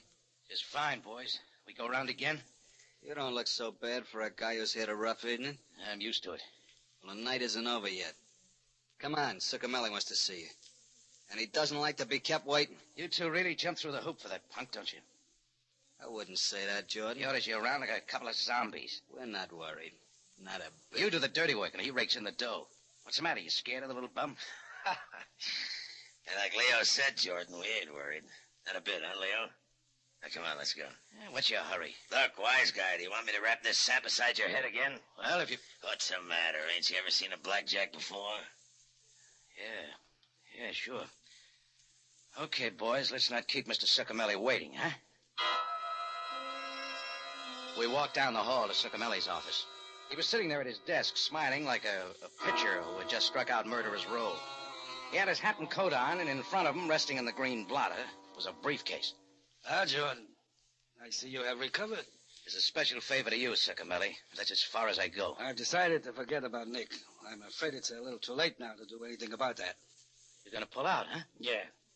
I've decided not to press my luck too far. We've made a neat little pile of dough anyway, haven't we, boys? Yeah, let's get out of here. We can dump Jordan on the road. Good idea, Leo. I'll take care of it. Ah, we can do it, Frank. Me and Leo take Jordan in our car, follow you. No, I'll take care of it, Maxie. After I've taken care of something else first. What do you mean? This, Maxie. Frank, no! Oh, you dirty double cross. Max had started to get up out of the chair when the first slug hit him and he dropped back. Leo went down right at my feet. The Gabardine boys were through. Succamelli had just done a nice job of trimming the payroll. All right, Jordan, let's go. Oh, I don't get it here, huh? No, I have other plans for you. I think I'll take you along with me. Until I get out of Cairo, anyway. You won't, Succamelli. Shut up. Get moving. Okay. Succamelli prided me in the back with a snub-nosed revolver, and we walked down the back steps into the lot. We crossed the gravel driveway and headed for the long black limousine. Straight ahead, Jordan. Don't get any ideas. I've handled guys like you before. Yeah, I can believe that. Go on. Okay, you don't have to push that gun through my back. It's sore enough now. You'll never know it in the morning. All right, Jordan. Now open it. What's the matter, Succamelli? Open the door. Sure.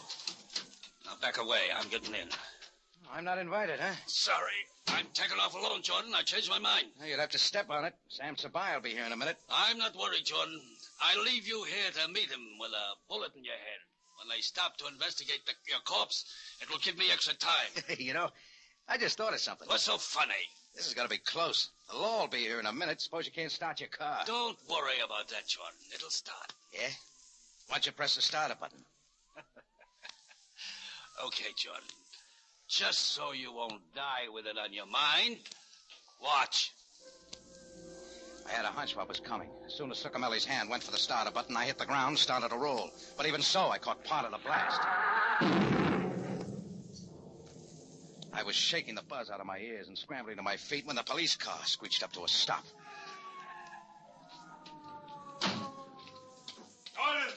Jordan, are you all right? Yeah, you missed the big blow-up, Sam. Moran and Schultz, where are they? Oh, upstairs and out of this world. Succamelli had a surprise for him. He got in some target practice. And Succamelli, is he? Yeah, he's in there, in what's left of the car. But don't bother, Sam. How did this happen? Moran and Schultz had a little surprise for Succamelli, too. Maxie's favorite trick, a bomb. You press the starter button and... Well, that's all, brother. How did you miss this? I was scheduled to go along, but Succamelli changed his mind. I was hoping he would. You knew about the explosives? I had a hunch from the way Leo and Maxie were talking that they were up to something. Then when I spotted grease on Maxie's hand, I figured he'd been messing around with his hobby. Too bad he didn't live to see this. He'd have been proud of the job. Rocky. Oh, hi, Anita. Oh, Rocky, are you all right? Yeah, sure, I'll make it. Although my face could stand a job of patching up. Well, I suggest you come with me to the emergency hospital and have... Oh, skip it, Sam. It's not that bad. Please, Rocky, you must have those bruises taken care of.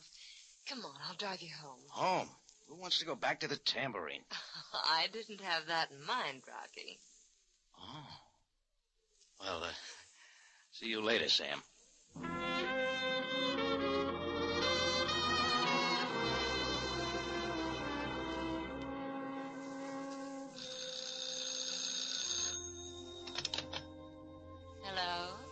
This is Captain Sabaya. Is Jordan still there? Yes. Just a moment, Captain. Rocky. Rocky. Huh? It's for you, Captain Sabaya. Oh, thanks, Nina. Hello, Sam. Jordan, I thought you'd like to know Nick Sparvo was waiting for us at headquarters when we got back. Mm-hmm. It was as you said, Jordan. Murat and he saw them do it. Well, Jordan, did you hear what I said? Huh? What was that, Sam? Aren't you listening to me? Oh, it's a beautiful night, Sam. With a lady's cool hand on my fevered brow. I'll have to admit it's a little distracting. What was that again? Nothing at all. Good night. What was that? I said good night. Oh, yeah. Good night, Sam.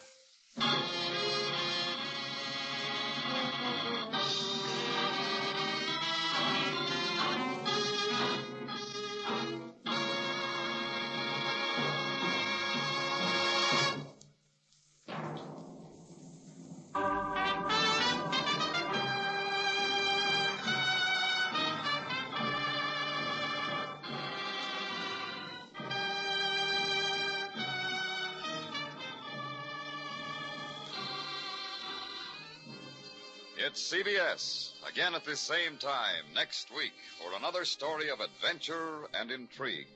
When we take you back to Cairo and the Cafe Tambourine, run by Rocky Jordan. Jack Moyles plays the title role, with tonight's story by John Moore. Rocky Jordan is produced and directed by Cliff Howell, with original music by Richard Arant. Larry Thor speaking. This is CBS, the Columbia Broadcasting System.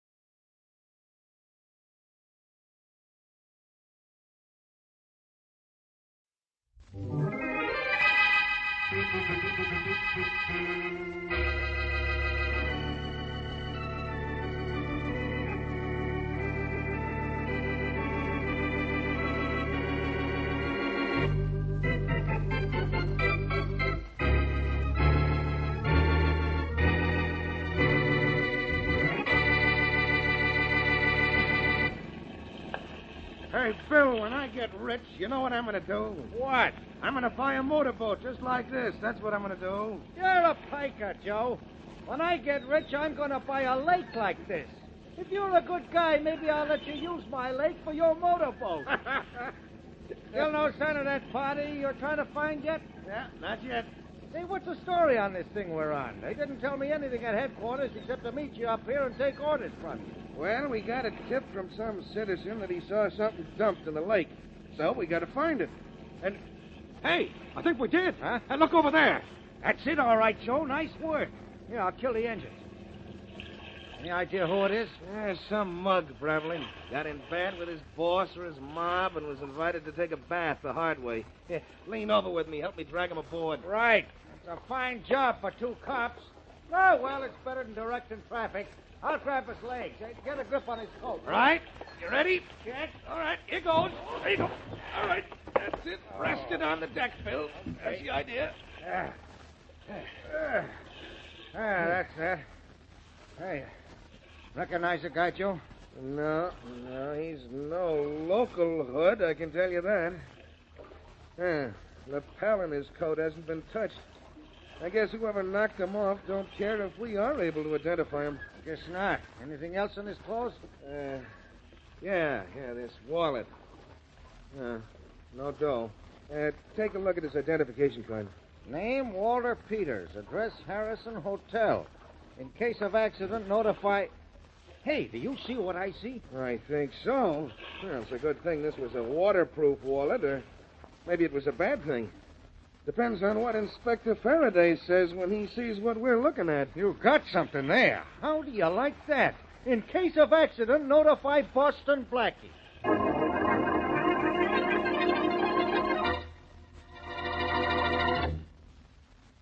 And now meet Dick Calmer as Boston Blackie. Enemy to those who make him an enemy. Friend to those who have no friend.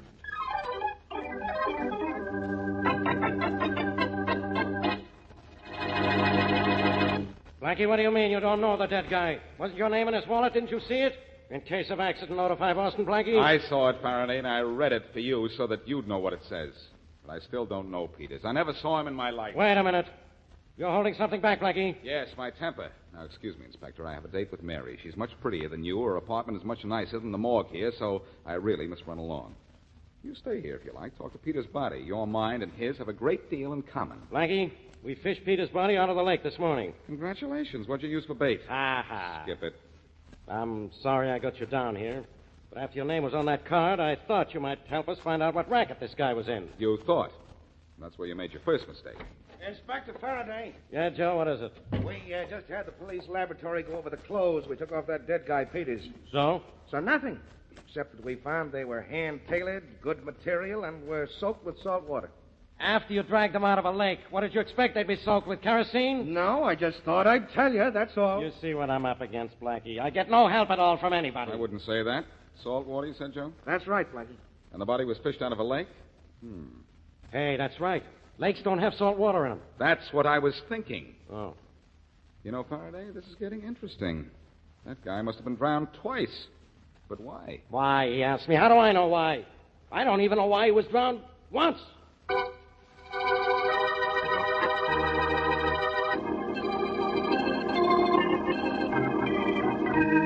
Oh, Blackie, the next time I come to pick you up at your apartment, I'm just not going to do it. You're not making any more sense than Faraday generally does, Mary. The next time you come to pick me up, you're not going to... What kind of talk is that? You know just exactly what I mean. Aren't we ready to go yet? Patience, my dear, patience. The show doesn't go on for an hour, and I get bored sitting in my seat reading theater programs. Well, you could talk to me, you know. Well, isn't that what I'm doing now? It's so much more comfortable here. You know, I haven't... Now, I know why I wanted to leave here, Blackie. That's either somebody who needs your help and wants it, or Faraday who needs your help but never wants it. Let's not answer the door. Aren't you at all curious, Mary? Oh, yes, I am. I'm dying to see how the play we're going to starts. Well, suppose that is somebody who needs help at the door. I wouldn't feel right about not answering. Oh, golly, I guess I wouldn't either. I'll go. Thanks, Mary. I knew you'd feel that way. Maybe it's only the boy with the papers. No, nothing that good could happen to me. Yes? Blackie here? Yes. Please come in. I'm Boston Blackie. Thanks. Hi, Blackie. I'm Bess. Bess? That's right. I run a tugboat down at the waterfront. Who's this? I'm Mary, and I'm pleased to meet you. Is there something I can do for you, Bess? Yeah. Get rid of this dame so you and I can talk. Blackie, did you hear that? People on the next block could hear that. Miss Wesley is a friend of mine, Bess. Anything you want to say to me, she can hear. Okay. Blackie, you ever hear of a guy named Walter Peters? Not that I can... Oh, yes, I did.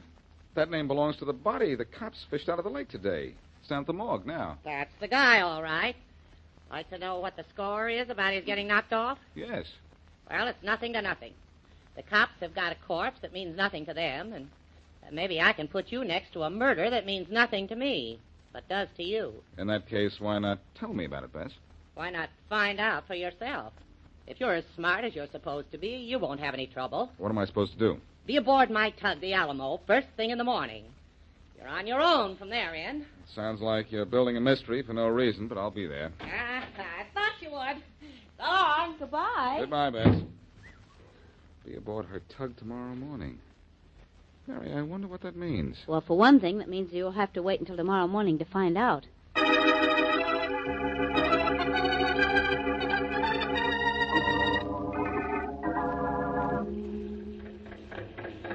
You didn't mind leaving that Mary Wesley friend of yours on shore, did you, Blackie? I wouldn't say that exactly, Bess, but Mary isn't much of a sailor, and she didn't mind. Now, suppose you give me a hint as to why you wanted me on board this morning. Figure that out for yourself. I got trouble enough handling the wheel on this tug. Hey, I want you to take a look at my crew, Blackie. A one-man crew. Hey, Daddy! Yeah, Bess? Come on, take a minute, will you? Hold everything, I'll be up. You want me to take a look at your crew, and Danny's your crew, right, Bess? You don't know how right. Well, Bess, what is it? What's up? Say, who's this guy? Never mind. Just a paying passenger, that's who he is. I'm heading for my supplies this afternoon. How's the coal? We could use some. That's what I thought. Just wanted to make sure. That's all, Danny. Okay. I'll be in the galley if you want anything. Well, Blackie. I don't believe it. I saw that guy dead in the morgue only this morning. He's Walter Peters. Glad you came aboard, pal. I'll know in a minute after I talk to him. That's where you're wrong. You ain't gonna talk to him. Oh, the traffic's worse in this harbor than at 6th Avenue. Get out of that barge! Out of the way, you! Say, did you say I'm not going to talk to him? That's what I said. You see, this ain't as simple as it seems. Well, what makes you think it seems simple? And, Bess, I don't know what you're going to do, but I'm going to talk to that guy right now. Blackie, come back here. Oh, if I didn't have to handle this wheel, I'd make you come back. You're big enough to have a good chance of doing it, too, Bess. But I've got to find out what this is all about. Hey, you! You down there in the galley. Yeah? You wanted to see me? I most certainly did, and do. Look, who are you? Who wants to know? I'm Boston Blackie. Oh, you're Blackie, huh? That's right, and I think you're Walter Peters, only Peters is dead. I saw him in the morgue myself. Now, what goes on here? I can't tell you on account of Bess, but... Look, Blackie, I'll meet you later. Keep your shirt on. I'll be in your apartment at 4 o'clock this afternoon.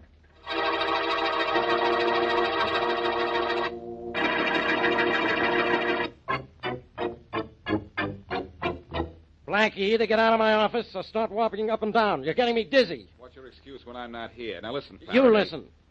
I'm getting a call from the FBI any second. They think they've got a lead on who Walter Peters was. What I want to tell you is that Walter Peters wasn't anything. He is. I saw him an hour ago on a tug. Walking up and down is making you dizzy, too. Faraday, I tell you, I saw him on a tugboat. I talked to him.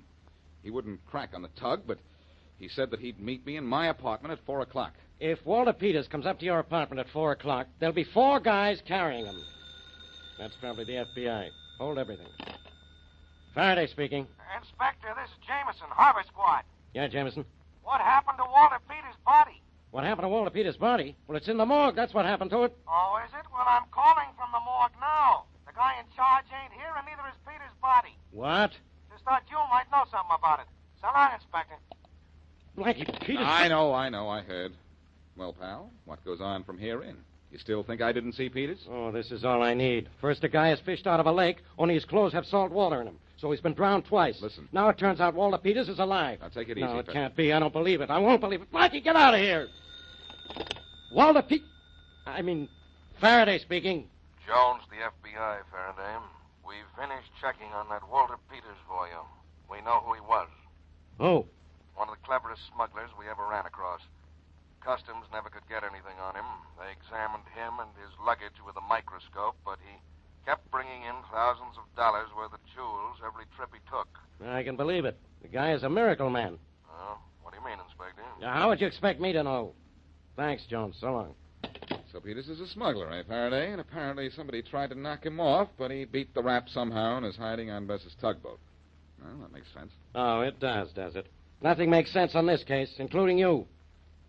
Blackie, how come your name was on Peters' identification card? Are we back to that in case of accident notify Boston Blackie thing again? We sure are. Maybe you were working with this Peters. Maybe you were in this smuggling thing. He crossed you, you knocked him off. Oh. He had your name on his card so that we'd have a lead to his killer. And you're telling me all this bunk about talking to a dead man just to throw me off. Faraday? I know, it's ridiculous. But it shows I'm thinking. Blackie, what could have happened to the morgue keeper and Peters' body? I haven't the slightest idea, unless Peters wasn't dead, and I did talk to him on board Bess's tug. How are we going to find out? That's what bothers me. I guess we're going to have to wait until 4 o'clock this afternoon when that guy I met on the tug is due at my apartment. Well, before that, maybe I can do something about it, though. Yeah? What? I've got an idea that tug will be able to pull me out of this situation.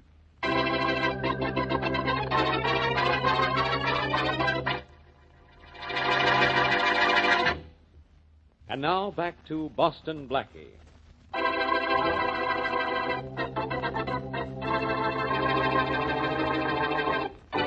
The body of Walter Peters, smuggler, is fished out of a lake by police, and Boston Blackie is drawn into the case when his name is found on Peters' identification card. Later, Blackie is certain he talks to Peters aboard a tug owned by a gal named Bess, even though Peters is apparently dead. When Peters' body is found missing from the morgue, Blackie is confused, but he knows he has an appointment with the man he met on the tug. With several hours to spare, Blackie and Mary are en route to the tug once more and stop off at the morgue first. You'd better wait out here, Mary. I'll go into the morgue myself. It won't be a minute. Oh, Blackie, I don't care how long you take, as long as I'm waiting outside. There is something about a morgue that, well... Most of the people inside don't seem to mind. Be right with you. Okay with me. Oh, hello, Jameson. You on duty here? Hi, Blackie. I'm still in the harbor squad, just trying to get a lead on the Peters murder. Oh. Listen, I was in Faraday's office when you called in to say that the morgue keeper and Walter Peters' body were missing. Oh, that? Well, they're not missing anymore. Say that again slower this time. They're not missing anymore. The morgue attendant had gone out for coffee before I got here. When he came back, he told me where he was and what happened to Peters' body. What did happen to it? Well, it was claimed a relative of his, a big gal named Bess something or other, came in for it and took it with her. Well, that clears that up. Or does it? Huh? Never mind. I can't very well explain something to you that I don't know the answer to myself. Thanks, Jameson. Nice seeing you. Right, Blackie. Sorry you can't stay till something breaks on the Peters case. I got nobody to talk to in here. You got plenty of people to talk to, only nobody can answer you. So long. Well, that was fast, Blackie. Yes, it was. I'm glad I stopped by. I've got some information, even if I don't know what it means. Let's see, if it's 2 o'clock now, I have until 4 to keep my appointment. We're going down to the waterfront, Mary. Are we? What for, to get a lead on the Peters case? That's right. If Peters is really dead, I want to know who killed him. If he's alive, I want to know what's going on. And I have an idea one person can give me all that information. A girl named Bess.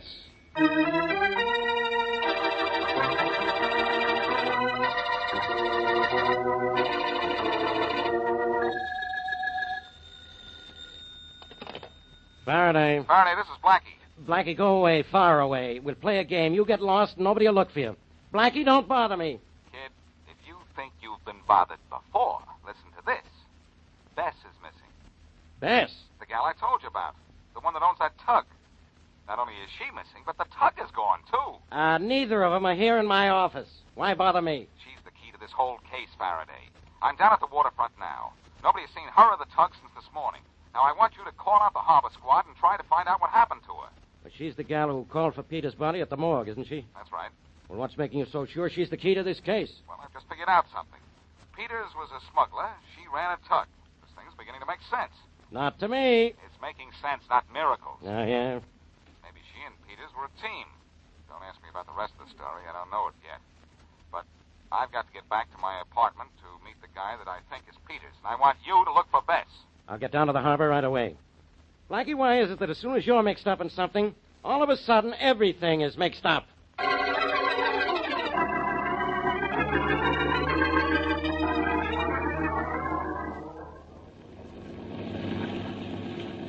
Bill, Joe? Yes, Inspector? Make sure you don't overlook a thing.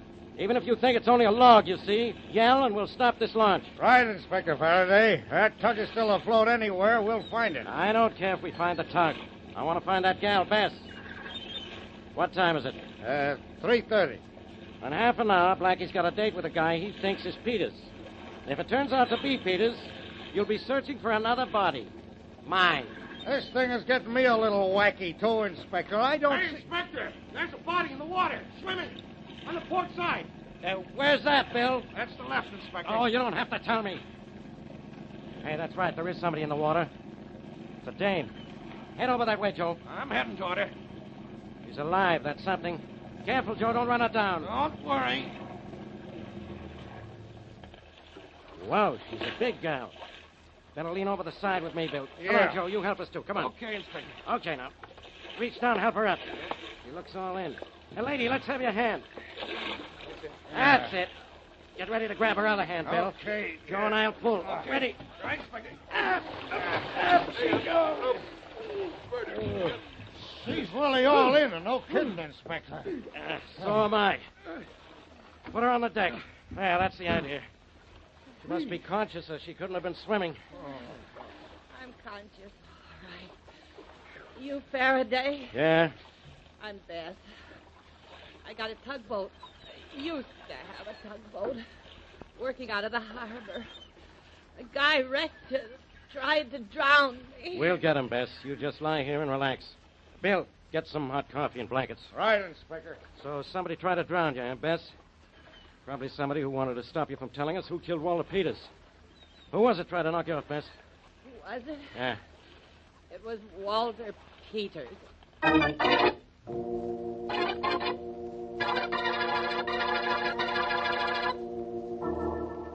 What time is it, Mary?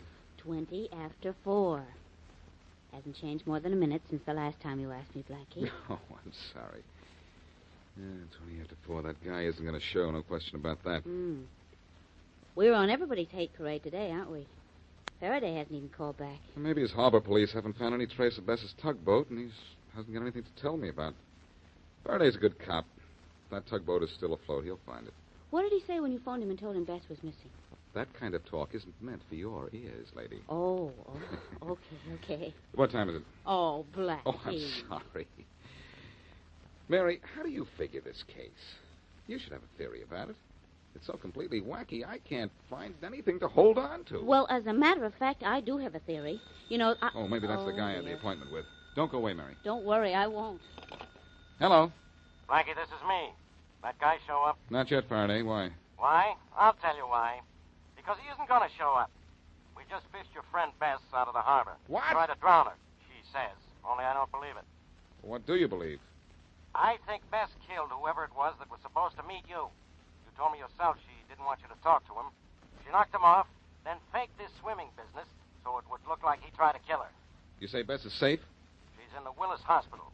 Claims she's suffering from shock, but she's faking. You want to see her? You bet I do.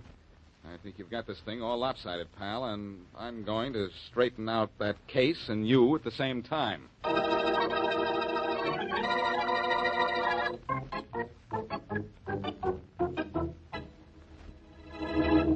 This is the room, Blackie. Bess is in there. Thanks, pal. You're a pal. Come on in. Yeah. Hello, Bess. Hi, Blackie. Glad you're here. I'm glad somebody is. Blackie, this dame is trying to tell me that Walter Peters tried to drown her just now. Doesn't she know we know he's dead? Wait a minute, Faraday. Danny Peters is dead. Walter Peters tried to kill me. Now, that's really wonderful. As if I understood what you were saying. I can tell you, Faraday. Danny and Walter Peters were twins, right, Bess? That's right. They had a smuggling racket going. Danny Peters would get his luggage examined at the customs, get it okayed, disappear for a moment, and Walter Peters would take his place going through the gate, his luggage all fixed up with counterfeit seals. Good figuring, Blackie. That's how it was done. Walter would walk out with a load of smuggled stuff, and Danny would hide on board the ship until night, when I'd come and take him off in my tug. Okay. That explains their racket. But whose body did we find in the lake? Danny Peters' body. Walter killed him and put his own wallet in Danny's pocket so it'd be found. They had a quarrel. Walter hid out of my tugboat, and I was afraid to say anything to anybody because he threatened to kill me, too. So it was Walter I talked to on board your tug. That's right. Oh, I just wanted you to see him, not talk to him. I knew you'd find a way of putting this thing together once you got a look at Walter, Blackie. Only you talked to him. He knew what I was up to, and so he tried to drown me. Where is he now? Probably at a little joint near the harbor.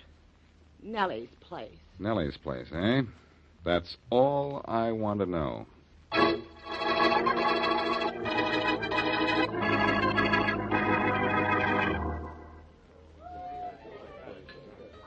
Hello, Peters. Oh, it's you, Blackie. Sorry I couldn't get to keep that appointment at your apartment. I'm not. If you'd come up there, you'd probably have filled me with a pack of lies and got me even more confused. Trying to knock off Bess gave your hand away, but good. Bess is alive? And kicking. Kicking all over police headquarters. My friend Faraday wanted to send some cops down to pick you up, but after all the trouble you gave me, I figured I'm entitled to the fun of bringing you in. You call it fun, eh? What do you call this? I call that a sucker punch, leading with your right. Here, lad, learn a lesson. And here's a little homework to practice on.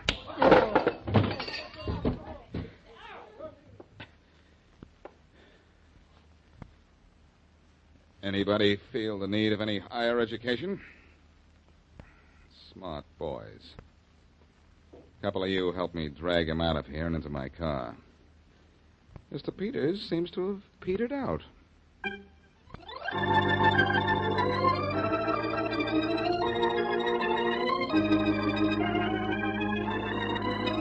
Blackie, about the only thing in this case I don't understand is why Danny Peters' body was drowned in salt water first and then dumped in a lake. Well, I coaxed his killer to tell me, Mary. There was a fight on the barge. Walter knocked Danny overboard, and when Bess fished him out, he was dead. Walter wanted that body as far from the harbor as possible, so he carted it to the lake and tossed it in. Oh, well, there's one more thing I just thought of. How come your name was on the identification card found on that body? Well, that was to make sure that Faraday was called in on the case so that when the body was found, headquarters in the city would list Walter Peters as dead. Walter knew that my name would bring Faraday on the run. That's why he put the name on his identification card and put it in his brother's pocket. All of a sudden, I think of more questions. Here's one more. Why did Bess claim the body of the dead man from the morgue? Well, Walter made her do it, I guess. He was getting a little panicky and didn't want that body around for fear that there was something on it that might lead to him. He hadn't realized the salt water clue we found right away would tip us off that something was screwy. Now, are there any more questions? No more questions. That's good. Say, I was just thinking of something. You know, this business of brother killing brother goes all the way back to the Bible. Yes, I know it does. Cain and Abel. That's right. And Walter Peters tried to emulate Cain and get away with killing his brother. Only he wasn't able. Oh, Blackie.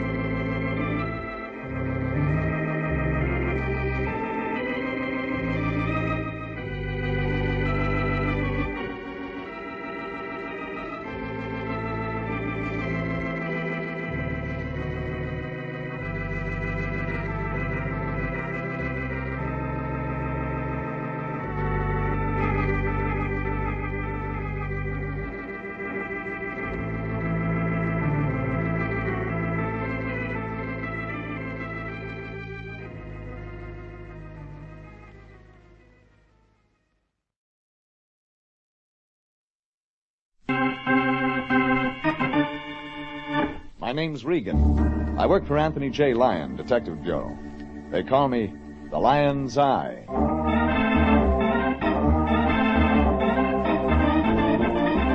Jeff Regan, Investigator, starring Frank Graham as Regan, with Frank Nelson as Anthony J. Lyon. So stand by for mystery, suspense, and adventure in tonight's transcribed story, All His Sisters and His Cousins and His Uncles and His Aunts.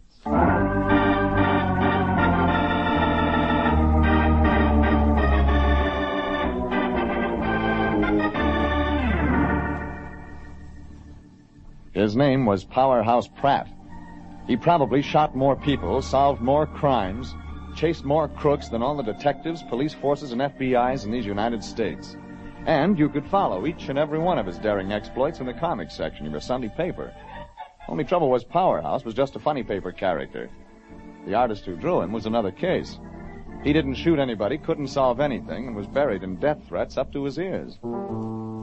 It all began not on a bright Sunday morning while reading the funnies, but on a dull and smoggy Thursday while entering the Lyons office. My boss, Anthony J., was hanging up the phone with a look of utter confusion on his face. When he saw me, however, he quickly covered it with a broad and cheery smile. Jeffrey, my boy, I'm glad you got here. Bad news, Lyon? No, of course not, Jeffrey. We have a client. Yeah, but you aren't sure. Of course I'm sure. I just talked to Mr. Phineas on the phone. He wants you to come right out. Oh, Mr. Phineas is the new client. Mr. Harold Phineas. His address is right here, Jeffrey, so you just run right out there and talk to him. Just a minute, Fatso. Mr. Phineas must have said why he wants a detective. Now, Jeffrey, I'm very busy, very, very busy. You just talk to Mr. Phineas. I'm sure he'll explain everything. Lyon, I don't talk to anybody until everything is clear first. Come on, let's hear it. Jeffrey, Mr. Phineas has a unique problem. That is, the way he explains it, oh, very well, I'll tell you, but you aren't going to like it. Already I don't like it, so you haven't got a thing to lose. Jeffrey, Mr. Phineas says his life is in danger. He says that every morning when he wakes up, he finds himself dead. What? That's what he told me, Jeffrey. I'm sure of it. That's just what he told me. Like I said to myself this morning, it's a perfect day for the beach. Jeffrey, this man's life is in danger. Besides, he said he was mailing us a check for $50. In other words, you gave him a verbal contract to handle the case. You see, he said, and then I said... Oh, Jeffrey, it has something to do with those cartoons he draws. You see, Mr. Phineas is a cartoonist. Fatso, this man doesn't need a detective. He needs a straitjacket. He needs $50 worth of detective service. Now get out there and see what's wrong with him. The Lion waved the gas bill and the electric bill and the office bill in my face. And I agreed to meet our new client, Mr. Phineas. The address was 3rd Street, Santa Monica, 3 blocks from the ocean.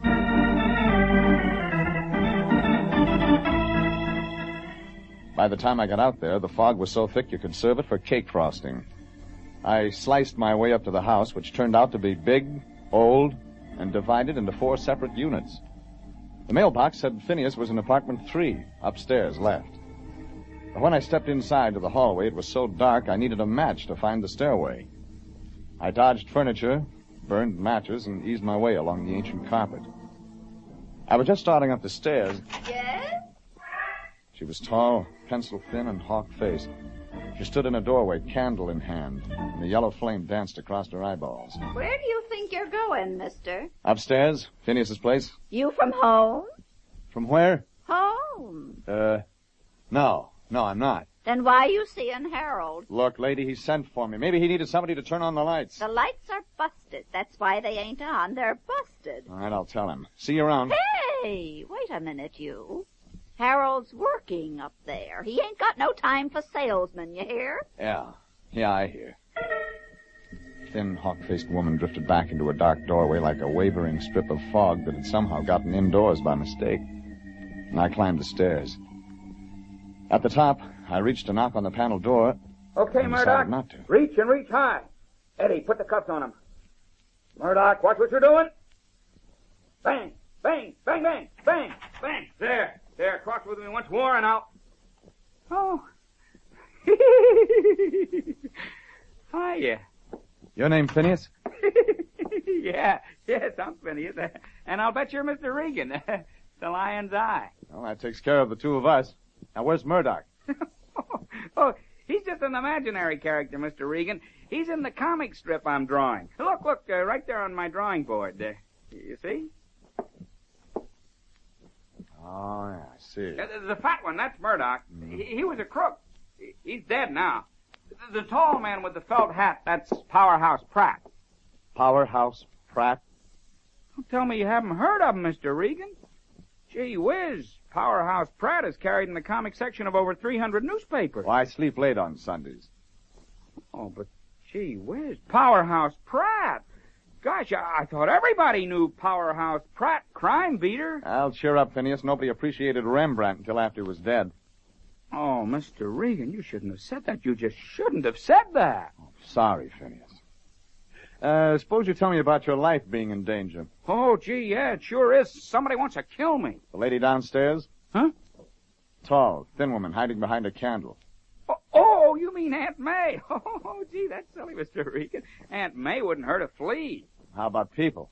Mr. Regan, Aunt May is my relative, and I won't let you talk about her that way. Okay, my apologies to your relatives. Go on. Well, it's this way, Mr. Regan. Every morning when I wake up, I find myself dead. Oh, it isn't so funny as you think. No, indeed. You see, it started a week ago when I got up early and looked over the drawings I'd made the night before. And? There in the last panel of the drawings was me. A picture of me lying face down in the picture. Dead. If the cartoon showed a figure lying face down, how did you decide it was supposed to be you? Across the back of the man's suit was printed F-I-N-I-A-S. Phineas. That's me. Remarkable deduction.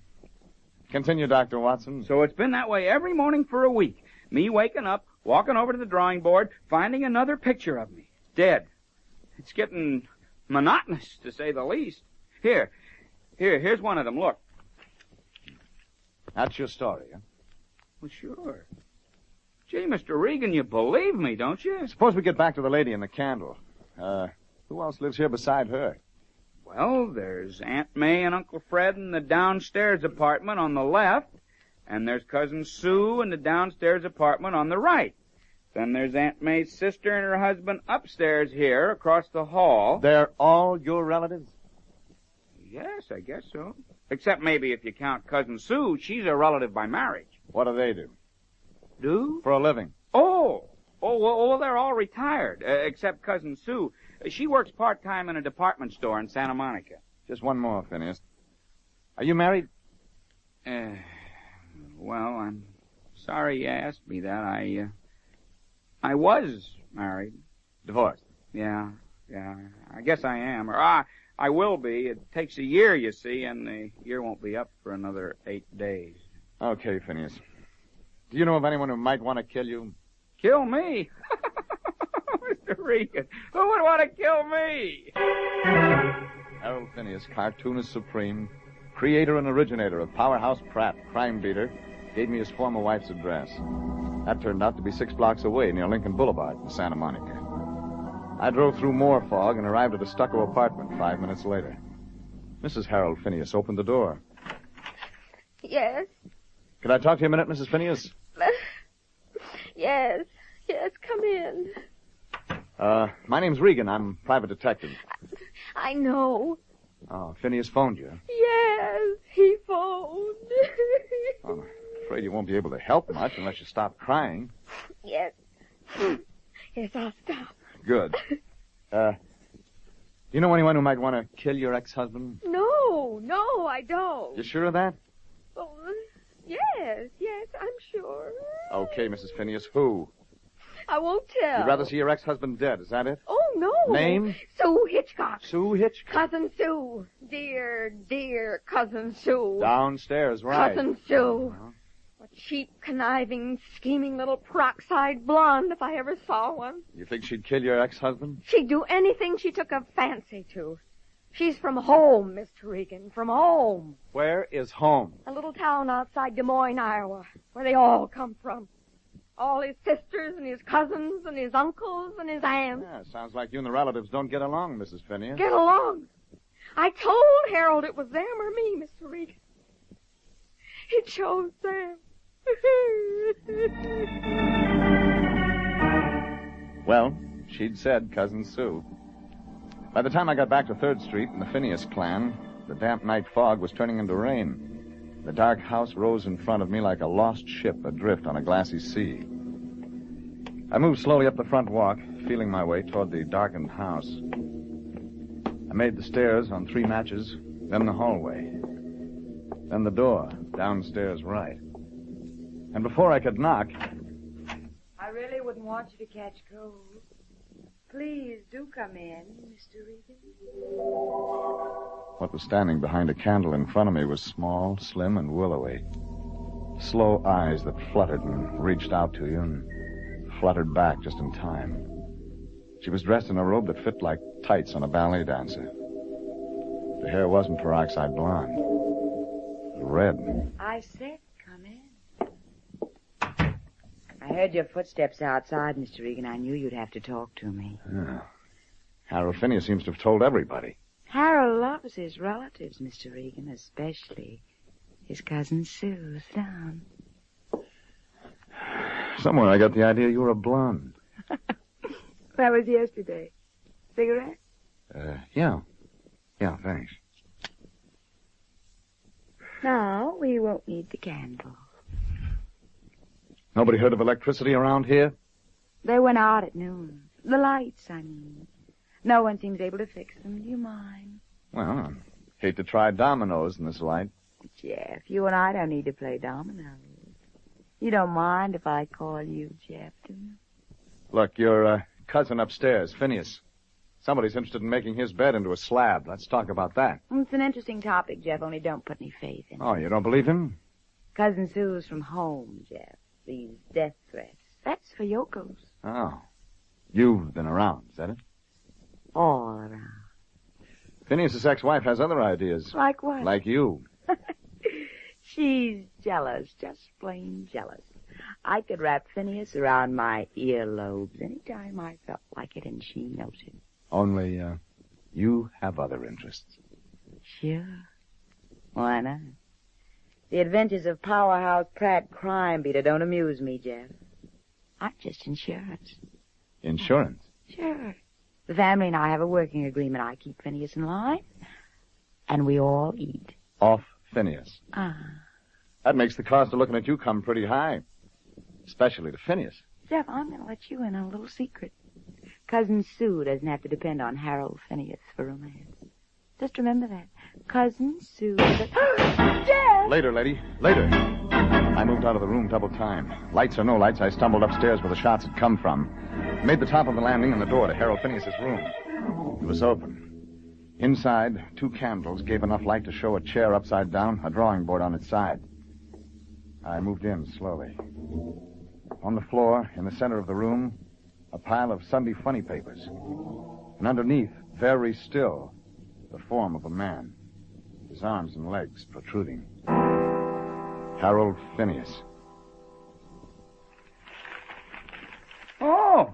Hi! They didn't get me that time, Mr. Regan. I guess they didn't get me that time.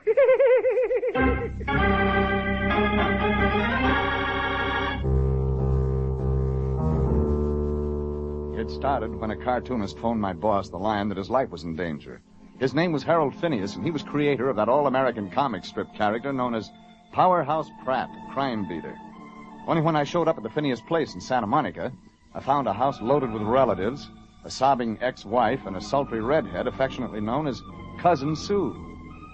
I was ready to let Powerhouse Pratt take over until somebody fired 2 shotgun blasts at my client, Phineas.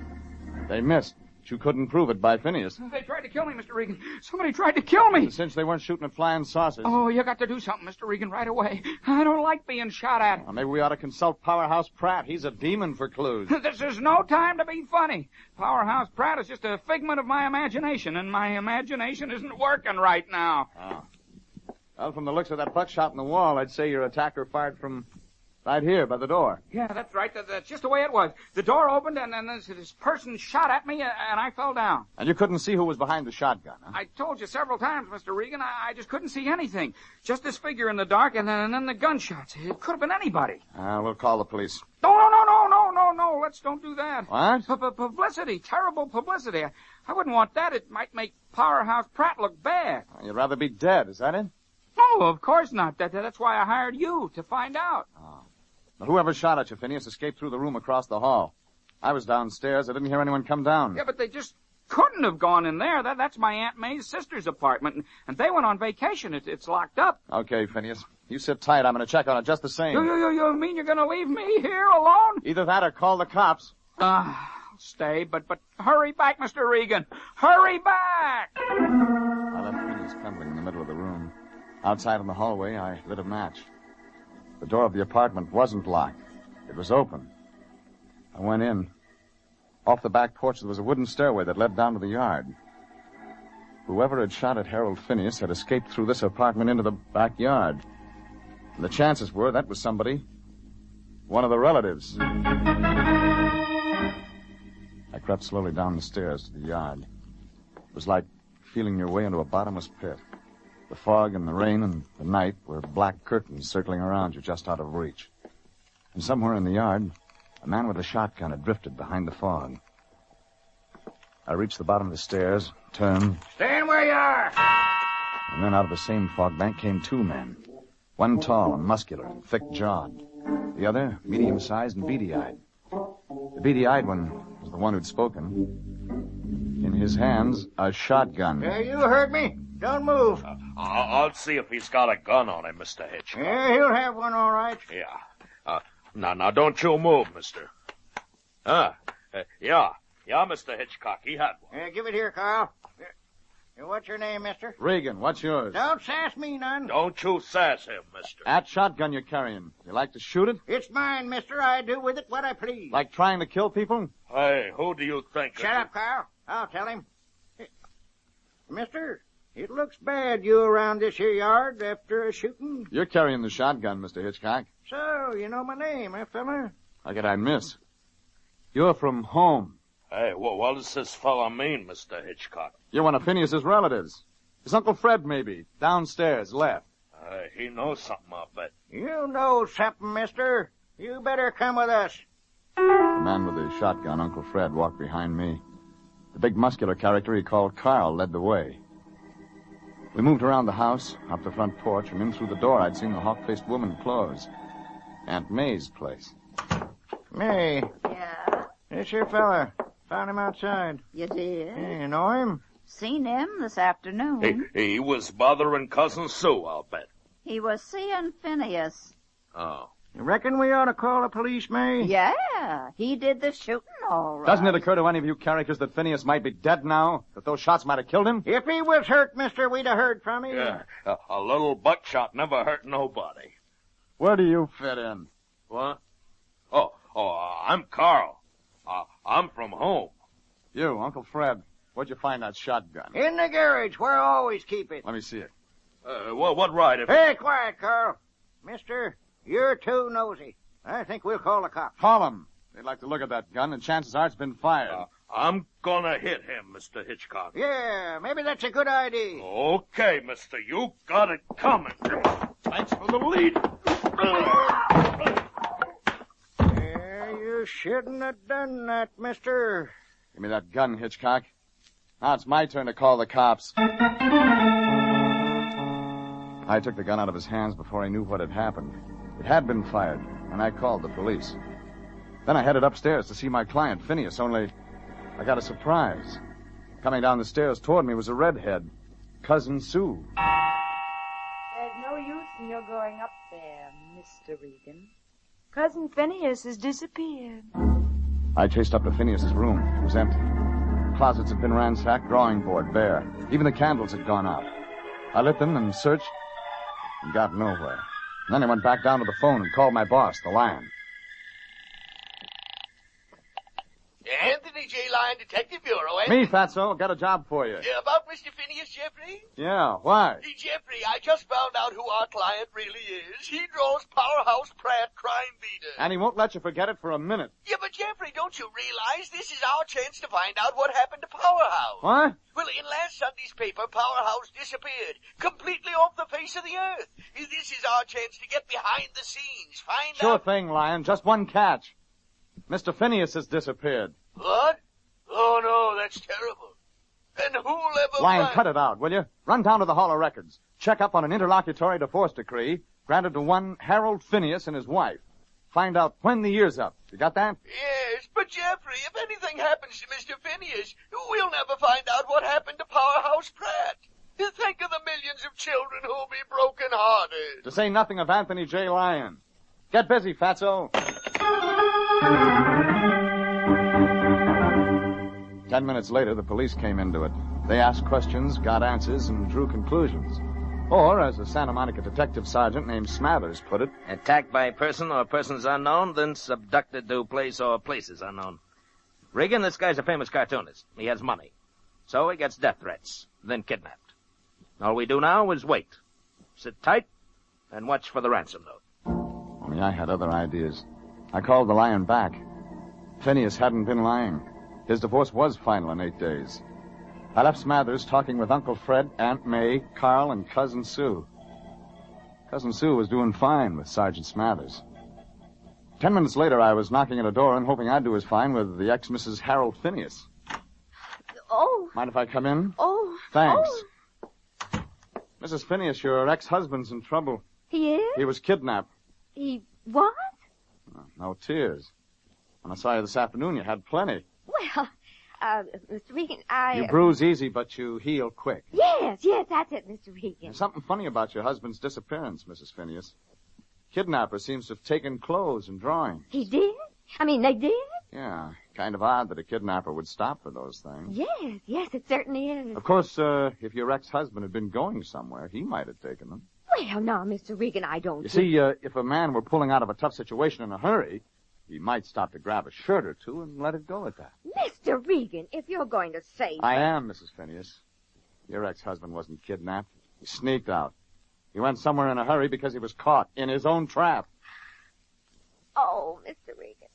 Wouldn't make good publicity for Powerhouse Pratt, Mrs. Phineas. Papers would play it big. Now, do you want to tell your husband to step out from behind those drapes? All right. Okay, Mr. Regan. I give up. Arrest me, put me behind bars. I deserve it. Oh, Harold, no. Oh, Dorothy, Dorothy. Now take it easy, both of you. Nobody gets arrested. Not yet, anyway. They don't. Phineas, you made one big mistake. You lied to me. That business about being threatened. The cartoon of yourself lying face down. Yeah, but Mr. You drew your own pictures. Your story was so phony it smelled halfway to Ocean Park. Yeah, but... But being shot at. It wasn't your idea. That's when you ran. Your idea backfired. Yeah, I tried everything, Mr. Regan. I cut off the gas, busted the lights, but they just wouldn't leave. You dreamed up the threat to get rid of your relatives. You wanted your wife back, and she'd said it was her or them. You wanted her. And you only had 8 days. I did it for Dorothy. You wanted the relatives to go back home. Especially Cousin Sue. Yeah, they wanted me to marry Cousin Sue, but I didn't love her, Mr. Regan. I tried to Yeah, tell but you them. didn't threaten them. They're the stubborn kind. That might make them stay longer. So you said your own life was threatened. Indirect scare. Yeah, that's just what I did. Yeah, but there's just one thing, Mr. Regan. Honest, I didn't shoot that shotgun at myself. Yeah, you gave somebody else the idea. As long as you wanted to play target, they decided to help you along. Who? Who? Maybe it's about time you grew up, Phineas. Stick with me and you'll get to meet that somebody yourself. Harold! Phineas turned 3 shades of red, kissed his wife goodbye, kissed her again, exchanged tears, and came quietly. He didn't say anything as we drove back to the house. He said less when we walked in and faced the family. Harold! Well, I'll be dooked. Family, meet your long-lost nephew, Harold Phineas. Say hello, Phineas. Hello. Harold, what on earth's the meaning of this, scaring us half to death? Well, Aunt May, it's like this. You see... No, I don't see. You owe us an explanation and an Phineas. apology. Yes, And Mr. unless you Regan. do it This right would make this hot minute, copy I for the won't stay papers. under this roof another Readers of day. Powerhouse Pratt. Oh, no, Mr. Regan. Take your choice, Phineas. You either want your wife, or you don't. Hey, dear Mr. Harold. Regan, What was that you said, Harold? Well, Aunt May... Either apologize or we leave this very minute. We're going home, Harold, the whole family, unless... Well, then I guess you'd better go, Aunt May. What did you say? You'd better leave. Well, I never... Oh, now, see here, You son. listen to me. I didn't mind it when you came out to visit me for a month, and I didn't mind when you decided to stay for the fall.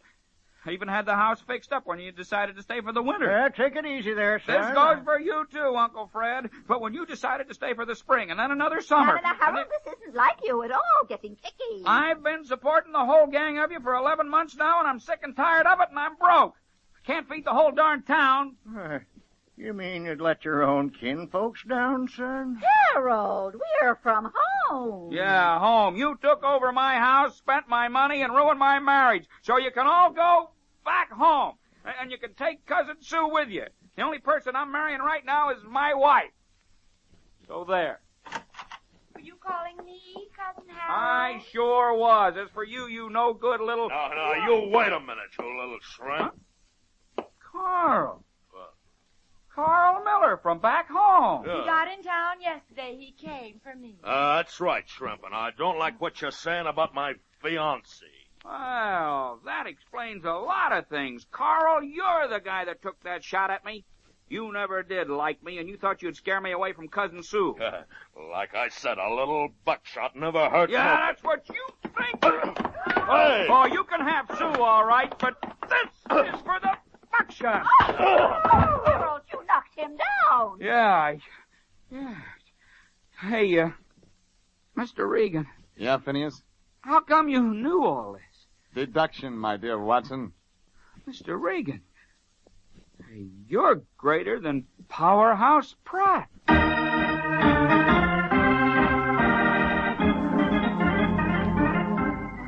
Harold Phineas decided not to prefer charges against Carl, and the family took the hint. The whole clan packed up bag and baggage for a long trip. Not back home. Nope. Seems Phineas had a sister living in San Diego. The next morning, I checked in with my boss, Anthony J. Lyon. He looked triumphant. Jeffrey! Well, it was just as I thought. Huh? It wasn't a kidnapping at all. I'll say one thing for Phineas. He planned it carefully. Lyon, where did you learn about the case? To check there, just in case, and sure enough, I was right. The newspapers knew Phineas was building up a phony death threat just to get rid of They him. had the advance story, Jeffrey. Oh, great. And I promised Phineas I wouldn't let a word of it get out. It's bad publicity for the comic strip, Lyon. Oh, nonsense. I won't tell anyone, Jeffrey. You won't tell anyone. What about the other million readers? Well, by the time the papers hit the newsstands, it won't matter anyhow. Everyone will know the truth.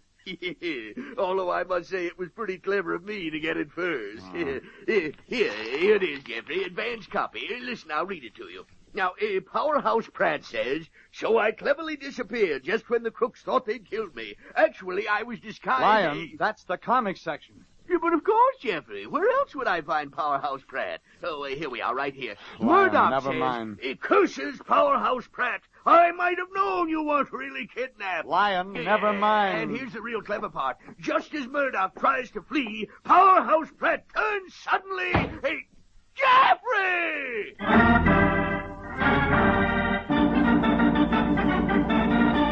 Jeff Regan, Investigator, is written by William Krug and Gilbert Thomas, produced and directed by Sterling Tracy, and stars Frank Graham as Regan with Frank Nelson as Anthony J. Lyon. Original music is by Dick Arant. Jeff Regan, Investigator, is transcribed each week at this same time over CBS. Joe Walters speaking and inviting you to be with us again next Sunday at 8:30 for more suspense, mystery, and adventure with Jeff Regan, Investigator. Time now for Rocky Jordan.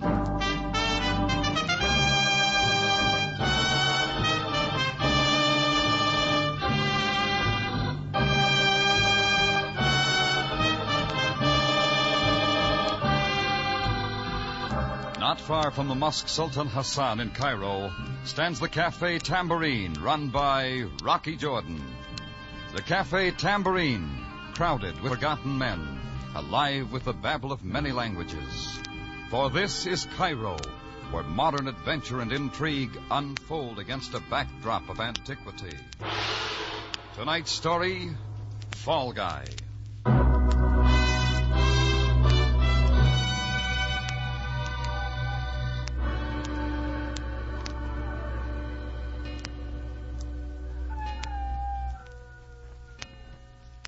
Three o'clock in the morning's just about the same all over the world. The streets and buildings and rooms and people are full of sleep. And even in Cairo, Egypt, you can't expect anything different. The whole town's packed with a kind of air that moves all around so you can't hear it, like a lady in a soft dress. I don't generally sit up and wait for 3 in the a.m., but last night was different. I was working on the books in my place above the tambourine when things got noisy. From my window, I made out a couple of Egyptian police waving pistols in the air. I didn't know what the show was about, but whoever they were shooting at figured to be the leading man. I didn't have time to pick him out because just then he picked me. Open up, Rocky. Rocky, it's me, Johnny Servey. Open up quick. Help me, Rocky. Help me. They're after me. Shortchange somebody at the club, Johnny? This is serious. I'm in a spot. You can tell by the noise you ought to keep a curfew. They were shooting at me. They won't give me a chance to talk. It's a cop, Greco. He's bucking for a promotion. I'm one more strike. All right, take it easy, Johnny. They're coming here. Help me, Rocky. I've always been a hard luck guy. Greco would kill me just for the fun of it. You know what he's like. He won't give me a chance. Nobody will give Johnny Servey a chance. Rocky, please. We're old pals, you and me. You give me a chance, please, Rocky, huh? Okay, Johnny. Oh, thanks.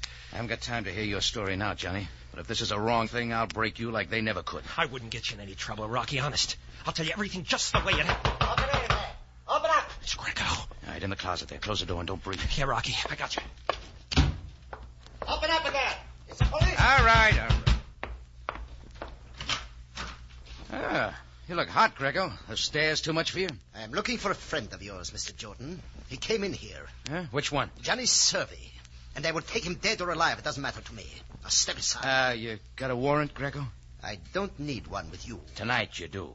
You will please step out of the doorway. I'm coming in. You're too shovey even for a policeman. But I am a policeman, and I want Servey any way I can get Back to your beat, Greco. One moment. Rocky Jordan might have been shot accidentally in the line of fire. If you make out the report, is that what it'd say? That is exactly what it would say. Do I come in, Mr. Jordan? I don't argue with a police special. Sure, come on in. Greco! Better tuck it away, Greco. Sam still runs the department his way. Well, Greco, so we've lost him, eh? No, Captain Sabaya. He is hiding here in Mr. Jones' cafe. Hiya, Sam. Everybody gunning around tonight? Jordan, are you hiding this man? We know he is a friend of yours. Oh, you got a lot of friends. Have you seen Johnny Servey tonight? Jordan, an important diplomatic official was robbed at the International Club tonight. The charge is against your friend Servey. It is a serious situation which might bring about complication. Now, Jordan, is this man here with you? I can make him answer that question, Captain. Greco, we represent the law. We do not violate it. You ought to remind him more often, Sam. He forgets easy. Within the hour, I will have a warrant issued to search these premises, Jordan. For your sake, as a guest of the Egyptian government, I hope we do not find Johnny Servey here. I hope so, too. All right, Greco.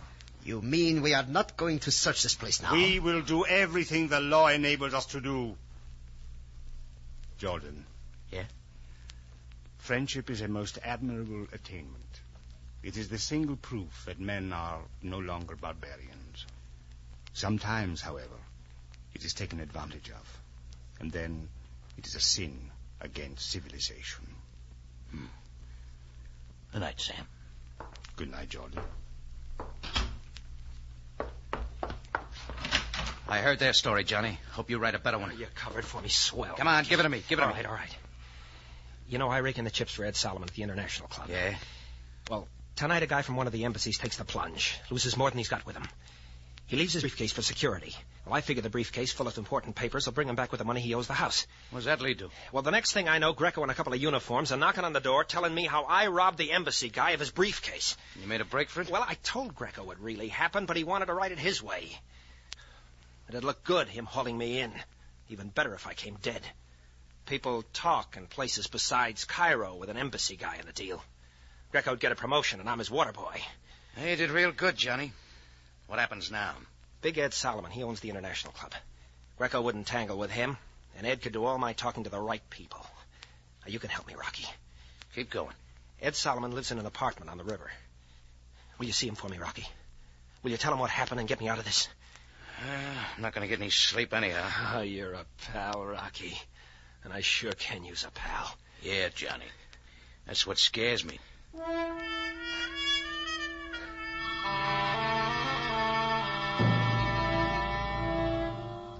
I made sure none of Sabaya's boys were hanging around. Then I hustled Johnny Servey into a cab and dropped him off at a friend of mine's laundry shop. I didn't figure Sam or Greco would go through somebody's dirty burnouses looking for him. Then I headed over to the Nile Street apartment house where Big Ed Solomon lived. It turned out to be one of those chunks of white granite and copper window frames that makes Cairo, Egypt look like a suburb of Michigan Boulevard. Inside, it took a lot of British pounds and American dollars to keep the place up. I waded over a carpet that dragged on me like a Florida swamp and finally found a door marked Mr. and Mrs. Edward Solomon. I figured £500 a year for a good lease. She was pretty. Black hair and green eyes. 24, maybe. But she could have looked 16. Yes? Oh, I hate to bother you this time of morning, but it's very important. I've got to see Ed Solomon. Who's calling? Rocky Jordan. Oh, come in, Mr. Jordan. I'm Connie Solomon, Ed's wife. Yeah? Perhaps I can help you. I'm doing this for a friend, Johnny Servey. He's in trouble, and Big Ed can help him. I understand.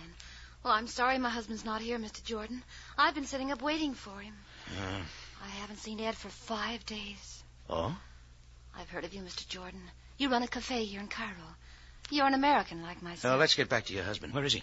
I don't know. I'd like to see him, too. The world's full of people who want to see him. What's your story? Well, I used to sing. 3 years ago, I was stranded at the Shepherd Hotel. One day, a big man came in and heard me and sent me flowers after the show. That'd be Big Ed. After that, he kept coming in, and, well, I began going out with him, and when he asked me to marry him, I married him. And I didn't ask him what he did for a living or how he spent his time. Oh, he was good to me, and he's always been good to me, and, well, now he's gone. You sound like he's gone for good. We've never been parted more than 5 hours since our marriage. He's given me everything. He's done everything for me. You never asked questions? Never. You want him, Mr. Jordan, and I want him. You know where to look and who to ask. Oh, find him for me, please. Yeah, from pictures I've seen of Big Ed Solomon, he'd be a pretty hard man to lose. Rocky, I'm scared. A partner of his, a man named Axman, was here last Monday night. That was the night Ed left and never came back. Axman? He's new to me. I was in the bedroom. I thought I heard them quarreling, and when I came out, Axman had his hat in his hand and was leaving, and Ed went with him. Is that all?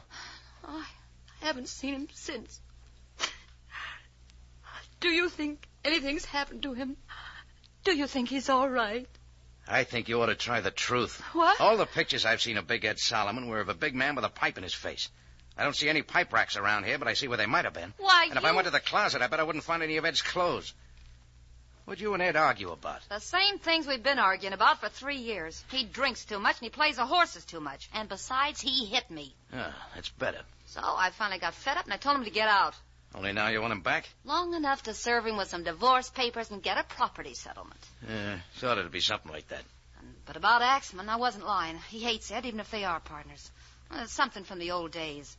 Well, Axman walked in when Ed and me was having our knockdown. If he wanted to bump Ed, he could do it, and well, somehow he fixed it so it looked like I'd done it. He's that kind. It'd make me look pretty sick if Ed turned up dead somewhere. Yeah, it would. Wait a minute. You still want to see Ed, don't you? Yeah. And you're going to look for him? I told you I got a friend who needs... Yeah, that's what you said. Well, remember everything I told you, will you? Yeah, sure. You had a convincing story to begin with. You ever try acting? Yeah, once I... Yeah, there's no future in it. Maybe you're right, Connie. Hey, when this is all over, let you and me have a drink somewhere or something, huh? Sure, why not? I'd like to meet a nice guy. A real nice guy. Once. Yeah, just once.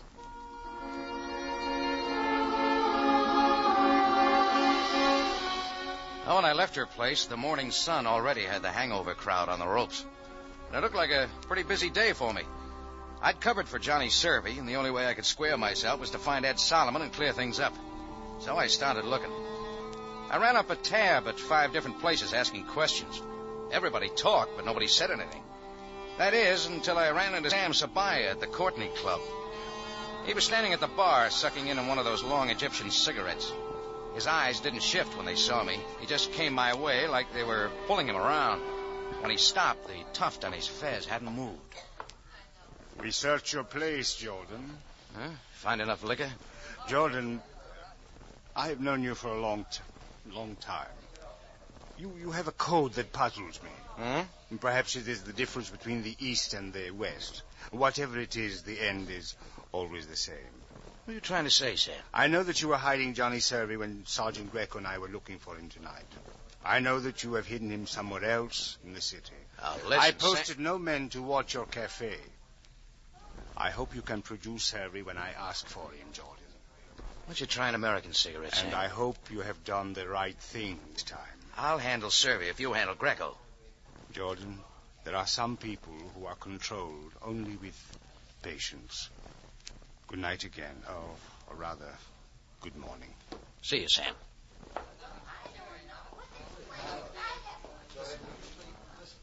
Mr. Jordan. Mr. Jordan. What? Where'd you come from, Buster? Oh, no, Buster. I'm Jeannie. I've been searching for you, Effendi. I have some information. Oh, I've already got plenty of that. This is of a special interest to you and your friend. What friend? Inshallah. Yeah. Akatakai. Effendi, Mr. Edward Solomon is a man of peculiar habits. I do not understand them. Come on, Jeannie, let's have it. In Cairo, he maintains a beautiful apartment and a lovely wife from your own country, I believe. Yes, I met her. But on the edge of the desert, away from the Nile, at a large oasis near El Fayoum, he also maintains a home. Not many persons know about it. Not even the beautiful Mrs. Solomon. You seem to know all about it. Kismet, it is fate. I am in a business that makes such information my business. Mr. Solomon went to his desert home 5 days ago with a Mr. Axman. Is that all? That is all you need to know, Mr. Jordan. If it isn't enough, I'll want my money back. Effendi, I am superbly honest. Here, my home address in case you wish to talk further with me. You act like this is a sure thing. Nothing is certain in this life, Mr. Jordan. Not even friends. You've been peeking in Sam Sabaya's diary. Effendi, I do not understand. Well, skip it. Neither do I.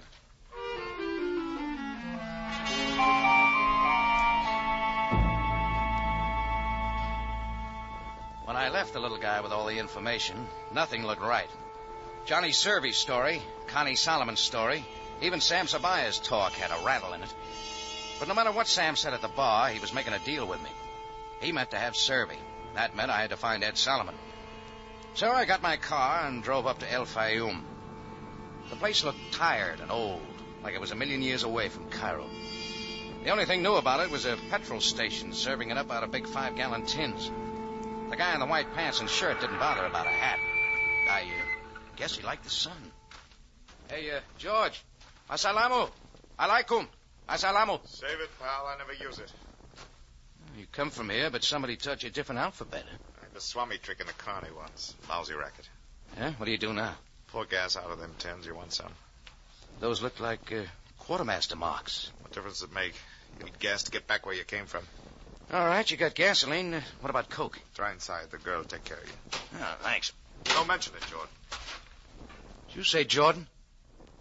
I don't know. Did I?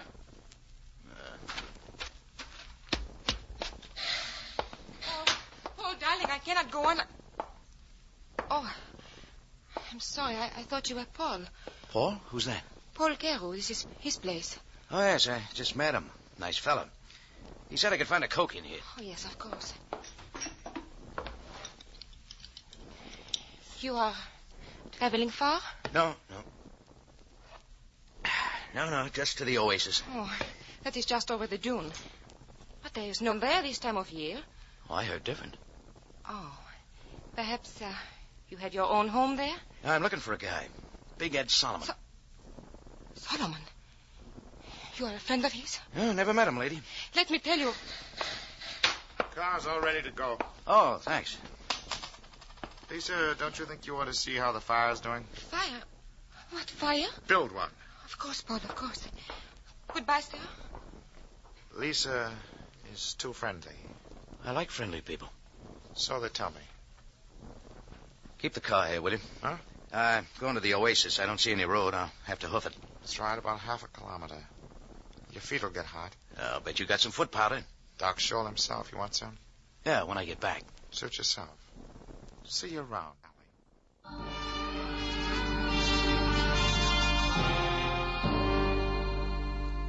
Big Ed Solomon's house was there, all right. Well-ordered palm trees surrounded by an all-white job with a lot of grill work. I pounded on the door, and nobody answered. I smelled an oil lamp burning somewhere, so I pounded on the door some more. And some more people didn't answer.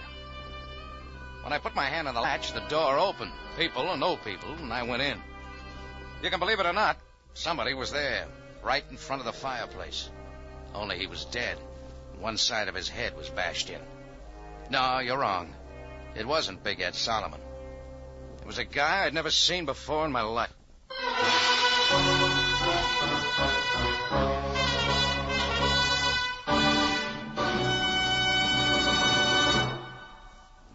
You are listening to Fall Guy, tonight's adventure with Rocky Jordan.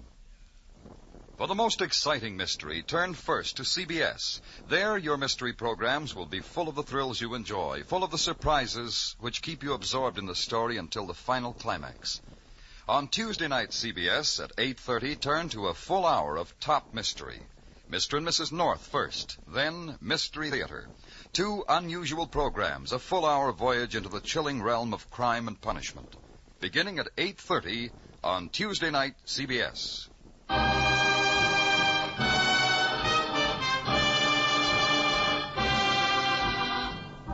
Now we return to Cairo and tonight's adventure with Rocky Jordan, Fall Guy.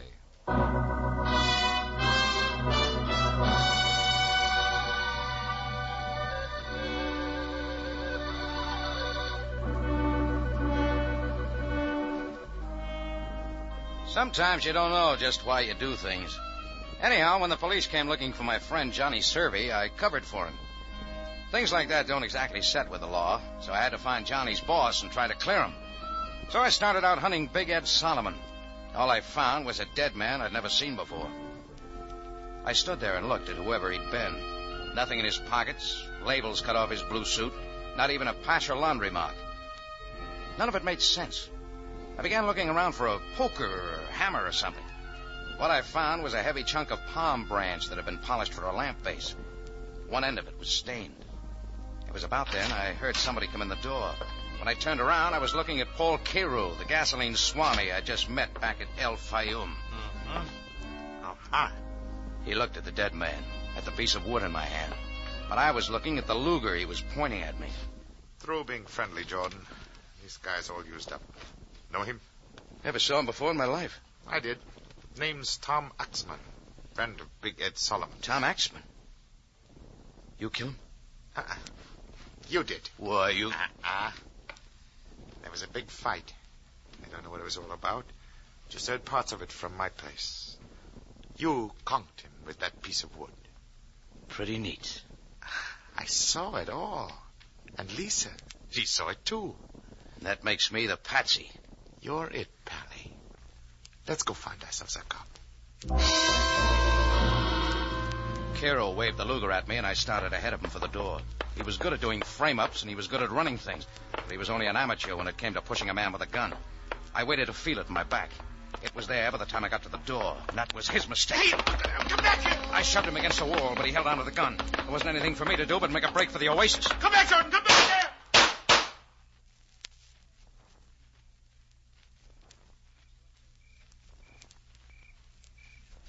All the rest of that day it went on in the oasis. Carew crashing around looking for me. I hid behind date palms and in the underbrush. Found out a lot of things that bug experts would have gone buggy about. As far as helping Johnny Servey or finding Ed Solomon, I was doing no good at all. As soon as it got real dark, I figured it was safe enough to cross the patch of sand and hit the highway. Carew must have figured the same way, because I didn't hear him crashing around anymore. So I went back to see Paul Carew's wife, Lisa.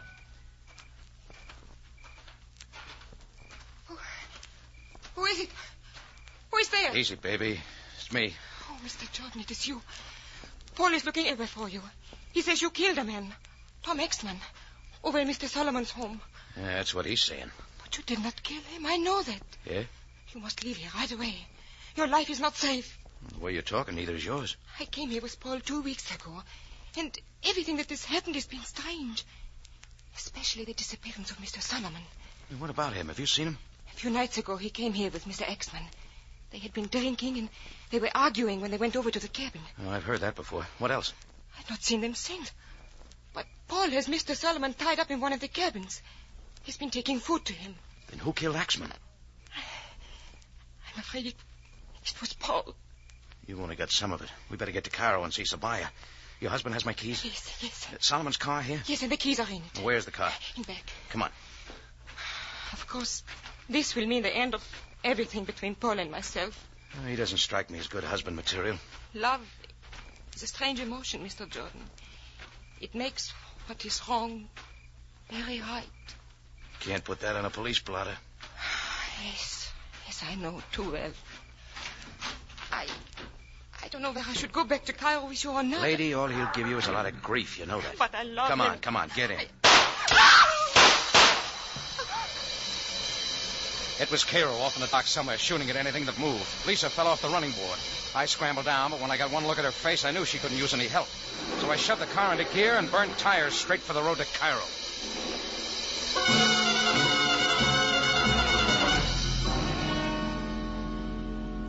It took me 2 hours to get there. The guy at the laundry said Johnny Serby had taken a powder 10 hours before.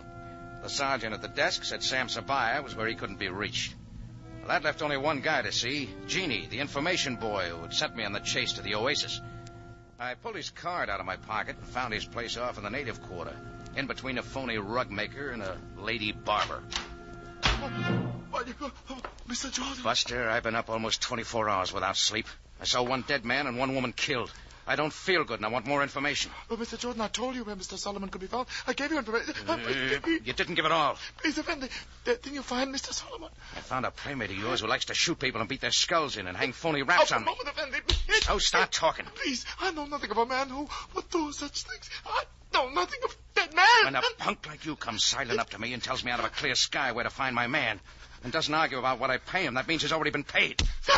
And they only pay you for working. You know, I am above reproach, Mr. Jordan. I would never become involved in a killing or murder. Yes. Who paid you to send me up to El Fayoum? Who paid you to frame me with a murder? It was me, Rocky. I didn't tell him, Mr. Serby. I didn't tell him. Shut up. That 38 makes you a foot taller, Johnny. Easy, Rocky, easy. I'll use it right here if I have to. I think you would. Paul Cairo phones me from El Fayoum.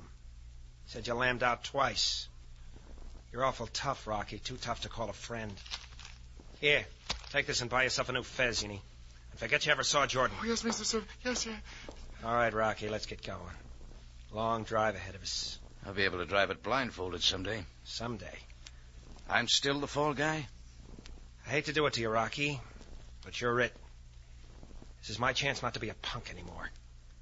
I take you back there and we call Sabaya. Me and Cairo fix it up like you did it all. Now, come on.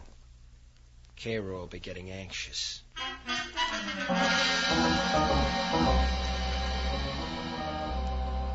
Well, you can't say I didn't help my pal, Johnny Serby. And you can't say I didn't find my man. Even if he was sitting in that same cabin with a couple of corpses on the floor.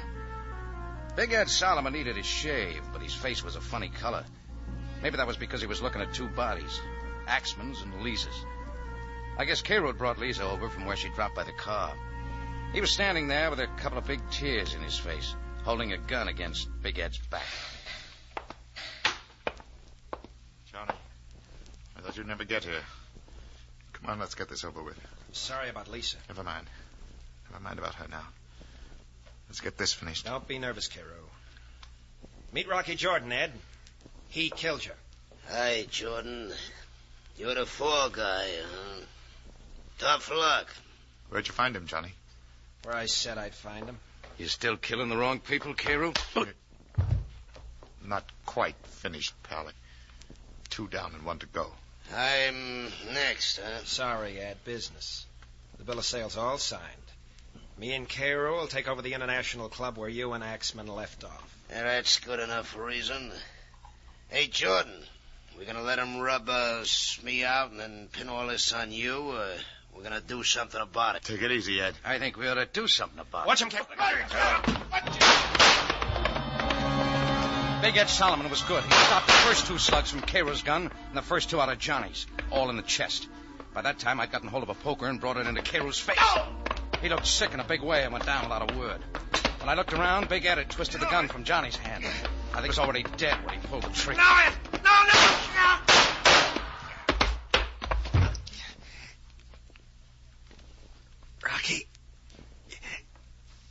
Rocky, help me.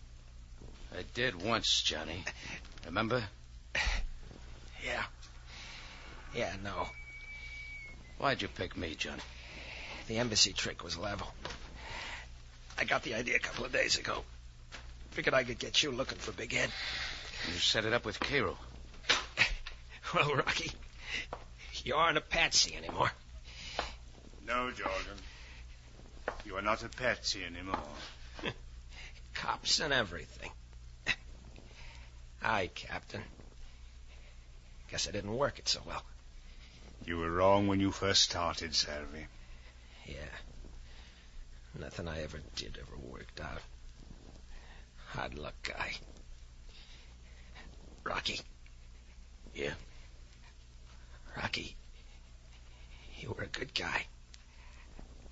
I guess I was... You just played in the wrong team, Johnny. You never were...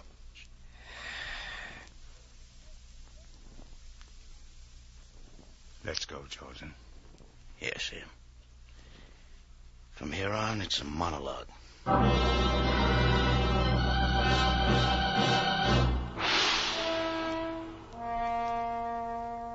Well, Sam and I picked up the pieces later on. It was like Johnny said. The embassy thing that night was true enough. Greco wanted Johnny bad, but Johnny got ideas and figured me for the patsy in his deal with Cairo.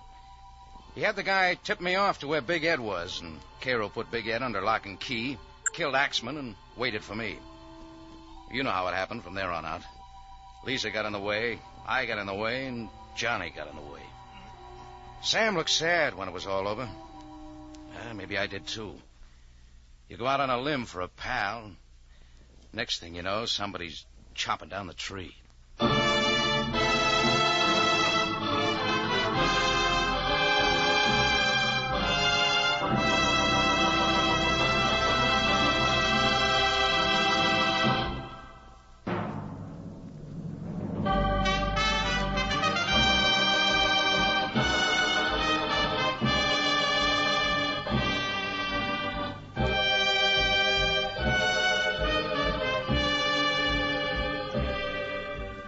It's CBS again at this same time next week for another story of adventure and intrigue when we take you back to Cairo and the Cafe Tambourine, run by Rocky Jordan. Jack Moyles plays the title role, with tonight's story by E. Jack Newman, edited by Larry Roman and Gomer Cool. Rocky Jordan is produced and directed by Cliff Howell, with original music by Richard Arant. Larry Thor speaking, this CBS, the Columbia Broadcasting System.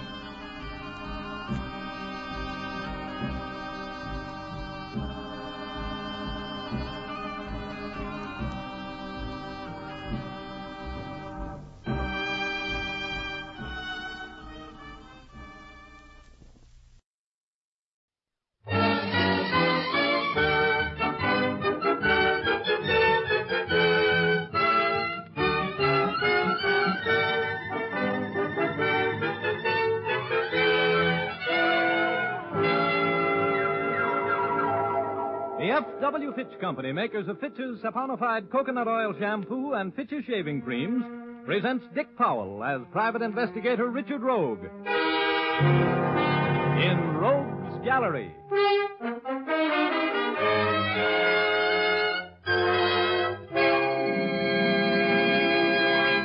Rogue speaking.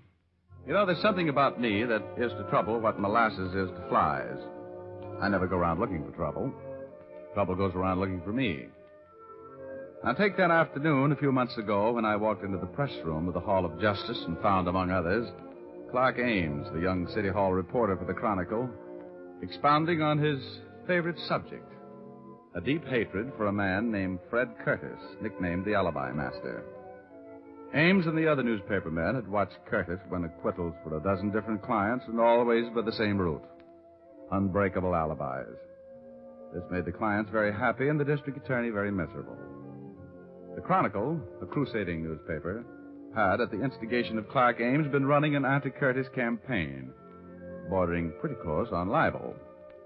And Curtis, who was sharper than a razor's edge and harder to catch up with on the horizon, hated Ames with a wonderful passion. Curtis had won the last round, and Ames was telling me about it. So Curtis goes to Williams, my managing editor, and threatens a libel suit. Well, I had gone a little overboard, I guess. And Williams had to let me go. Temporary layoff until the heat died down. But now I'm back on the job, Brogue, and I'm solid. And you wait until that phony Curtis sees me sitting here. Wait till he finds out I'm back on the job. Huh? Look, Ames, I've been around this town for a while, and if I'm picking out a guy to buck, it won't be Fred Curtis. Huh? How come you decided to make a career of locking horns with the smartest mouthpiece in the business? How do you expect to win? Oh, don't worry about it, Rogue. I got that phony right where I want him. You wait a couple of days, that's all. Mr. Alibi Master Curtis is going to be nailed to the Chronicle's masthead. Hello, Ames. Did I hear you taking my name in vain? Could be. How uninteresting. What are you doing sitting around in the press room? It's reserved for the working press. Hello, Rogue. How's your trial going, Curtis? Oh, my client will have dinner at home tonight. Jury just retired. Your client is guilty as the devil, Curtis. What's his alibi this time? Now you know he couldn't have committed the crime. I've just proved to the jury that he was in San Francisco at the time the murder was committed. How are you getting along on your unemployment insurance, Ames? It was a pleasure getting you fired. Too bad it didn't last. Well, I'm back on the job, which means I'm right back on your trail. That's bad news for you, Curtis. Do me a favor, will you, Ames? When you call in the report of the not guilty verdict the jury's about to bring in for my client, tell your stupid managing editor I'm filing a libel action against him the first thing in the morning. Look, Curtis, let's go in the courtroom, will you? I'm going to be there when the jury comes in. Okay, Rogue. Oh, here, Ames. Here's $10. Go get a haircut, will you, kid? And have your suit pressed. And don't forget to spell my name correctly when you phone that story in. Here's your 10 right in your face, Curtis. I'll see that your name is spelled right. In the biggest type in the shop, right at the top of the page when you're tried for falsifying evidence.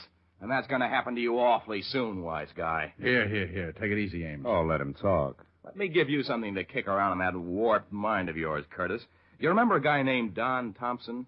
Your alibi witness for Ed Harris a year ago. I'm sure you remember Thompson. What about him? Would it put a crimp in that famous poise of yours if you knew that Thompson had given the Chronicle a signed and witness statement admitting that he had perjured himself in that alibi statement for Harris? That is preposterous. Is it? Well, you'd be in quite a spot if the Chronicle happened to have a statement like that, wouldn't you, Curtis? A statement that swears that you paid Don Thompson $1,000 for the perjured testimony that kept Ed Harris out of the gas chamber? That'd sure stop your clock, wouldn't it? Have you been drinking, Ames? You sound even a little more illogical than usual. Oh, that's right. You like logic, don't you? Mm-hmm. Well, figure this one out.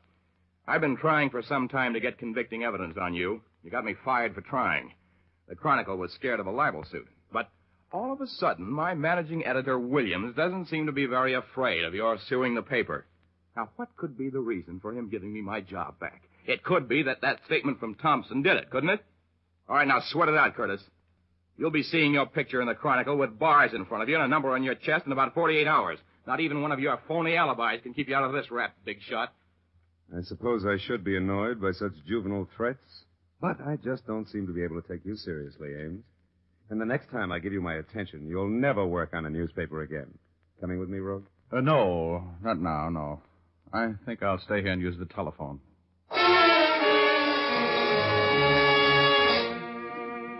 You could see and feel the hate that hung in the air in that press room like a cloud of poison gas after Fred Curtis left.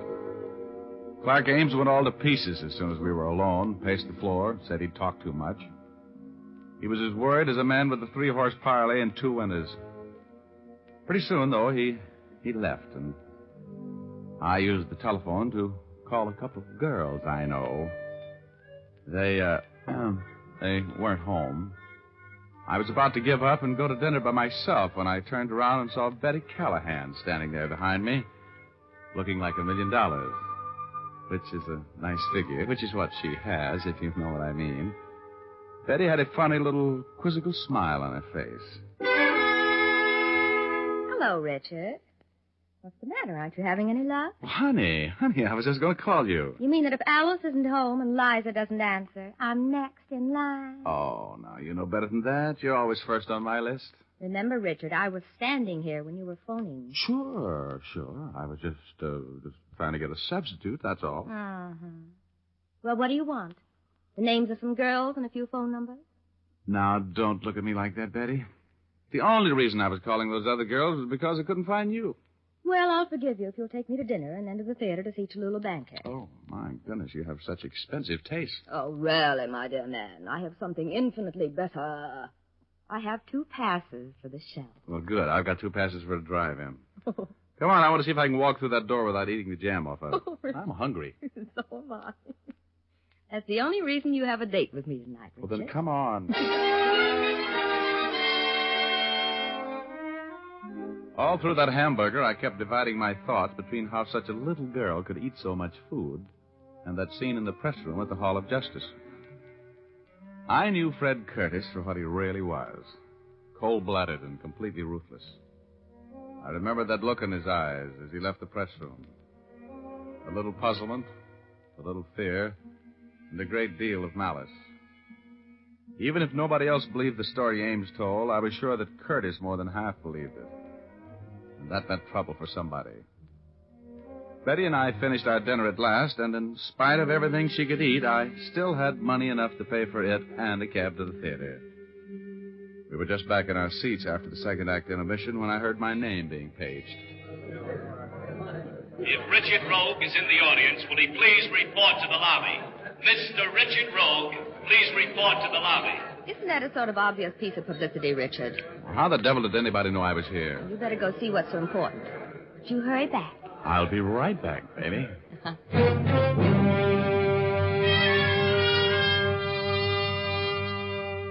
I had a bad hunch as I walked up that aisle. Those little chills that always race up and down my spine when I'm walking into trouble were acting up. I didn't know what to expect as I walked out into the lobby. Then I saw Clark Ames standing there. His face was as white as a dove's wing, and his eyes had the strained look that is the aftermath of seeing violent death. Rogue. Yeah, what's the matter, Ames? You look like you've seen a ghost. I've seen something worse, Rogue. You got to come down to the Chronicle with me. Now, get a hold of yourself. You're shaking like a dice cup. What's the matter? Williams, my managing editor, was just killed. Huh? Murdered in his office.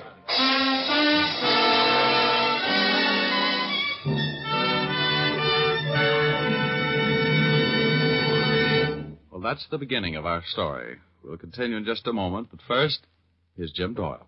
Romance and soft feminine glamour are back in style.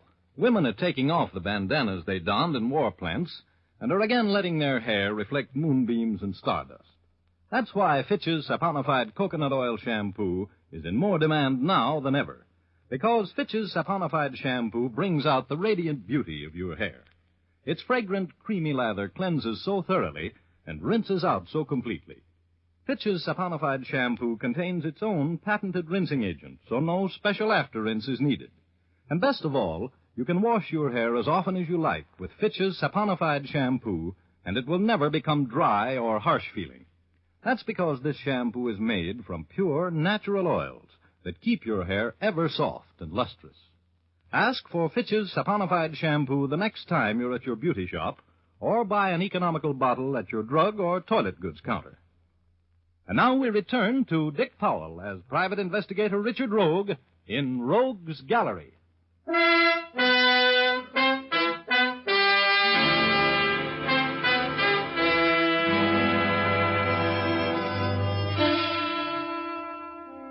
Well, I was working. The publisher of the Chronicle was paying me $1,000 for putting the long, cold finger on the murder of Williams, the managing editor. I was pretty sure I knew who the murderer was, so it looked like a soft buck. When Ames and I arrived at the Chronicle, homicide was already there. My friendly enemy, Lieutenant Urban, was in charge, as usual. He walked over from where he was examining the remains of the late Mr. Williams. Hey, Sam, help me with this. What are you doing here, Rogue? Now, Urban, you know whenever anything comes along you boys can't handle, they always send for me. Who's paying you? The publisher of this paper. Now, shall we go on with the third degree, or shall we get to work on the murder? What do you know about it? More than you do. When was he killed? The medical examiner says he got it about 2 hours ago. Stabbed to death with his own copy shears, huh? Yeah, the last edition had already gone in. No one else was in the city room when it happened. Found a motive? Well, look at the office. Every file's been emptied. The murderer was looking for something, Rogie. Yeah, I wonder if he found it. You wouldn't know what it was, would you? Yeah, I might. I might at that. I heard the Chronicle had a signed confession from Don Thompson. We're going to run it tomorrow. Now, what was Thompson's confession? Come on, Rogue. You might as well give me all of it. Well, it seemed Thompson was confessing that he had been paid quite a sum of money for a job of perjury by Fred Curtis, commonly known as the alibi master. In words of one syllable, so you can understand it, Urban, Thompson Sold the Chronicle information, which would have put Curtis away for about 10 years. Curtis, eh? Well, looks like this is going to be a simple case. Could be, yes. Hey, Ames, you know where Williams kept that Thompson confession? It was in the top drawer of this file. It's gone. Uh-huh. Well, I guess that settles that, Urban. That's too easy. Curtis knows every trick in the book. Hello, Urban. May I come in? Yeah. We were just talking about you, Curtis. You're very welcome. I figured I would be. Why did you kill him, Curtis? You knew you'd be the number one on the suspect parade. Oh, that's not very smart, Rogue. If I had killed him, I would have been much more clever about it. I wasn't within 100 miles of here when he was killed. Well, that sounds familiar. I know I'm wasting my time asking this, Curtis, but you can prove that alibi, can't you? Of course. I was on my ranch in Antelope Valley when I heard over the radio that Williams had been killed. I suppose my friend Rogue has told you of the fantastic story a drunken reporter named Ames was shouting in the press room at the Hall of Justice today. Yeah, I told him. He knows all about it. Oh, incidentally, Thompson's little composition is missing.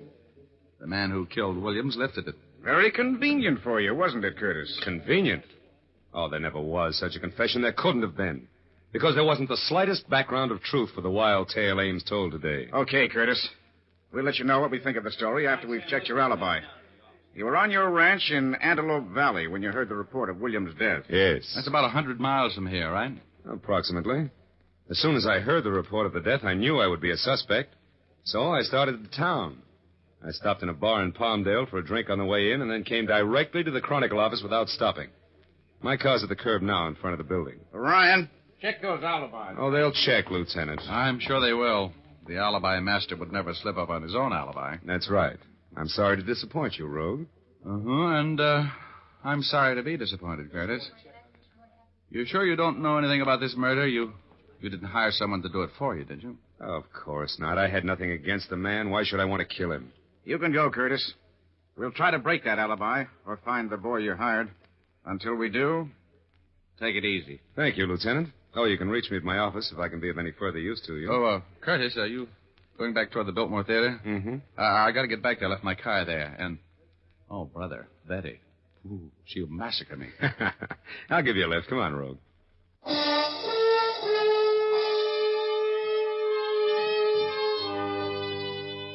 This Curtis guy was strictly the deluxe type. His car was a long, sleek black job a few sizes smaller than the Queen Mary, but with approximately the same amount of power. We got in. Curtis turned on the ignition, and the gas gauge swept clear across to full. Curtis had said he drove directly from the bar in Palmdale to the Chronicle office without stopping. About 70 miles. Mr. Curtis's carefully planned alibi was not so carefully planned. I was enjoying a short ride with a murderer. He saw my eyes on the gasoline gauge, followed them with his own, and then put his hand in his coat pocket.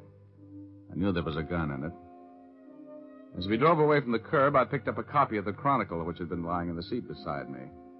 I thought perhaps if I could hide my thoughts a little better, if I pretended a great nonchalance, with no part of which I felt. Curtis was not sure that I'd attach the proper importance to the story the gas gauge told. He was being nonchalant, too. I had a little dough riding on prevaricator 7th today when I came out. Ought to be in that paper. Final results. Where'd you get it? I bought it in Palmdale. Then? Oh, this is the Bulldog edition. Oh. The Bulldog edition is sold only on the streets in Los Angeles. Yeah, that's right. I'm afraid I made a mistake, huh, Rowan? Yes, I'm afraid you made two of them, Curtis. This paper and that full gas tank. You didn't drive 70 miles in this gas eater without stopping and arrive here with a full tank, did you? You're very observant. Looks like you're cracking my alibi, huh? You killed Williams, didn't you? Yes, I had to. I had to get that confession of Thompson's that would have ruined me. I owe that impetuous reporter a great debt for tipping me off to the Chronicle's plans for crucifying me. You, have any plans for me? Yes. Yes, I think I have it worked out. I'm going to drive you out to the suburbs to a spot I know that's probably deserted by this time. Now, if you were found there, shot... Aren't you overlooking something? If I'm found there shot, Urban is going to pick you up fast. You're going to do better than that, Curtis. Well, if there were signs of a struggle and your wristwatch had been set an hour ahead and smashed to set the time of death, and I was at Lincoln Heights Jail talking to a client at the time the police would figure the murder took place, that might do it, don't you think, Rogue? No. It's no good, Curtis. You're slipping. In the first place, there's always the possibility that a shot would be heard. The district I have in mind is deserted by now, or will be before I consummate my plan. And Urban is no fool. He'll be awfully suspicious. Might give you the paraffin test on your gun hand. You know, I don't think you're going to handle the situation that way, Curtis. As a matter of fact, I'm going to be kind of hard to handle, even for you. You know, Rogue, it's amazing how fascinating crime, I mean the actual act of committing a crime, can be. Have you ever killed anybody? No. Now, look, Curtis, I suppose you know that you're going to get caught. I know nothing of the kind. Successful crime is nothing more than planning, careful planning. Oh, I'll grant you, Rogue, that I'm going to be suspected of your murder. But I'll never be convicted for it. I won't take any chances. You're wrong, Curtis. You talk like a sick man. You can't beat the law. If you commit a crime, you're going to pay for it. Let's go down to police headquarters and talk this thing over with Urban. What do you have to win by adding another murder to your score? Mr. Rogue, I love life too much, and I love success too much to let anything stand in the way of my life as I live it. You just can't understand that, can you? You think that a man of my background and position must be horrified at the thought of taking the life of another human being. Well, you're wrong, Rogue. I have my own code, my own ethics. You know and I know hundreds of reputable businessmen in this town who spend their days and nights, their lives, grasping for money, for power over the lives of more and more people. Yeah. Well, when one of them wrecks another man's life for his business, it amounts to a victory, which is celebrated by the wrecker at his club that evening. If the victim commits suicide, and he often does, they're sorry. That's all. It's just business. What are you trying to prove, Curtis? I'm explaining why I killed Williams. Why I have to make sure that you and the knowledge you have of my affairs are disposed of. It's a matter of business, Rogue. No, you're crazier than a coot. You know that, Curtis. You're not talking like a rational person. You're going to pay for this crime. Don't move.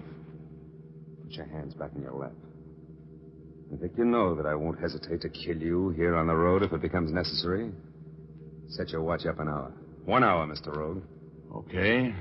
You got a new plan? Yeah. We're on the outskirts of town. I'm going to stop the car when I come to an advantageous place. Then I'm going to knock you unconscious with a tire iron, smash your watch, throw you onto the road and run over you. To all appearances, your murder will be the result of a hit-and-run accident. I will have an alibi which will make it impossible for me to have been in the vicinity at the time of the accident. That, I think, is a perfect plan. It's full of holes. In the first place, Urban will check the tread on your tires, and in the second, he'll never fall for that smashed watch trick. You'll never get away with it, Curtis. You've been buying up juries and alibis and evidence for so long that you forgot that they're honest people. People who can't be bought. Urban's one of them. He'll stay with you until he gets you for killing me, Curtis. Now, you'll have to come up with a much cleverer scheme than what you've thought of so far. Maybe you're right, Rogue. What are you doing? What I'm going to do now, Mr. Rogue, won't need any alibi. Look out, you fool. Curtis! Curtis, give me that wheel. Sit back there, Rogue. Get your foot off that accelerator. You're going to hit. Turn that wheel. Give me that wheel, Curtis. Goodbye, Mr. Rogue. Let go of that wheel. Let go or I'll shoot.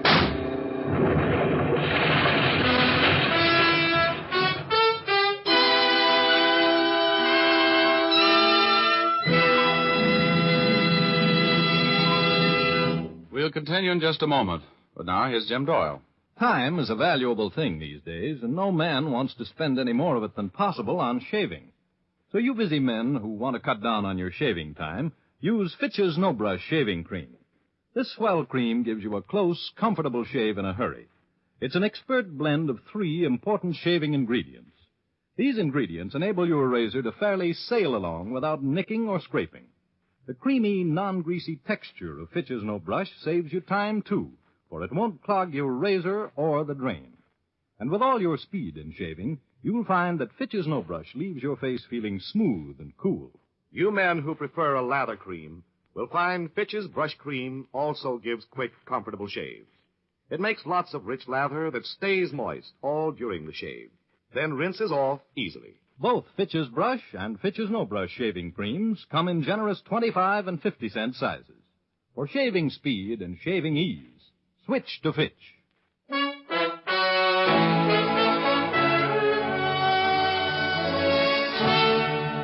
Now back to Dick Powell as Richard Rogue in Rogue's Gallery.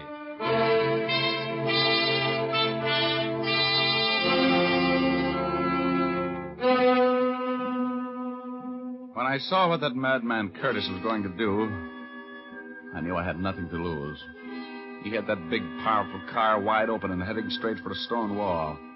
I tried to grab the wheel and turned it. He fired at me just as we crashed into the wall. I only remembered turning the wheel enough to deflect the shock a little. And then I was on cloud number 8. Hugo was there, waiting for me.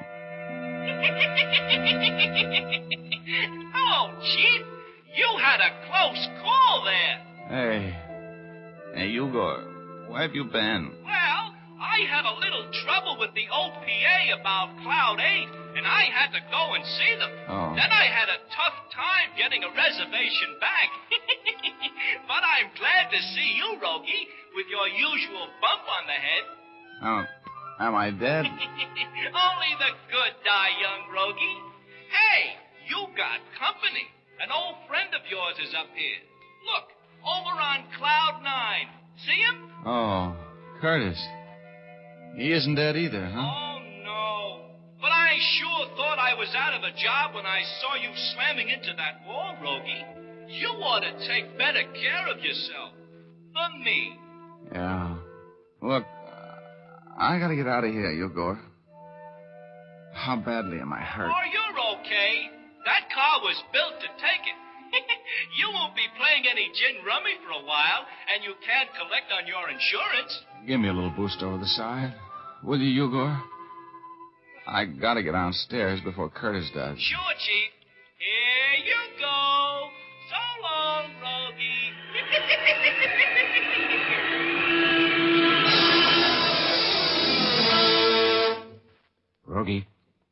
Rogie.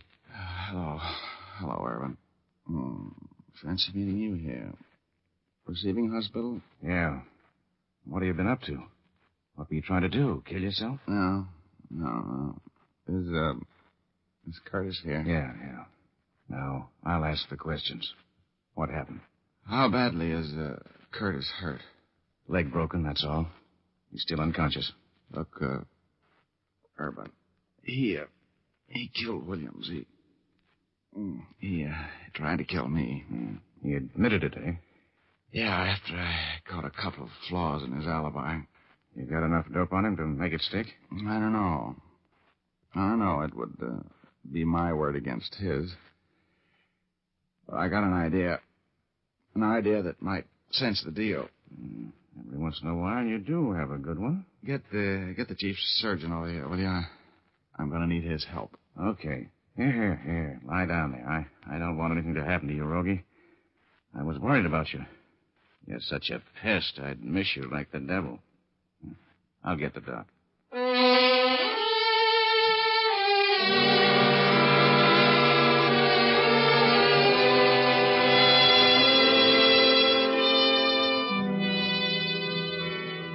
When I outlined my scheme to the chief surgeon, he looked for a minute like he might call him the head of the psychiatric ward. But with Urban's help, I finally got him to agree to play it my way. He bandaged Curtis from head to foot, put constricting straps across his chest, and cinched him down like a saddle on an outlaw horse. Then they put him in an oxygen tent and brought him out of shock. Urban pulled out all of the stops as he stood by the side of the hospital bed and talked to the murderer, like a father. Curtis, can you hear me? Yes. Who is it? Lieutenant Urban. Did the doctor give you the bad news yet? Yeah. Crushed chest. Nothing they can do, I guess. No. You haven't got long to live. Anything you want to tell me? Might as well go with a clear conscience. Did you kill Williams? Yeah. Yeah, I killed him. I had to do it. I killed him.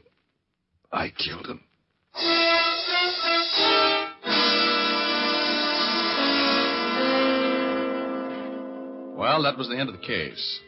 Brilliant piece of work on my part, I thought. Going through that little tableau of making Curtis believe he was on his deathbed and had nothing to lose by confessing the murder. And, I love that Urban.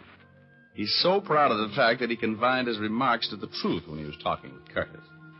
All he said was, "You haven't long to live." Remember? That was true enough.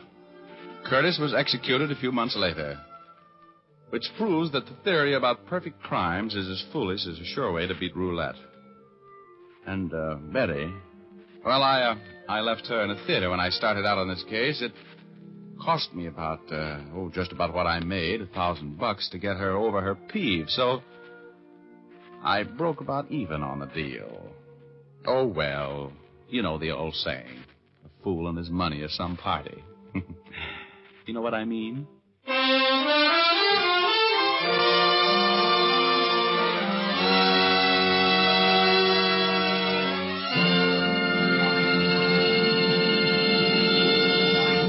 This is Dick Powell again, ladies and gentlemen. Hope you enjoyed our story tonight.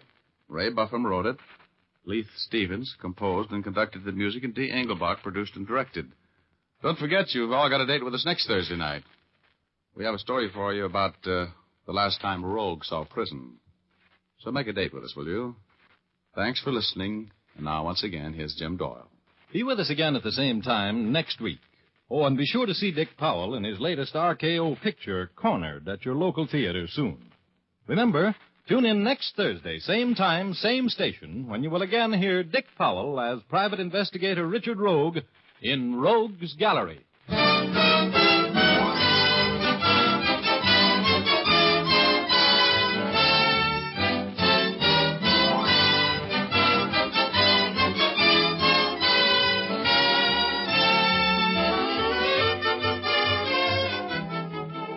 Remember, if dandruff is your problem, ask for Fitch's Dandruff Remover Shampoo. It's the only shampoo made whose guarantee to remove dandruff is backed by one of the world's largest insurance firms.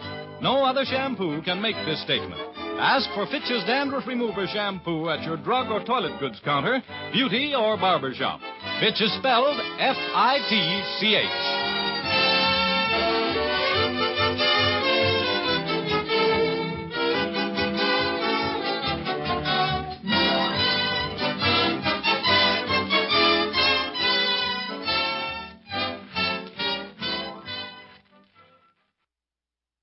From Hollywood, it's time now for...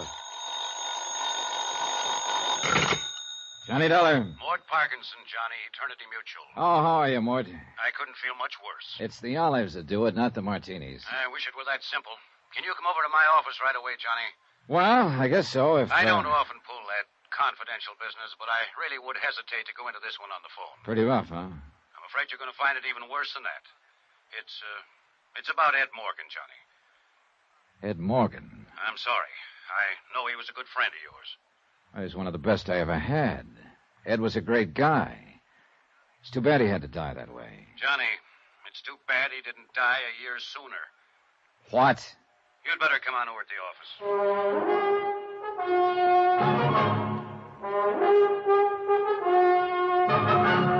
Tonight and every weekday night, Bob Bailey in the transcribed adventures of the man with the action-packed expense account. America's fabulous freelance insurance investigator. Yours truly, Johnny Dollar.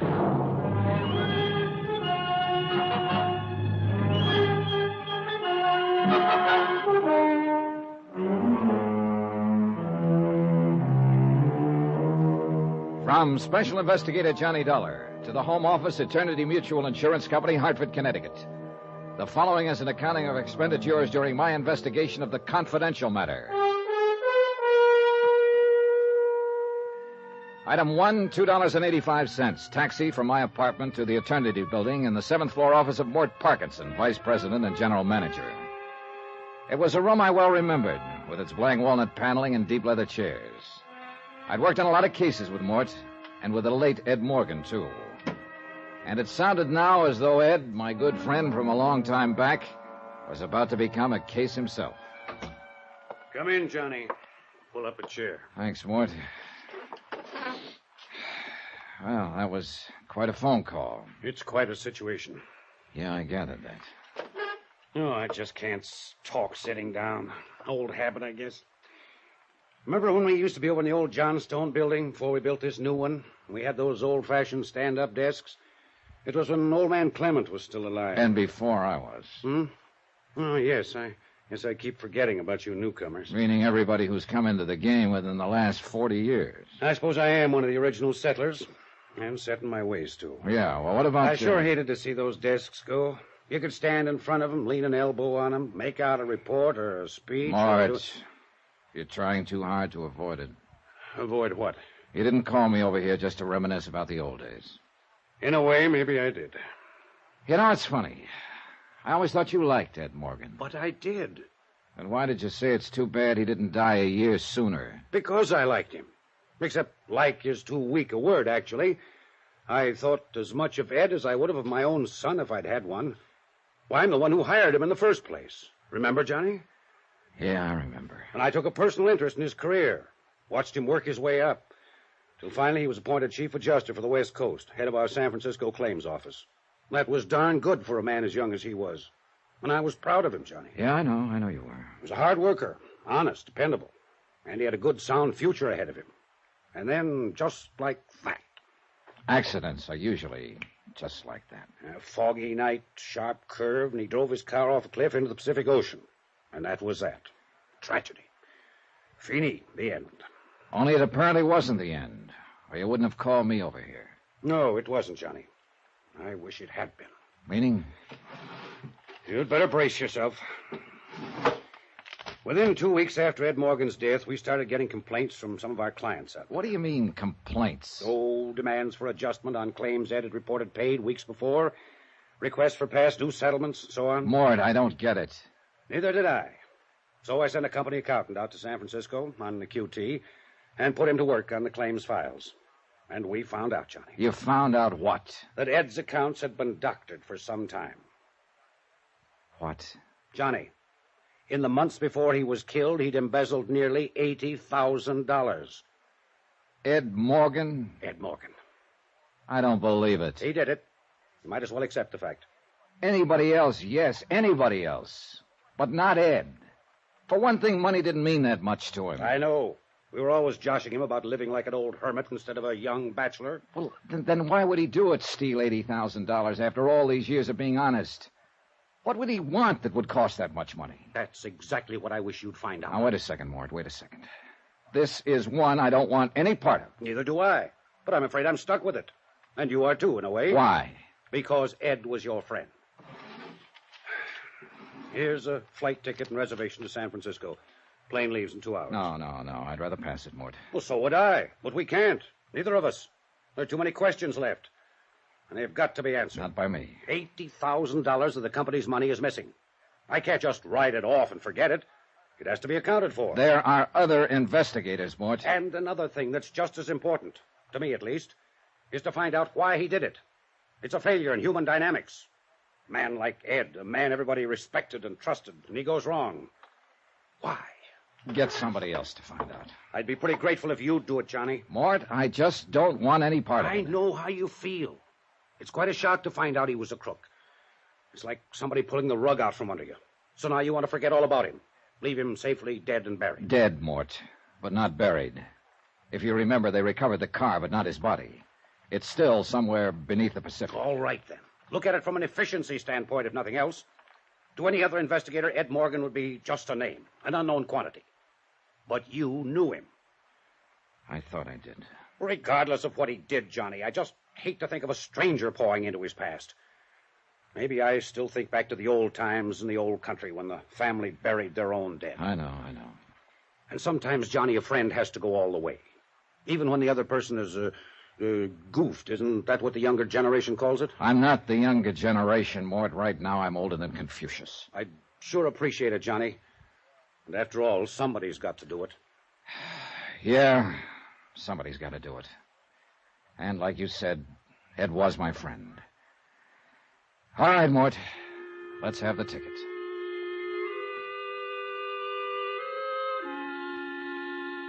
Item 2, $14.35. Tips, taxi, and incidentals in Hartford and same in San Francisco.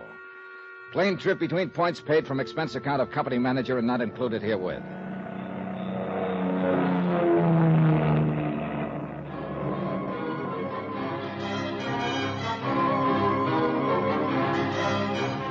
I went straight from the airport to Ed's last address when he was still alive, an apartment house in the Nob Hill section called the Drakeley Arms.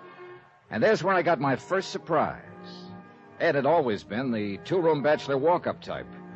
But the Drakeley Arms consisted of equal parts of glitter, glass, swank, and price, including a uniformed doorman, a small private bar off the lobby, and an assistant manager with a gardenia on his lapel. Oh, he was a rare one, that manager. And it was a real gardenia. I am, of course, most desirous of assisting you in every way possible, Mr. What did you say your name was? Dollar. D-O-L-L. I can spell dollar. I'll bet you can. I beg your pardon. Oh, it's quite all right. I didn't mean... You didn't mean to be offensive, I understand. Now, about the former occupant of Suite 14. Mr. Dollar, I'm terribly afraid... Oh, please don't be. I mean, there is simply very little I can tell you about the late Mr. Morgan. A matter of discretion? Is that it? Discretion? Policy of the house? Something of that sort? Well, we do, of course, try to protect the privacy of our residents. I'm sure you understand. Even to the extent of turning down $20? Well... A crisp one, isn't it? Under the circumstances... Nice likeness of Andrew Jackson, isn't it? Thank you, sir. Gratuities of this nature are always so helpful in smoothing the rough pathway of human relations. Don't you think so, Mr. Dollar? Definitely. It's already helping you remember my name. Well, money is a mental stimulant, isn't it? Don't call it money. Just think of it as item 3. I beg your pardon. Item... Oh, that's quite all right. I meant... Yeah, I know. It's kind of a habit I seem to be picking up. Now, has your memory been stimulated any in regard to Ed Morgan? Oh, yes, the late Mr. Morgan. Pardon me, Mr. Dollar.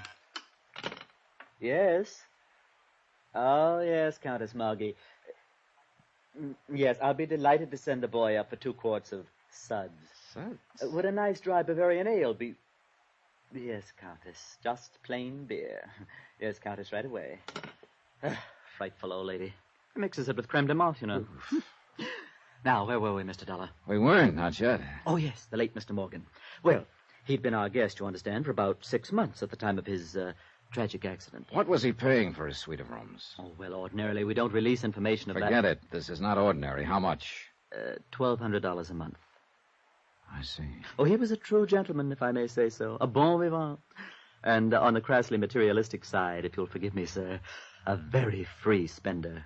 Sorry, 20's the limit. Mr. Dollar, I was not trying to coerce your generosity by, well... Putting on another bite? Precisely. All right. So Ed was bedded down in a mink-lined stall and was throwing money around like water. What else? Who came to see him? What sort of visitors did he have? None at all that I can recall. None at all? He leased that overpriced cubicle and then just sat in it? Well... What about friends here in the building? Well, most of our guests might be termed individually exclusive. Even eccentric in some cases. Except, of course, Mrs. Barrett. Mrs. Barrett? Yes. One of the loveliest guests we've ever had the pleasure of... Excuse me, Mr. Dollar. Yes. Yes, Countess Margie. The boy is on his way. I know. But he has to go clear down to the corner. Yes. Well, please tell little Pim Pam that I'm so sorry. A dog drinks that stuff, too. Now, where were we? About this Mrs. Barrett you mentioned. Oh, yes. Well, of course, she and Mr. Morgan were inseparable, you understand. They were together constantly. And Mr. Barrett? Oh, there wasn't any. Well, not recently, I mean. Deceased. You know, dead. Yeah, when? Early this year, as I recall. I didn't know him, of course. Mrs. Barrett moved in here shortly after his death. Not until then. And Ed Morgan, when did he move in? About 6 weeks later. Oh, he met her here then? Oh, no, they were already acquainted. Well acquainted. I see. In fact, I believe that Mr. Morgan and a young and very lovely widow met at the time of her husband's death. A matter of settling the estate or something of that sort. It would figure all right. I don't remember exactly why I thought so, but I do recall having an impression at the time that he moved in here only because of her. And as I say, they were together constantly, right from the first. That's all very interesting. I wonder if I could have a talk with this Mrs. Barrett. That would be utterly impossible, I'm afraid. Now, look, if you think you can I simply mean she isn't here. Isn't here? She's been gone for 10 days now. Where'd she go? I really haven't the slightest idea, Mr. Dollar. Well, if she moved out, she must have left a forwarding address of some kind. Oh, she didn't move out. She still has her apartment here. She'll be back eventually, I imagine. But at the moment, I she's... haven't heard a word from her since she left. Oh, poor dear. You know, one can understand why she'd want to get away for a while. Such a tragic coincidence, having 2 deaths of exactly the same... Oh, confound that woman. Wait a minute. What do you mean by tragic coincidence? Oh, well, as I understand it, Mrs. Barrett's husband also died in some sort of accident. Yes, Countess.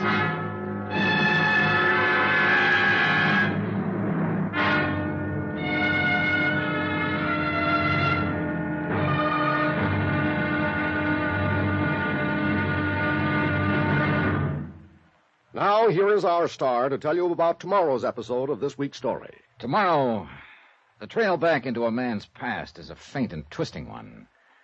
And at times it runs through quicksand. Join us, won't you? Yours truly, Johnny Dollar.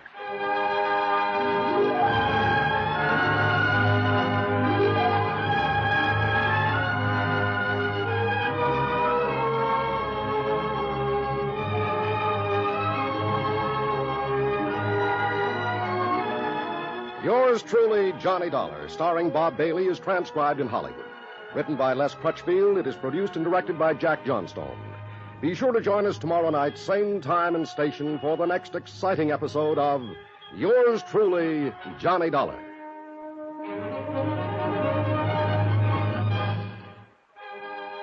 Hugh Brundage speaking.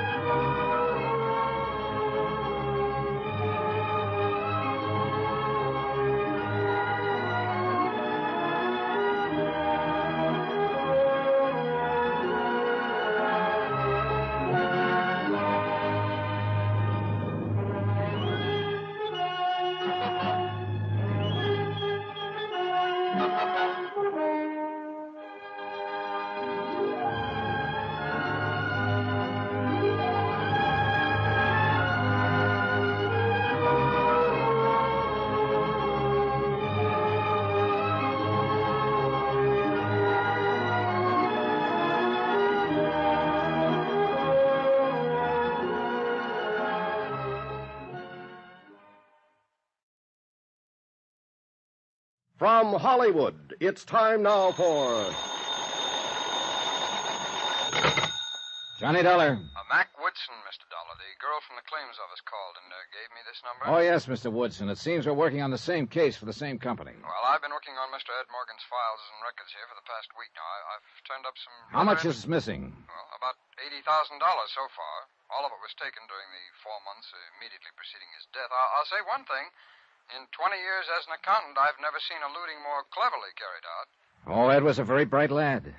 A man who'd go far, they all said. Did you know him, Mr. Dollar? I thought I did. He was one of my best friends.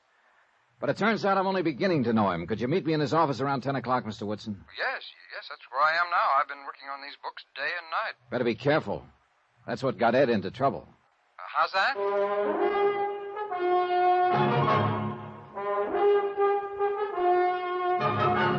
Tonight, and every weekday night, Bob Bailey in the transcribed adventures of the man with the action-packed expense account, America's fabulous freelance insurance investigator. Yours truly, Johnny Dollar.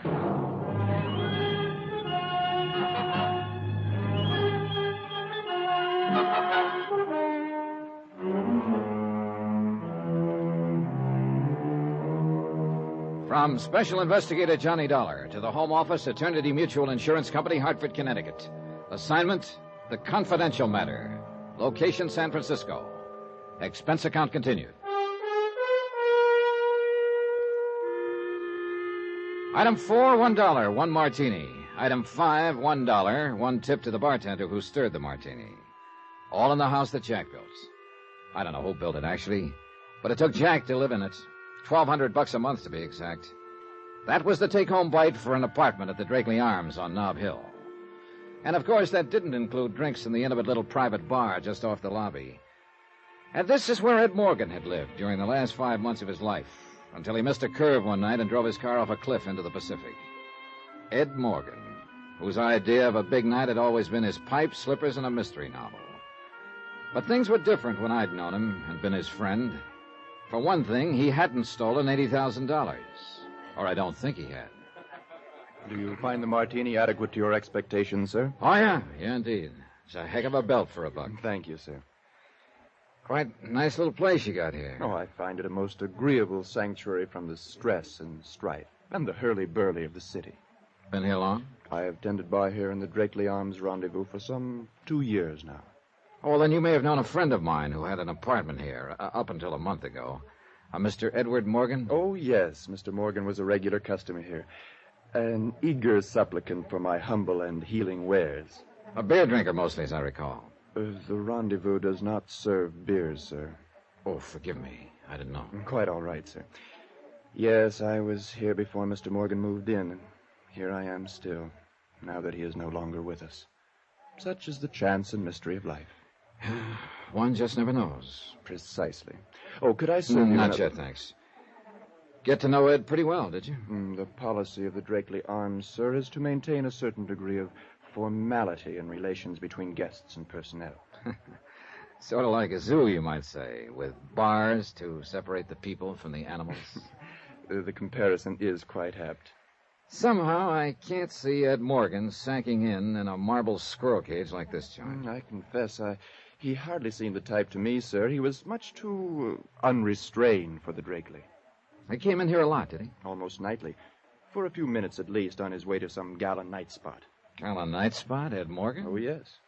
In all the years I knew Ed, I was only able to drag him into a gala night spot once. He stayed 20 minutes, then left because his tie was choking. Are you quite certain that your friend was this same Ed Morgan? I wish I weren't. Who were his friends? Did he always come in alone? Oh, no, never alone, sir. He and Nicky were inseparable. Nicky? Oh, I should say, of course, Mrs. Barrett. Oh, a young widow, as I remember. Lives here in the building. A lovely girl. Fascinating. And also unrestrained? Definitely. And Ed, then, was one of her friends. Oh, they were together every night, sir. An hour here in our little establishment, a few champagne cocktails, then out to dinner, dancing, the opera, ballet. Ed Morgan? Oh, quite. Life was just a mad whirl for those two. I gather your friend was something of a wealthy playboy. He was a claims adjuster for an insurance company. Then, how could he possibly live in the fashion he did? If I told you, you'd flip. I beg your pardon? Tell me something. Was Ed in here on the night he was killed? Oh, yes. He left here about 9, as I recall.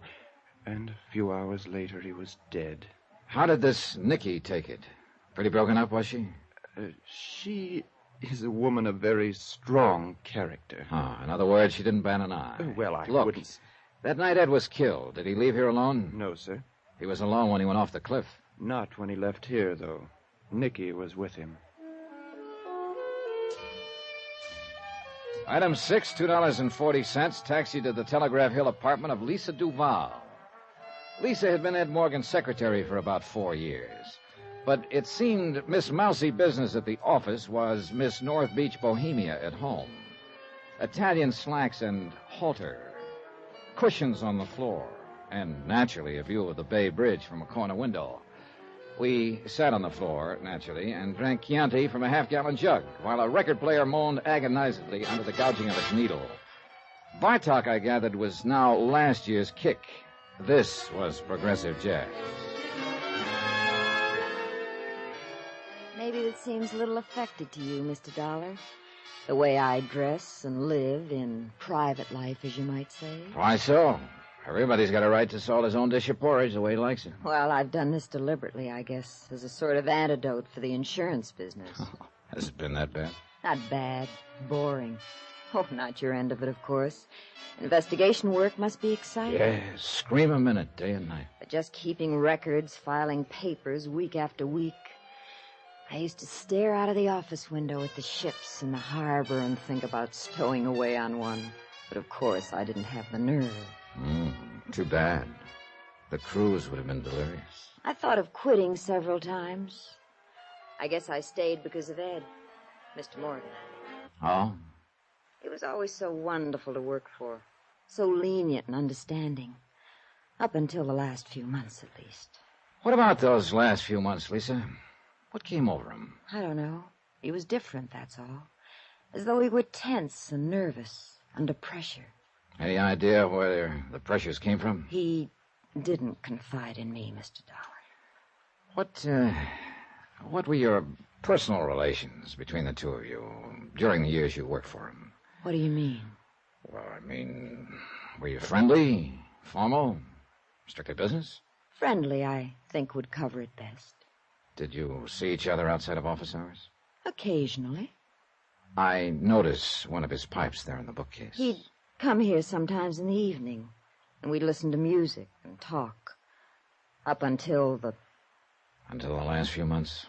It wasn't that we stopped being friends, Mr. Dollar. He was just different, that's all. Tense, under pressure. That's about the only way I can describe it. But you don't know why he was that way. Well, looking back, I suppose it was because of the money. If he really did take it. I just can't believe it. Ed wasn't that kind of a man. He was gentle and honest. At least until... Until the last few months. Yes. Or were you going to say, until she came along? How did you... Lisa. Yes. How long have you been in love with Ed? Ever since I started to work for him. But he never knew it. He couldn't even see me. I'm sorry, Lisa. I'm sorry for you, too, Mr. Dollar. I know how close you and Ed were. And I know how you must feel being called in and having... Forget it. It's a job, that's all. Sure, just a job. So is major surgery. This woman he was going around with, Nikki Barrett. Did you ever meet her? I met her. What did you think? What's the difference? I was prejudiced. I'll allow for that. In the old days, they used to believe in witches, vampires. Some of them were very beautiful, and they'd lure a man on, and then destroy him. And you think she did something like that to Ed? Oh, you weren't out this way during the time he knew her. You weren't around him to see how he'd changed. No. Oddly enough, the one time I was through here about 3 months ago, Ed was unexpectedly called away on business. He wasn't called away. He was avoiding you. He knew he was getting in too deep. How'd he meet her? She came to the office with a life insurance claim. $50,000. Her husband had just died. I knew her type from the minute she walked in. The grieving widow, all in black, and looking like a Powers model. And he just melted down and laid his head under her foot. That was the start of it. Why'd she come to him? Unless she had a disputed claim. There was a double indemnity clause. Her husband had been killed in an accident. Her husband, too, huh? What do you mean? Ed Morgan died in an accident. Remember?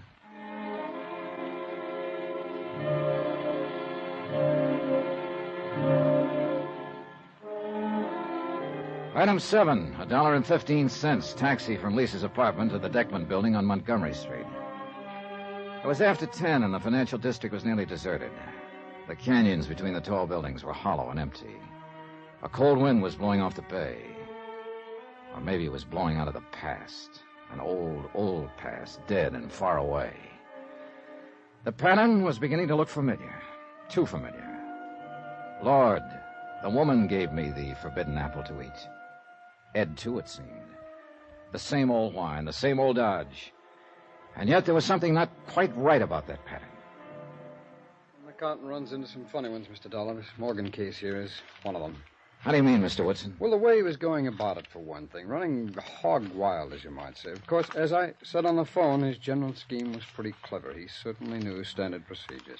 Well, he'd been with the company a long time. Well, now, these payoff checks on claims. Of course, they were sent out from Hartford in care of this office. So what Morgan did was open a disbursement account in the bank here, then sign and deposit the checks and draw out the money in cash chargeable to direct disbursement funds under his own name. Mr. Woodson. Now, of course, the canceled checks would return to Hartford, but since they were countersigned to disbursement, they wouldn't even be processed. Instead, they'd be returned to Morgan.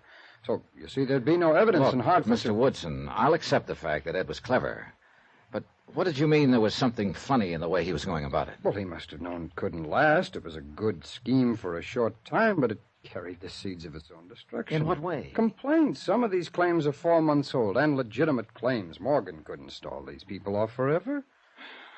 Oh, I see. Only other embezzlement case I've worked on that was similar was a man who worked a quick swindle for a blackmail payoff. He knew he'd probably get caught, but he just had to take the chance.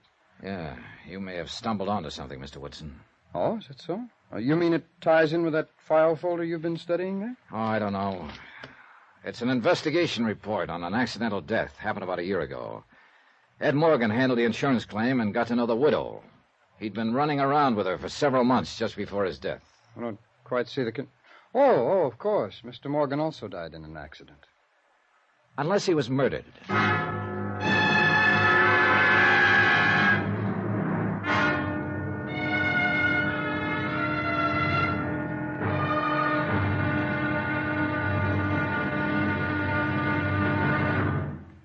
Now, here is our star to tell you about tomorrow's episode of this week's story. Tomorrow, $80,000 and a beautiful girl, both missing. Then one of the two is found and a bombshell explodes. Join us, won't you? Yours truly, Johnny Dollar.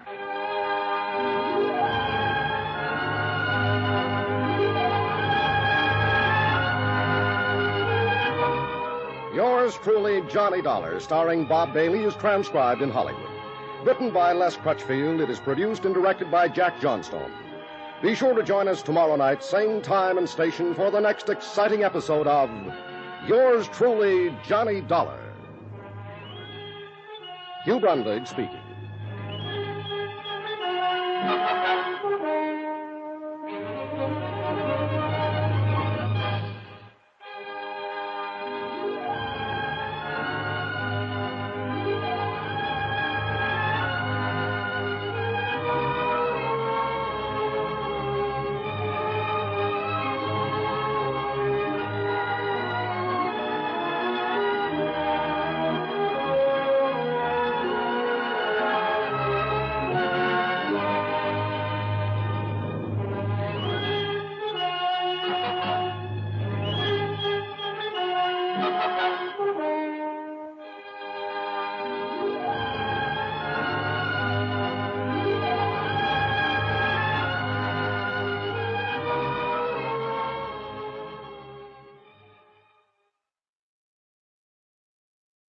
From Hollywood, it's time now for... Johnny Dollar. This is Hector, Mr. Dollar. Hector? Hector Nerkley, at the Drakeley Arms Apartments. You were here night before last inquiring about the late Mr. Morgan. Oh, yes, I remember. What can I do for you, Mr. Nerkley? Oh, it's really quite the other way around. All right, what can you do for me? Well, I can give you some very interesting information, if you care to come over here. Why can't you give it to me on the phone? I'll tell you exactly why, Mr. Dollar, when you come over. Oh, for the love of Pete. Temper. And why not? A month ago, the best friend I had in the world drove his car off a cliff into the Pacific. And his body's still out there in the ocean somewhere. It's never been recovered. Mr. Dollar? Then it turns out he was $80,000 short in his accounts. I can't find the money, nor the woman he was running around with before his death. I can't find out anything. And now if I want some... All right, I'll be there in 30 minutes.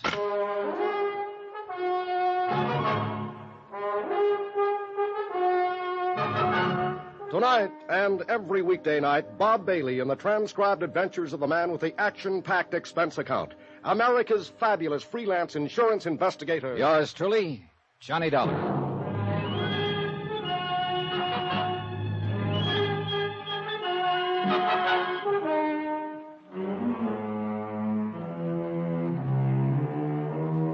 From Special Investigator Johnny Dollar, location San Francisco.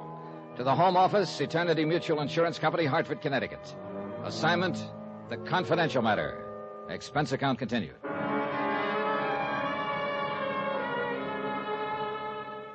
Item 9, $1.70 taxi from my hotel to the Drakeley Arms Apartments. A snooty, high-priced joint where Ed Morgan had lived during the last 4 months of his life.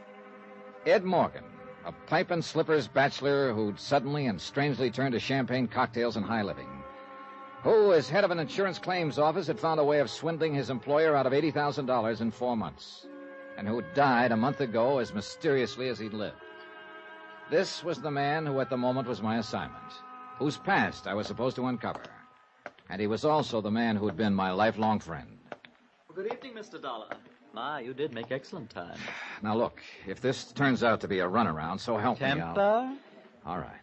You said you had some very important information that couldn't be discussed over the phone. Well, it could have been discussed, of course. But, well, this information has to do with one of our guests, Mr. Dollar. A certain lovely young widow whom you seemed most concerned about the last time. Nicky Barrett. Quite. Has she come back? Is she here? I'm afraid not. Then what is it? First, I must ask you what your intentions are toward Mrs. Barrett. Well, I'm not going to marry her. Please, I hardly thought you were. All right, then what's the point? Simply this. I happen to be in a position to put you in touch with Mrs. Barrett. Do you know where she's hiding out? Hiding out? All right, I'll drop the implication. You know where she is. I do. Well, then let's have it. Why do you wish to find her? Because she's the only lead I've got on the Morgan case. She and Ed were thicker than thieves during the 4 months before his death. And she was with him the night he was killed. Earlier in the evening, at least. Are you going to have her arrested? No. I just want to ask her some questions. I've got no case against her. Not yet, at least. Mr. Dollar, can I depend upon you in one very important respect? What's that?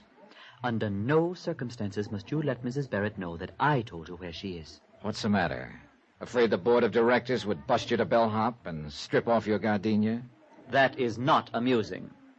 Nor too improbable, as a matter of fact. After all, the watchword of the Drakeley Arms is discretion. Yeah, well, all right. It's a deal. I won't tell her. Of course, there is one more little detail. Oh, now what? Well, the last time you requested information from me, Mr. Dollar, you were kind enough and generous enough. Well, really, this is a bit awkward. What is it, Hector? Is the gardenia fund getting low? Well, you did say, as I recall, that it was merely an item in an expense account. All right. Here's another $20. Oh, thank you, sir. Now, what about Nicky Barrett? Well, we just received a letter from Mrs. Barrett. She asks that her mail be forwarded to her in care of American Express, Panama City, Panama. Item 10, $20, gratuity. Item 11, $388.45, hotels, some telegrams, incidentals in San Francisco, and plane fare to Panama.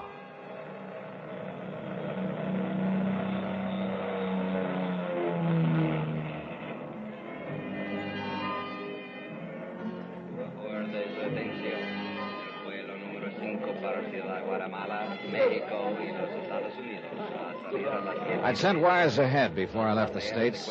It wasn't until after I'd cleared customs and was heading for the American Express office that I was certain the messages had produced any results. Dispénsame, por favor. Yeah?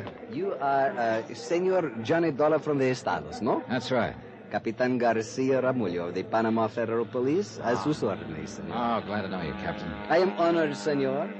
We have received your telegram, and I have been instructed to cooperate with you very intensive. Well, it may take just that. Now, about the woman I described in the telegram. The Senora Barrett.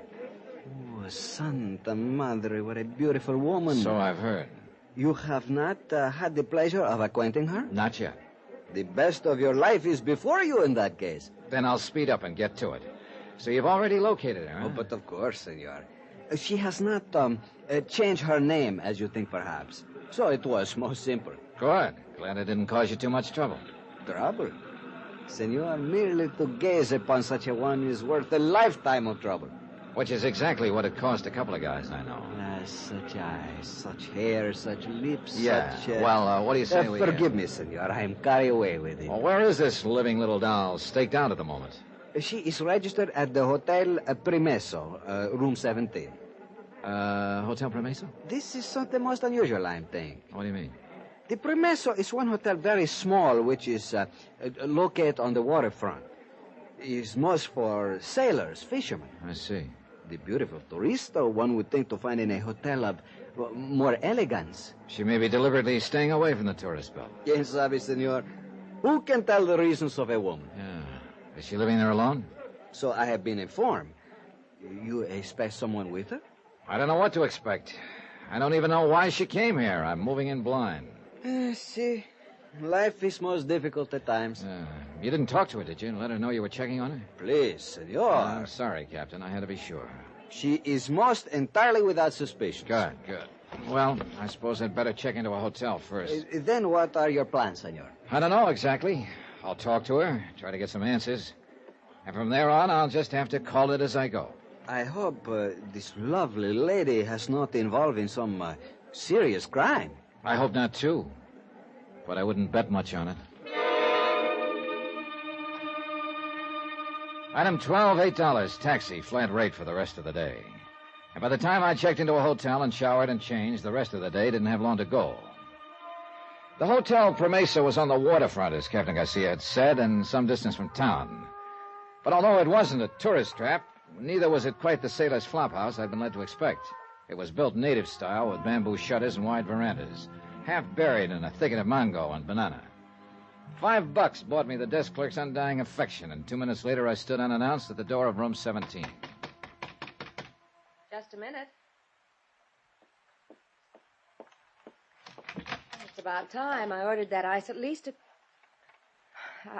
I thought you were the bellboy. No. The name is Johnny Dollar. Johnny Dollar. Mind if I come in, Mrs. Barrett? What for? Well, it would be more comfortable than trying to talk out here in the veranda. What is it you want to talk about? A friend of mine. Name of Ed Morgan. All right. Come on in. Sit down, Mr. Dollar. Thanks. I'd offer you a drink, but there's no ice. And in this kind of heat... I don't care for a drink, thanks. You'd think it would cool off after the sun goes down, but it doesn't. At least not very much. Sometimes a breeze comes up from... What are you staring at, Mr. Dollar? You? Why? I'd had such glowing reports about you that I was sure they were exaggerated. They weren't. Thanks. And did you come all the way down here just to check those glowing reports? How do you know I came all the way down here? What do you mean? Maybe I live here. No. I've heard of you before. Ed, Mr. Morgan used to talk about you. Was it Ed or Mr. Morgan? You don't miss much, do you? I try not to. It was Ed, as you undoubtedly knew. Yes, I knew. But I wasn't sure why. Why? Why he lost his head. Now that I've seen you, I can understand. Who wouldn't? Oh, please. I'd rather not talk about it, Mr. Dollar. Ever since that terrible accident, there's been only one thing I've wanted. To forget. Well, I'm sorry to have to bring up unpleasant memories, Mrs. Barrett, but I've got to ask you some questions. There's nothing... The night of his death, what time did he leave you? What do you mean? You were together earlier in the evening. You left the bar at the Drakeley Arms together at 9 o'clock, but shortly after midnight, when Ed ran his car off a cliff into the Pacific, he was apparently alone. We went to dinner, then he brought me back to the apartment house. He was going to Half Moon Bay to see a client. That's why he happened to be on that road. I don't want to talk about it, Mr. Dollar. It's horrible to think of him dying that way. His body's still out there in the ocean somewhere. That's why I came down here. To get away and try to forget. Then you thought quite a lot of him, huh? We were going to be married. I see. Well, it's too bad it didn't work out with all the wealth Ed had and the beauty you have. Why, I had the idea that he just worked for an insurance company. And lived the way he did? Oh, come now, Mrs. Barrett. Well, actually, I didn't really consider it. My husband had left me quite well off. How long were you married before he died? Only 10 months. Oh, you do have bad luck, don't you? I don't think this attitude of yours... Relax. Here, have a cigarette. I don't smoke. Oh? Do you mind if I do? No, of course not. Thanks. Do you have a suite here, Mrs. Barrett, or just this one room? Just this room. Why? Oh, and then this door must lead to the bath. What do you think you're doing? Empty, huh? Of course it's empty. Then the other possibility is that closet. Stay away from there. When I came in, there was cigarette smoke in the air, stubs in the ashtray. There's no one here. Stay away from there. Oh, look, Mrs. Barrett, turning out the lights may be romantic, but it's not the idea. What? You... I was still conscious but groggy, and I couldn't seem to get off the floor. I heard someone moving, heard the door to the veranda open and close. I shook my head, tried to clear it. I finally staggered to my feet and found the light switch. Nicky Barrett was cowering back against the wall, staring at me, scared, but not saying anything. I stumbled toward the door. The veranda was empty. There was no sign of movement in the shadows.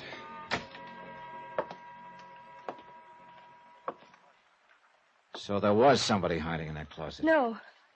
There wasn't anybody here. I'm the one who hit you. You'd have to have a fist 3 times your size. It's true. Forget it. I know the game now. I should have known it a lot sooner. You're wrong. There's only one person in this world who tears cigarettes apart and shreds the paper that way. No! The 2 of you, in on it together. They didn't find his body because there wasn't anybody to find. He's still alive. He was right here in this room. That was Ed Morgan.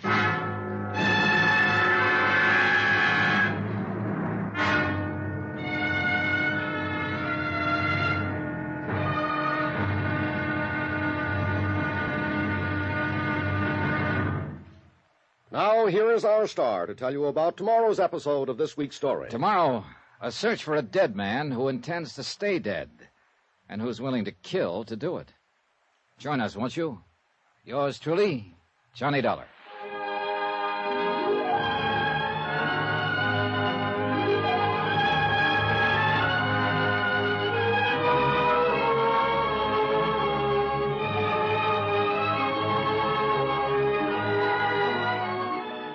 Yours truly, Johnny Dollar, starring Bob Bailey, is transcribed in Hollywood.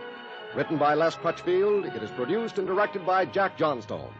Be sure to join us tomorrow night, same time and station, for the next exciting episode of Yours truly, Johnny Dollar.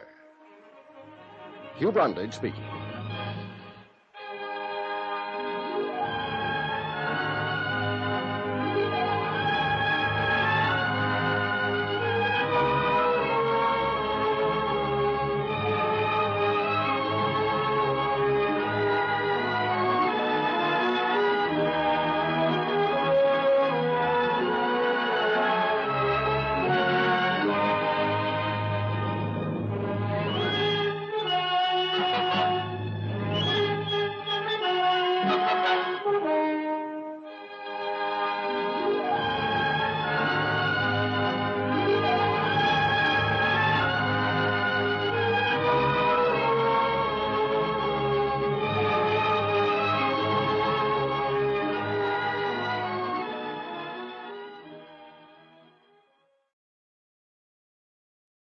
From Hollywood, it's time now for...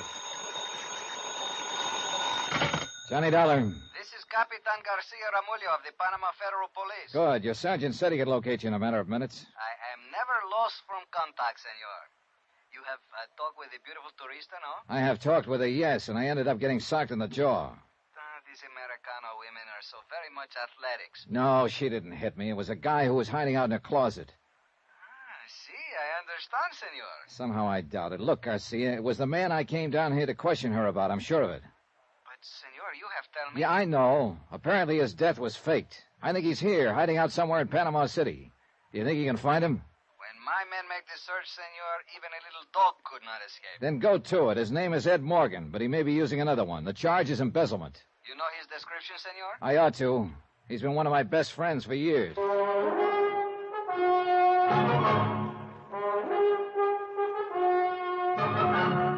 Tonight and every weekday night, Bob Bailey in the transcribed adventures of the man with the action-packed expense account, America's fabulous freelance insurance investigator. Yours truly, Johnny Dollar.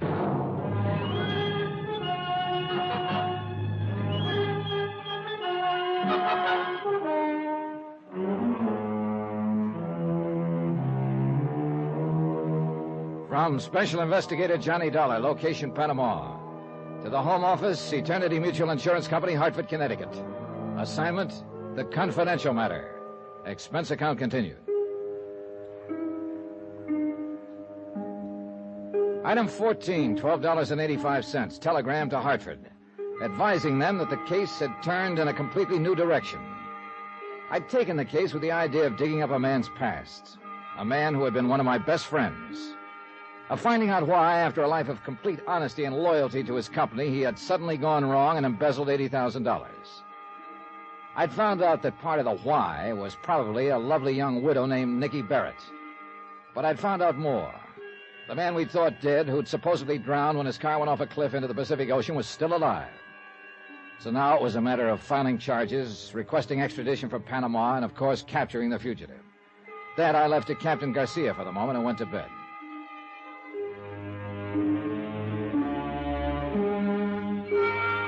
When I came down to breakfast the next morning, I still hadn't heard back from Garcia. But I did get a return engagement from my little playmate of the night before. Good morning, Johnny. Oh, well. Good morning, Mrs. Barrett. I came into town early especially to see you. Why? A deep concern as to whether I survived that sock in the jaw? No. No concern, really. I imagine you have a pretty tough jaw. Do you mind if I sit down? If you promise not to double up your fist. I can explain that, Johnny. With all night to think about it? Yeah, I bet you can. How about some breakfast? I Don't really. They got a special this morning, fried fish and papaya. Oof. Tastes even worse than it sounds. No, I'll just have some coffee. That we already have. Sugar, cream? Just black. Thank you. All right, you're on. Spin it out. Well, I'll admit it was silly to claim I was the one who hit you last night. Of course it was silly. I know who hit me. You don't. It was Ed Morgan. He was hiding in the closet in your hotel room. You're wrong, Johnny. You don't mind if I call you Johnny, do you? I mean, you and Ed were such close friends. I feel I almost know you. You could be wrong, Mrs. Barrett. I used to think I knew Ed until he met you and decided to tap the till for 80 grand. All right, call me Johnny if it gives you more confidence in your act. It's not an act. Okay, if you didn't hit me and Ed didn't, then who was it? Let's just say it was a friend. He wasn't very friendly to me. He misunderstood you coming there. He shouldn't have been there himself. He's married, and not that I knew it, though, until last night. That's not a bad attempt, Mrs. Barrett, at a snow job, but I still don't buy it. Better drink your coffee. Johnny, Ed was drowned in San Francisco when his car ran off into the ocean. He's dead. How can he be dead in San Francisco and still be tearing up cigarettes in Panama? I did that. You don't even smoke. But the man who was there last night does. And I tore the cigarettes in that peculiar way. I picked up the habit from Ed. I just did it absent-mindedly, I guess. Now, this gets better as it goes along. Oh, I'm not lying. It's true. No, I mean this fish and papaya. I guess you just have to get used to the mixture. Oh, please, Johnny. You're not even touching your coffee. If I drink it, will you please listen to me? I am listening to you. I just don't believe you. Look, we all make mistakes. Last night, you made a guess. You thought that was Ed, but you were wrong. So why be stubborn about it and cause a lot of unnecessary trouble? Let's forget it and be friends. Can't afford it, sweetie. I haven't got that kind of money. Do you think I sell my friendship? It cost Ed $80,000 of the company's money. No. How much of that did you get? Half of it? No. More than half of it? No, I don't know what you're talking about. How much does he have left now? Stop it! Stop saying such things. All right. Can't you understand once and for all? Ed isn't here. Nor anywhere else. He's dead. No, he isn't. But I wish to heaven he were. What do you mean? Just that. But he was your friend. That's right. He was my friend. When I heard about his accident, heard he'd been killed, it hit hard. It hurt plenty. And I guess it hurt even more when I learned he'd been stealing from the company. Johnny. So I took the job of digging into the mess and trying to find some answers. I didn't want the job, didn't want any part of it, but I took it anyway. Somebody had to do it. And he had been my friend once. And then I find out he's still alive. No, so you see Johnny, what it means? Now I've got to catch him and take him back to stand trial. And that's going to be even tougher than facing his death and the fact he was a crook. If Ed were alive, you'd take him back? Help send him to prison like any other common criminal? That's what he is, isn't he? But he was your friend. Oh, skip it. You wouldn't understand. I might, if you'd let me try. The only thing you're trying to do, Mrs. Barrett, is to con me into thinking I might possibly be wrong. Thinking maybe it was somebody else in your room last night. I told you. The idea is to throw me off balance just long enough so the two of you can make a run for it. Nice try, only it won't work, so knock it off. Ed and I were going to be married, Johnny, and the shock of his death... I said skip it. Ed used to talk about you. He told me you were this way. Hard and cold and ruthless. Then he has no excuse. He knew what to expect. But I didn't believe it. I didn't think anyone could be... Buenos dias, senor. Oh, good morning. I don't believe you've met my companion. I have not been so fortunate, senor. This is Captain Garcia of the Panama Police, Mrs. Barrett. Hello. Greatly honored, senora. Might be a good idea to take a careful look at her, Garcia. You will probably be arresting her in the next day or so as an accomplice to fraud. Let us hope such regrettable necessity is not happen. Thank you, Captain. I'm sure it won't. Mr. Dollar has a rather boorish sense of humor. I comprehend, senora. Mr. Dollar, it is possible perhaps that I speak a little with you? Yeah, sure. I imagine Mrs. Barrett will be happy to excuse me at this point. Hasta la vista, senora. Remember, Johnny, he was your friend. I did not wish to mention this matter before the senora. Oh? I think it's better she's not here. Hear what? Have you turned up something? Si, senor. I have to tell you, not even the little dog can hide from Garcia. So? We have located this man, Ed Morgan. I got into the police car with Captain Garcia, and we drove out of town and followed the shoreline for about 6 miles. Then we pulled up near a cluster of rickety wharves built around the edge of a tiny inlet. There were numerous native fishing boats tied against the pilings, but no village, no shacks, nor any other sign of a habitation. Garcia cut the motor and lit a cigarette. Pues aquí estamos. Here we are, senor. Here? He's hiding out here? Si, senor. He's live on one of the little fishing boats which are tied to the wharf. The number 3 one there, which is blue-painted, you see? Yeah, I see it. Well, a place like this would be safer than a hotel. You're pretty sure it's him? Pues, Miguel Ronesto, who is on the boat, said this man come out here 1 month ago. He paid Miguel much money just to live on the boat, tie up at shore. And he is like you described, senor. I think so is him. All right. I'll go on board and talk to him. And I think I'd better go along, Garcia. Whatever you wish, senor. I wait for you here. Okay.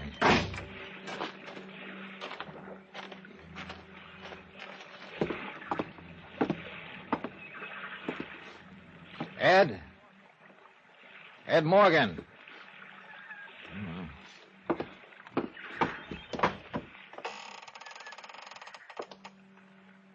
Ed? I know you're here, so you might as well answer. Cabin's unlocked. Come on down.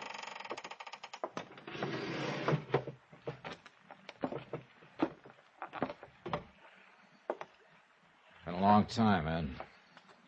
Yeah, it has. Sorry the place is so littered up. Temporary quarters, you understand. Sit down. Thanks. Johnny, why did it have to be you? It had to be somebody, Ed, sooner or later. You should have known that. But not you. How'd you get onto me? I traced Mrs. Barrett down here. I thought you were dead until last night. She wasn't supposed to show here for 6 months. And last week, here she was. Couldn't wait. Why did you do it, Ed? You wouldn't understand. You've always had dames crazy about you without lifting a hand. But not me. This face always stopped them. Sure, I used to laugh about it, but... Well, you just wouldn't understand. And this woman was different, is that it? Nicky fell as hard as I did. I didn't know women like her even existed. She's for me all the way. Is she worth the price tag? $80,000? Cut it, Johnny. It's not that way. It's just that Nicky had always lived well, and I had to live that way, too, in order to be around her. I got in further and further, and finally I was in too deep to pull out. Did she know you were stealing from the company? Not at first. The blame's all mine, Johnny, not hers. You picked your own apples, is that it? Call it that. And I didn't spend all that money. We decided to get out of the country, start a new life together. I figured I'd need that much. And Nicky agreed to that plan? Sure. That's why she's here. She sold out and came on down.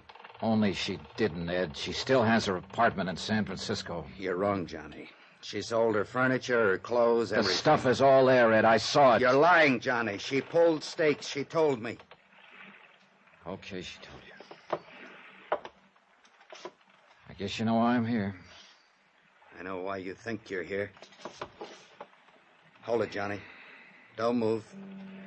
I've had this gun on you since you came on board. I know you have. But I wonder if you'd really use it. Don't try to find out. And don't tell me I'm in a spot. I know that. But I'm going on as far as I can. And if I have to kill to do it, then I'll kill. Maybe I could have stopped him. Maybe he wouldn't have fired, I don't know. And for one reason or another, I didn't feel much like finding out. I let him go. He backed out of the cabin hatch and bolted it on the outside. I heard him cross the deck and run along the wharf. And I waited for Garcia to call out to challenge him. The only sound was the car motor starting up and speeding away. Then I heard somebody come running down the wharf. Senor Dollar! Get the door open, Garcia. Where is he? What happened? He take the car, senor. It's me to blame. I am not alert. Before I know it... Never mind. Where's the nearest telephone? 2 miles, senor. 2 miles? How do we get there? But how else, senor? We walk?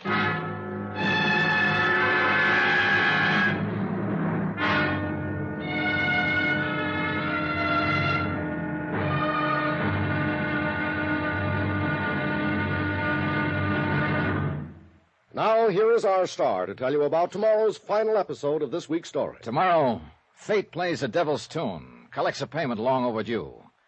and the music ends on a scream. Join us, won't you? Yours truly, Johnny Dollar.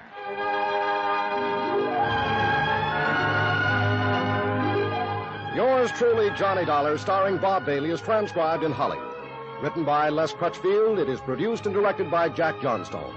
Be sure to join us tomorrow night, same time and station, for the next exciting episode of Yours truly, Johnny Dollar. Hugh Brundage speaking.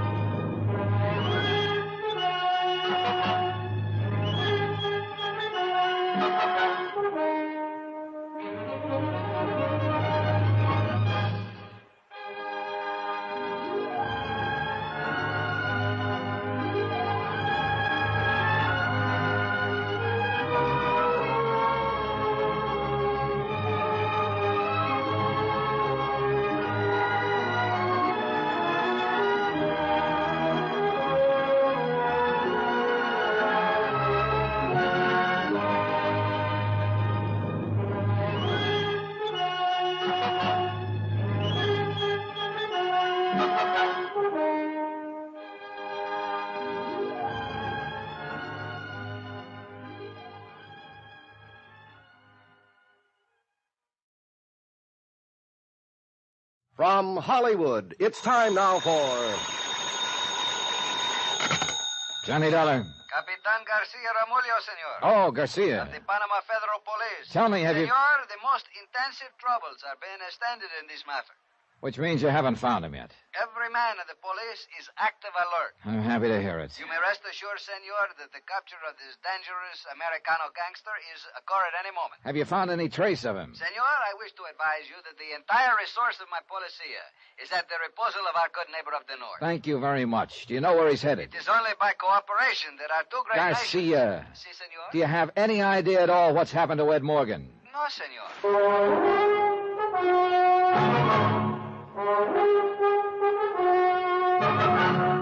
Tonight and every weekday night, Bob Bailey in the transcribed adventures of the man with the action-packed expense account.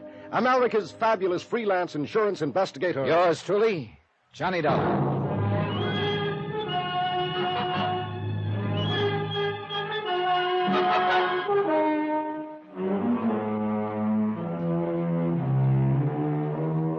From Special Investigator Johnny Dollar, location Panama. To the Home Office, Eternity Mutual Insurance Company, Hartford, Connecticut. Assignment, the confidential matter. Expense account, final page. Item 15, $1.10, taxi from my hotel to Plaza Bolivar in the office of Captain Garcia, Commandante of Police. It had been over an hour and a half since I'd let Ed Morgan point a gun at me and escape from the tiny fishing boat where he'd been hiding out for the past month. I'd expected the police to capture him within 30 minutes. There were only two highways out, and they'd both been blockaded immediately. But somehow, Ed, driving a stolen police car, had escaped the net. In fact, he'd done more than merely escape, as I discovered when I walked into the massive stone police headquarters. Ah, Senor Dollar, pleased to sit you down. Thanks. The most surprised thing is, of course, senor. What do you mean? You will remember you say it's a fine idea to keep watch at the hotel of the Senora Barrett. Yeah, I thought Ed might try to get in touch with her. Bueno, si. So I do this thing. I send two men, and they watch for 1 hour. Que bobos, they're fools. Why so? They do not see the Senor Morgan. They do not see the Senora Barrett. But only after 1 hour do they think to talk with the manager. You know what he say? What? Senor Morgan come 5 minutes before they do, and he take the Senora away in the car. What the devil for? Quien sabe, senor. Driving a stolen car and just one jump ahead of the police, and he risks his neck to go after her? Why? Pues a veces el amor le vuelve loco, un hombre. Meaning? This love is sometimes make a man crazy in the head. I'll buy that one.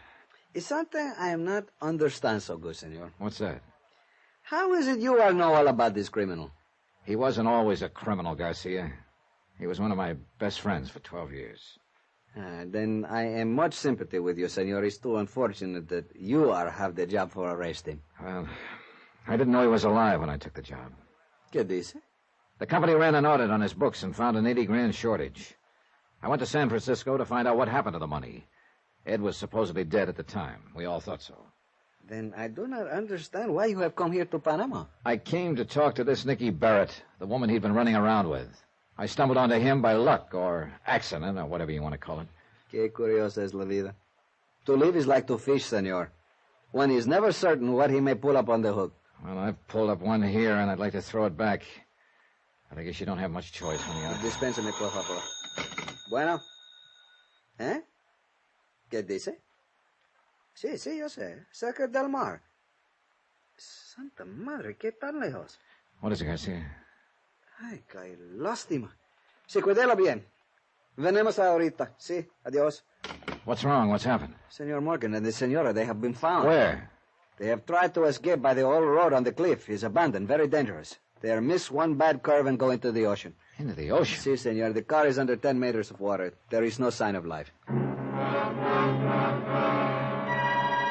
Expense account item 16, $75. Charter fee on one power launch. This included the services of a diver and line tender. We were just plain lucky on this one. A salvage company happened to be working in the port and had a man and equipment free at the moment. We took off along the coastline, and in less than an hour, we dropped anchor over the wreck. The diver had been lowered beneath the surface. The sea was calm against the rocks, but the water wasn't clear enough to see more than just the outline of the car lying over 30 feet down on the bottom. While we waited for the diver to come back up, I glanced toward the high cliff towering above us. A month ago, there'd been another cliff like that in San Francisco. Like I say, senor, life is too strange sometimes. So is death. This man, this woman, they meet, they look one at each other, and what are they think? A lot of things, maybe. But not that they'd end up here, like this. How true it is, senor. Who can ever know if one day he will come Wait a to... second. The diver's coming up. See. It's too bad he doesn't have the system of telephone. In this case, we can talk from the water. We didn't have time to rig it up. Well, we'll soon know, I guess. I am most sorry for you, Senor Dollar, that your friend has to die like this. I faced the idea of his death a month ago and accepted it. Then I had to face some other things about him. Another shark now doesn't seem to have much meaning. It's just a matter of... Hey, there's the diver. He's up at the rail. Hey, let me give you a hand with that faceplate. I'll work on this side. It's very complicated, this diving business. Yeah. Well, this is kind of an old-fashioned rig. They got suits now with self-contained oxygen, independent control. Stuff the frogmen developed during and after the war. No diga, qué fantástico. Yeah, it is. All right. There we go. All right, now, what'd you find? Let me get a breath of raw air first. Gotta get that compressor motor fixed. Throws down more CO than oxygen. Come on. How'd it look? Dollar, it's a mess. That car must have rolled over a dozen times coming down that cliff. All cracked up. Yeah, but what about... One door's half off and flattened back. All the glass is slivered. Looks like it had been bombed instead of just wrecked. Senor, is the... Yeah, the body of the woman is inside, but there's no chance of getting it out without dropping a grappler and seeing if we can roll the car over. And the man? Is he... Nope. Just the woman. That's the only one down there. Again, the same pattern. A car plunging off a cliff into the ocean, and a body missing from it. But this time I was sure it wasn't faked. Ed wouldn't have done a thing like that to Nicky. Not to Nicky. And yet his body was not in the wreck. I looked again at the high wall of the cliff, steep but not vertical. A car would have rolled and bounced coming down, as the diver had said. And one door was torn half off. The glass was smashed out. It was a possibility. As far as I could see, the only possibility. I had the captain run the launch in close. Then I jumped onto the rocks and started to climb. The slope was gentler than it had looked from the water, and the surface was broken by ravines. Clumps and thickets of tropical plants clung to the shelves, and the going was rough. A long ways from impossible. I'd made it halfway to the top when I found him, jammed in the trough of a gully. Broken, badly hurt, but still alive. Barely alive. That you, Johnny? Yeah. Easy now, Ed. Let me get a foothold here. We didn't make it, Johnny. You didn't have a chance, Ed. You should have realized. I know. Maybe I knew all along. Better not try to talk. It's kind of funny when you think about it. I mean, what happened here, just like we did it in San Francisco. Only this time it's real. Lost control. Yeah, this time it's real. Now, you lie still there. There are police on the road up above. We'll get some ropes down, have you out of here before you know it. Forget it, Johnny. It's no use. Them all smashed inside. I can't even move. All right, maybe you got a broken bone or two, but that's no reason to... Don't lie to me, Johnny. I'm dying. We both know it. Am I right or not? Yeah, I'm afraid you're right. Doesn't matter anymore. Oh, Ed. Tell me, is Nikki... She's dead. No. You're right about her, Johnny. Forget it, will you? Forget it. I made her come with me in the car. Held a gun on her. She got mad. Scared. She spilled the whole story. Ed, it doesn't make any difference now. It's funny. I thought she came down here before she was supposed to, because she just couldn't wait to join me. But she only came to get the rest of the money. She wasn't planning to stay. Listen to me, Ed, this kind of talk She didn't love me. Never did. She admitted it right before we went off the cliff. But I thought she did, Johnny, for a while. And nobody else ever let me even think it. Please, Ed, why don't you try to forget about it? You know something, Johnny? What? If I was to go back, I think I'd do the same thing again. Nikki, the way she could be when she wanted to, it gets you. Got me, anyway. It's crazy. Maybe there's just no answer for a guy like me. Except this. I don't know, Ed. I'm not a judge. Kind of figures, you know. Nikki dying, too. I bought her and paid for her.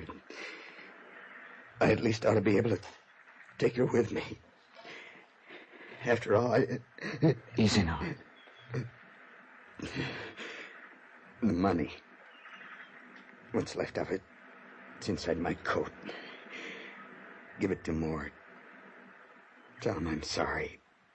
Make him understand. He will, Ed. You too, Johnny.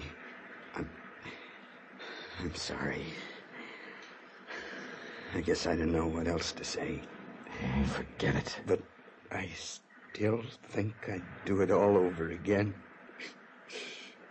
Crazy, eh? There are times we all go a little crazy. I got no right to ask, but if you would, I'd sure appreciate it. I mean, if you'd just shake hands with me. Oh, sure, Ed. Here you go. It's funny, I can't find your hand. It's dark. I can't see where... Right here, Ed. Right here. Oh. I shake, you ugly old son of a gun. Thanks, Johnny. Thanks for not...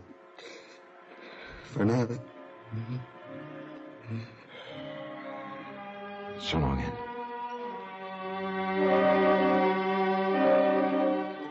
Item 17, $487.25. Hotel and incidentals in Panama and transportation back to the States. Expense account total, $912.61. Am forwarding under separate cover by American Express, insured $62,112.30. End of account, end of report. Remarks? No, Mort, not on this one. Ed Morgan was my friend. The report stands. Yours truly, Johnny Dollar.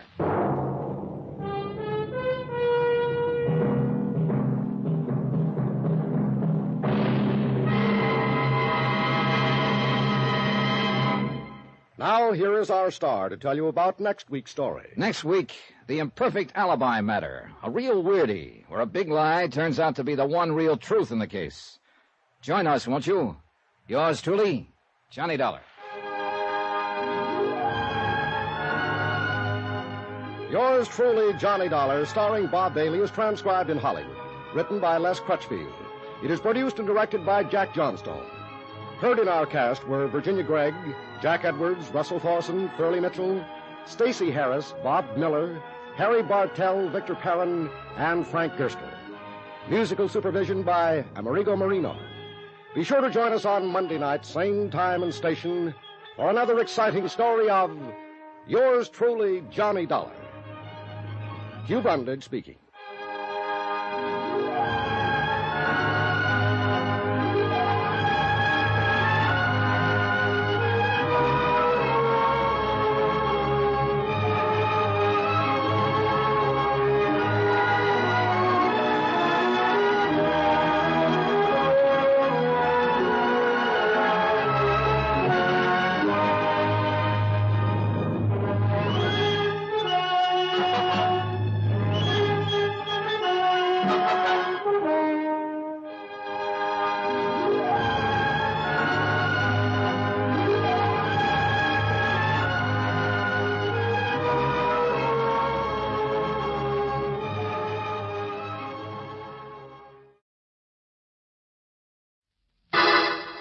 Personal notice changes my stock and trade.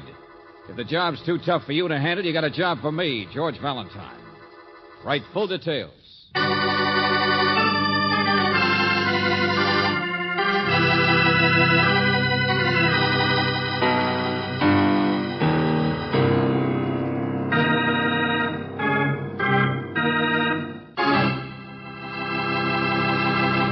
Greetings, mystery lover. Have another helping of homicide on the half shell. Our Let George Do It adventure is a real killer, to coin a phrase, which I didn't. Anyway, it's called Tag, You're It, which, believe me, has nothing to do with Junior trying to catch the little girl next door. On the contrary, it deals with an officious master of ceremonies of an audience participation program. Now, this fellow was an eager little beaver who got along on poking fun at people, until one day someone took a poke at him. Then even George Valentine couldn't help him.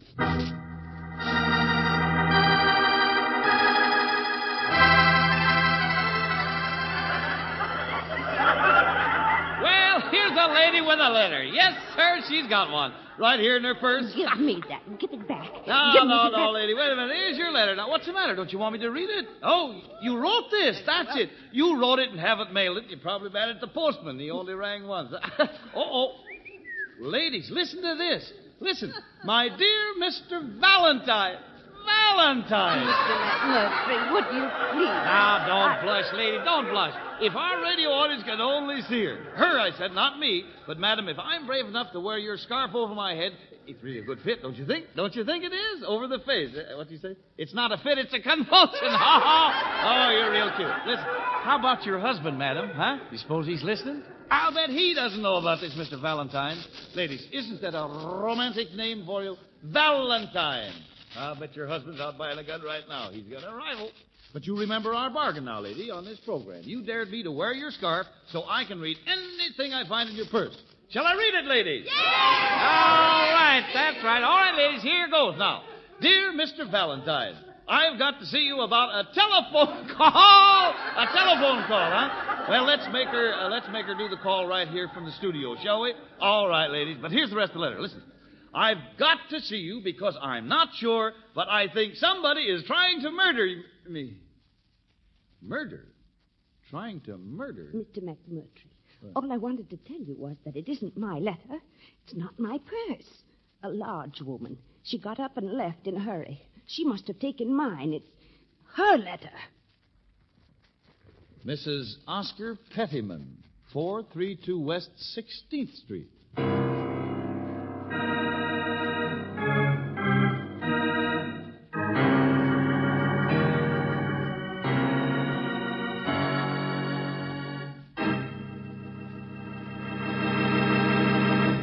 You are listening to Let George Do It.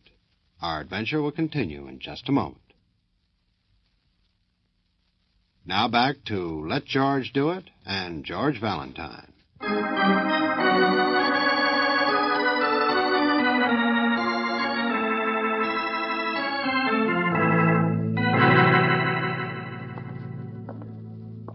All right, I'm coming.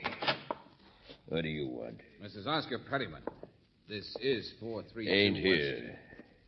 You her husband, friend, Mr. Pettyman? He's in Chicago. Can't stand her. Leaves every chance he can get.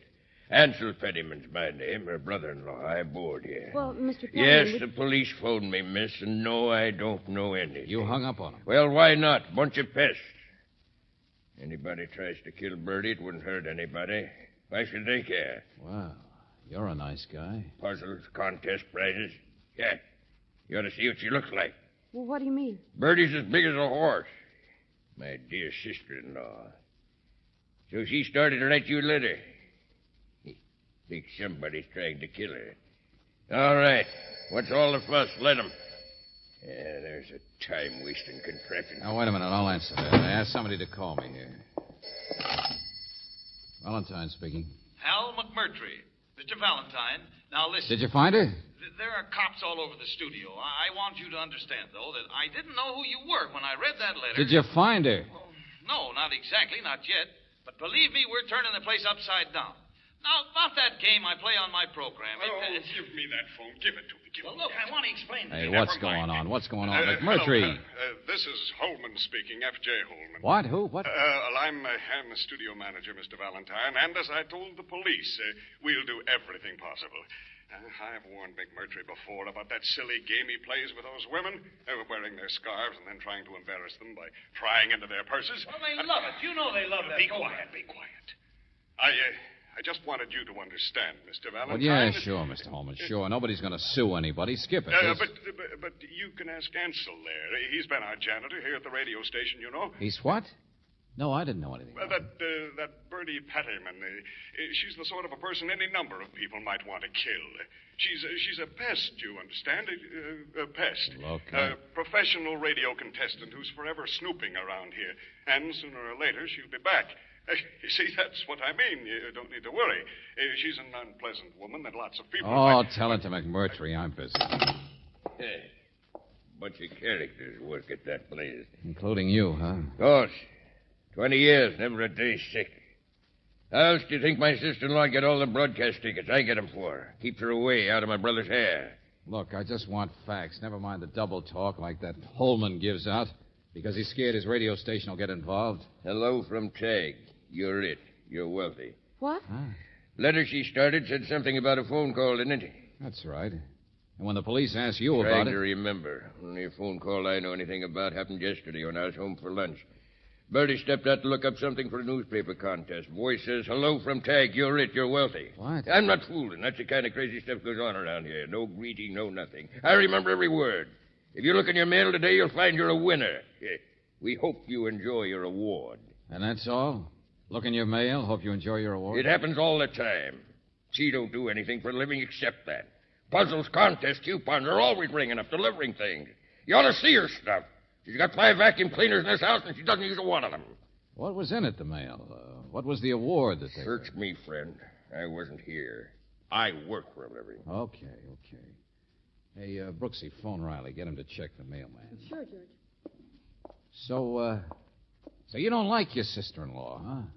Nobody seems to. Doesn't do anything. I know, yeah. Nut on contests. Well, sometimes I like contests myself. But I suppose it's a little different if that's all she does. Always trying to get something for nothing. Well, that's not the point. The idea is she was worried, wrote to me. It is the point. How worried could Birdie be if she went gallivanting off to a radio studio to have fun before she mailed your letter? Well, I'll grant you that it's... I don't take it seriously because neither did she. Murder. Yes, it's just another idea to waste time with. You ask me, she's out someplace now. Forget all about it. Wait a minute now. Tell me, what kind of a voice was that on the phone? That Tag, you're it. Man or woman? Man, I guess. I don't know. It lisped. It what? Lisped. Like this. Soft voice. Just barely hear it. Lieutenant Riley? Well, this is Claire Brooks. Oh, wait a minute. Here, let me have it, Angel. Hello, Riley. Listen, Valentine. We haven't found that Pettyman dame yet, but we just put out a bigger alarm on her because... Riley, look, now, wait a minute. A quick angle. Her husband's out of town, so he Yeah, doesn't but I like wanna- her. Yesterday, she got a phone call, and later on, some kind of package in the wait, mail. wait, will you wait? Are you trying to accuse my I brother already of... got in touch with her husband. He's in Chicago. He's got nothing to do with it. Oh, Riley, everybody seems to think this is just a false alarm. She's just some kind of a crackpot. I want it... All right, maybe so. But if there's 1 chance in 50 of our preventing a real murder... said wait, will you? It's already happened. Huh? I'm busy, I told you, with a blonde. And I don't mean Mrs. Pettyman. The exact opposite. Beautiful, young, real diamond. Riley, for the love of My heavens, will you? boys will keep on helping you look for Mrs. Pettyman, all right, but don't bother me. This one's a real case, my friend. This blonde, see, and the only clue I've got to go on is a note in her purse which says, "Tag, you're it. You're wealthy." Ha! She's wealthy, all right. She's dead.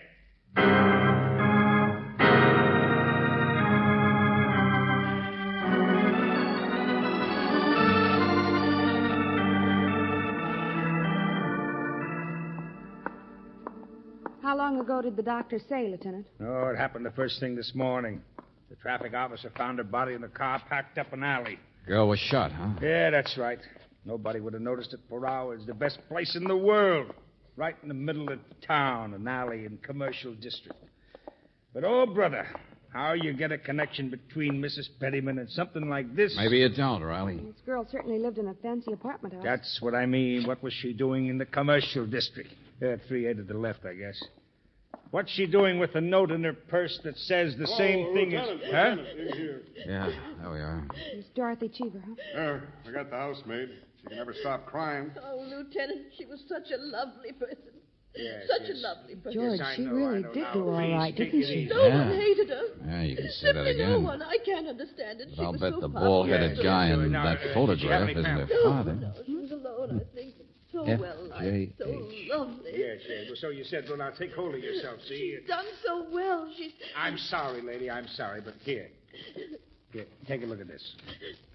Tag, you're it. You're wealthy. Yeah, that's right. We found this note in Miss Cheever's purse. Now, the handwriting doesn't check with the signature on a driver's Well, license. of course not. It's mine. I wrote it. Oh? Well, then you better start drying your eyes, lady, and explain what in the name of I wrote that note for her, so she'd remember, that's all, after the phone call. The phone call? Oh, no, not Wait the a minute. same. Go on, please, go on. Well, there was this phone call first thing after breakfast. I was in to clean up. A voice says, "Tag, you're it. You're wealthy." What else? Well, an address. I took the message for Miss Cheever. An address of what? I'm trying to tell you. It said she should drive a car and park a car in that alley. It's the back entrance of Benson's first store. Hey, wait a minute. Sure it is, and it's the most expensive place in town. Yeah, sure, go on. The voice says she's picked for a chance at a mink coat. You know, one of them giveaways or something. I guess they take your name from a phone book. Well, of course, she went right away. Wouldn't you, miss?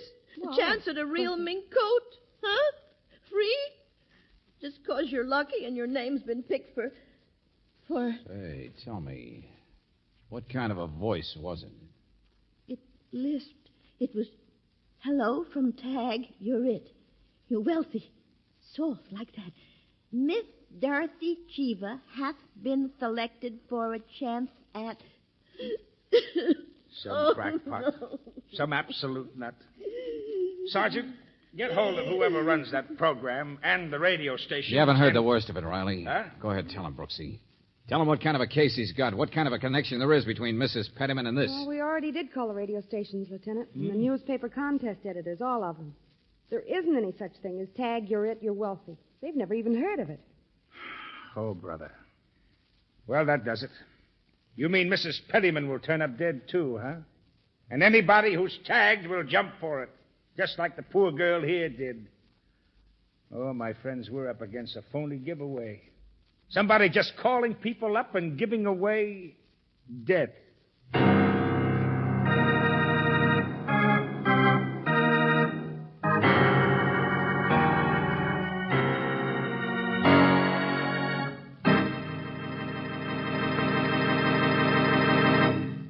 You are listening to Let George Do It. Our adventure will continue in just a moment.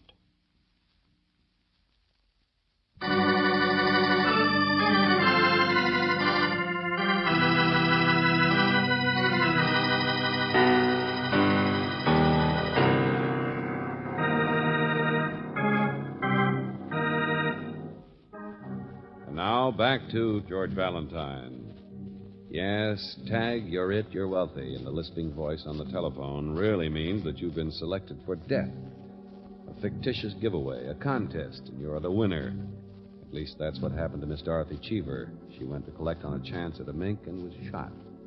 And earlier, a message came from Mrs. Oscar Pettyman promising a prize in the mail. And no sooner had she written her fear to you than she disappeared.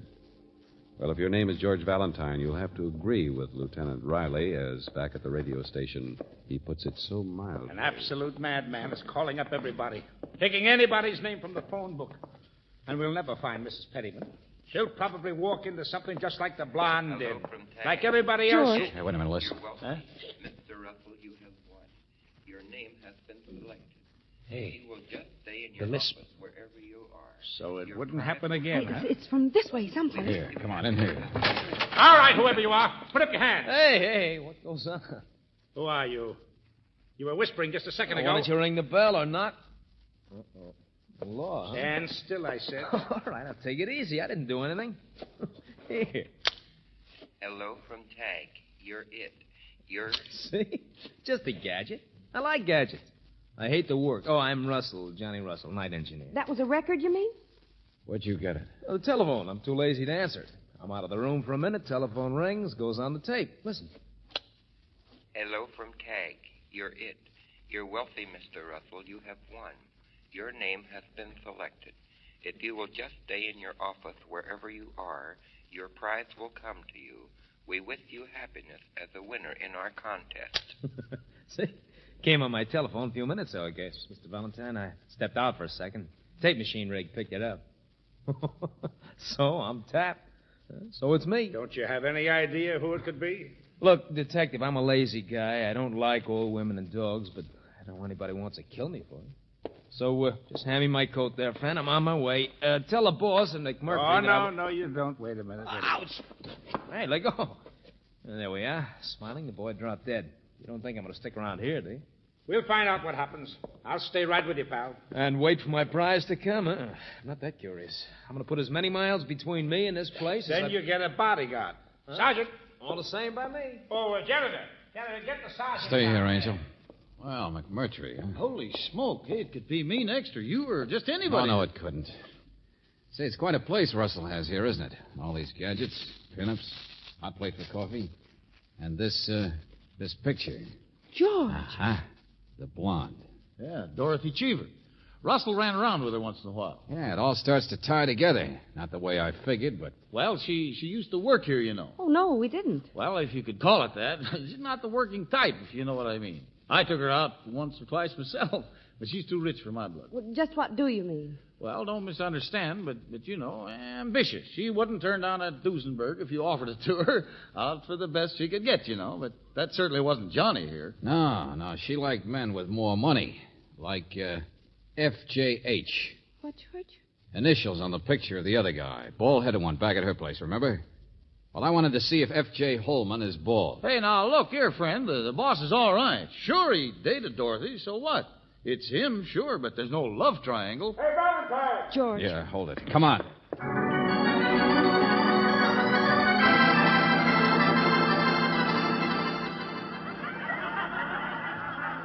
Busman's holiday, my friend. In a radio station. What do they listen to? Other radio stations.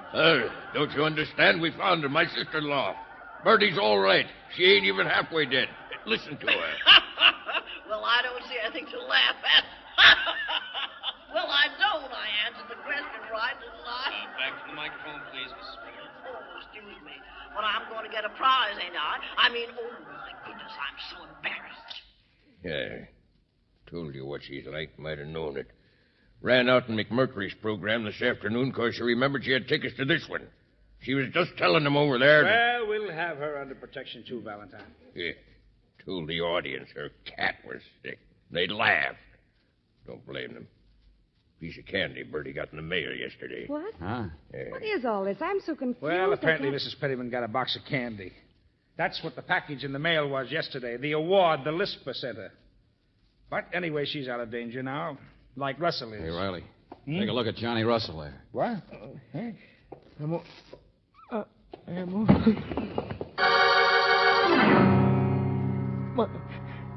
My arm. I can't move. Get him to the hospital. Come on, lift him. Come on, step on it. Fast as we can, sir. George, his coat. That's what it was. He said ouch when he put it on, remember? Let me see that. Yeah, you see that needle there hooked in the lining? You put on your coat, you get a scratch that you don't even notice. Oh, brother, how fast you have to work in this three-ring circus to keep people alive.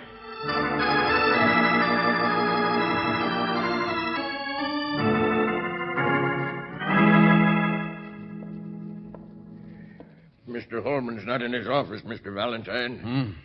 Oh, well, never mind. Where are you going, Ansel? I work for a living. What do you think? Instruction box says sweep Studio B. Well, janitor's hard paid. All right.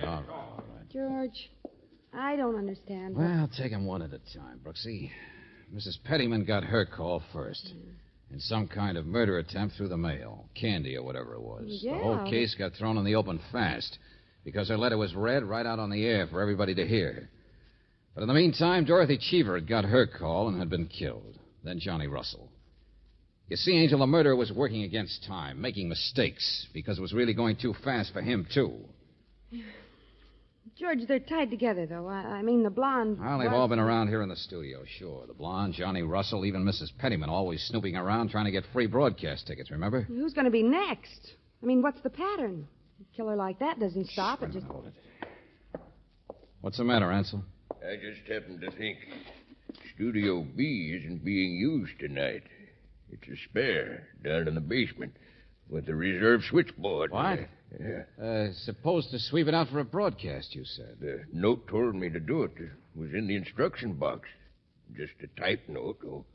Only now it's not there. Ansel, you're the janitor. You see everything that goes on around here.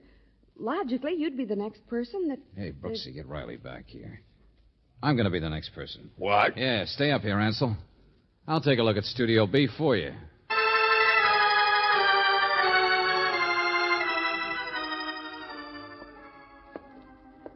Record storage, music library, phone booths. Ah, here we are.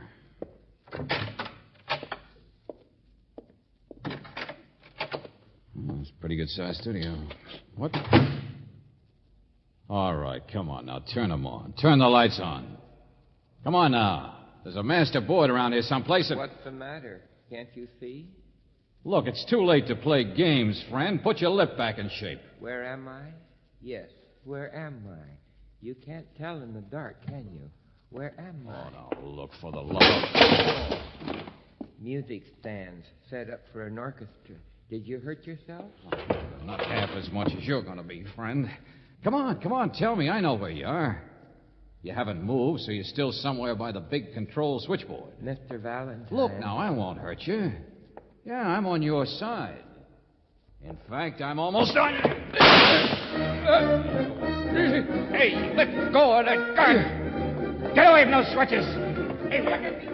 The wrong switch, Mr. Valentine. No, what a madhouse. No, you don't, Buster. Get away. I'll get the lights. Get over there. And I still have the gun. Well. Hello, Ansel. You couldn't shoot me in the dark, could you? You guessed who I was. It wasn't a guess, Buster. You made a mistake. But skip that part of it.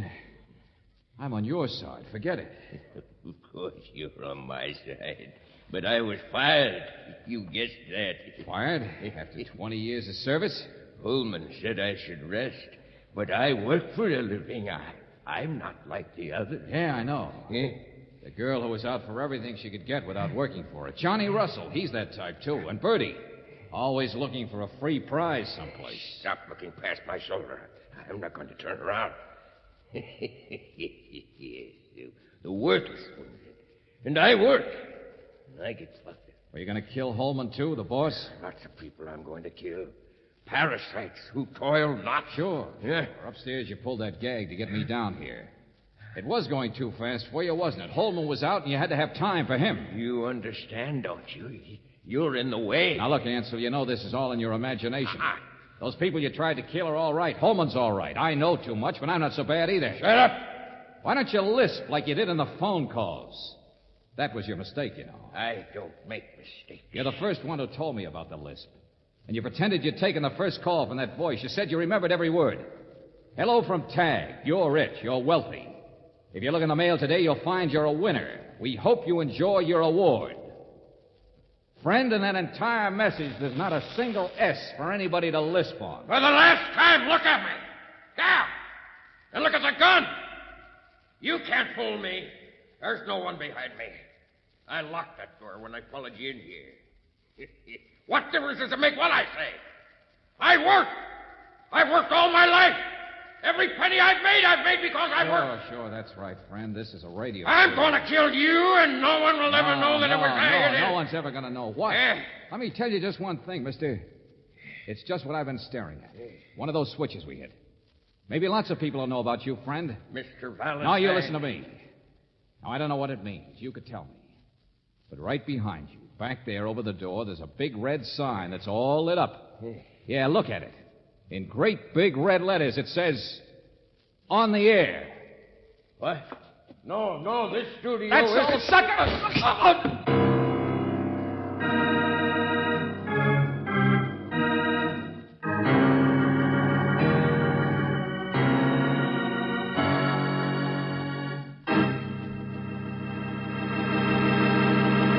Back to the conclusion of our Let George Do It adventure in just a moment.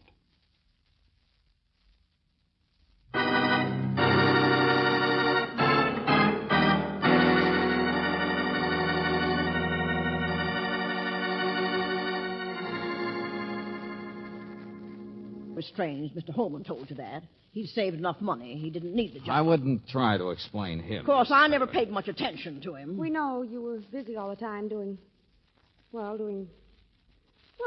Ansel didn't like. I beg your pardon. There's nothing wrong with contests, is there? With a bit of skill and a bit of luck? Oh, no. We just... You can't tell me there's anything to any of those ideas he had. A madman like that, a man who'd kill people. Oh, no, who'd try to... No. I like puzzles myself. You're perfectly right. Now, there's no excuse for him. He's locked up where he should have been long ago. Well, I just wondered, that's all. Because, you see, I just heard about another contest. Uh-oh. They're going to give away the most beautiful prizes. And it ain't really getting something for nothing either. Because it's a mystery quiz. And I thought if you'd give me some help, Mr. Valentine, That's all, I might Brooksy. even... This is where we came in. Good night, Bertie. We're going to a movie. Yes, George, to the Tivoli. Why the Tivoli? We're giving away a set of dishes. Oh.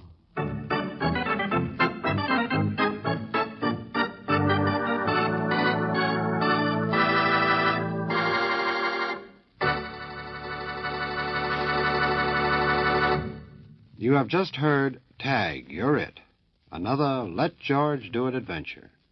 Robert Bailey was starred as George Valentine, with Virginia Gregg as Brooksy. David Victor and Jackson Gillis wrote the story, with music by Eddie Dunstetter. Now this is yours truly inviting you to another visit with Valentine, when you will again hear what happens when you let George do it.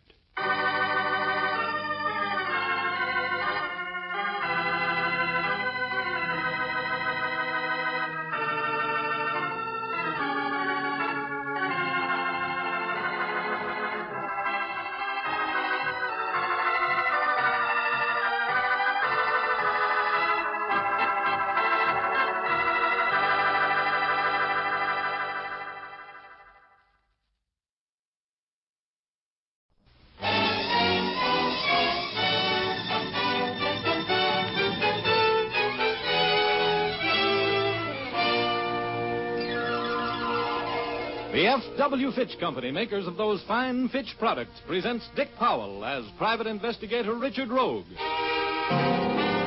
in Rogue's Gallery.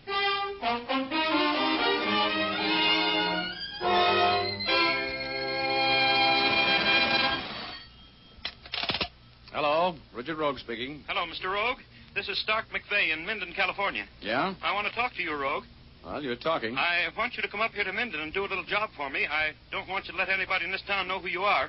You can register at the hotel as a traveling man, a salesman or something. And Hold it, McVeigh. I can't get away right now. I wired you $500 expense money. It should be at your office now. We'll talk over the rest of the deal when you get here. Oh, 5 bills, huh? Well, what kind of a case is it? A case that pays money.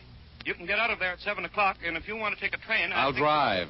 I'll leave as soon as the 500 arrive. Take me about 2 hours to get there, won't it? That's right. I'll contact you at the hotel tonight about 9. Okay, see you then.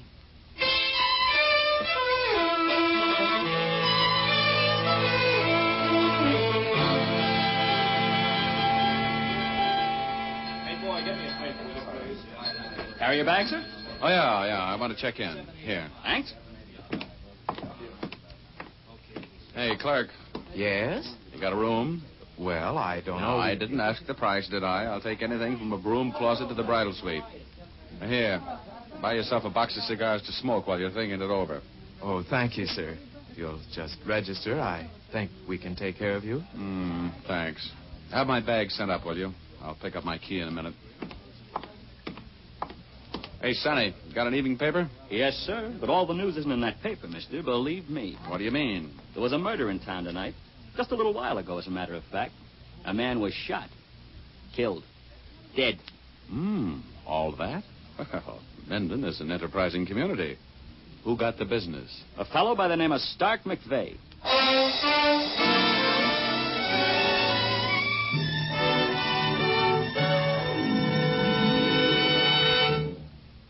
We'll return to our story in just a moment, but first here's Jim Doyle to give you some smooth talk on a smooth subject. Yes, smooth is the word for it, Dick. That describes Fitch's No Brush shaving cream to a T. For it has a rich, creamy consistency that spreads over your face like a cool April breeze.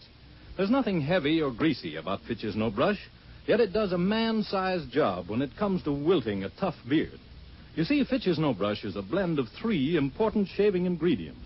These are balanced in such a way that you get efficiency in softening whiskers, plus a skin conditioning action that protects your skin from irritation. Yes, they all add up to a shave that's really solid comfort. You men who say there's nothing like lather for a swell, smooth shave will like Fitch's Brush Cream. It gives lots of dense lather that stays moist all during the shave and rinses off easily. It, too, contains the special skin conditioner for sensitive skins. Both Fitch's Brush and Fitch's No Brush shaving cream come in handy jars, big 25 and 50-cent sizes. For smoother, happier shaves, switch to Fitch. And now we return you to Dick Powell as Private Investigator Richard Rogue in Rogue's Gallery.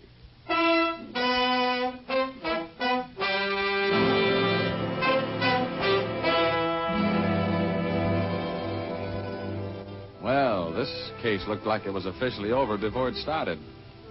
The man I was working for had just been killed. I found that out while I was registering in Minden's only hotel with running water. A bellboy gave me the news, and while I was just standing there with my mouth hanging open, a big, beefy guy eased up to me and said, "You're Richard Rogue, aren't you?" "Oh, my name's Richard." "Yeah, I know you're Rogue. I've seen your picture in the paper too often to be mistaken. I want to talk to you." "Why?" "Because I'm chief of police in this town." Oh, well, you just want to have a social talk, huh?" "Yeah, about a murder. Come on, Rogue, let's retire to the bar and play questions and answers." "What about?" "About what you're doing in town, among other things. Come on, get moving, big shot."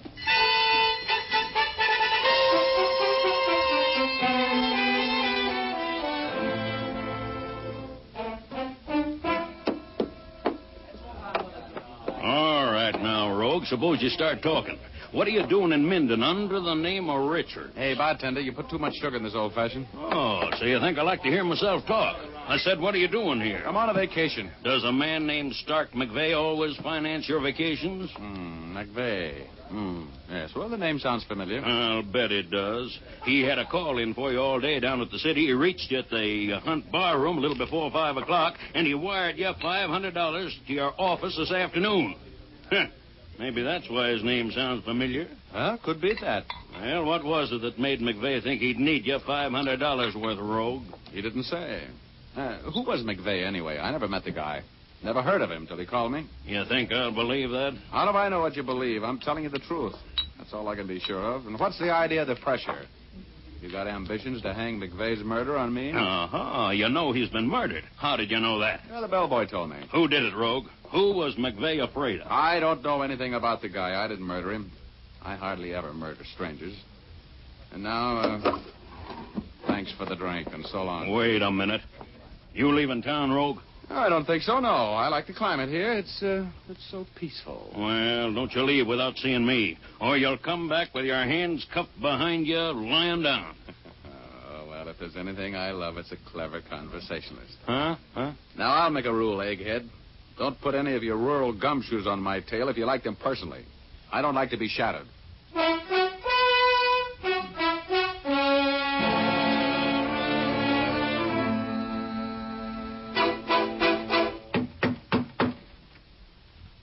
in. Here's your ice water, Mr. Rogue. The name is Richard. Skip it. I heard you talking to Chief Reese. I know who you were anyway. Oh, well, you're a smart lad, huh? Did you know Stark McVeigh? Sure. He used to be around here quite a bit. In the bar. What was his racket? What did he do for a living? How long had he been living here in Minden? Nobody knows where he made his money. He didn't work since he moved here about 2 years ago. Retired, I guess. That's what everybody thought. Always seemed to have plenty of money. Oh, he did, huh? Well, who were his friends? Was he married? Look, if I'm going to answer all of those questions, I want to work on the case with you. You need somebody who knows the town. Now, I'm an ex-GI. I work with intelligence. I can be a big help to you. Okay. Okay, you're working. Now, was McVeigh married? No. Didn't run around with women much either. I mean, here. Some blonde came down to see him once in a while. Drove a Cadillac convertible. Looked like a movie star. Did McVeigh make many trips? Was he out of town much? He traveled quite a bit. Did he have any enemies in town? Nobody knew him well enough to hate him. He was a kind of a stranger, Mr. Rogue. Nobody got to know him very well. You live alone? Yeah. He had a woman come in a couple of times a week to clean up. That's all. Good. Well, who do you think killed him? I don't know. Any suspicious-looking characters been seen around town lately? Not that I know of. But they could have been here without me knowing it. Okay. Hey, what's your name? Buzz Walters. What time are you off duty? About an hour, 9 o'clock. Good, I'll see you then. In the lobby, right? Yeah. What are you going to do now? Oh, I'm going out to the house, McVeigh's house, and take a look around. You know where it is? I'll find it. See you at 9.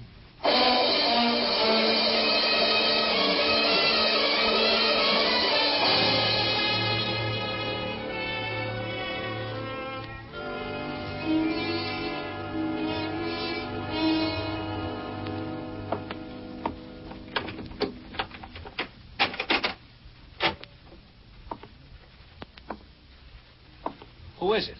Turn on the lights. Who is it? Is that you, Hank? Yeah. Turn on the lights. Hey, you're not Hank. Who are you? What are you doing here? Will you turn on the lights so we can talk this thing over, Junior? Oh, you're the guy who bumped McVeigh, huh? Okay, Junior. Stand right where you are. And let you shoot at me? That doesn't sound practical.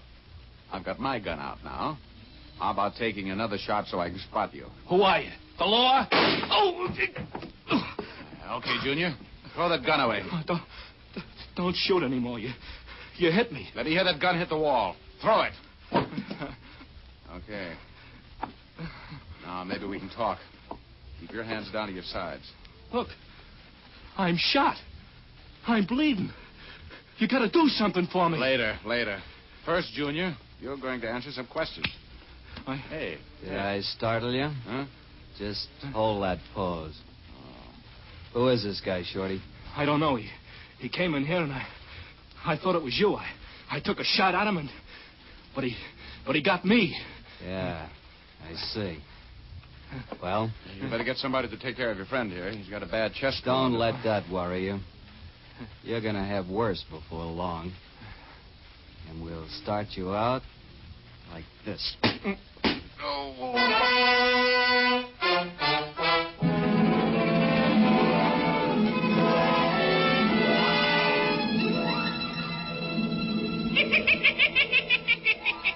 Hiya, Rogie. Welcome home. Oh, hello, Igor. How's everything on Cloud 8? Oh, it's fine. Say, Rogie, I missed you last week. Oh, well, yeah. I had the flu. Yeah, didn't Dennis O'Keefe come up to see you? Nah, not that Irishman. He doesn't use his head the way you do, Rogie. Say, who did it this time? I don't know. But I'm going to get him. If it's the last thing I do. Oh, you better hurry back downstairs then. You're getting further away every minute. Huh? What do you mean? You got a surprise coming, Rogie. You're a side door tourist right now. Huh? Oh, well, that settles it. I'm going over the side. So long, Igor. So long, Rogie.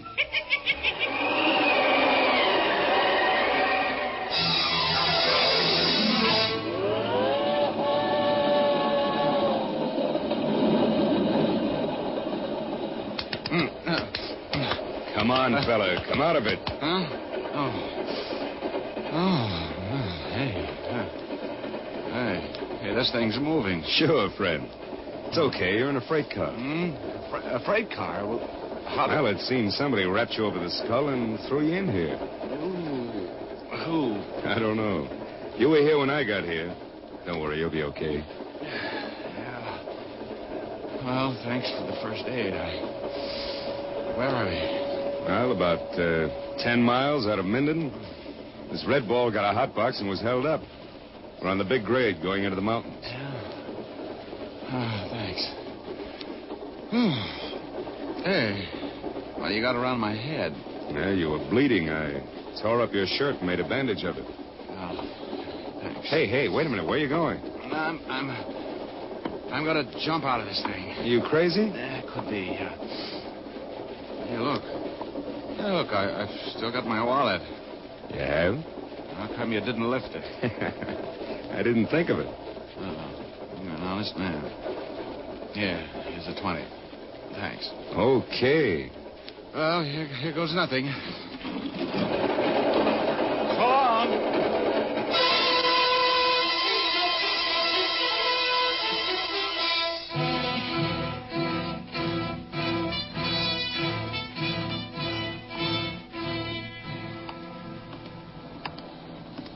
Hey, ride.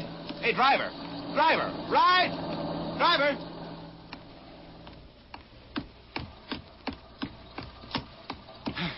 You going into Minden? Yeah. What happened to you? Well, I was knocked out and robbed and left on the road. I got to get back to Minden to report it to the cops. Okay, buddy. I wouldn't leave anybody out here. But I got a revolver here, and don't try any funny stuff. Oh, me? Oh, I don't want to try anything. I just want to get back to Minden. I'll take you into Minden. Get in. Thanks.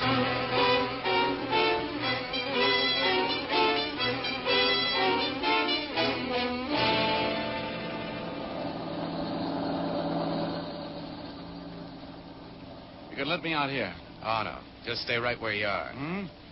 Hey, what's the idea? Will you get that heater out of my face? I'll tell you where to get out. Oh? Well, when will that be? When we get to the police station. That's where you're going, mister.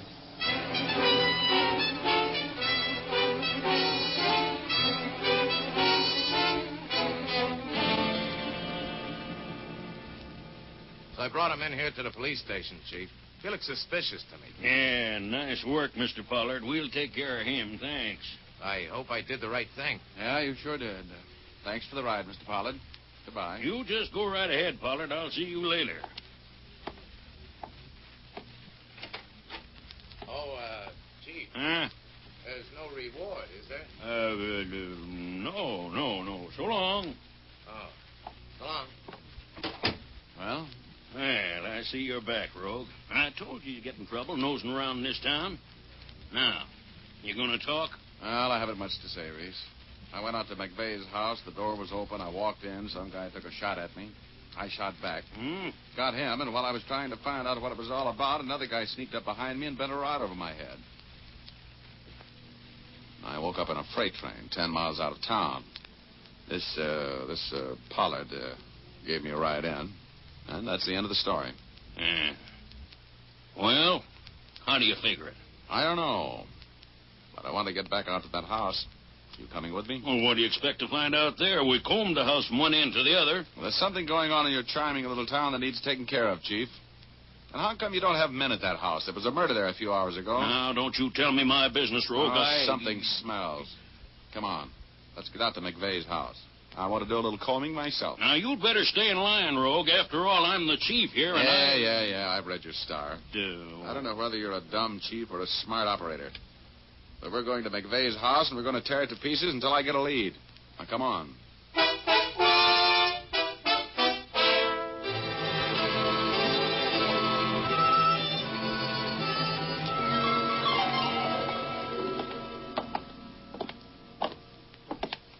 I'll try the door. Don't knock, it may be open. Okay. Well, close the door. All right. No, the lights don't work. The main switch must be pulled. We'll get by with this flashlight. Come on, let's take a look around. Hey, You see where that lamp is on the floor over there? Yeah. Well, the guy who was shooting at me was lying right by the side of it after I got him. Oh. Look, there's blood on the floor. You see it? What was that? Seemed to come from that closet. Somebody's in there. Well, come on out. Come on out, or I'll shoot that door so full of holes we can pull you out through them. Okay, I'll come out. Well, hello, Buzz. Welcome to the party.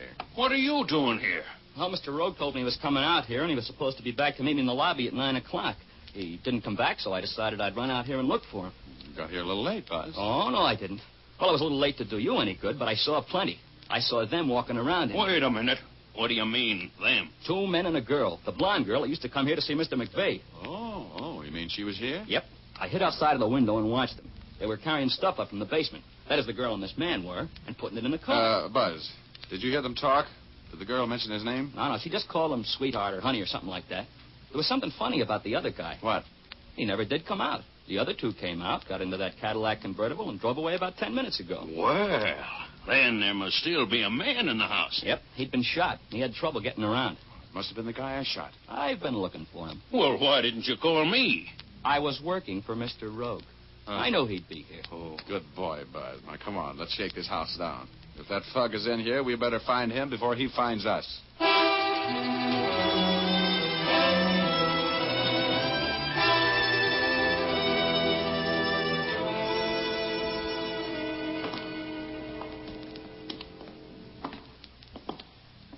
Wow, this is the best-kept basement I ever saw in a bachelor's house, Buzz. How about it?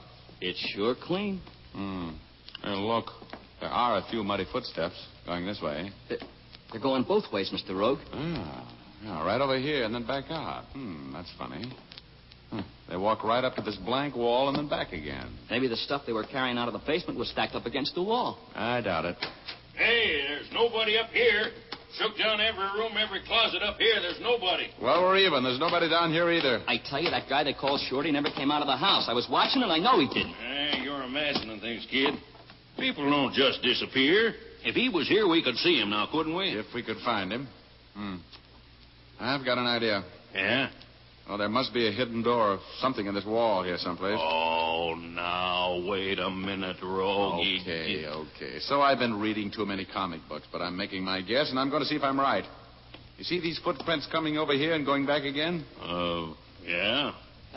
That's what it is. Maybe there's a loose tile in the wall or something. Yeah. Listen now. There it is, Reese. You die-hard. You hear that? It's hollow in there. Now, come on. Let's figure this thing out. Hey, there is a loose tile right here. Huh? Let me see. Yeah. Well, I'll be... Are you sure you're surprised, Sheriff? Why, There's a regular doorknob in there. Yeah, there is.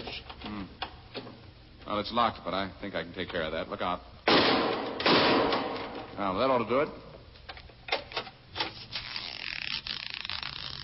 Flash your light in there, Reese. Okay. Oh, brother, look at that. Huh? Hey, he's dead.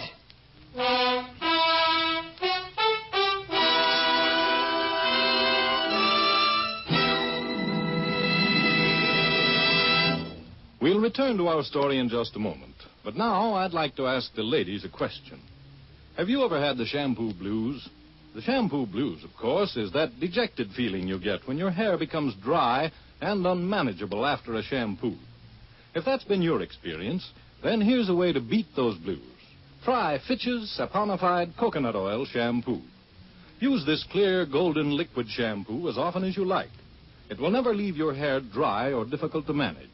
That's because Fitch's saponified shampoo is made from pure natural oils. Just a little makes oceans of cleansing lather. Rinses out easily, too, for Fitch's saponified shampoo contains its own patented rinsing agent. It leaves your hair soft, lustrous, and easy to manage even right after you shampoo it.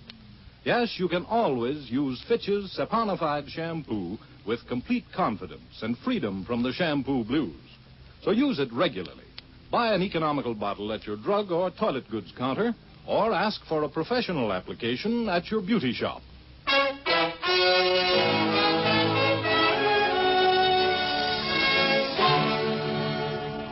And now we return to Dick Powell as Private Investigator Richard Rogue in Rogue's Gallery.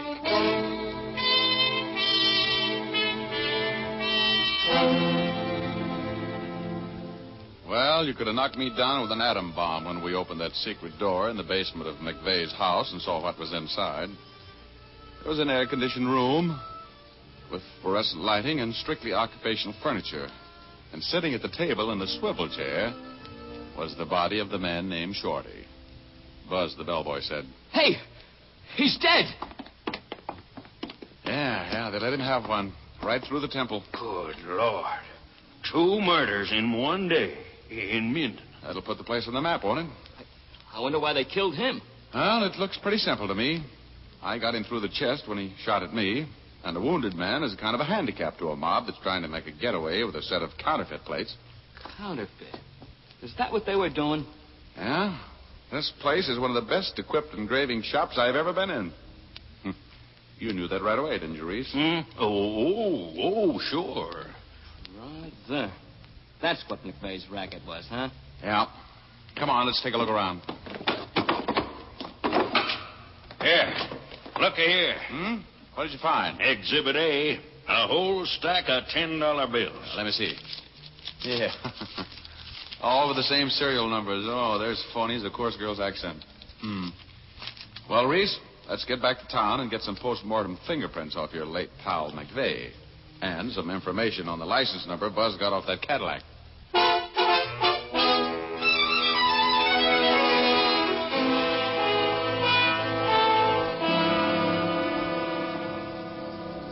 Do you think we'll get him, Mr. Rogue? Oh, we're a lead pipe cinch, Buzz.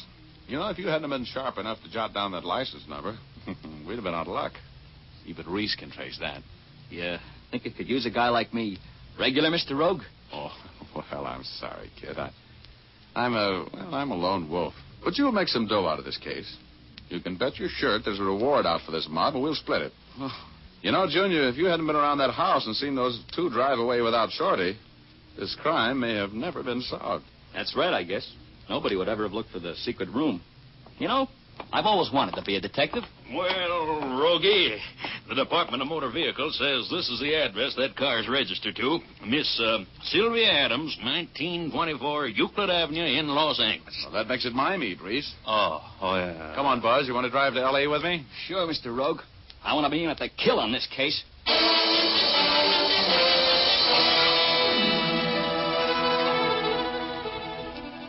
Well, this is the house. Oh. Miss Sylvia Adams, 1924 Euclid Avenue. What are we going to do? Well, first you go see if the car's in the garage while I take a look around. Okay. Hey, Buzz. Come here. Wait a minute. Yeah? Hey, look in that window out there.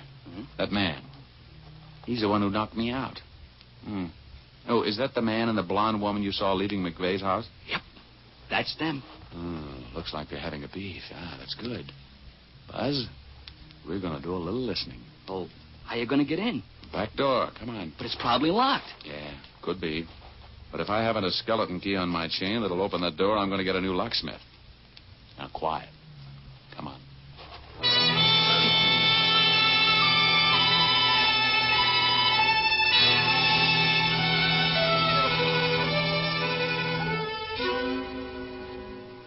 You didn't have to kill them both, Hank. You're a trigger-happy fool. Will you stop harping on that? They're dead. That's all there is to it. We're rid of them, and we got the counterfeit plates. We got no more troubles, baby. From now on, it's you and me. It is? What do you mean? Just that I don't have to put up with you anymore either. One word out of me and the cops will put you under the jail, Hank. That's what they do with killers, you know? I don't like you. I never did like you. But you're going to keep me in money and minks and everything I want as long as I live. Killer. That may not be long, you little double-crossing. Hank, put that gun away. Hank, no. So you were going to double-cross me? Hank, no. So all that sweet talk was just an act? No. Well, here's my act, baby. Next one, dot your eye, Hank. Drop the gun. Pick it up, Buzz. Yeah. Who are you? Well, now, that's not very flattering. I'm Richard Rogue. But we'll talk about that later, lovely. Right now, get up against that wall, both of you. Start singing and make the lyrics cover a couple of murders. Come on, sing.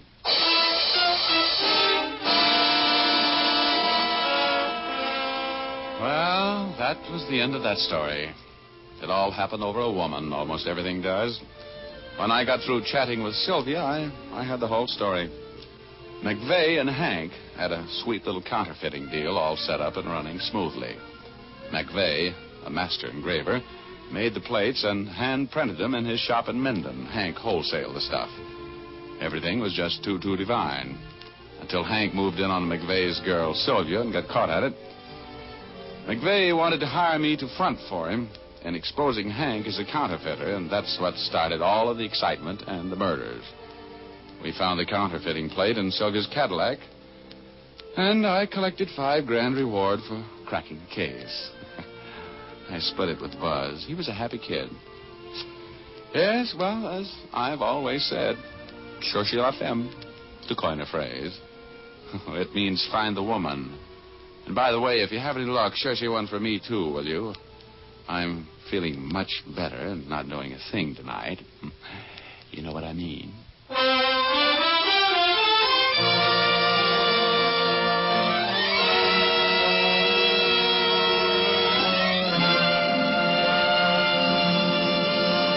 This is Dick Powell again, ladies and gentlemen. I hope you enjoyed our story tonight. Ray Buffum wrote it.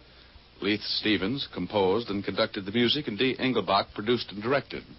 But don't forget now, you've all got a date with us next Thursday night. We have a story for you about a man with $1 million, a beautiful wife, and an overpowering jealousy. We call it Best Laid Plans. So make a date with us, will you? Thanks for listening, and now here's Jim Doyle. Don't forget to tune in again next Thursday, same time. And be sure to see Dick Powell in his newest RKO picture, Cornered, at your local theater soon. And remember, tune in again next Thursday, same time, same station, when you will again hear Dick Powell as Richard Rogue in Rogue's Gallery.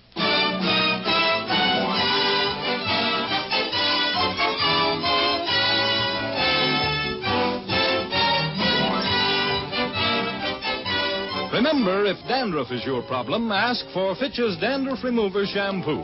It's the only shampoo made whose guarantee to remove dandruff is backed by one of the world's largest insurance firms. No other shampoo can make this statement. Ask for Fitch's Dandruff Remover Shampoo at your drug or toilet goods counter, barber or beauty shop. Fitch is spelled F-I-T-C-H.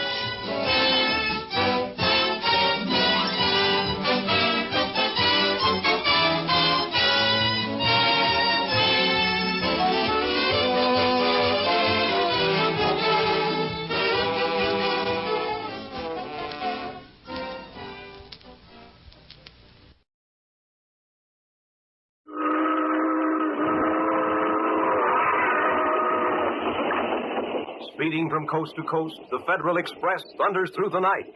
Adventures, thrills, romance. Ride the rails with Ned Jordan, Secret Agent.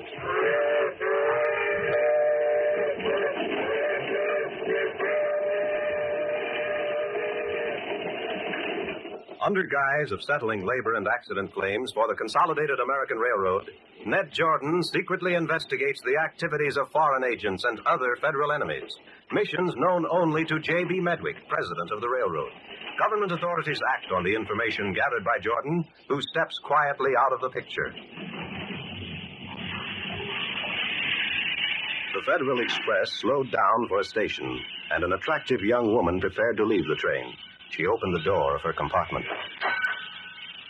Pardon me, just a moment, Miss Waterbury. I don't know you. The name is Proctor, Federal Department. What? There's a matter that we'd like to speak to you about. We'll stay right on the train until the next stop. Is this an arrest? Well, that's entirely up to you. If you'll come quietly and willingly, it won't be considered as an arrest yet. You have no warrant. But I have, you see. Now, will you go back into your stateroom quietly?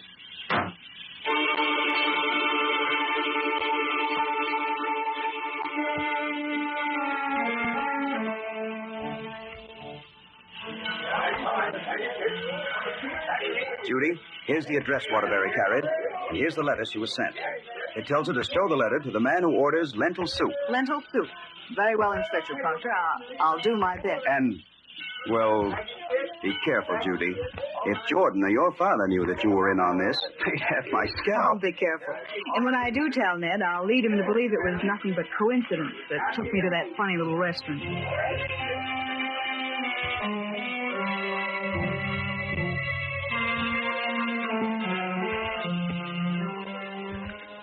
Do you mind if I stay here? It is the only available table. What difference would it make if I minded? It is unusual to find one of your type in a place like this. Is it? Unless, of course, you have some specific reason for coming here. I've heard that they have exceptionally good soup. Soup? Yes. Your order? I will have the lentil soup. Very well. Do you know many people here? I believe I have friends around here. Good, and so have I. That should perhaps make us friends, eh? I'm sorry, You perhaps are a friend of Margot, the cashier and waitress. And if I am? You might have a letter to her, or perhaps from her. I do happen to have a letter, but I couldn't show it to anyone unless I were certain that they, too, are a friend. Good. So you are cautious. That is the best way. In this business, one cannot take chances. Hardly. But you will recognize perhaps a sign, eh? Like this? And you, in turn, would recognize a letter like this? Oh. I'm advised that everything I need to know will be told me here. You have heard of Karnak? Karnak? Isn't that an assumed name? So you also know that. That is good. Tomorrow is to be the day. The day? The foreign representative who uses the name of Karnak arrives tomorrow on the Federal Express. Those of us who live in the city have been instructed. I don't live in the city. I know. So now I tell you that tonight is the meeting. Where? You will be here at 8. Is the meeting to be here? You will at that time be advised where the meeting is held. The priestess of true light is eager that all should be on hand. Very well. Tomorrow is one of the biggest days in our true light cult. With the arrival of Karnak. Tell me this. How did you know that he was traveling under that name? We know much. Each day we gain new strength. So it would seem. You would be surprised at some of the things we have already learned and done. In 2 assassinations, we have been successful. Tomorrow, when Karnak arrives to meet his end, it will be a great stroke for us. One that may have unlimited possibilities. Just what will Karnak, the man who's called Karnak, what will his death accomplish? You know the conditions in the old country now? Yes, of course. It takes but little to start new trouble. Yes, but Karnak... His death may arouse sympathies for our people. They will resent his death in America. Perhaps indemnities will be demanded. Apologies which the United States cannot and will not give. Perhaps the war will come. And then we shall have powerful nations in sympathy with us. I see. First, the death. And then the propaganda that will follow. How many do you expect to attend the meeting tonight? At the very least, there will be 50 of us. All members of the True Light. The True Light. Is it not glorious? We shall someday rule the world.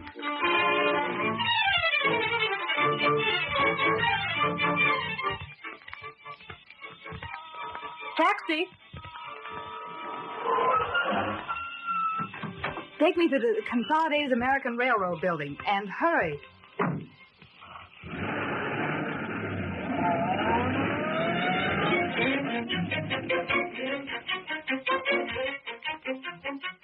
So after this guy started talking to you, you realized you might be on the track or something and kidded him along, huh? That's right, Ned. There will be 50 people at this meeting. But if this organization is so terribly secret, why'd this bird start telling you so much? I told you he was expecting someone else and mistook me for her. So when the woman he's waiting for arrives, he'll know he made a mistake.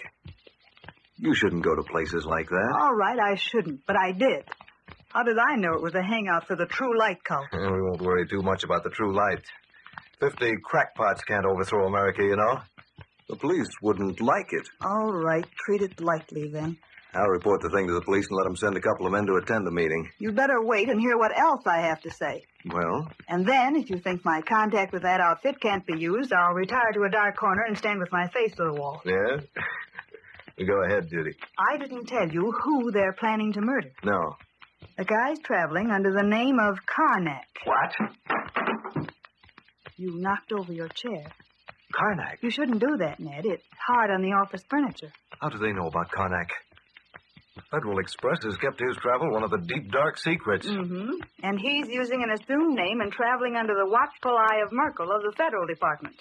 But the true lighters are planning his assassination. What does that make me?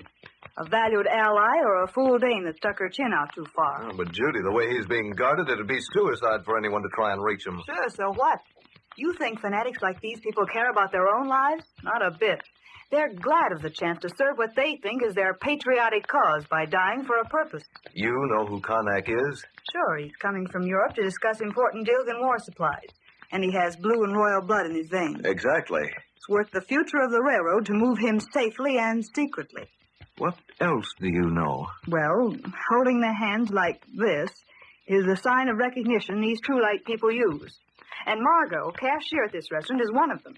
She gave the man I talked to the name of Callio. Callio. I'll see if he's known to the federal men. And the woman in charge of the local True Light members is called a high priestess. One of those fanatic outfits. What a dangerous one. Especially to the Federal Express if they carry out their murder plan. Judy, you sit tight and say nothing. I've got to get hold of Proctor or Merkel on the phone. Merkel's aboard the Federal Express with Karnak. I know. What can we do, though? You can't go to that meeting tonight. And on the other hand, we've got to learn the plan of these cultists if we're to protect Karnak. Jordan, may I come in? Oh, sure, Proctor. Just the guy I'm thinking about. Yeah? Judith ran into something big. I know. You know. We made an arrest, Jordan. A woman named Waterbury. Real name, Koskinsky. And? She was on her way to a meeting of the True Light cult. Well, we detained her. And Judy went in her place. Double-crosser. What? I'm sorry, fella, but we were really desperate. We had to have a girl that resembled Waterbury, and I asked Judy to help us out. So that's it. All right, it was in the interest of the railroad. Karnak is coming here on the Federal Express tomorrow, isn't he? Yes. One of the main purposes of his visit is to discuss matters with Medwick. If he's murdered in Medwick's home or office, it'll be a fine state of international affairs. All right, Proctor. You know about the cult, and you sent Judy to sound out the people in the restaurant.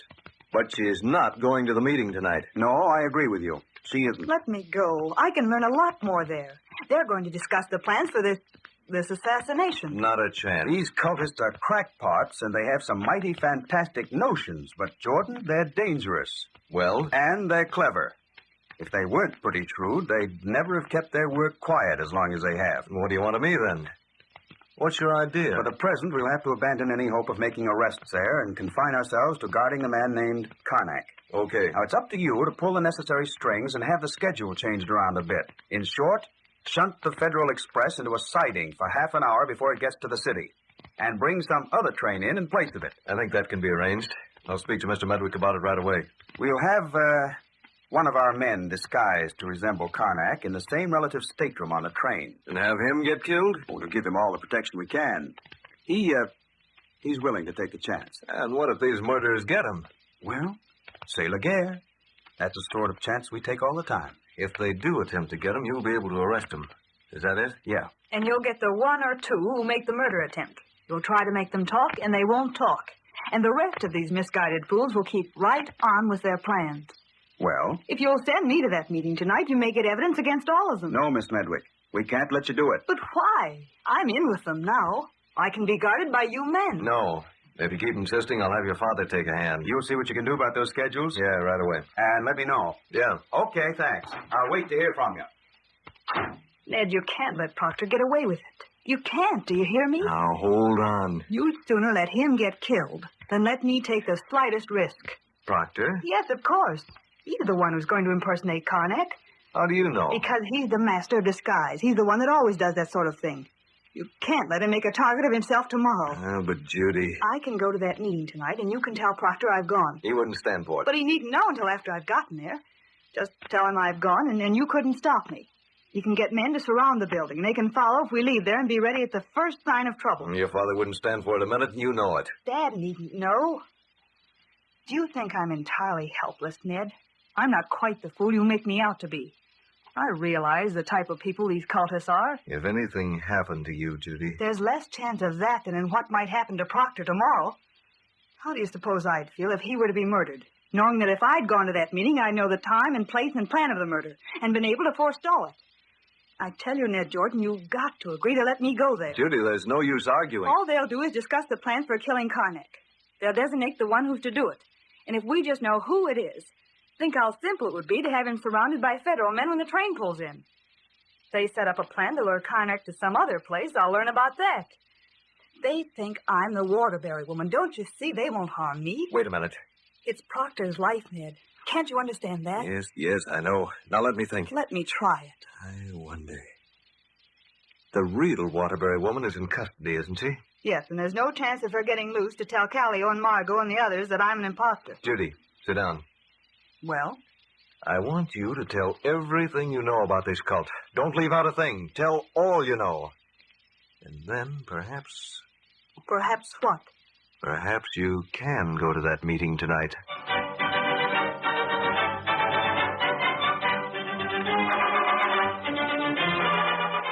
Early that evening, a guard approached the cell in which the Waterbury woman was held. Miss Waterbury. Well, now what? Some more questioning? So you might as well save your time and breath. I've nothing to say. You're free. What? Yeah, someone with influence came around with a writ. Hell, isn't that something? It certainly is. What about my property? Stop at the desk on your way out. I'll sue you for false arrest. Maybe I will before I'm finished. That's up to you. It's nothing to us. We're just local cops. It was the federal that made the complaint. All we did was hold you as he requested. We'll see if there's any justice around this country. I know my constitutional right. Right in here, please. This where I get my handbag and the things from my pocket? Sign right here, please. I'll sign all right. And you haven't heard the last of this? If I were you, miss, I'd sort of let things stay as they are. You stir up a lot of trouble, and you might find yourself in the middle of it. Is that a threat? Oh, no. Don't get that idea. There you are. There's your things. Count my money. Make sure that's all here. Fellow who delivered the writ is waiting at the curb. Oh, thanks.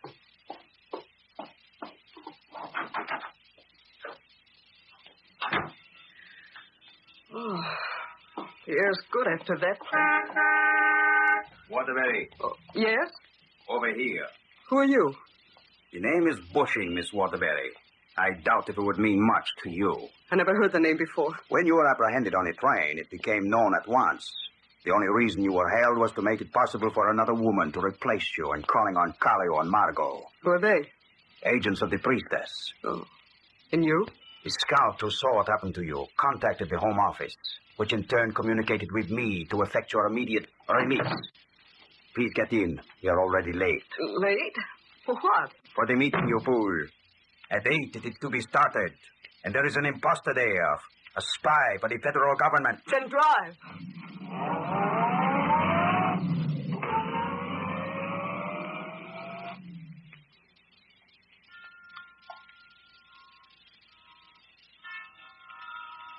Eight o'clock, Ned. All right, Judy. Go to that restaurant then, and be careful. I will be. Please don't worry. I wish I didn't have to. Everything will work out all right.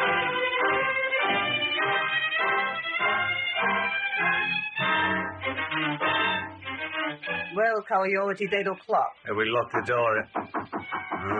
It is Waterbury. Let her in. I was afraid she wasn't coming. Come, you're almost late.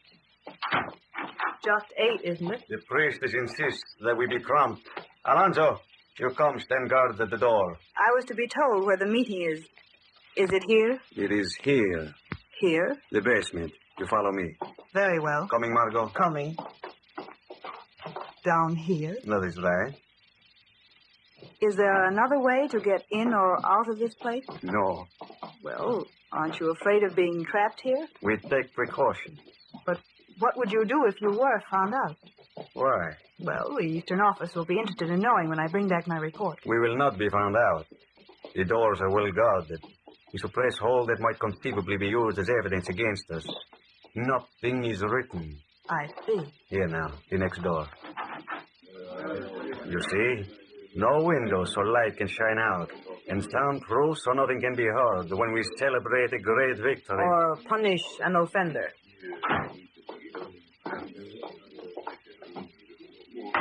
The meeting will open now. Your robe is waiting, Margot. Yes. You are the priestess? Quiet now. Quiet! Comrade, we convene tonight to plan for that event which tomorrow night shall be celebrated. You have been brought here to be informed of the plans when Karnak arrives. Cooperation on the part of all of you will be required.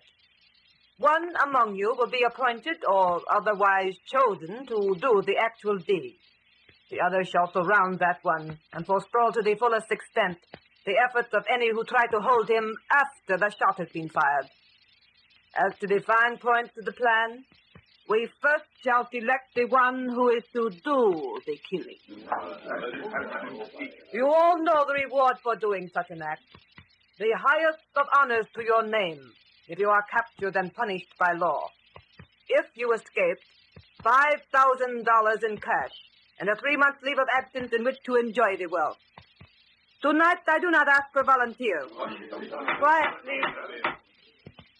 I am going to ask you to draw a bean from the hat, and the one who draws the black bean will be the one appointed for the task. Calio, please stand forward. Yes. Take the hat and the bean. The rest of you may converse softly while the drawing is being done. Calio, I want you to see to it that the new girl, Waterbury, is the one who gets the black bean. But why her? She is unproved. But a record in the East. As far as we are concerned, she is unproved. Let her get the appointment with murder. Very well. As you come on. Please, your turn to draw. Very well. Oh, white. Your turn. I could use the money in the vacation. A white bean. When one draws the black bean, please declare yourself, and there will be no need to continue. There is but one black bean. White. Your turn. You want me to draw? Yes. The black. Black. It is over. The black has been drawn. By whom? Waterbury. My congratulations. Please stand beside me. Very well. Our comrade who has just been transferred to this branch is honored with the great task of tomorrow. In her hand rests our hope of victory. Comrade, you will remain here in these rooms until the time of the appointment tomorrow. You will have no communication with the outside until you leave with your guard to go to the station.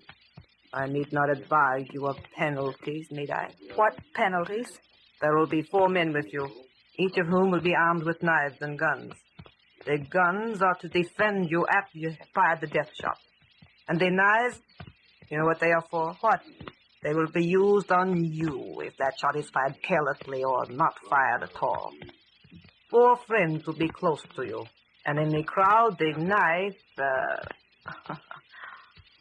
No, there is no misunderstanding, is there? No, there is none. And one thing further. Yes?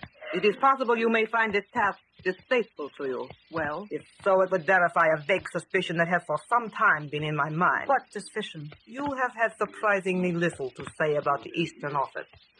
Or you, or are you not our comrade Waterbury? Whatever gave you the impression, I was not. I do not know. But if you are not, you can well imagine what is ahead for you. Of course I can. And you think that which is ahead would be quite justified, do you not? Of course. Very well. Now we shall proceed with the meeting. The next is... Stand by the door. There are other arrivals coming. Admit the newcomer. Who are they? That woman. There she is. Leave that woman. Who are you? I'm Waterbury. That woman's an impostor. No, wait. There's a mistake. Don't believe her. All right, don't believe me. But listen to what Comrade Bushing has to say. Let him tell what happened to me, how I was met on the train, my credentials taken away, and how I was taken to a detention cell. Is all this true? No, wait. Let me explain. Close that door and guard the 12. No one is to leave. Let go of me. You're hurting my arm. We should break those arms if what has been said is true. We'll do more than that. This is the real comrade. You have my word for it. She can give only passwords. She can recite every detail of what has gone before. That woman is marked for death. No, please don't kill me. It is a splendid time to try the new silent gun, the air gun, the gun which will be used tomorrow for Karnak. Wait. Quiet, Margot. I will take charge for the next few moments. That woman, imposter that she is, shall meet her punishment before you are. No! There! I would say the gun has proved successful. But who are you? He's a representative from the Home Office who effected my release from prison. In time to check that federal spy. That girl? A federal agent? Been smart enough, Collier, to fool all of you. But now, if it is not she came here, what about this murder? How do we account for it? We must dispose of her. You needn't worry about that, Calio. I'll attend to the disposition. I have the necessary contacts. You have the Enough of them to get me out of prison. One moment. You say you are the real Waterbury? Yes. Then tell me, why is true light? To bring knowledge and enlightenment to all the world. And make a brotherly understanding that will make no man his brother's master. You know... One more. I say seek. I say light. Together we are seeking light. The true light. I am satisfied. Calio, stupid fool you are. You were taken in by that spy. But Margot, she had the letters. Stolen from me. All right, Margot. Now I take the stand. But you... I take the stand to introduce the new air gun, which has but recently been put at our disposal. I also bring good news. Let Bushing take the stand. He showed us the spy. All right. Thank you. Comrades, a high honor awaits one of you assembled here tonight. The one who is finally designated for the appointment with Karnak tomorrow is to be given greater than ever rewards. What are they? That comrade is to return to the East with me to take over one of the highest offices in our international True Light Brotherhood. This, in addition to the cash bonus. Wait. Before we... You stand back there. I was only going to make sure the spy was there. Now to see. Stand back and listen when I am speaking. I'm sorry. As I was about to say, before we designate who shall be honored, we must seek light and knowledge. That is why I am here.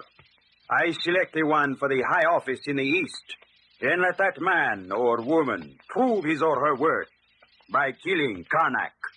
How do you plan to make this selection? By asking each applicant what he or she has done for us in the past. I helped in the assassination of the... Wait! I cannot hear all of you at once. Let the priestess declare an intermission, while each of you writes out his claims. Then let me consider these in turn. Is that agreeable? Yes. Put our act into writing? Is there anyone here whom you do not trust? How else am I to decide who is to be taken east? Very well. Declare the intermission. You have heard what our leader says. Act on his command.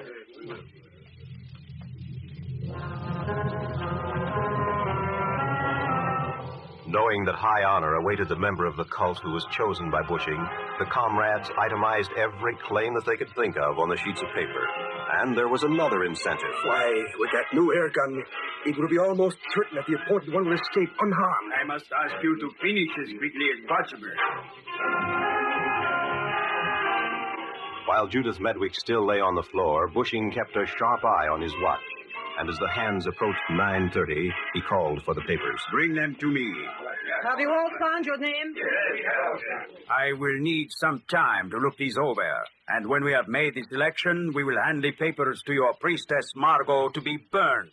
So there will be no evidence against you. That is important. While I am studying these papers, I am going to present another new development that is now at our disposal and let you have the chance to examine it. Here. These two small pear-shaped containers. Be careful of them. They break easily. What are they? He showed them to me on the way here. They're the newest of gas shells. Gas contained in these is exceptionally virulent. So please handle them with the utmost caution while I check your applications for promotion. Here, Margot. You may look first. Look out! Careful! Not I! Oh, you clumsy fool! My eyes!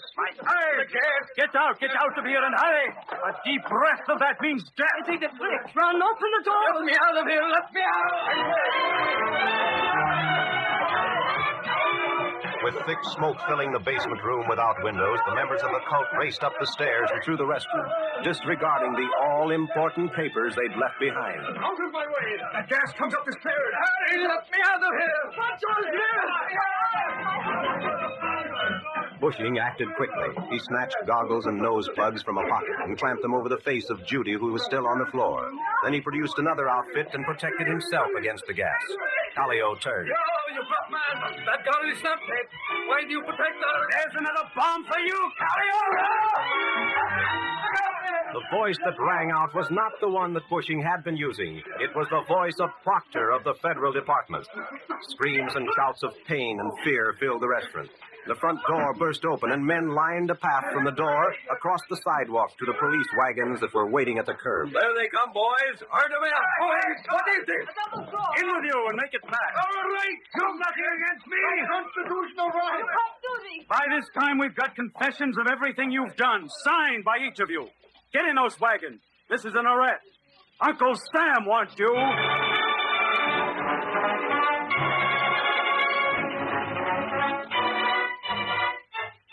Some more coffee, Inspector Proctor? Coffee?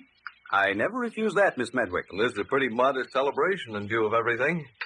Proctor doesn't have to put his life on the chopping block tomorrow. Karnak will not be attacked, and Uncle Sam has made a nice house cleaning of at least one nest of rats. Oh, Jordan, that idea of yours is a honey. Nonsense. The idea was nothing. It took working out. And you and Judy certainly did that. Yeah, but how did you know it would work out that way? Well, you first won the confidence of the Waterbury girl by getting her out of jail. Then by showing her the air gun and the gas bomb. Sure, and then she carried me through the rest of the way. The make-believe shooting of Judy with a capsule of red ink to leave a smear got you into the confidence of that gang. And the offer of a big promotion took you right into their greedy hearts. After that, it was a natural. Yeah, but you, Jordan, had it all reasoned out that the bunch would react just as they did. They couldn't react any other way, Proctor. It was fundamental psychology. Okay, Jordan. And say, Miss Medwick, you'd better skip that coffee. You don't want it? I better clear out. But why? Well, you and Jordan, here, the two of you. Moonlight and roses and a third party. I'm getting out. And that's just fundamental psychology. And anyway, I want to watch the midnight train taking that pack of crackpots out of the city. That's worth watching.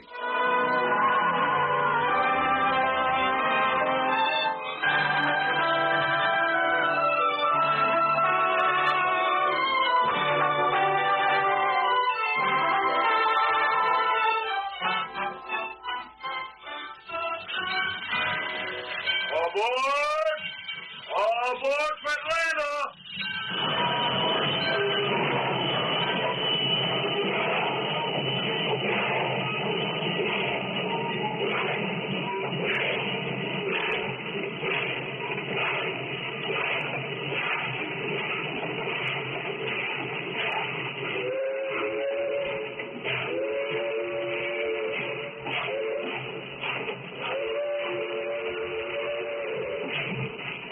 You have just heard the adventure of the True Light Cult. These exciting dramas originate in the studios of WXYZ Detroit and are sent you each Tuesday night at this same time. They are copyrighted features of Ned Jordan, Secret Agent Incorporated. All characters, names, places, and incidents used in this drama are purely fictitious. Bob Height speaking. This is the Mutual Broadcasting System.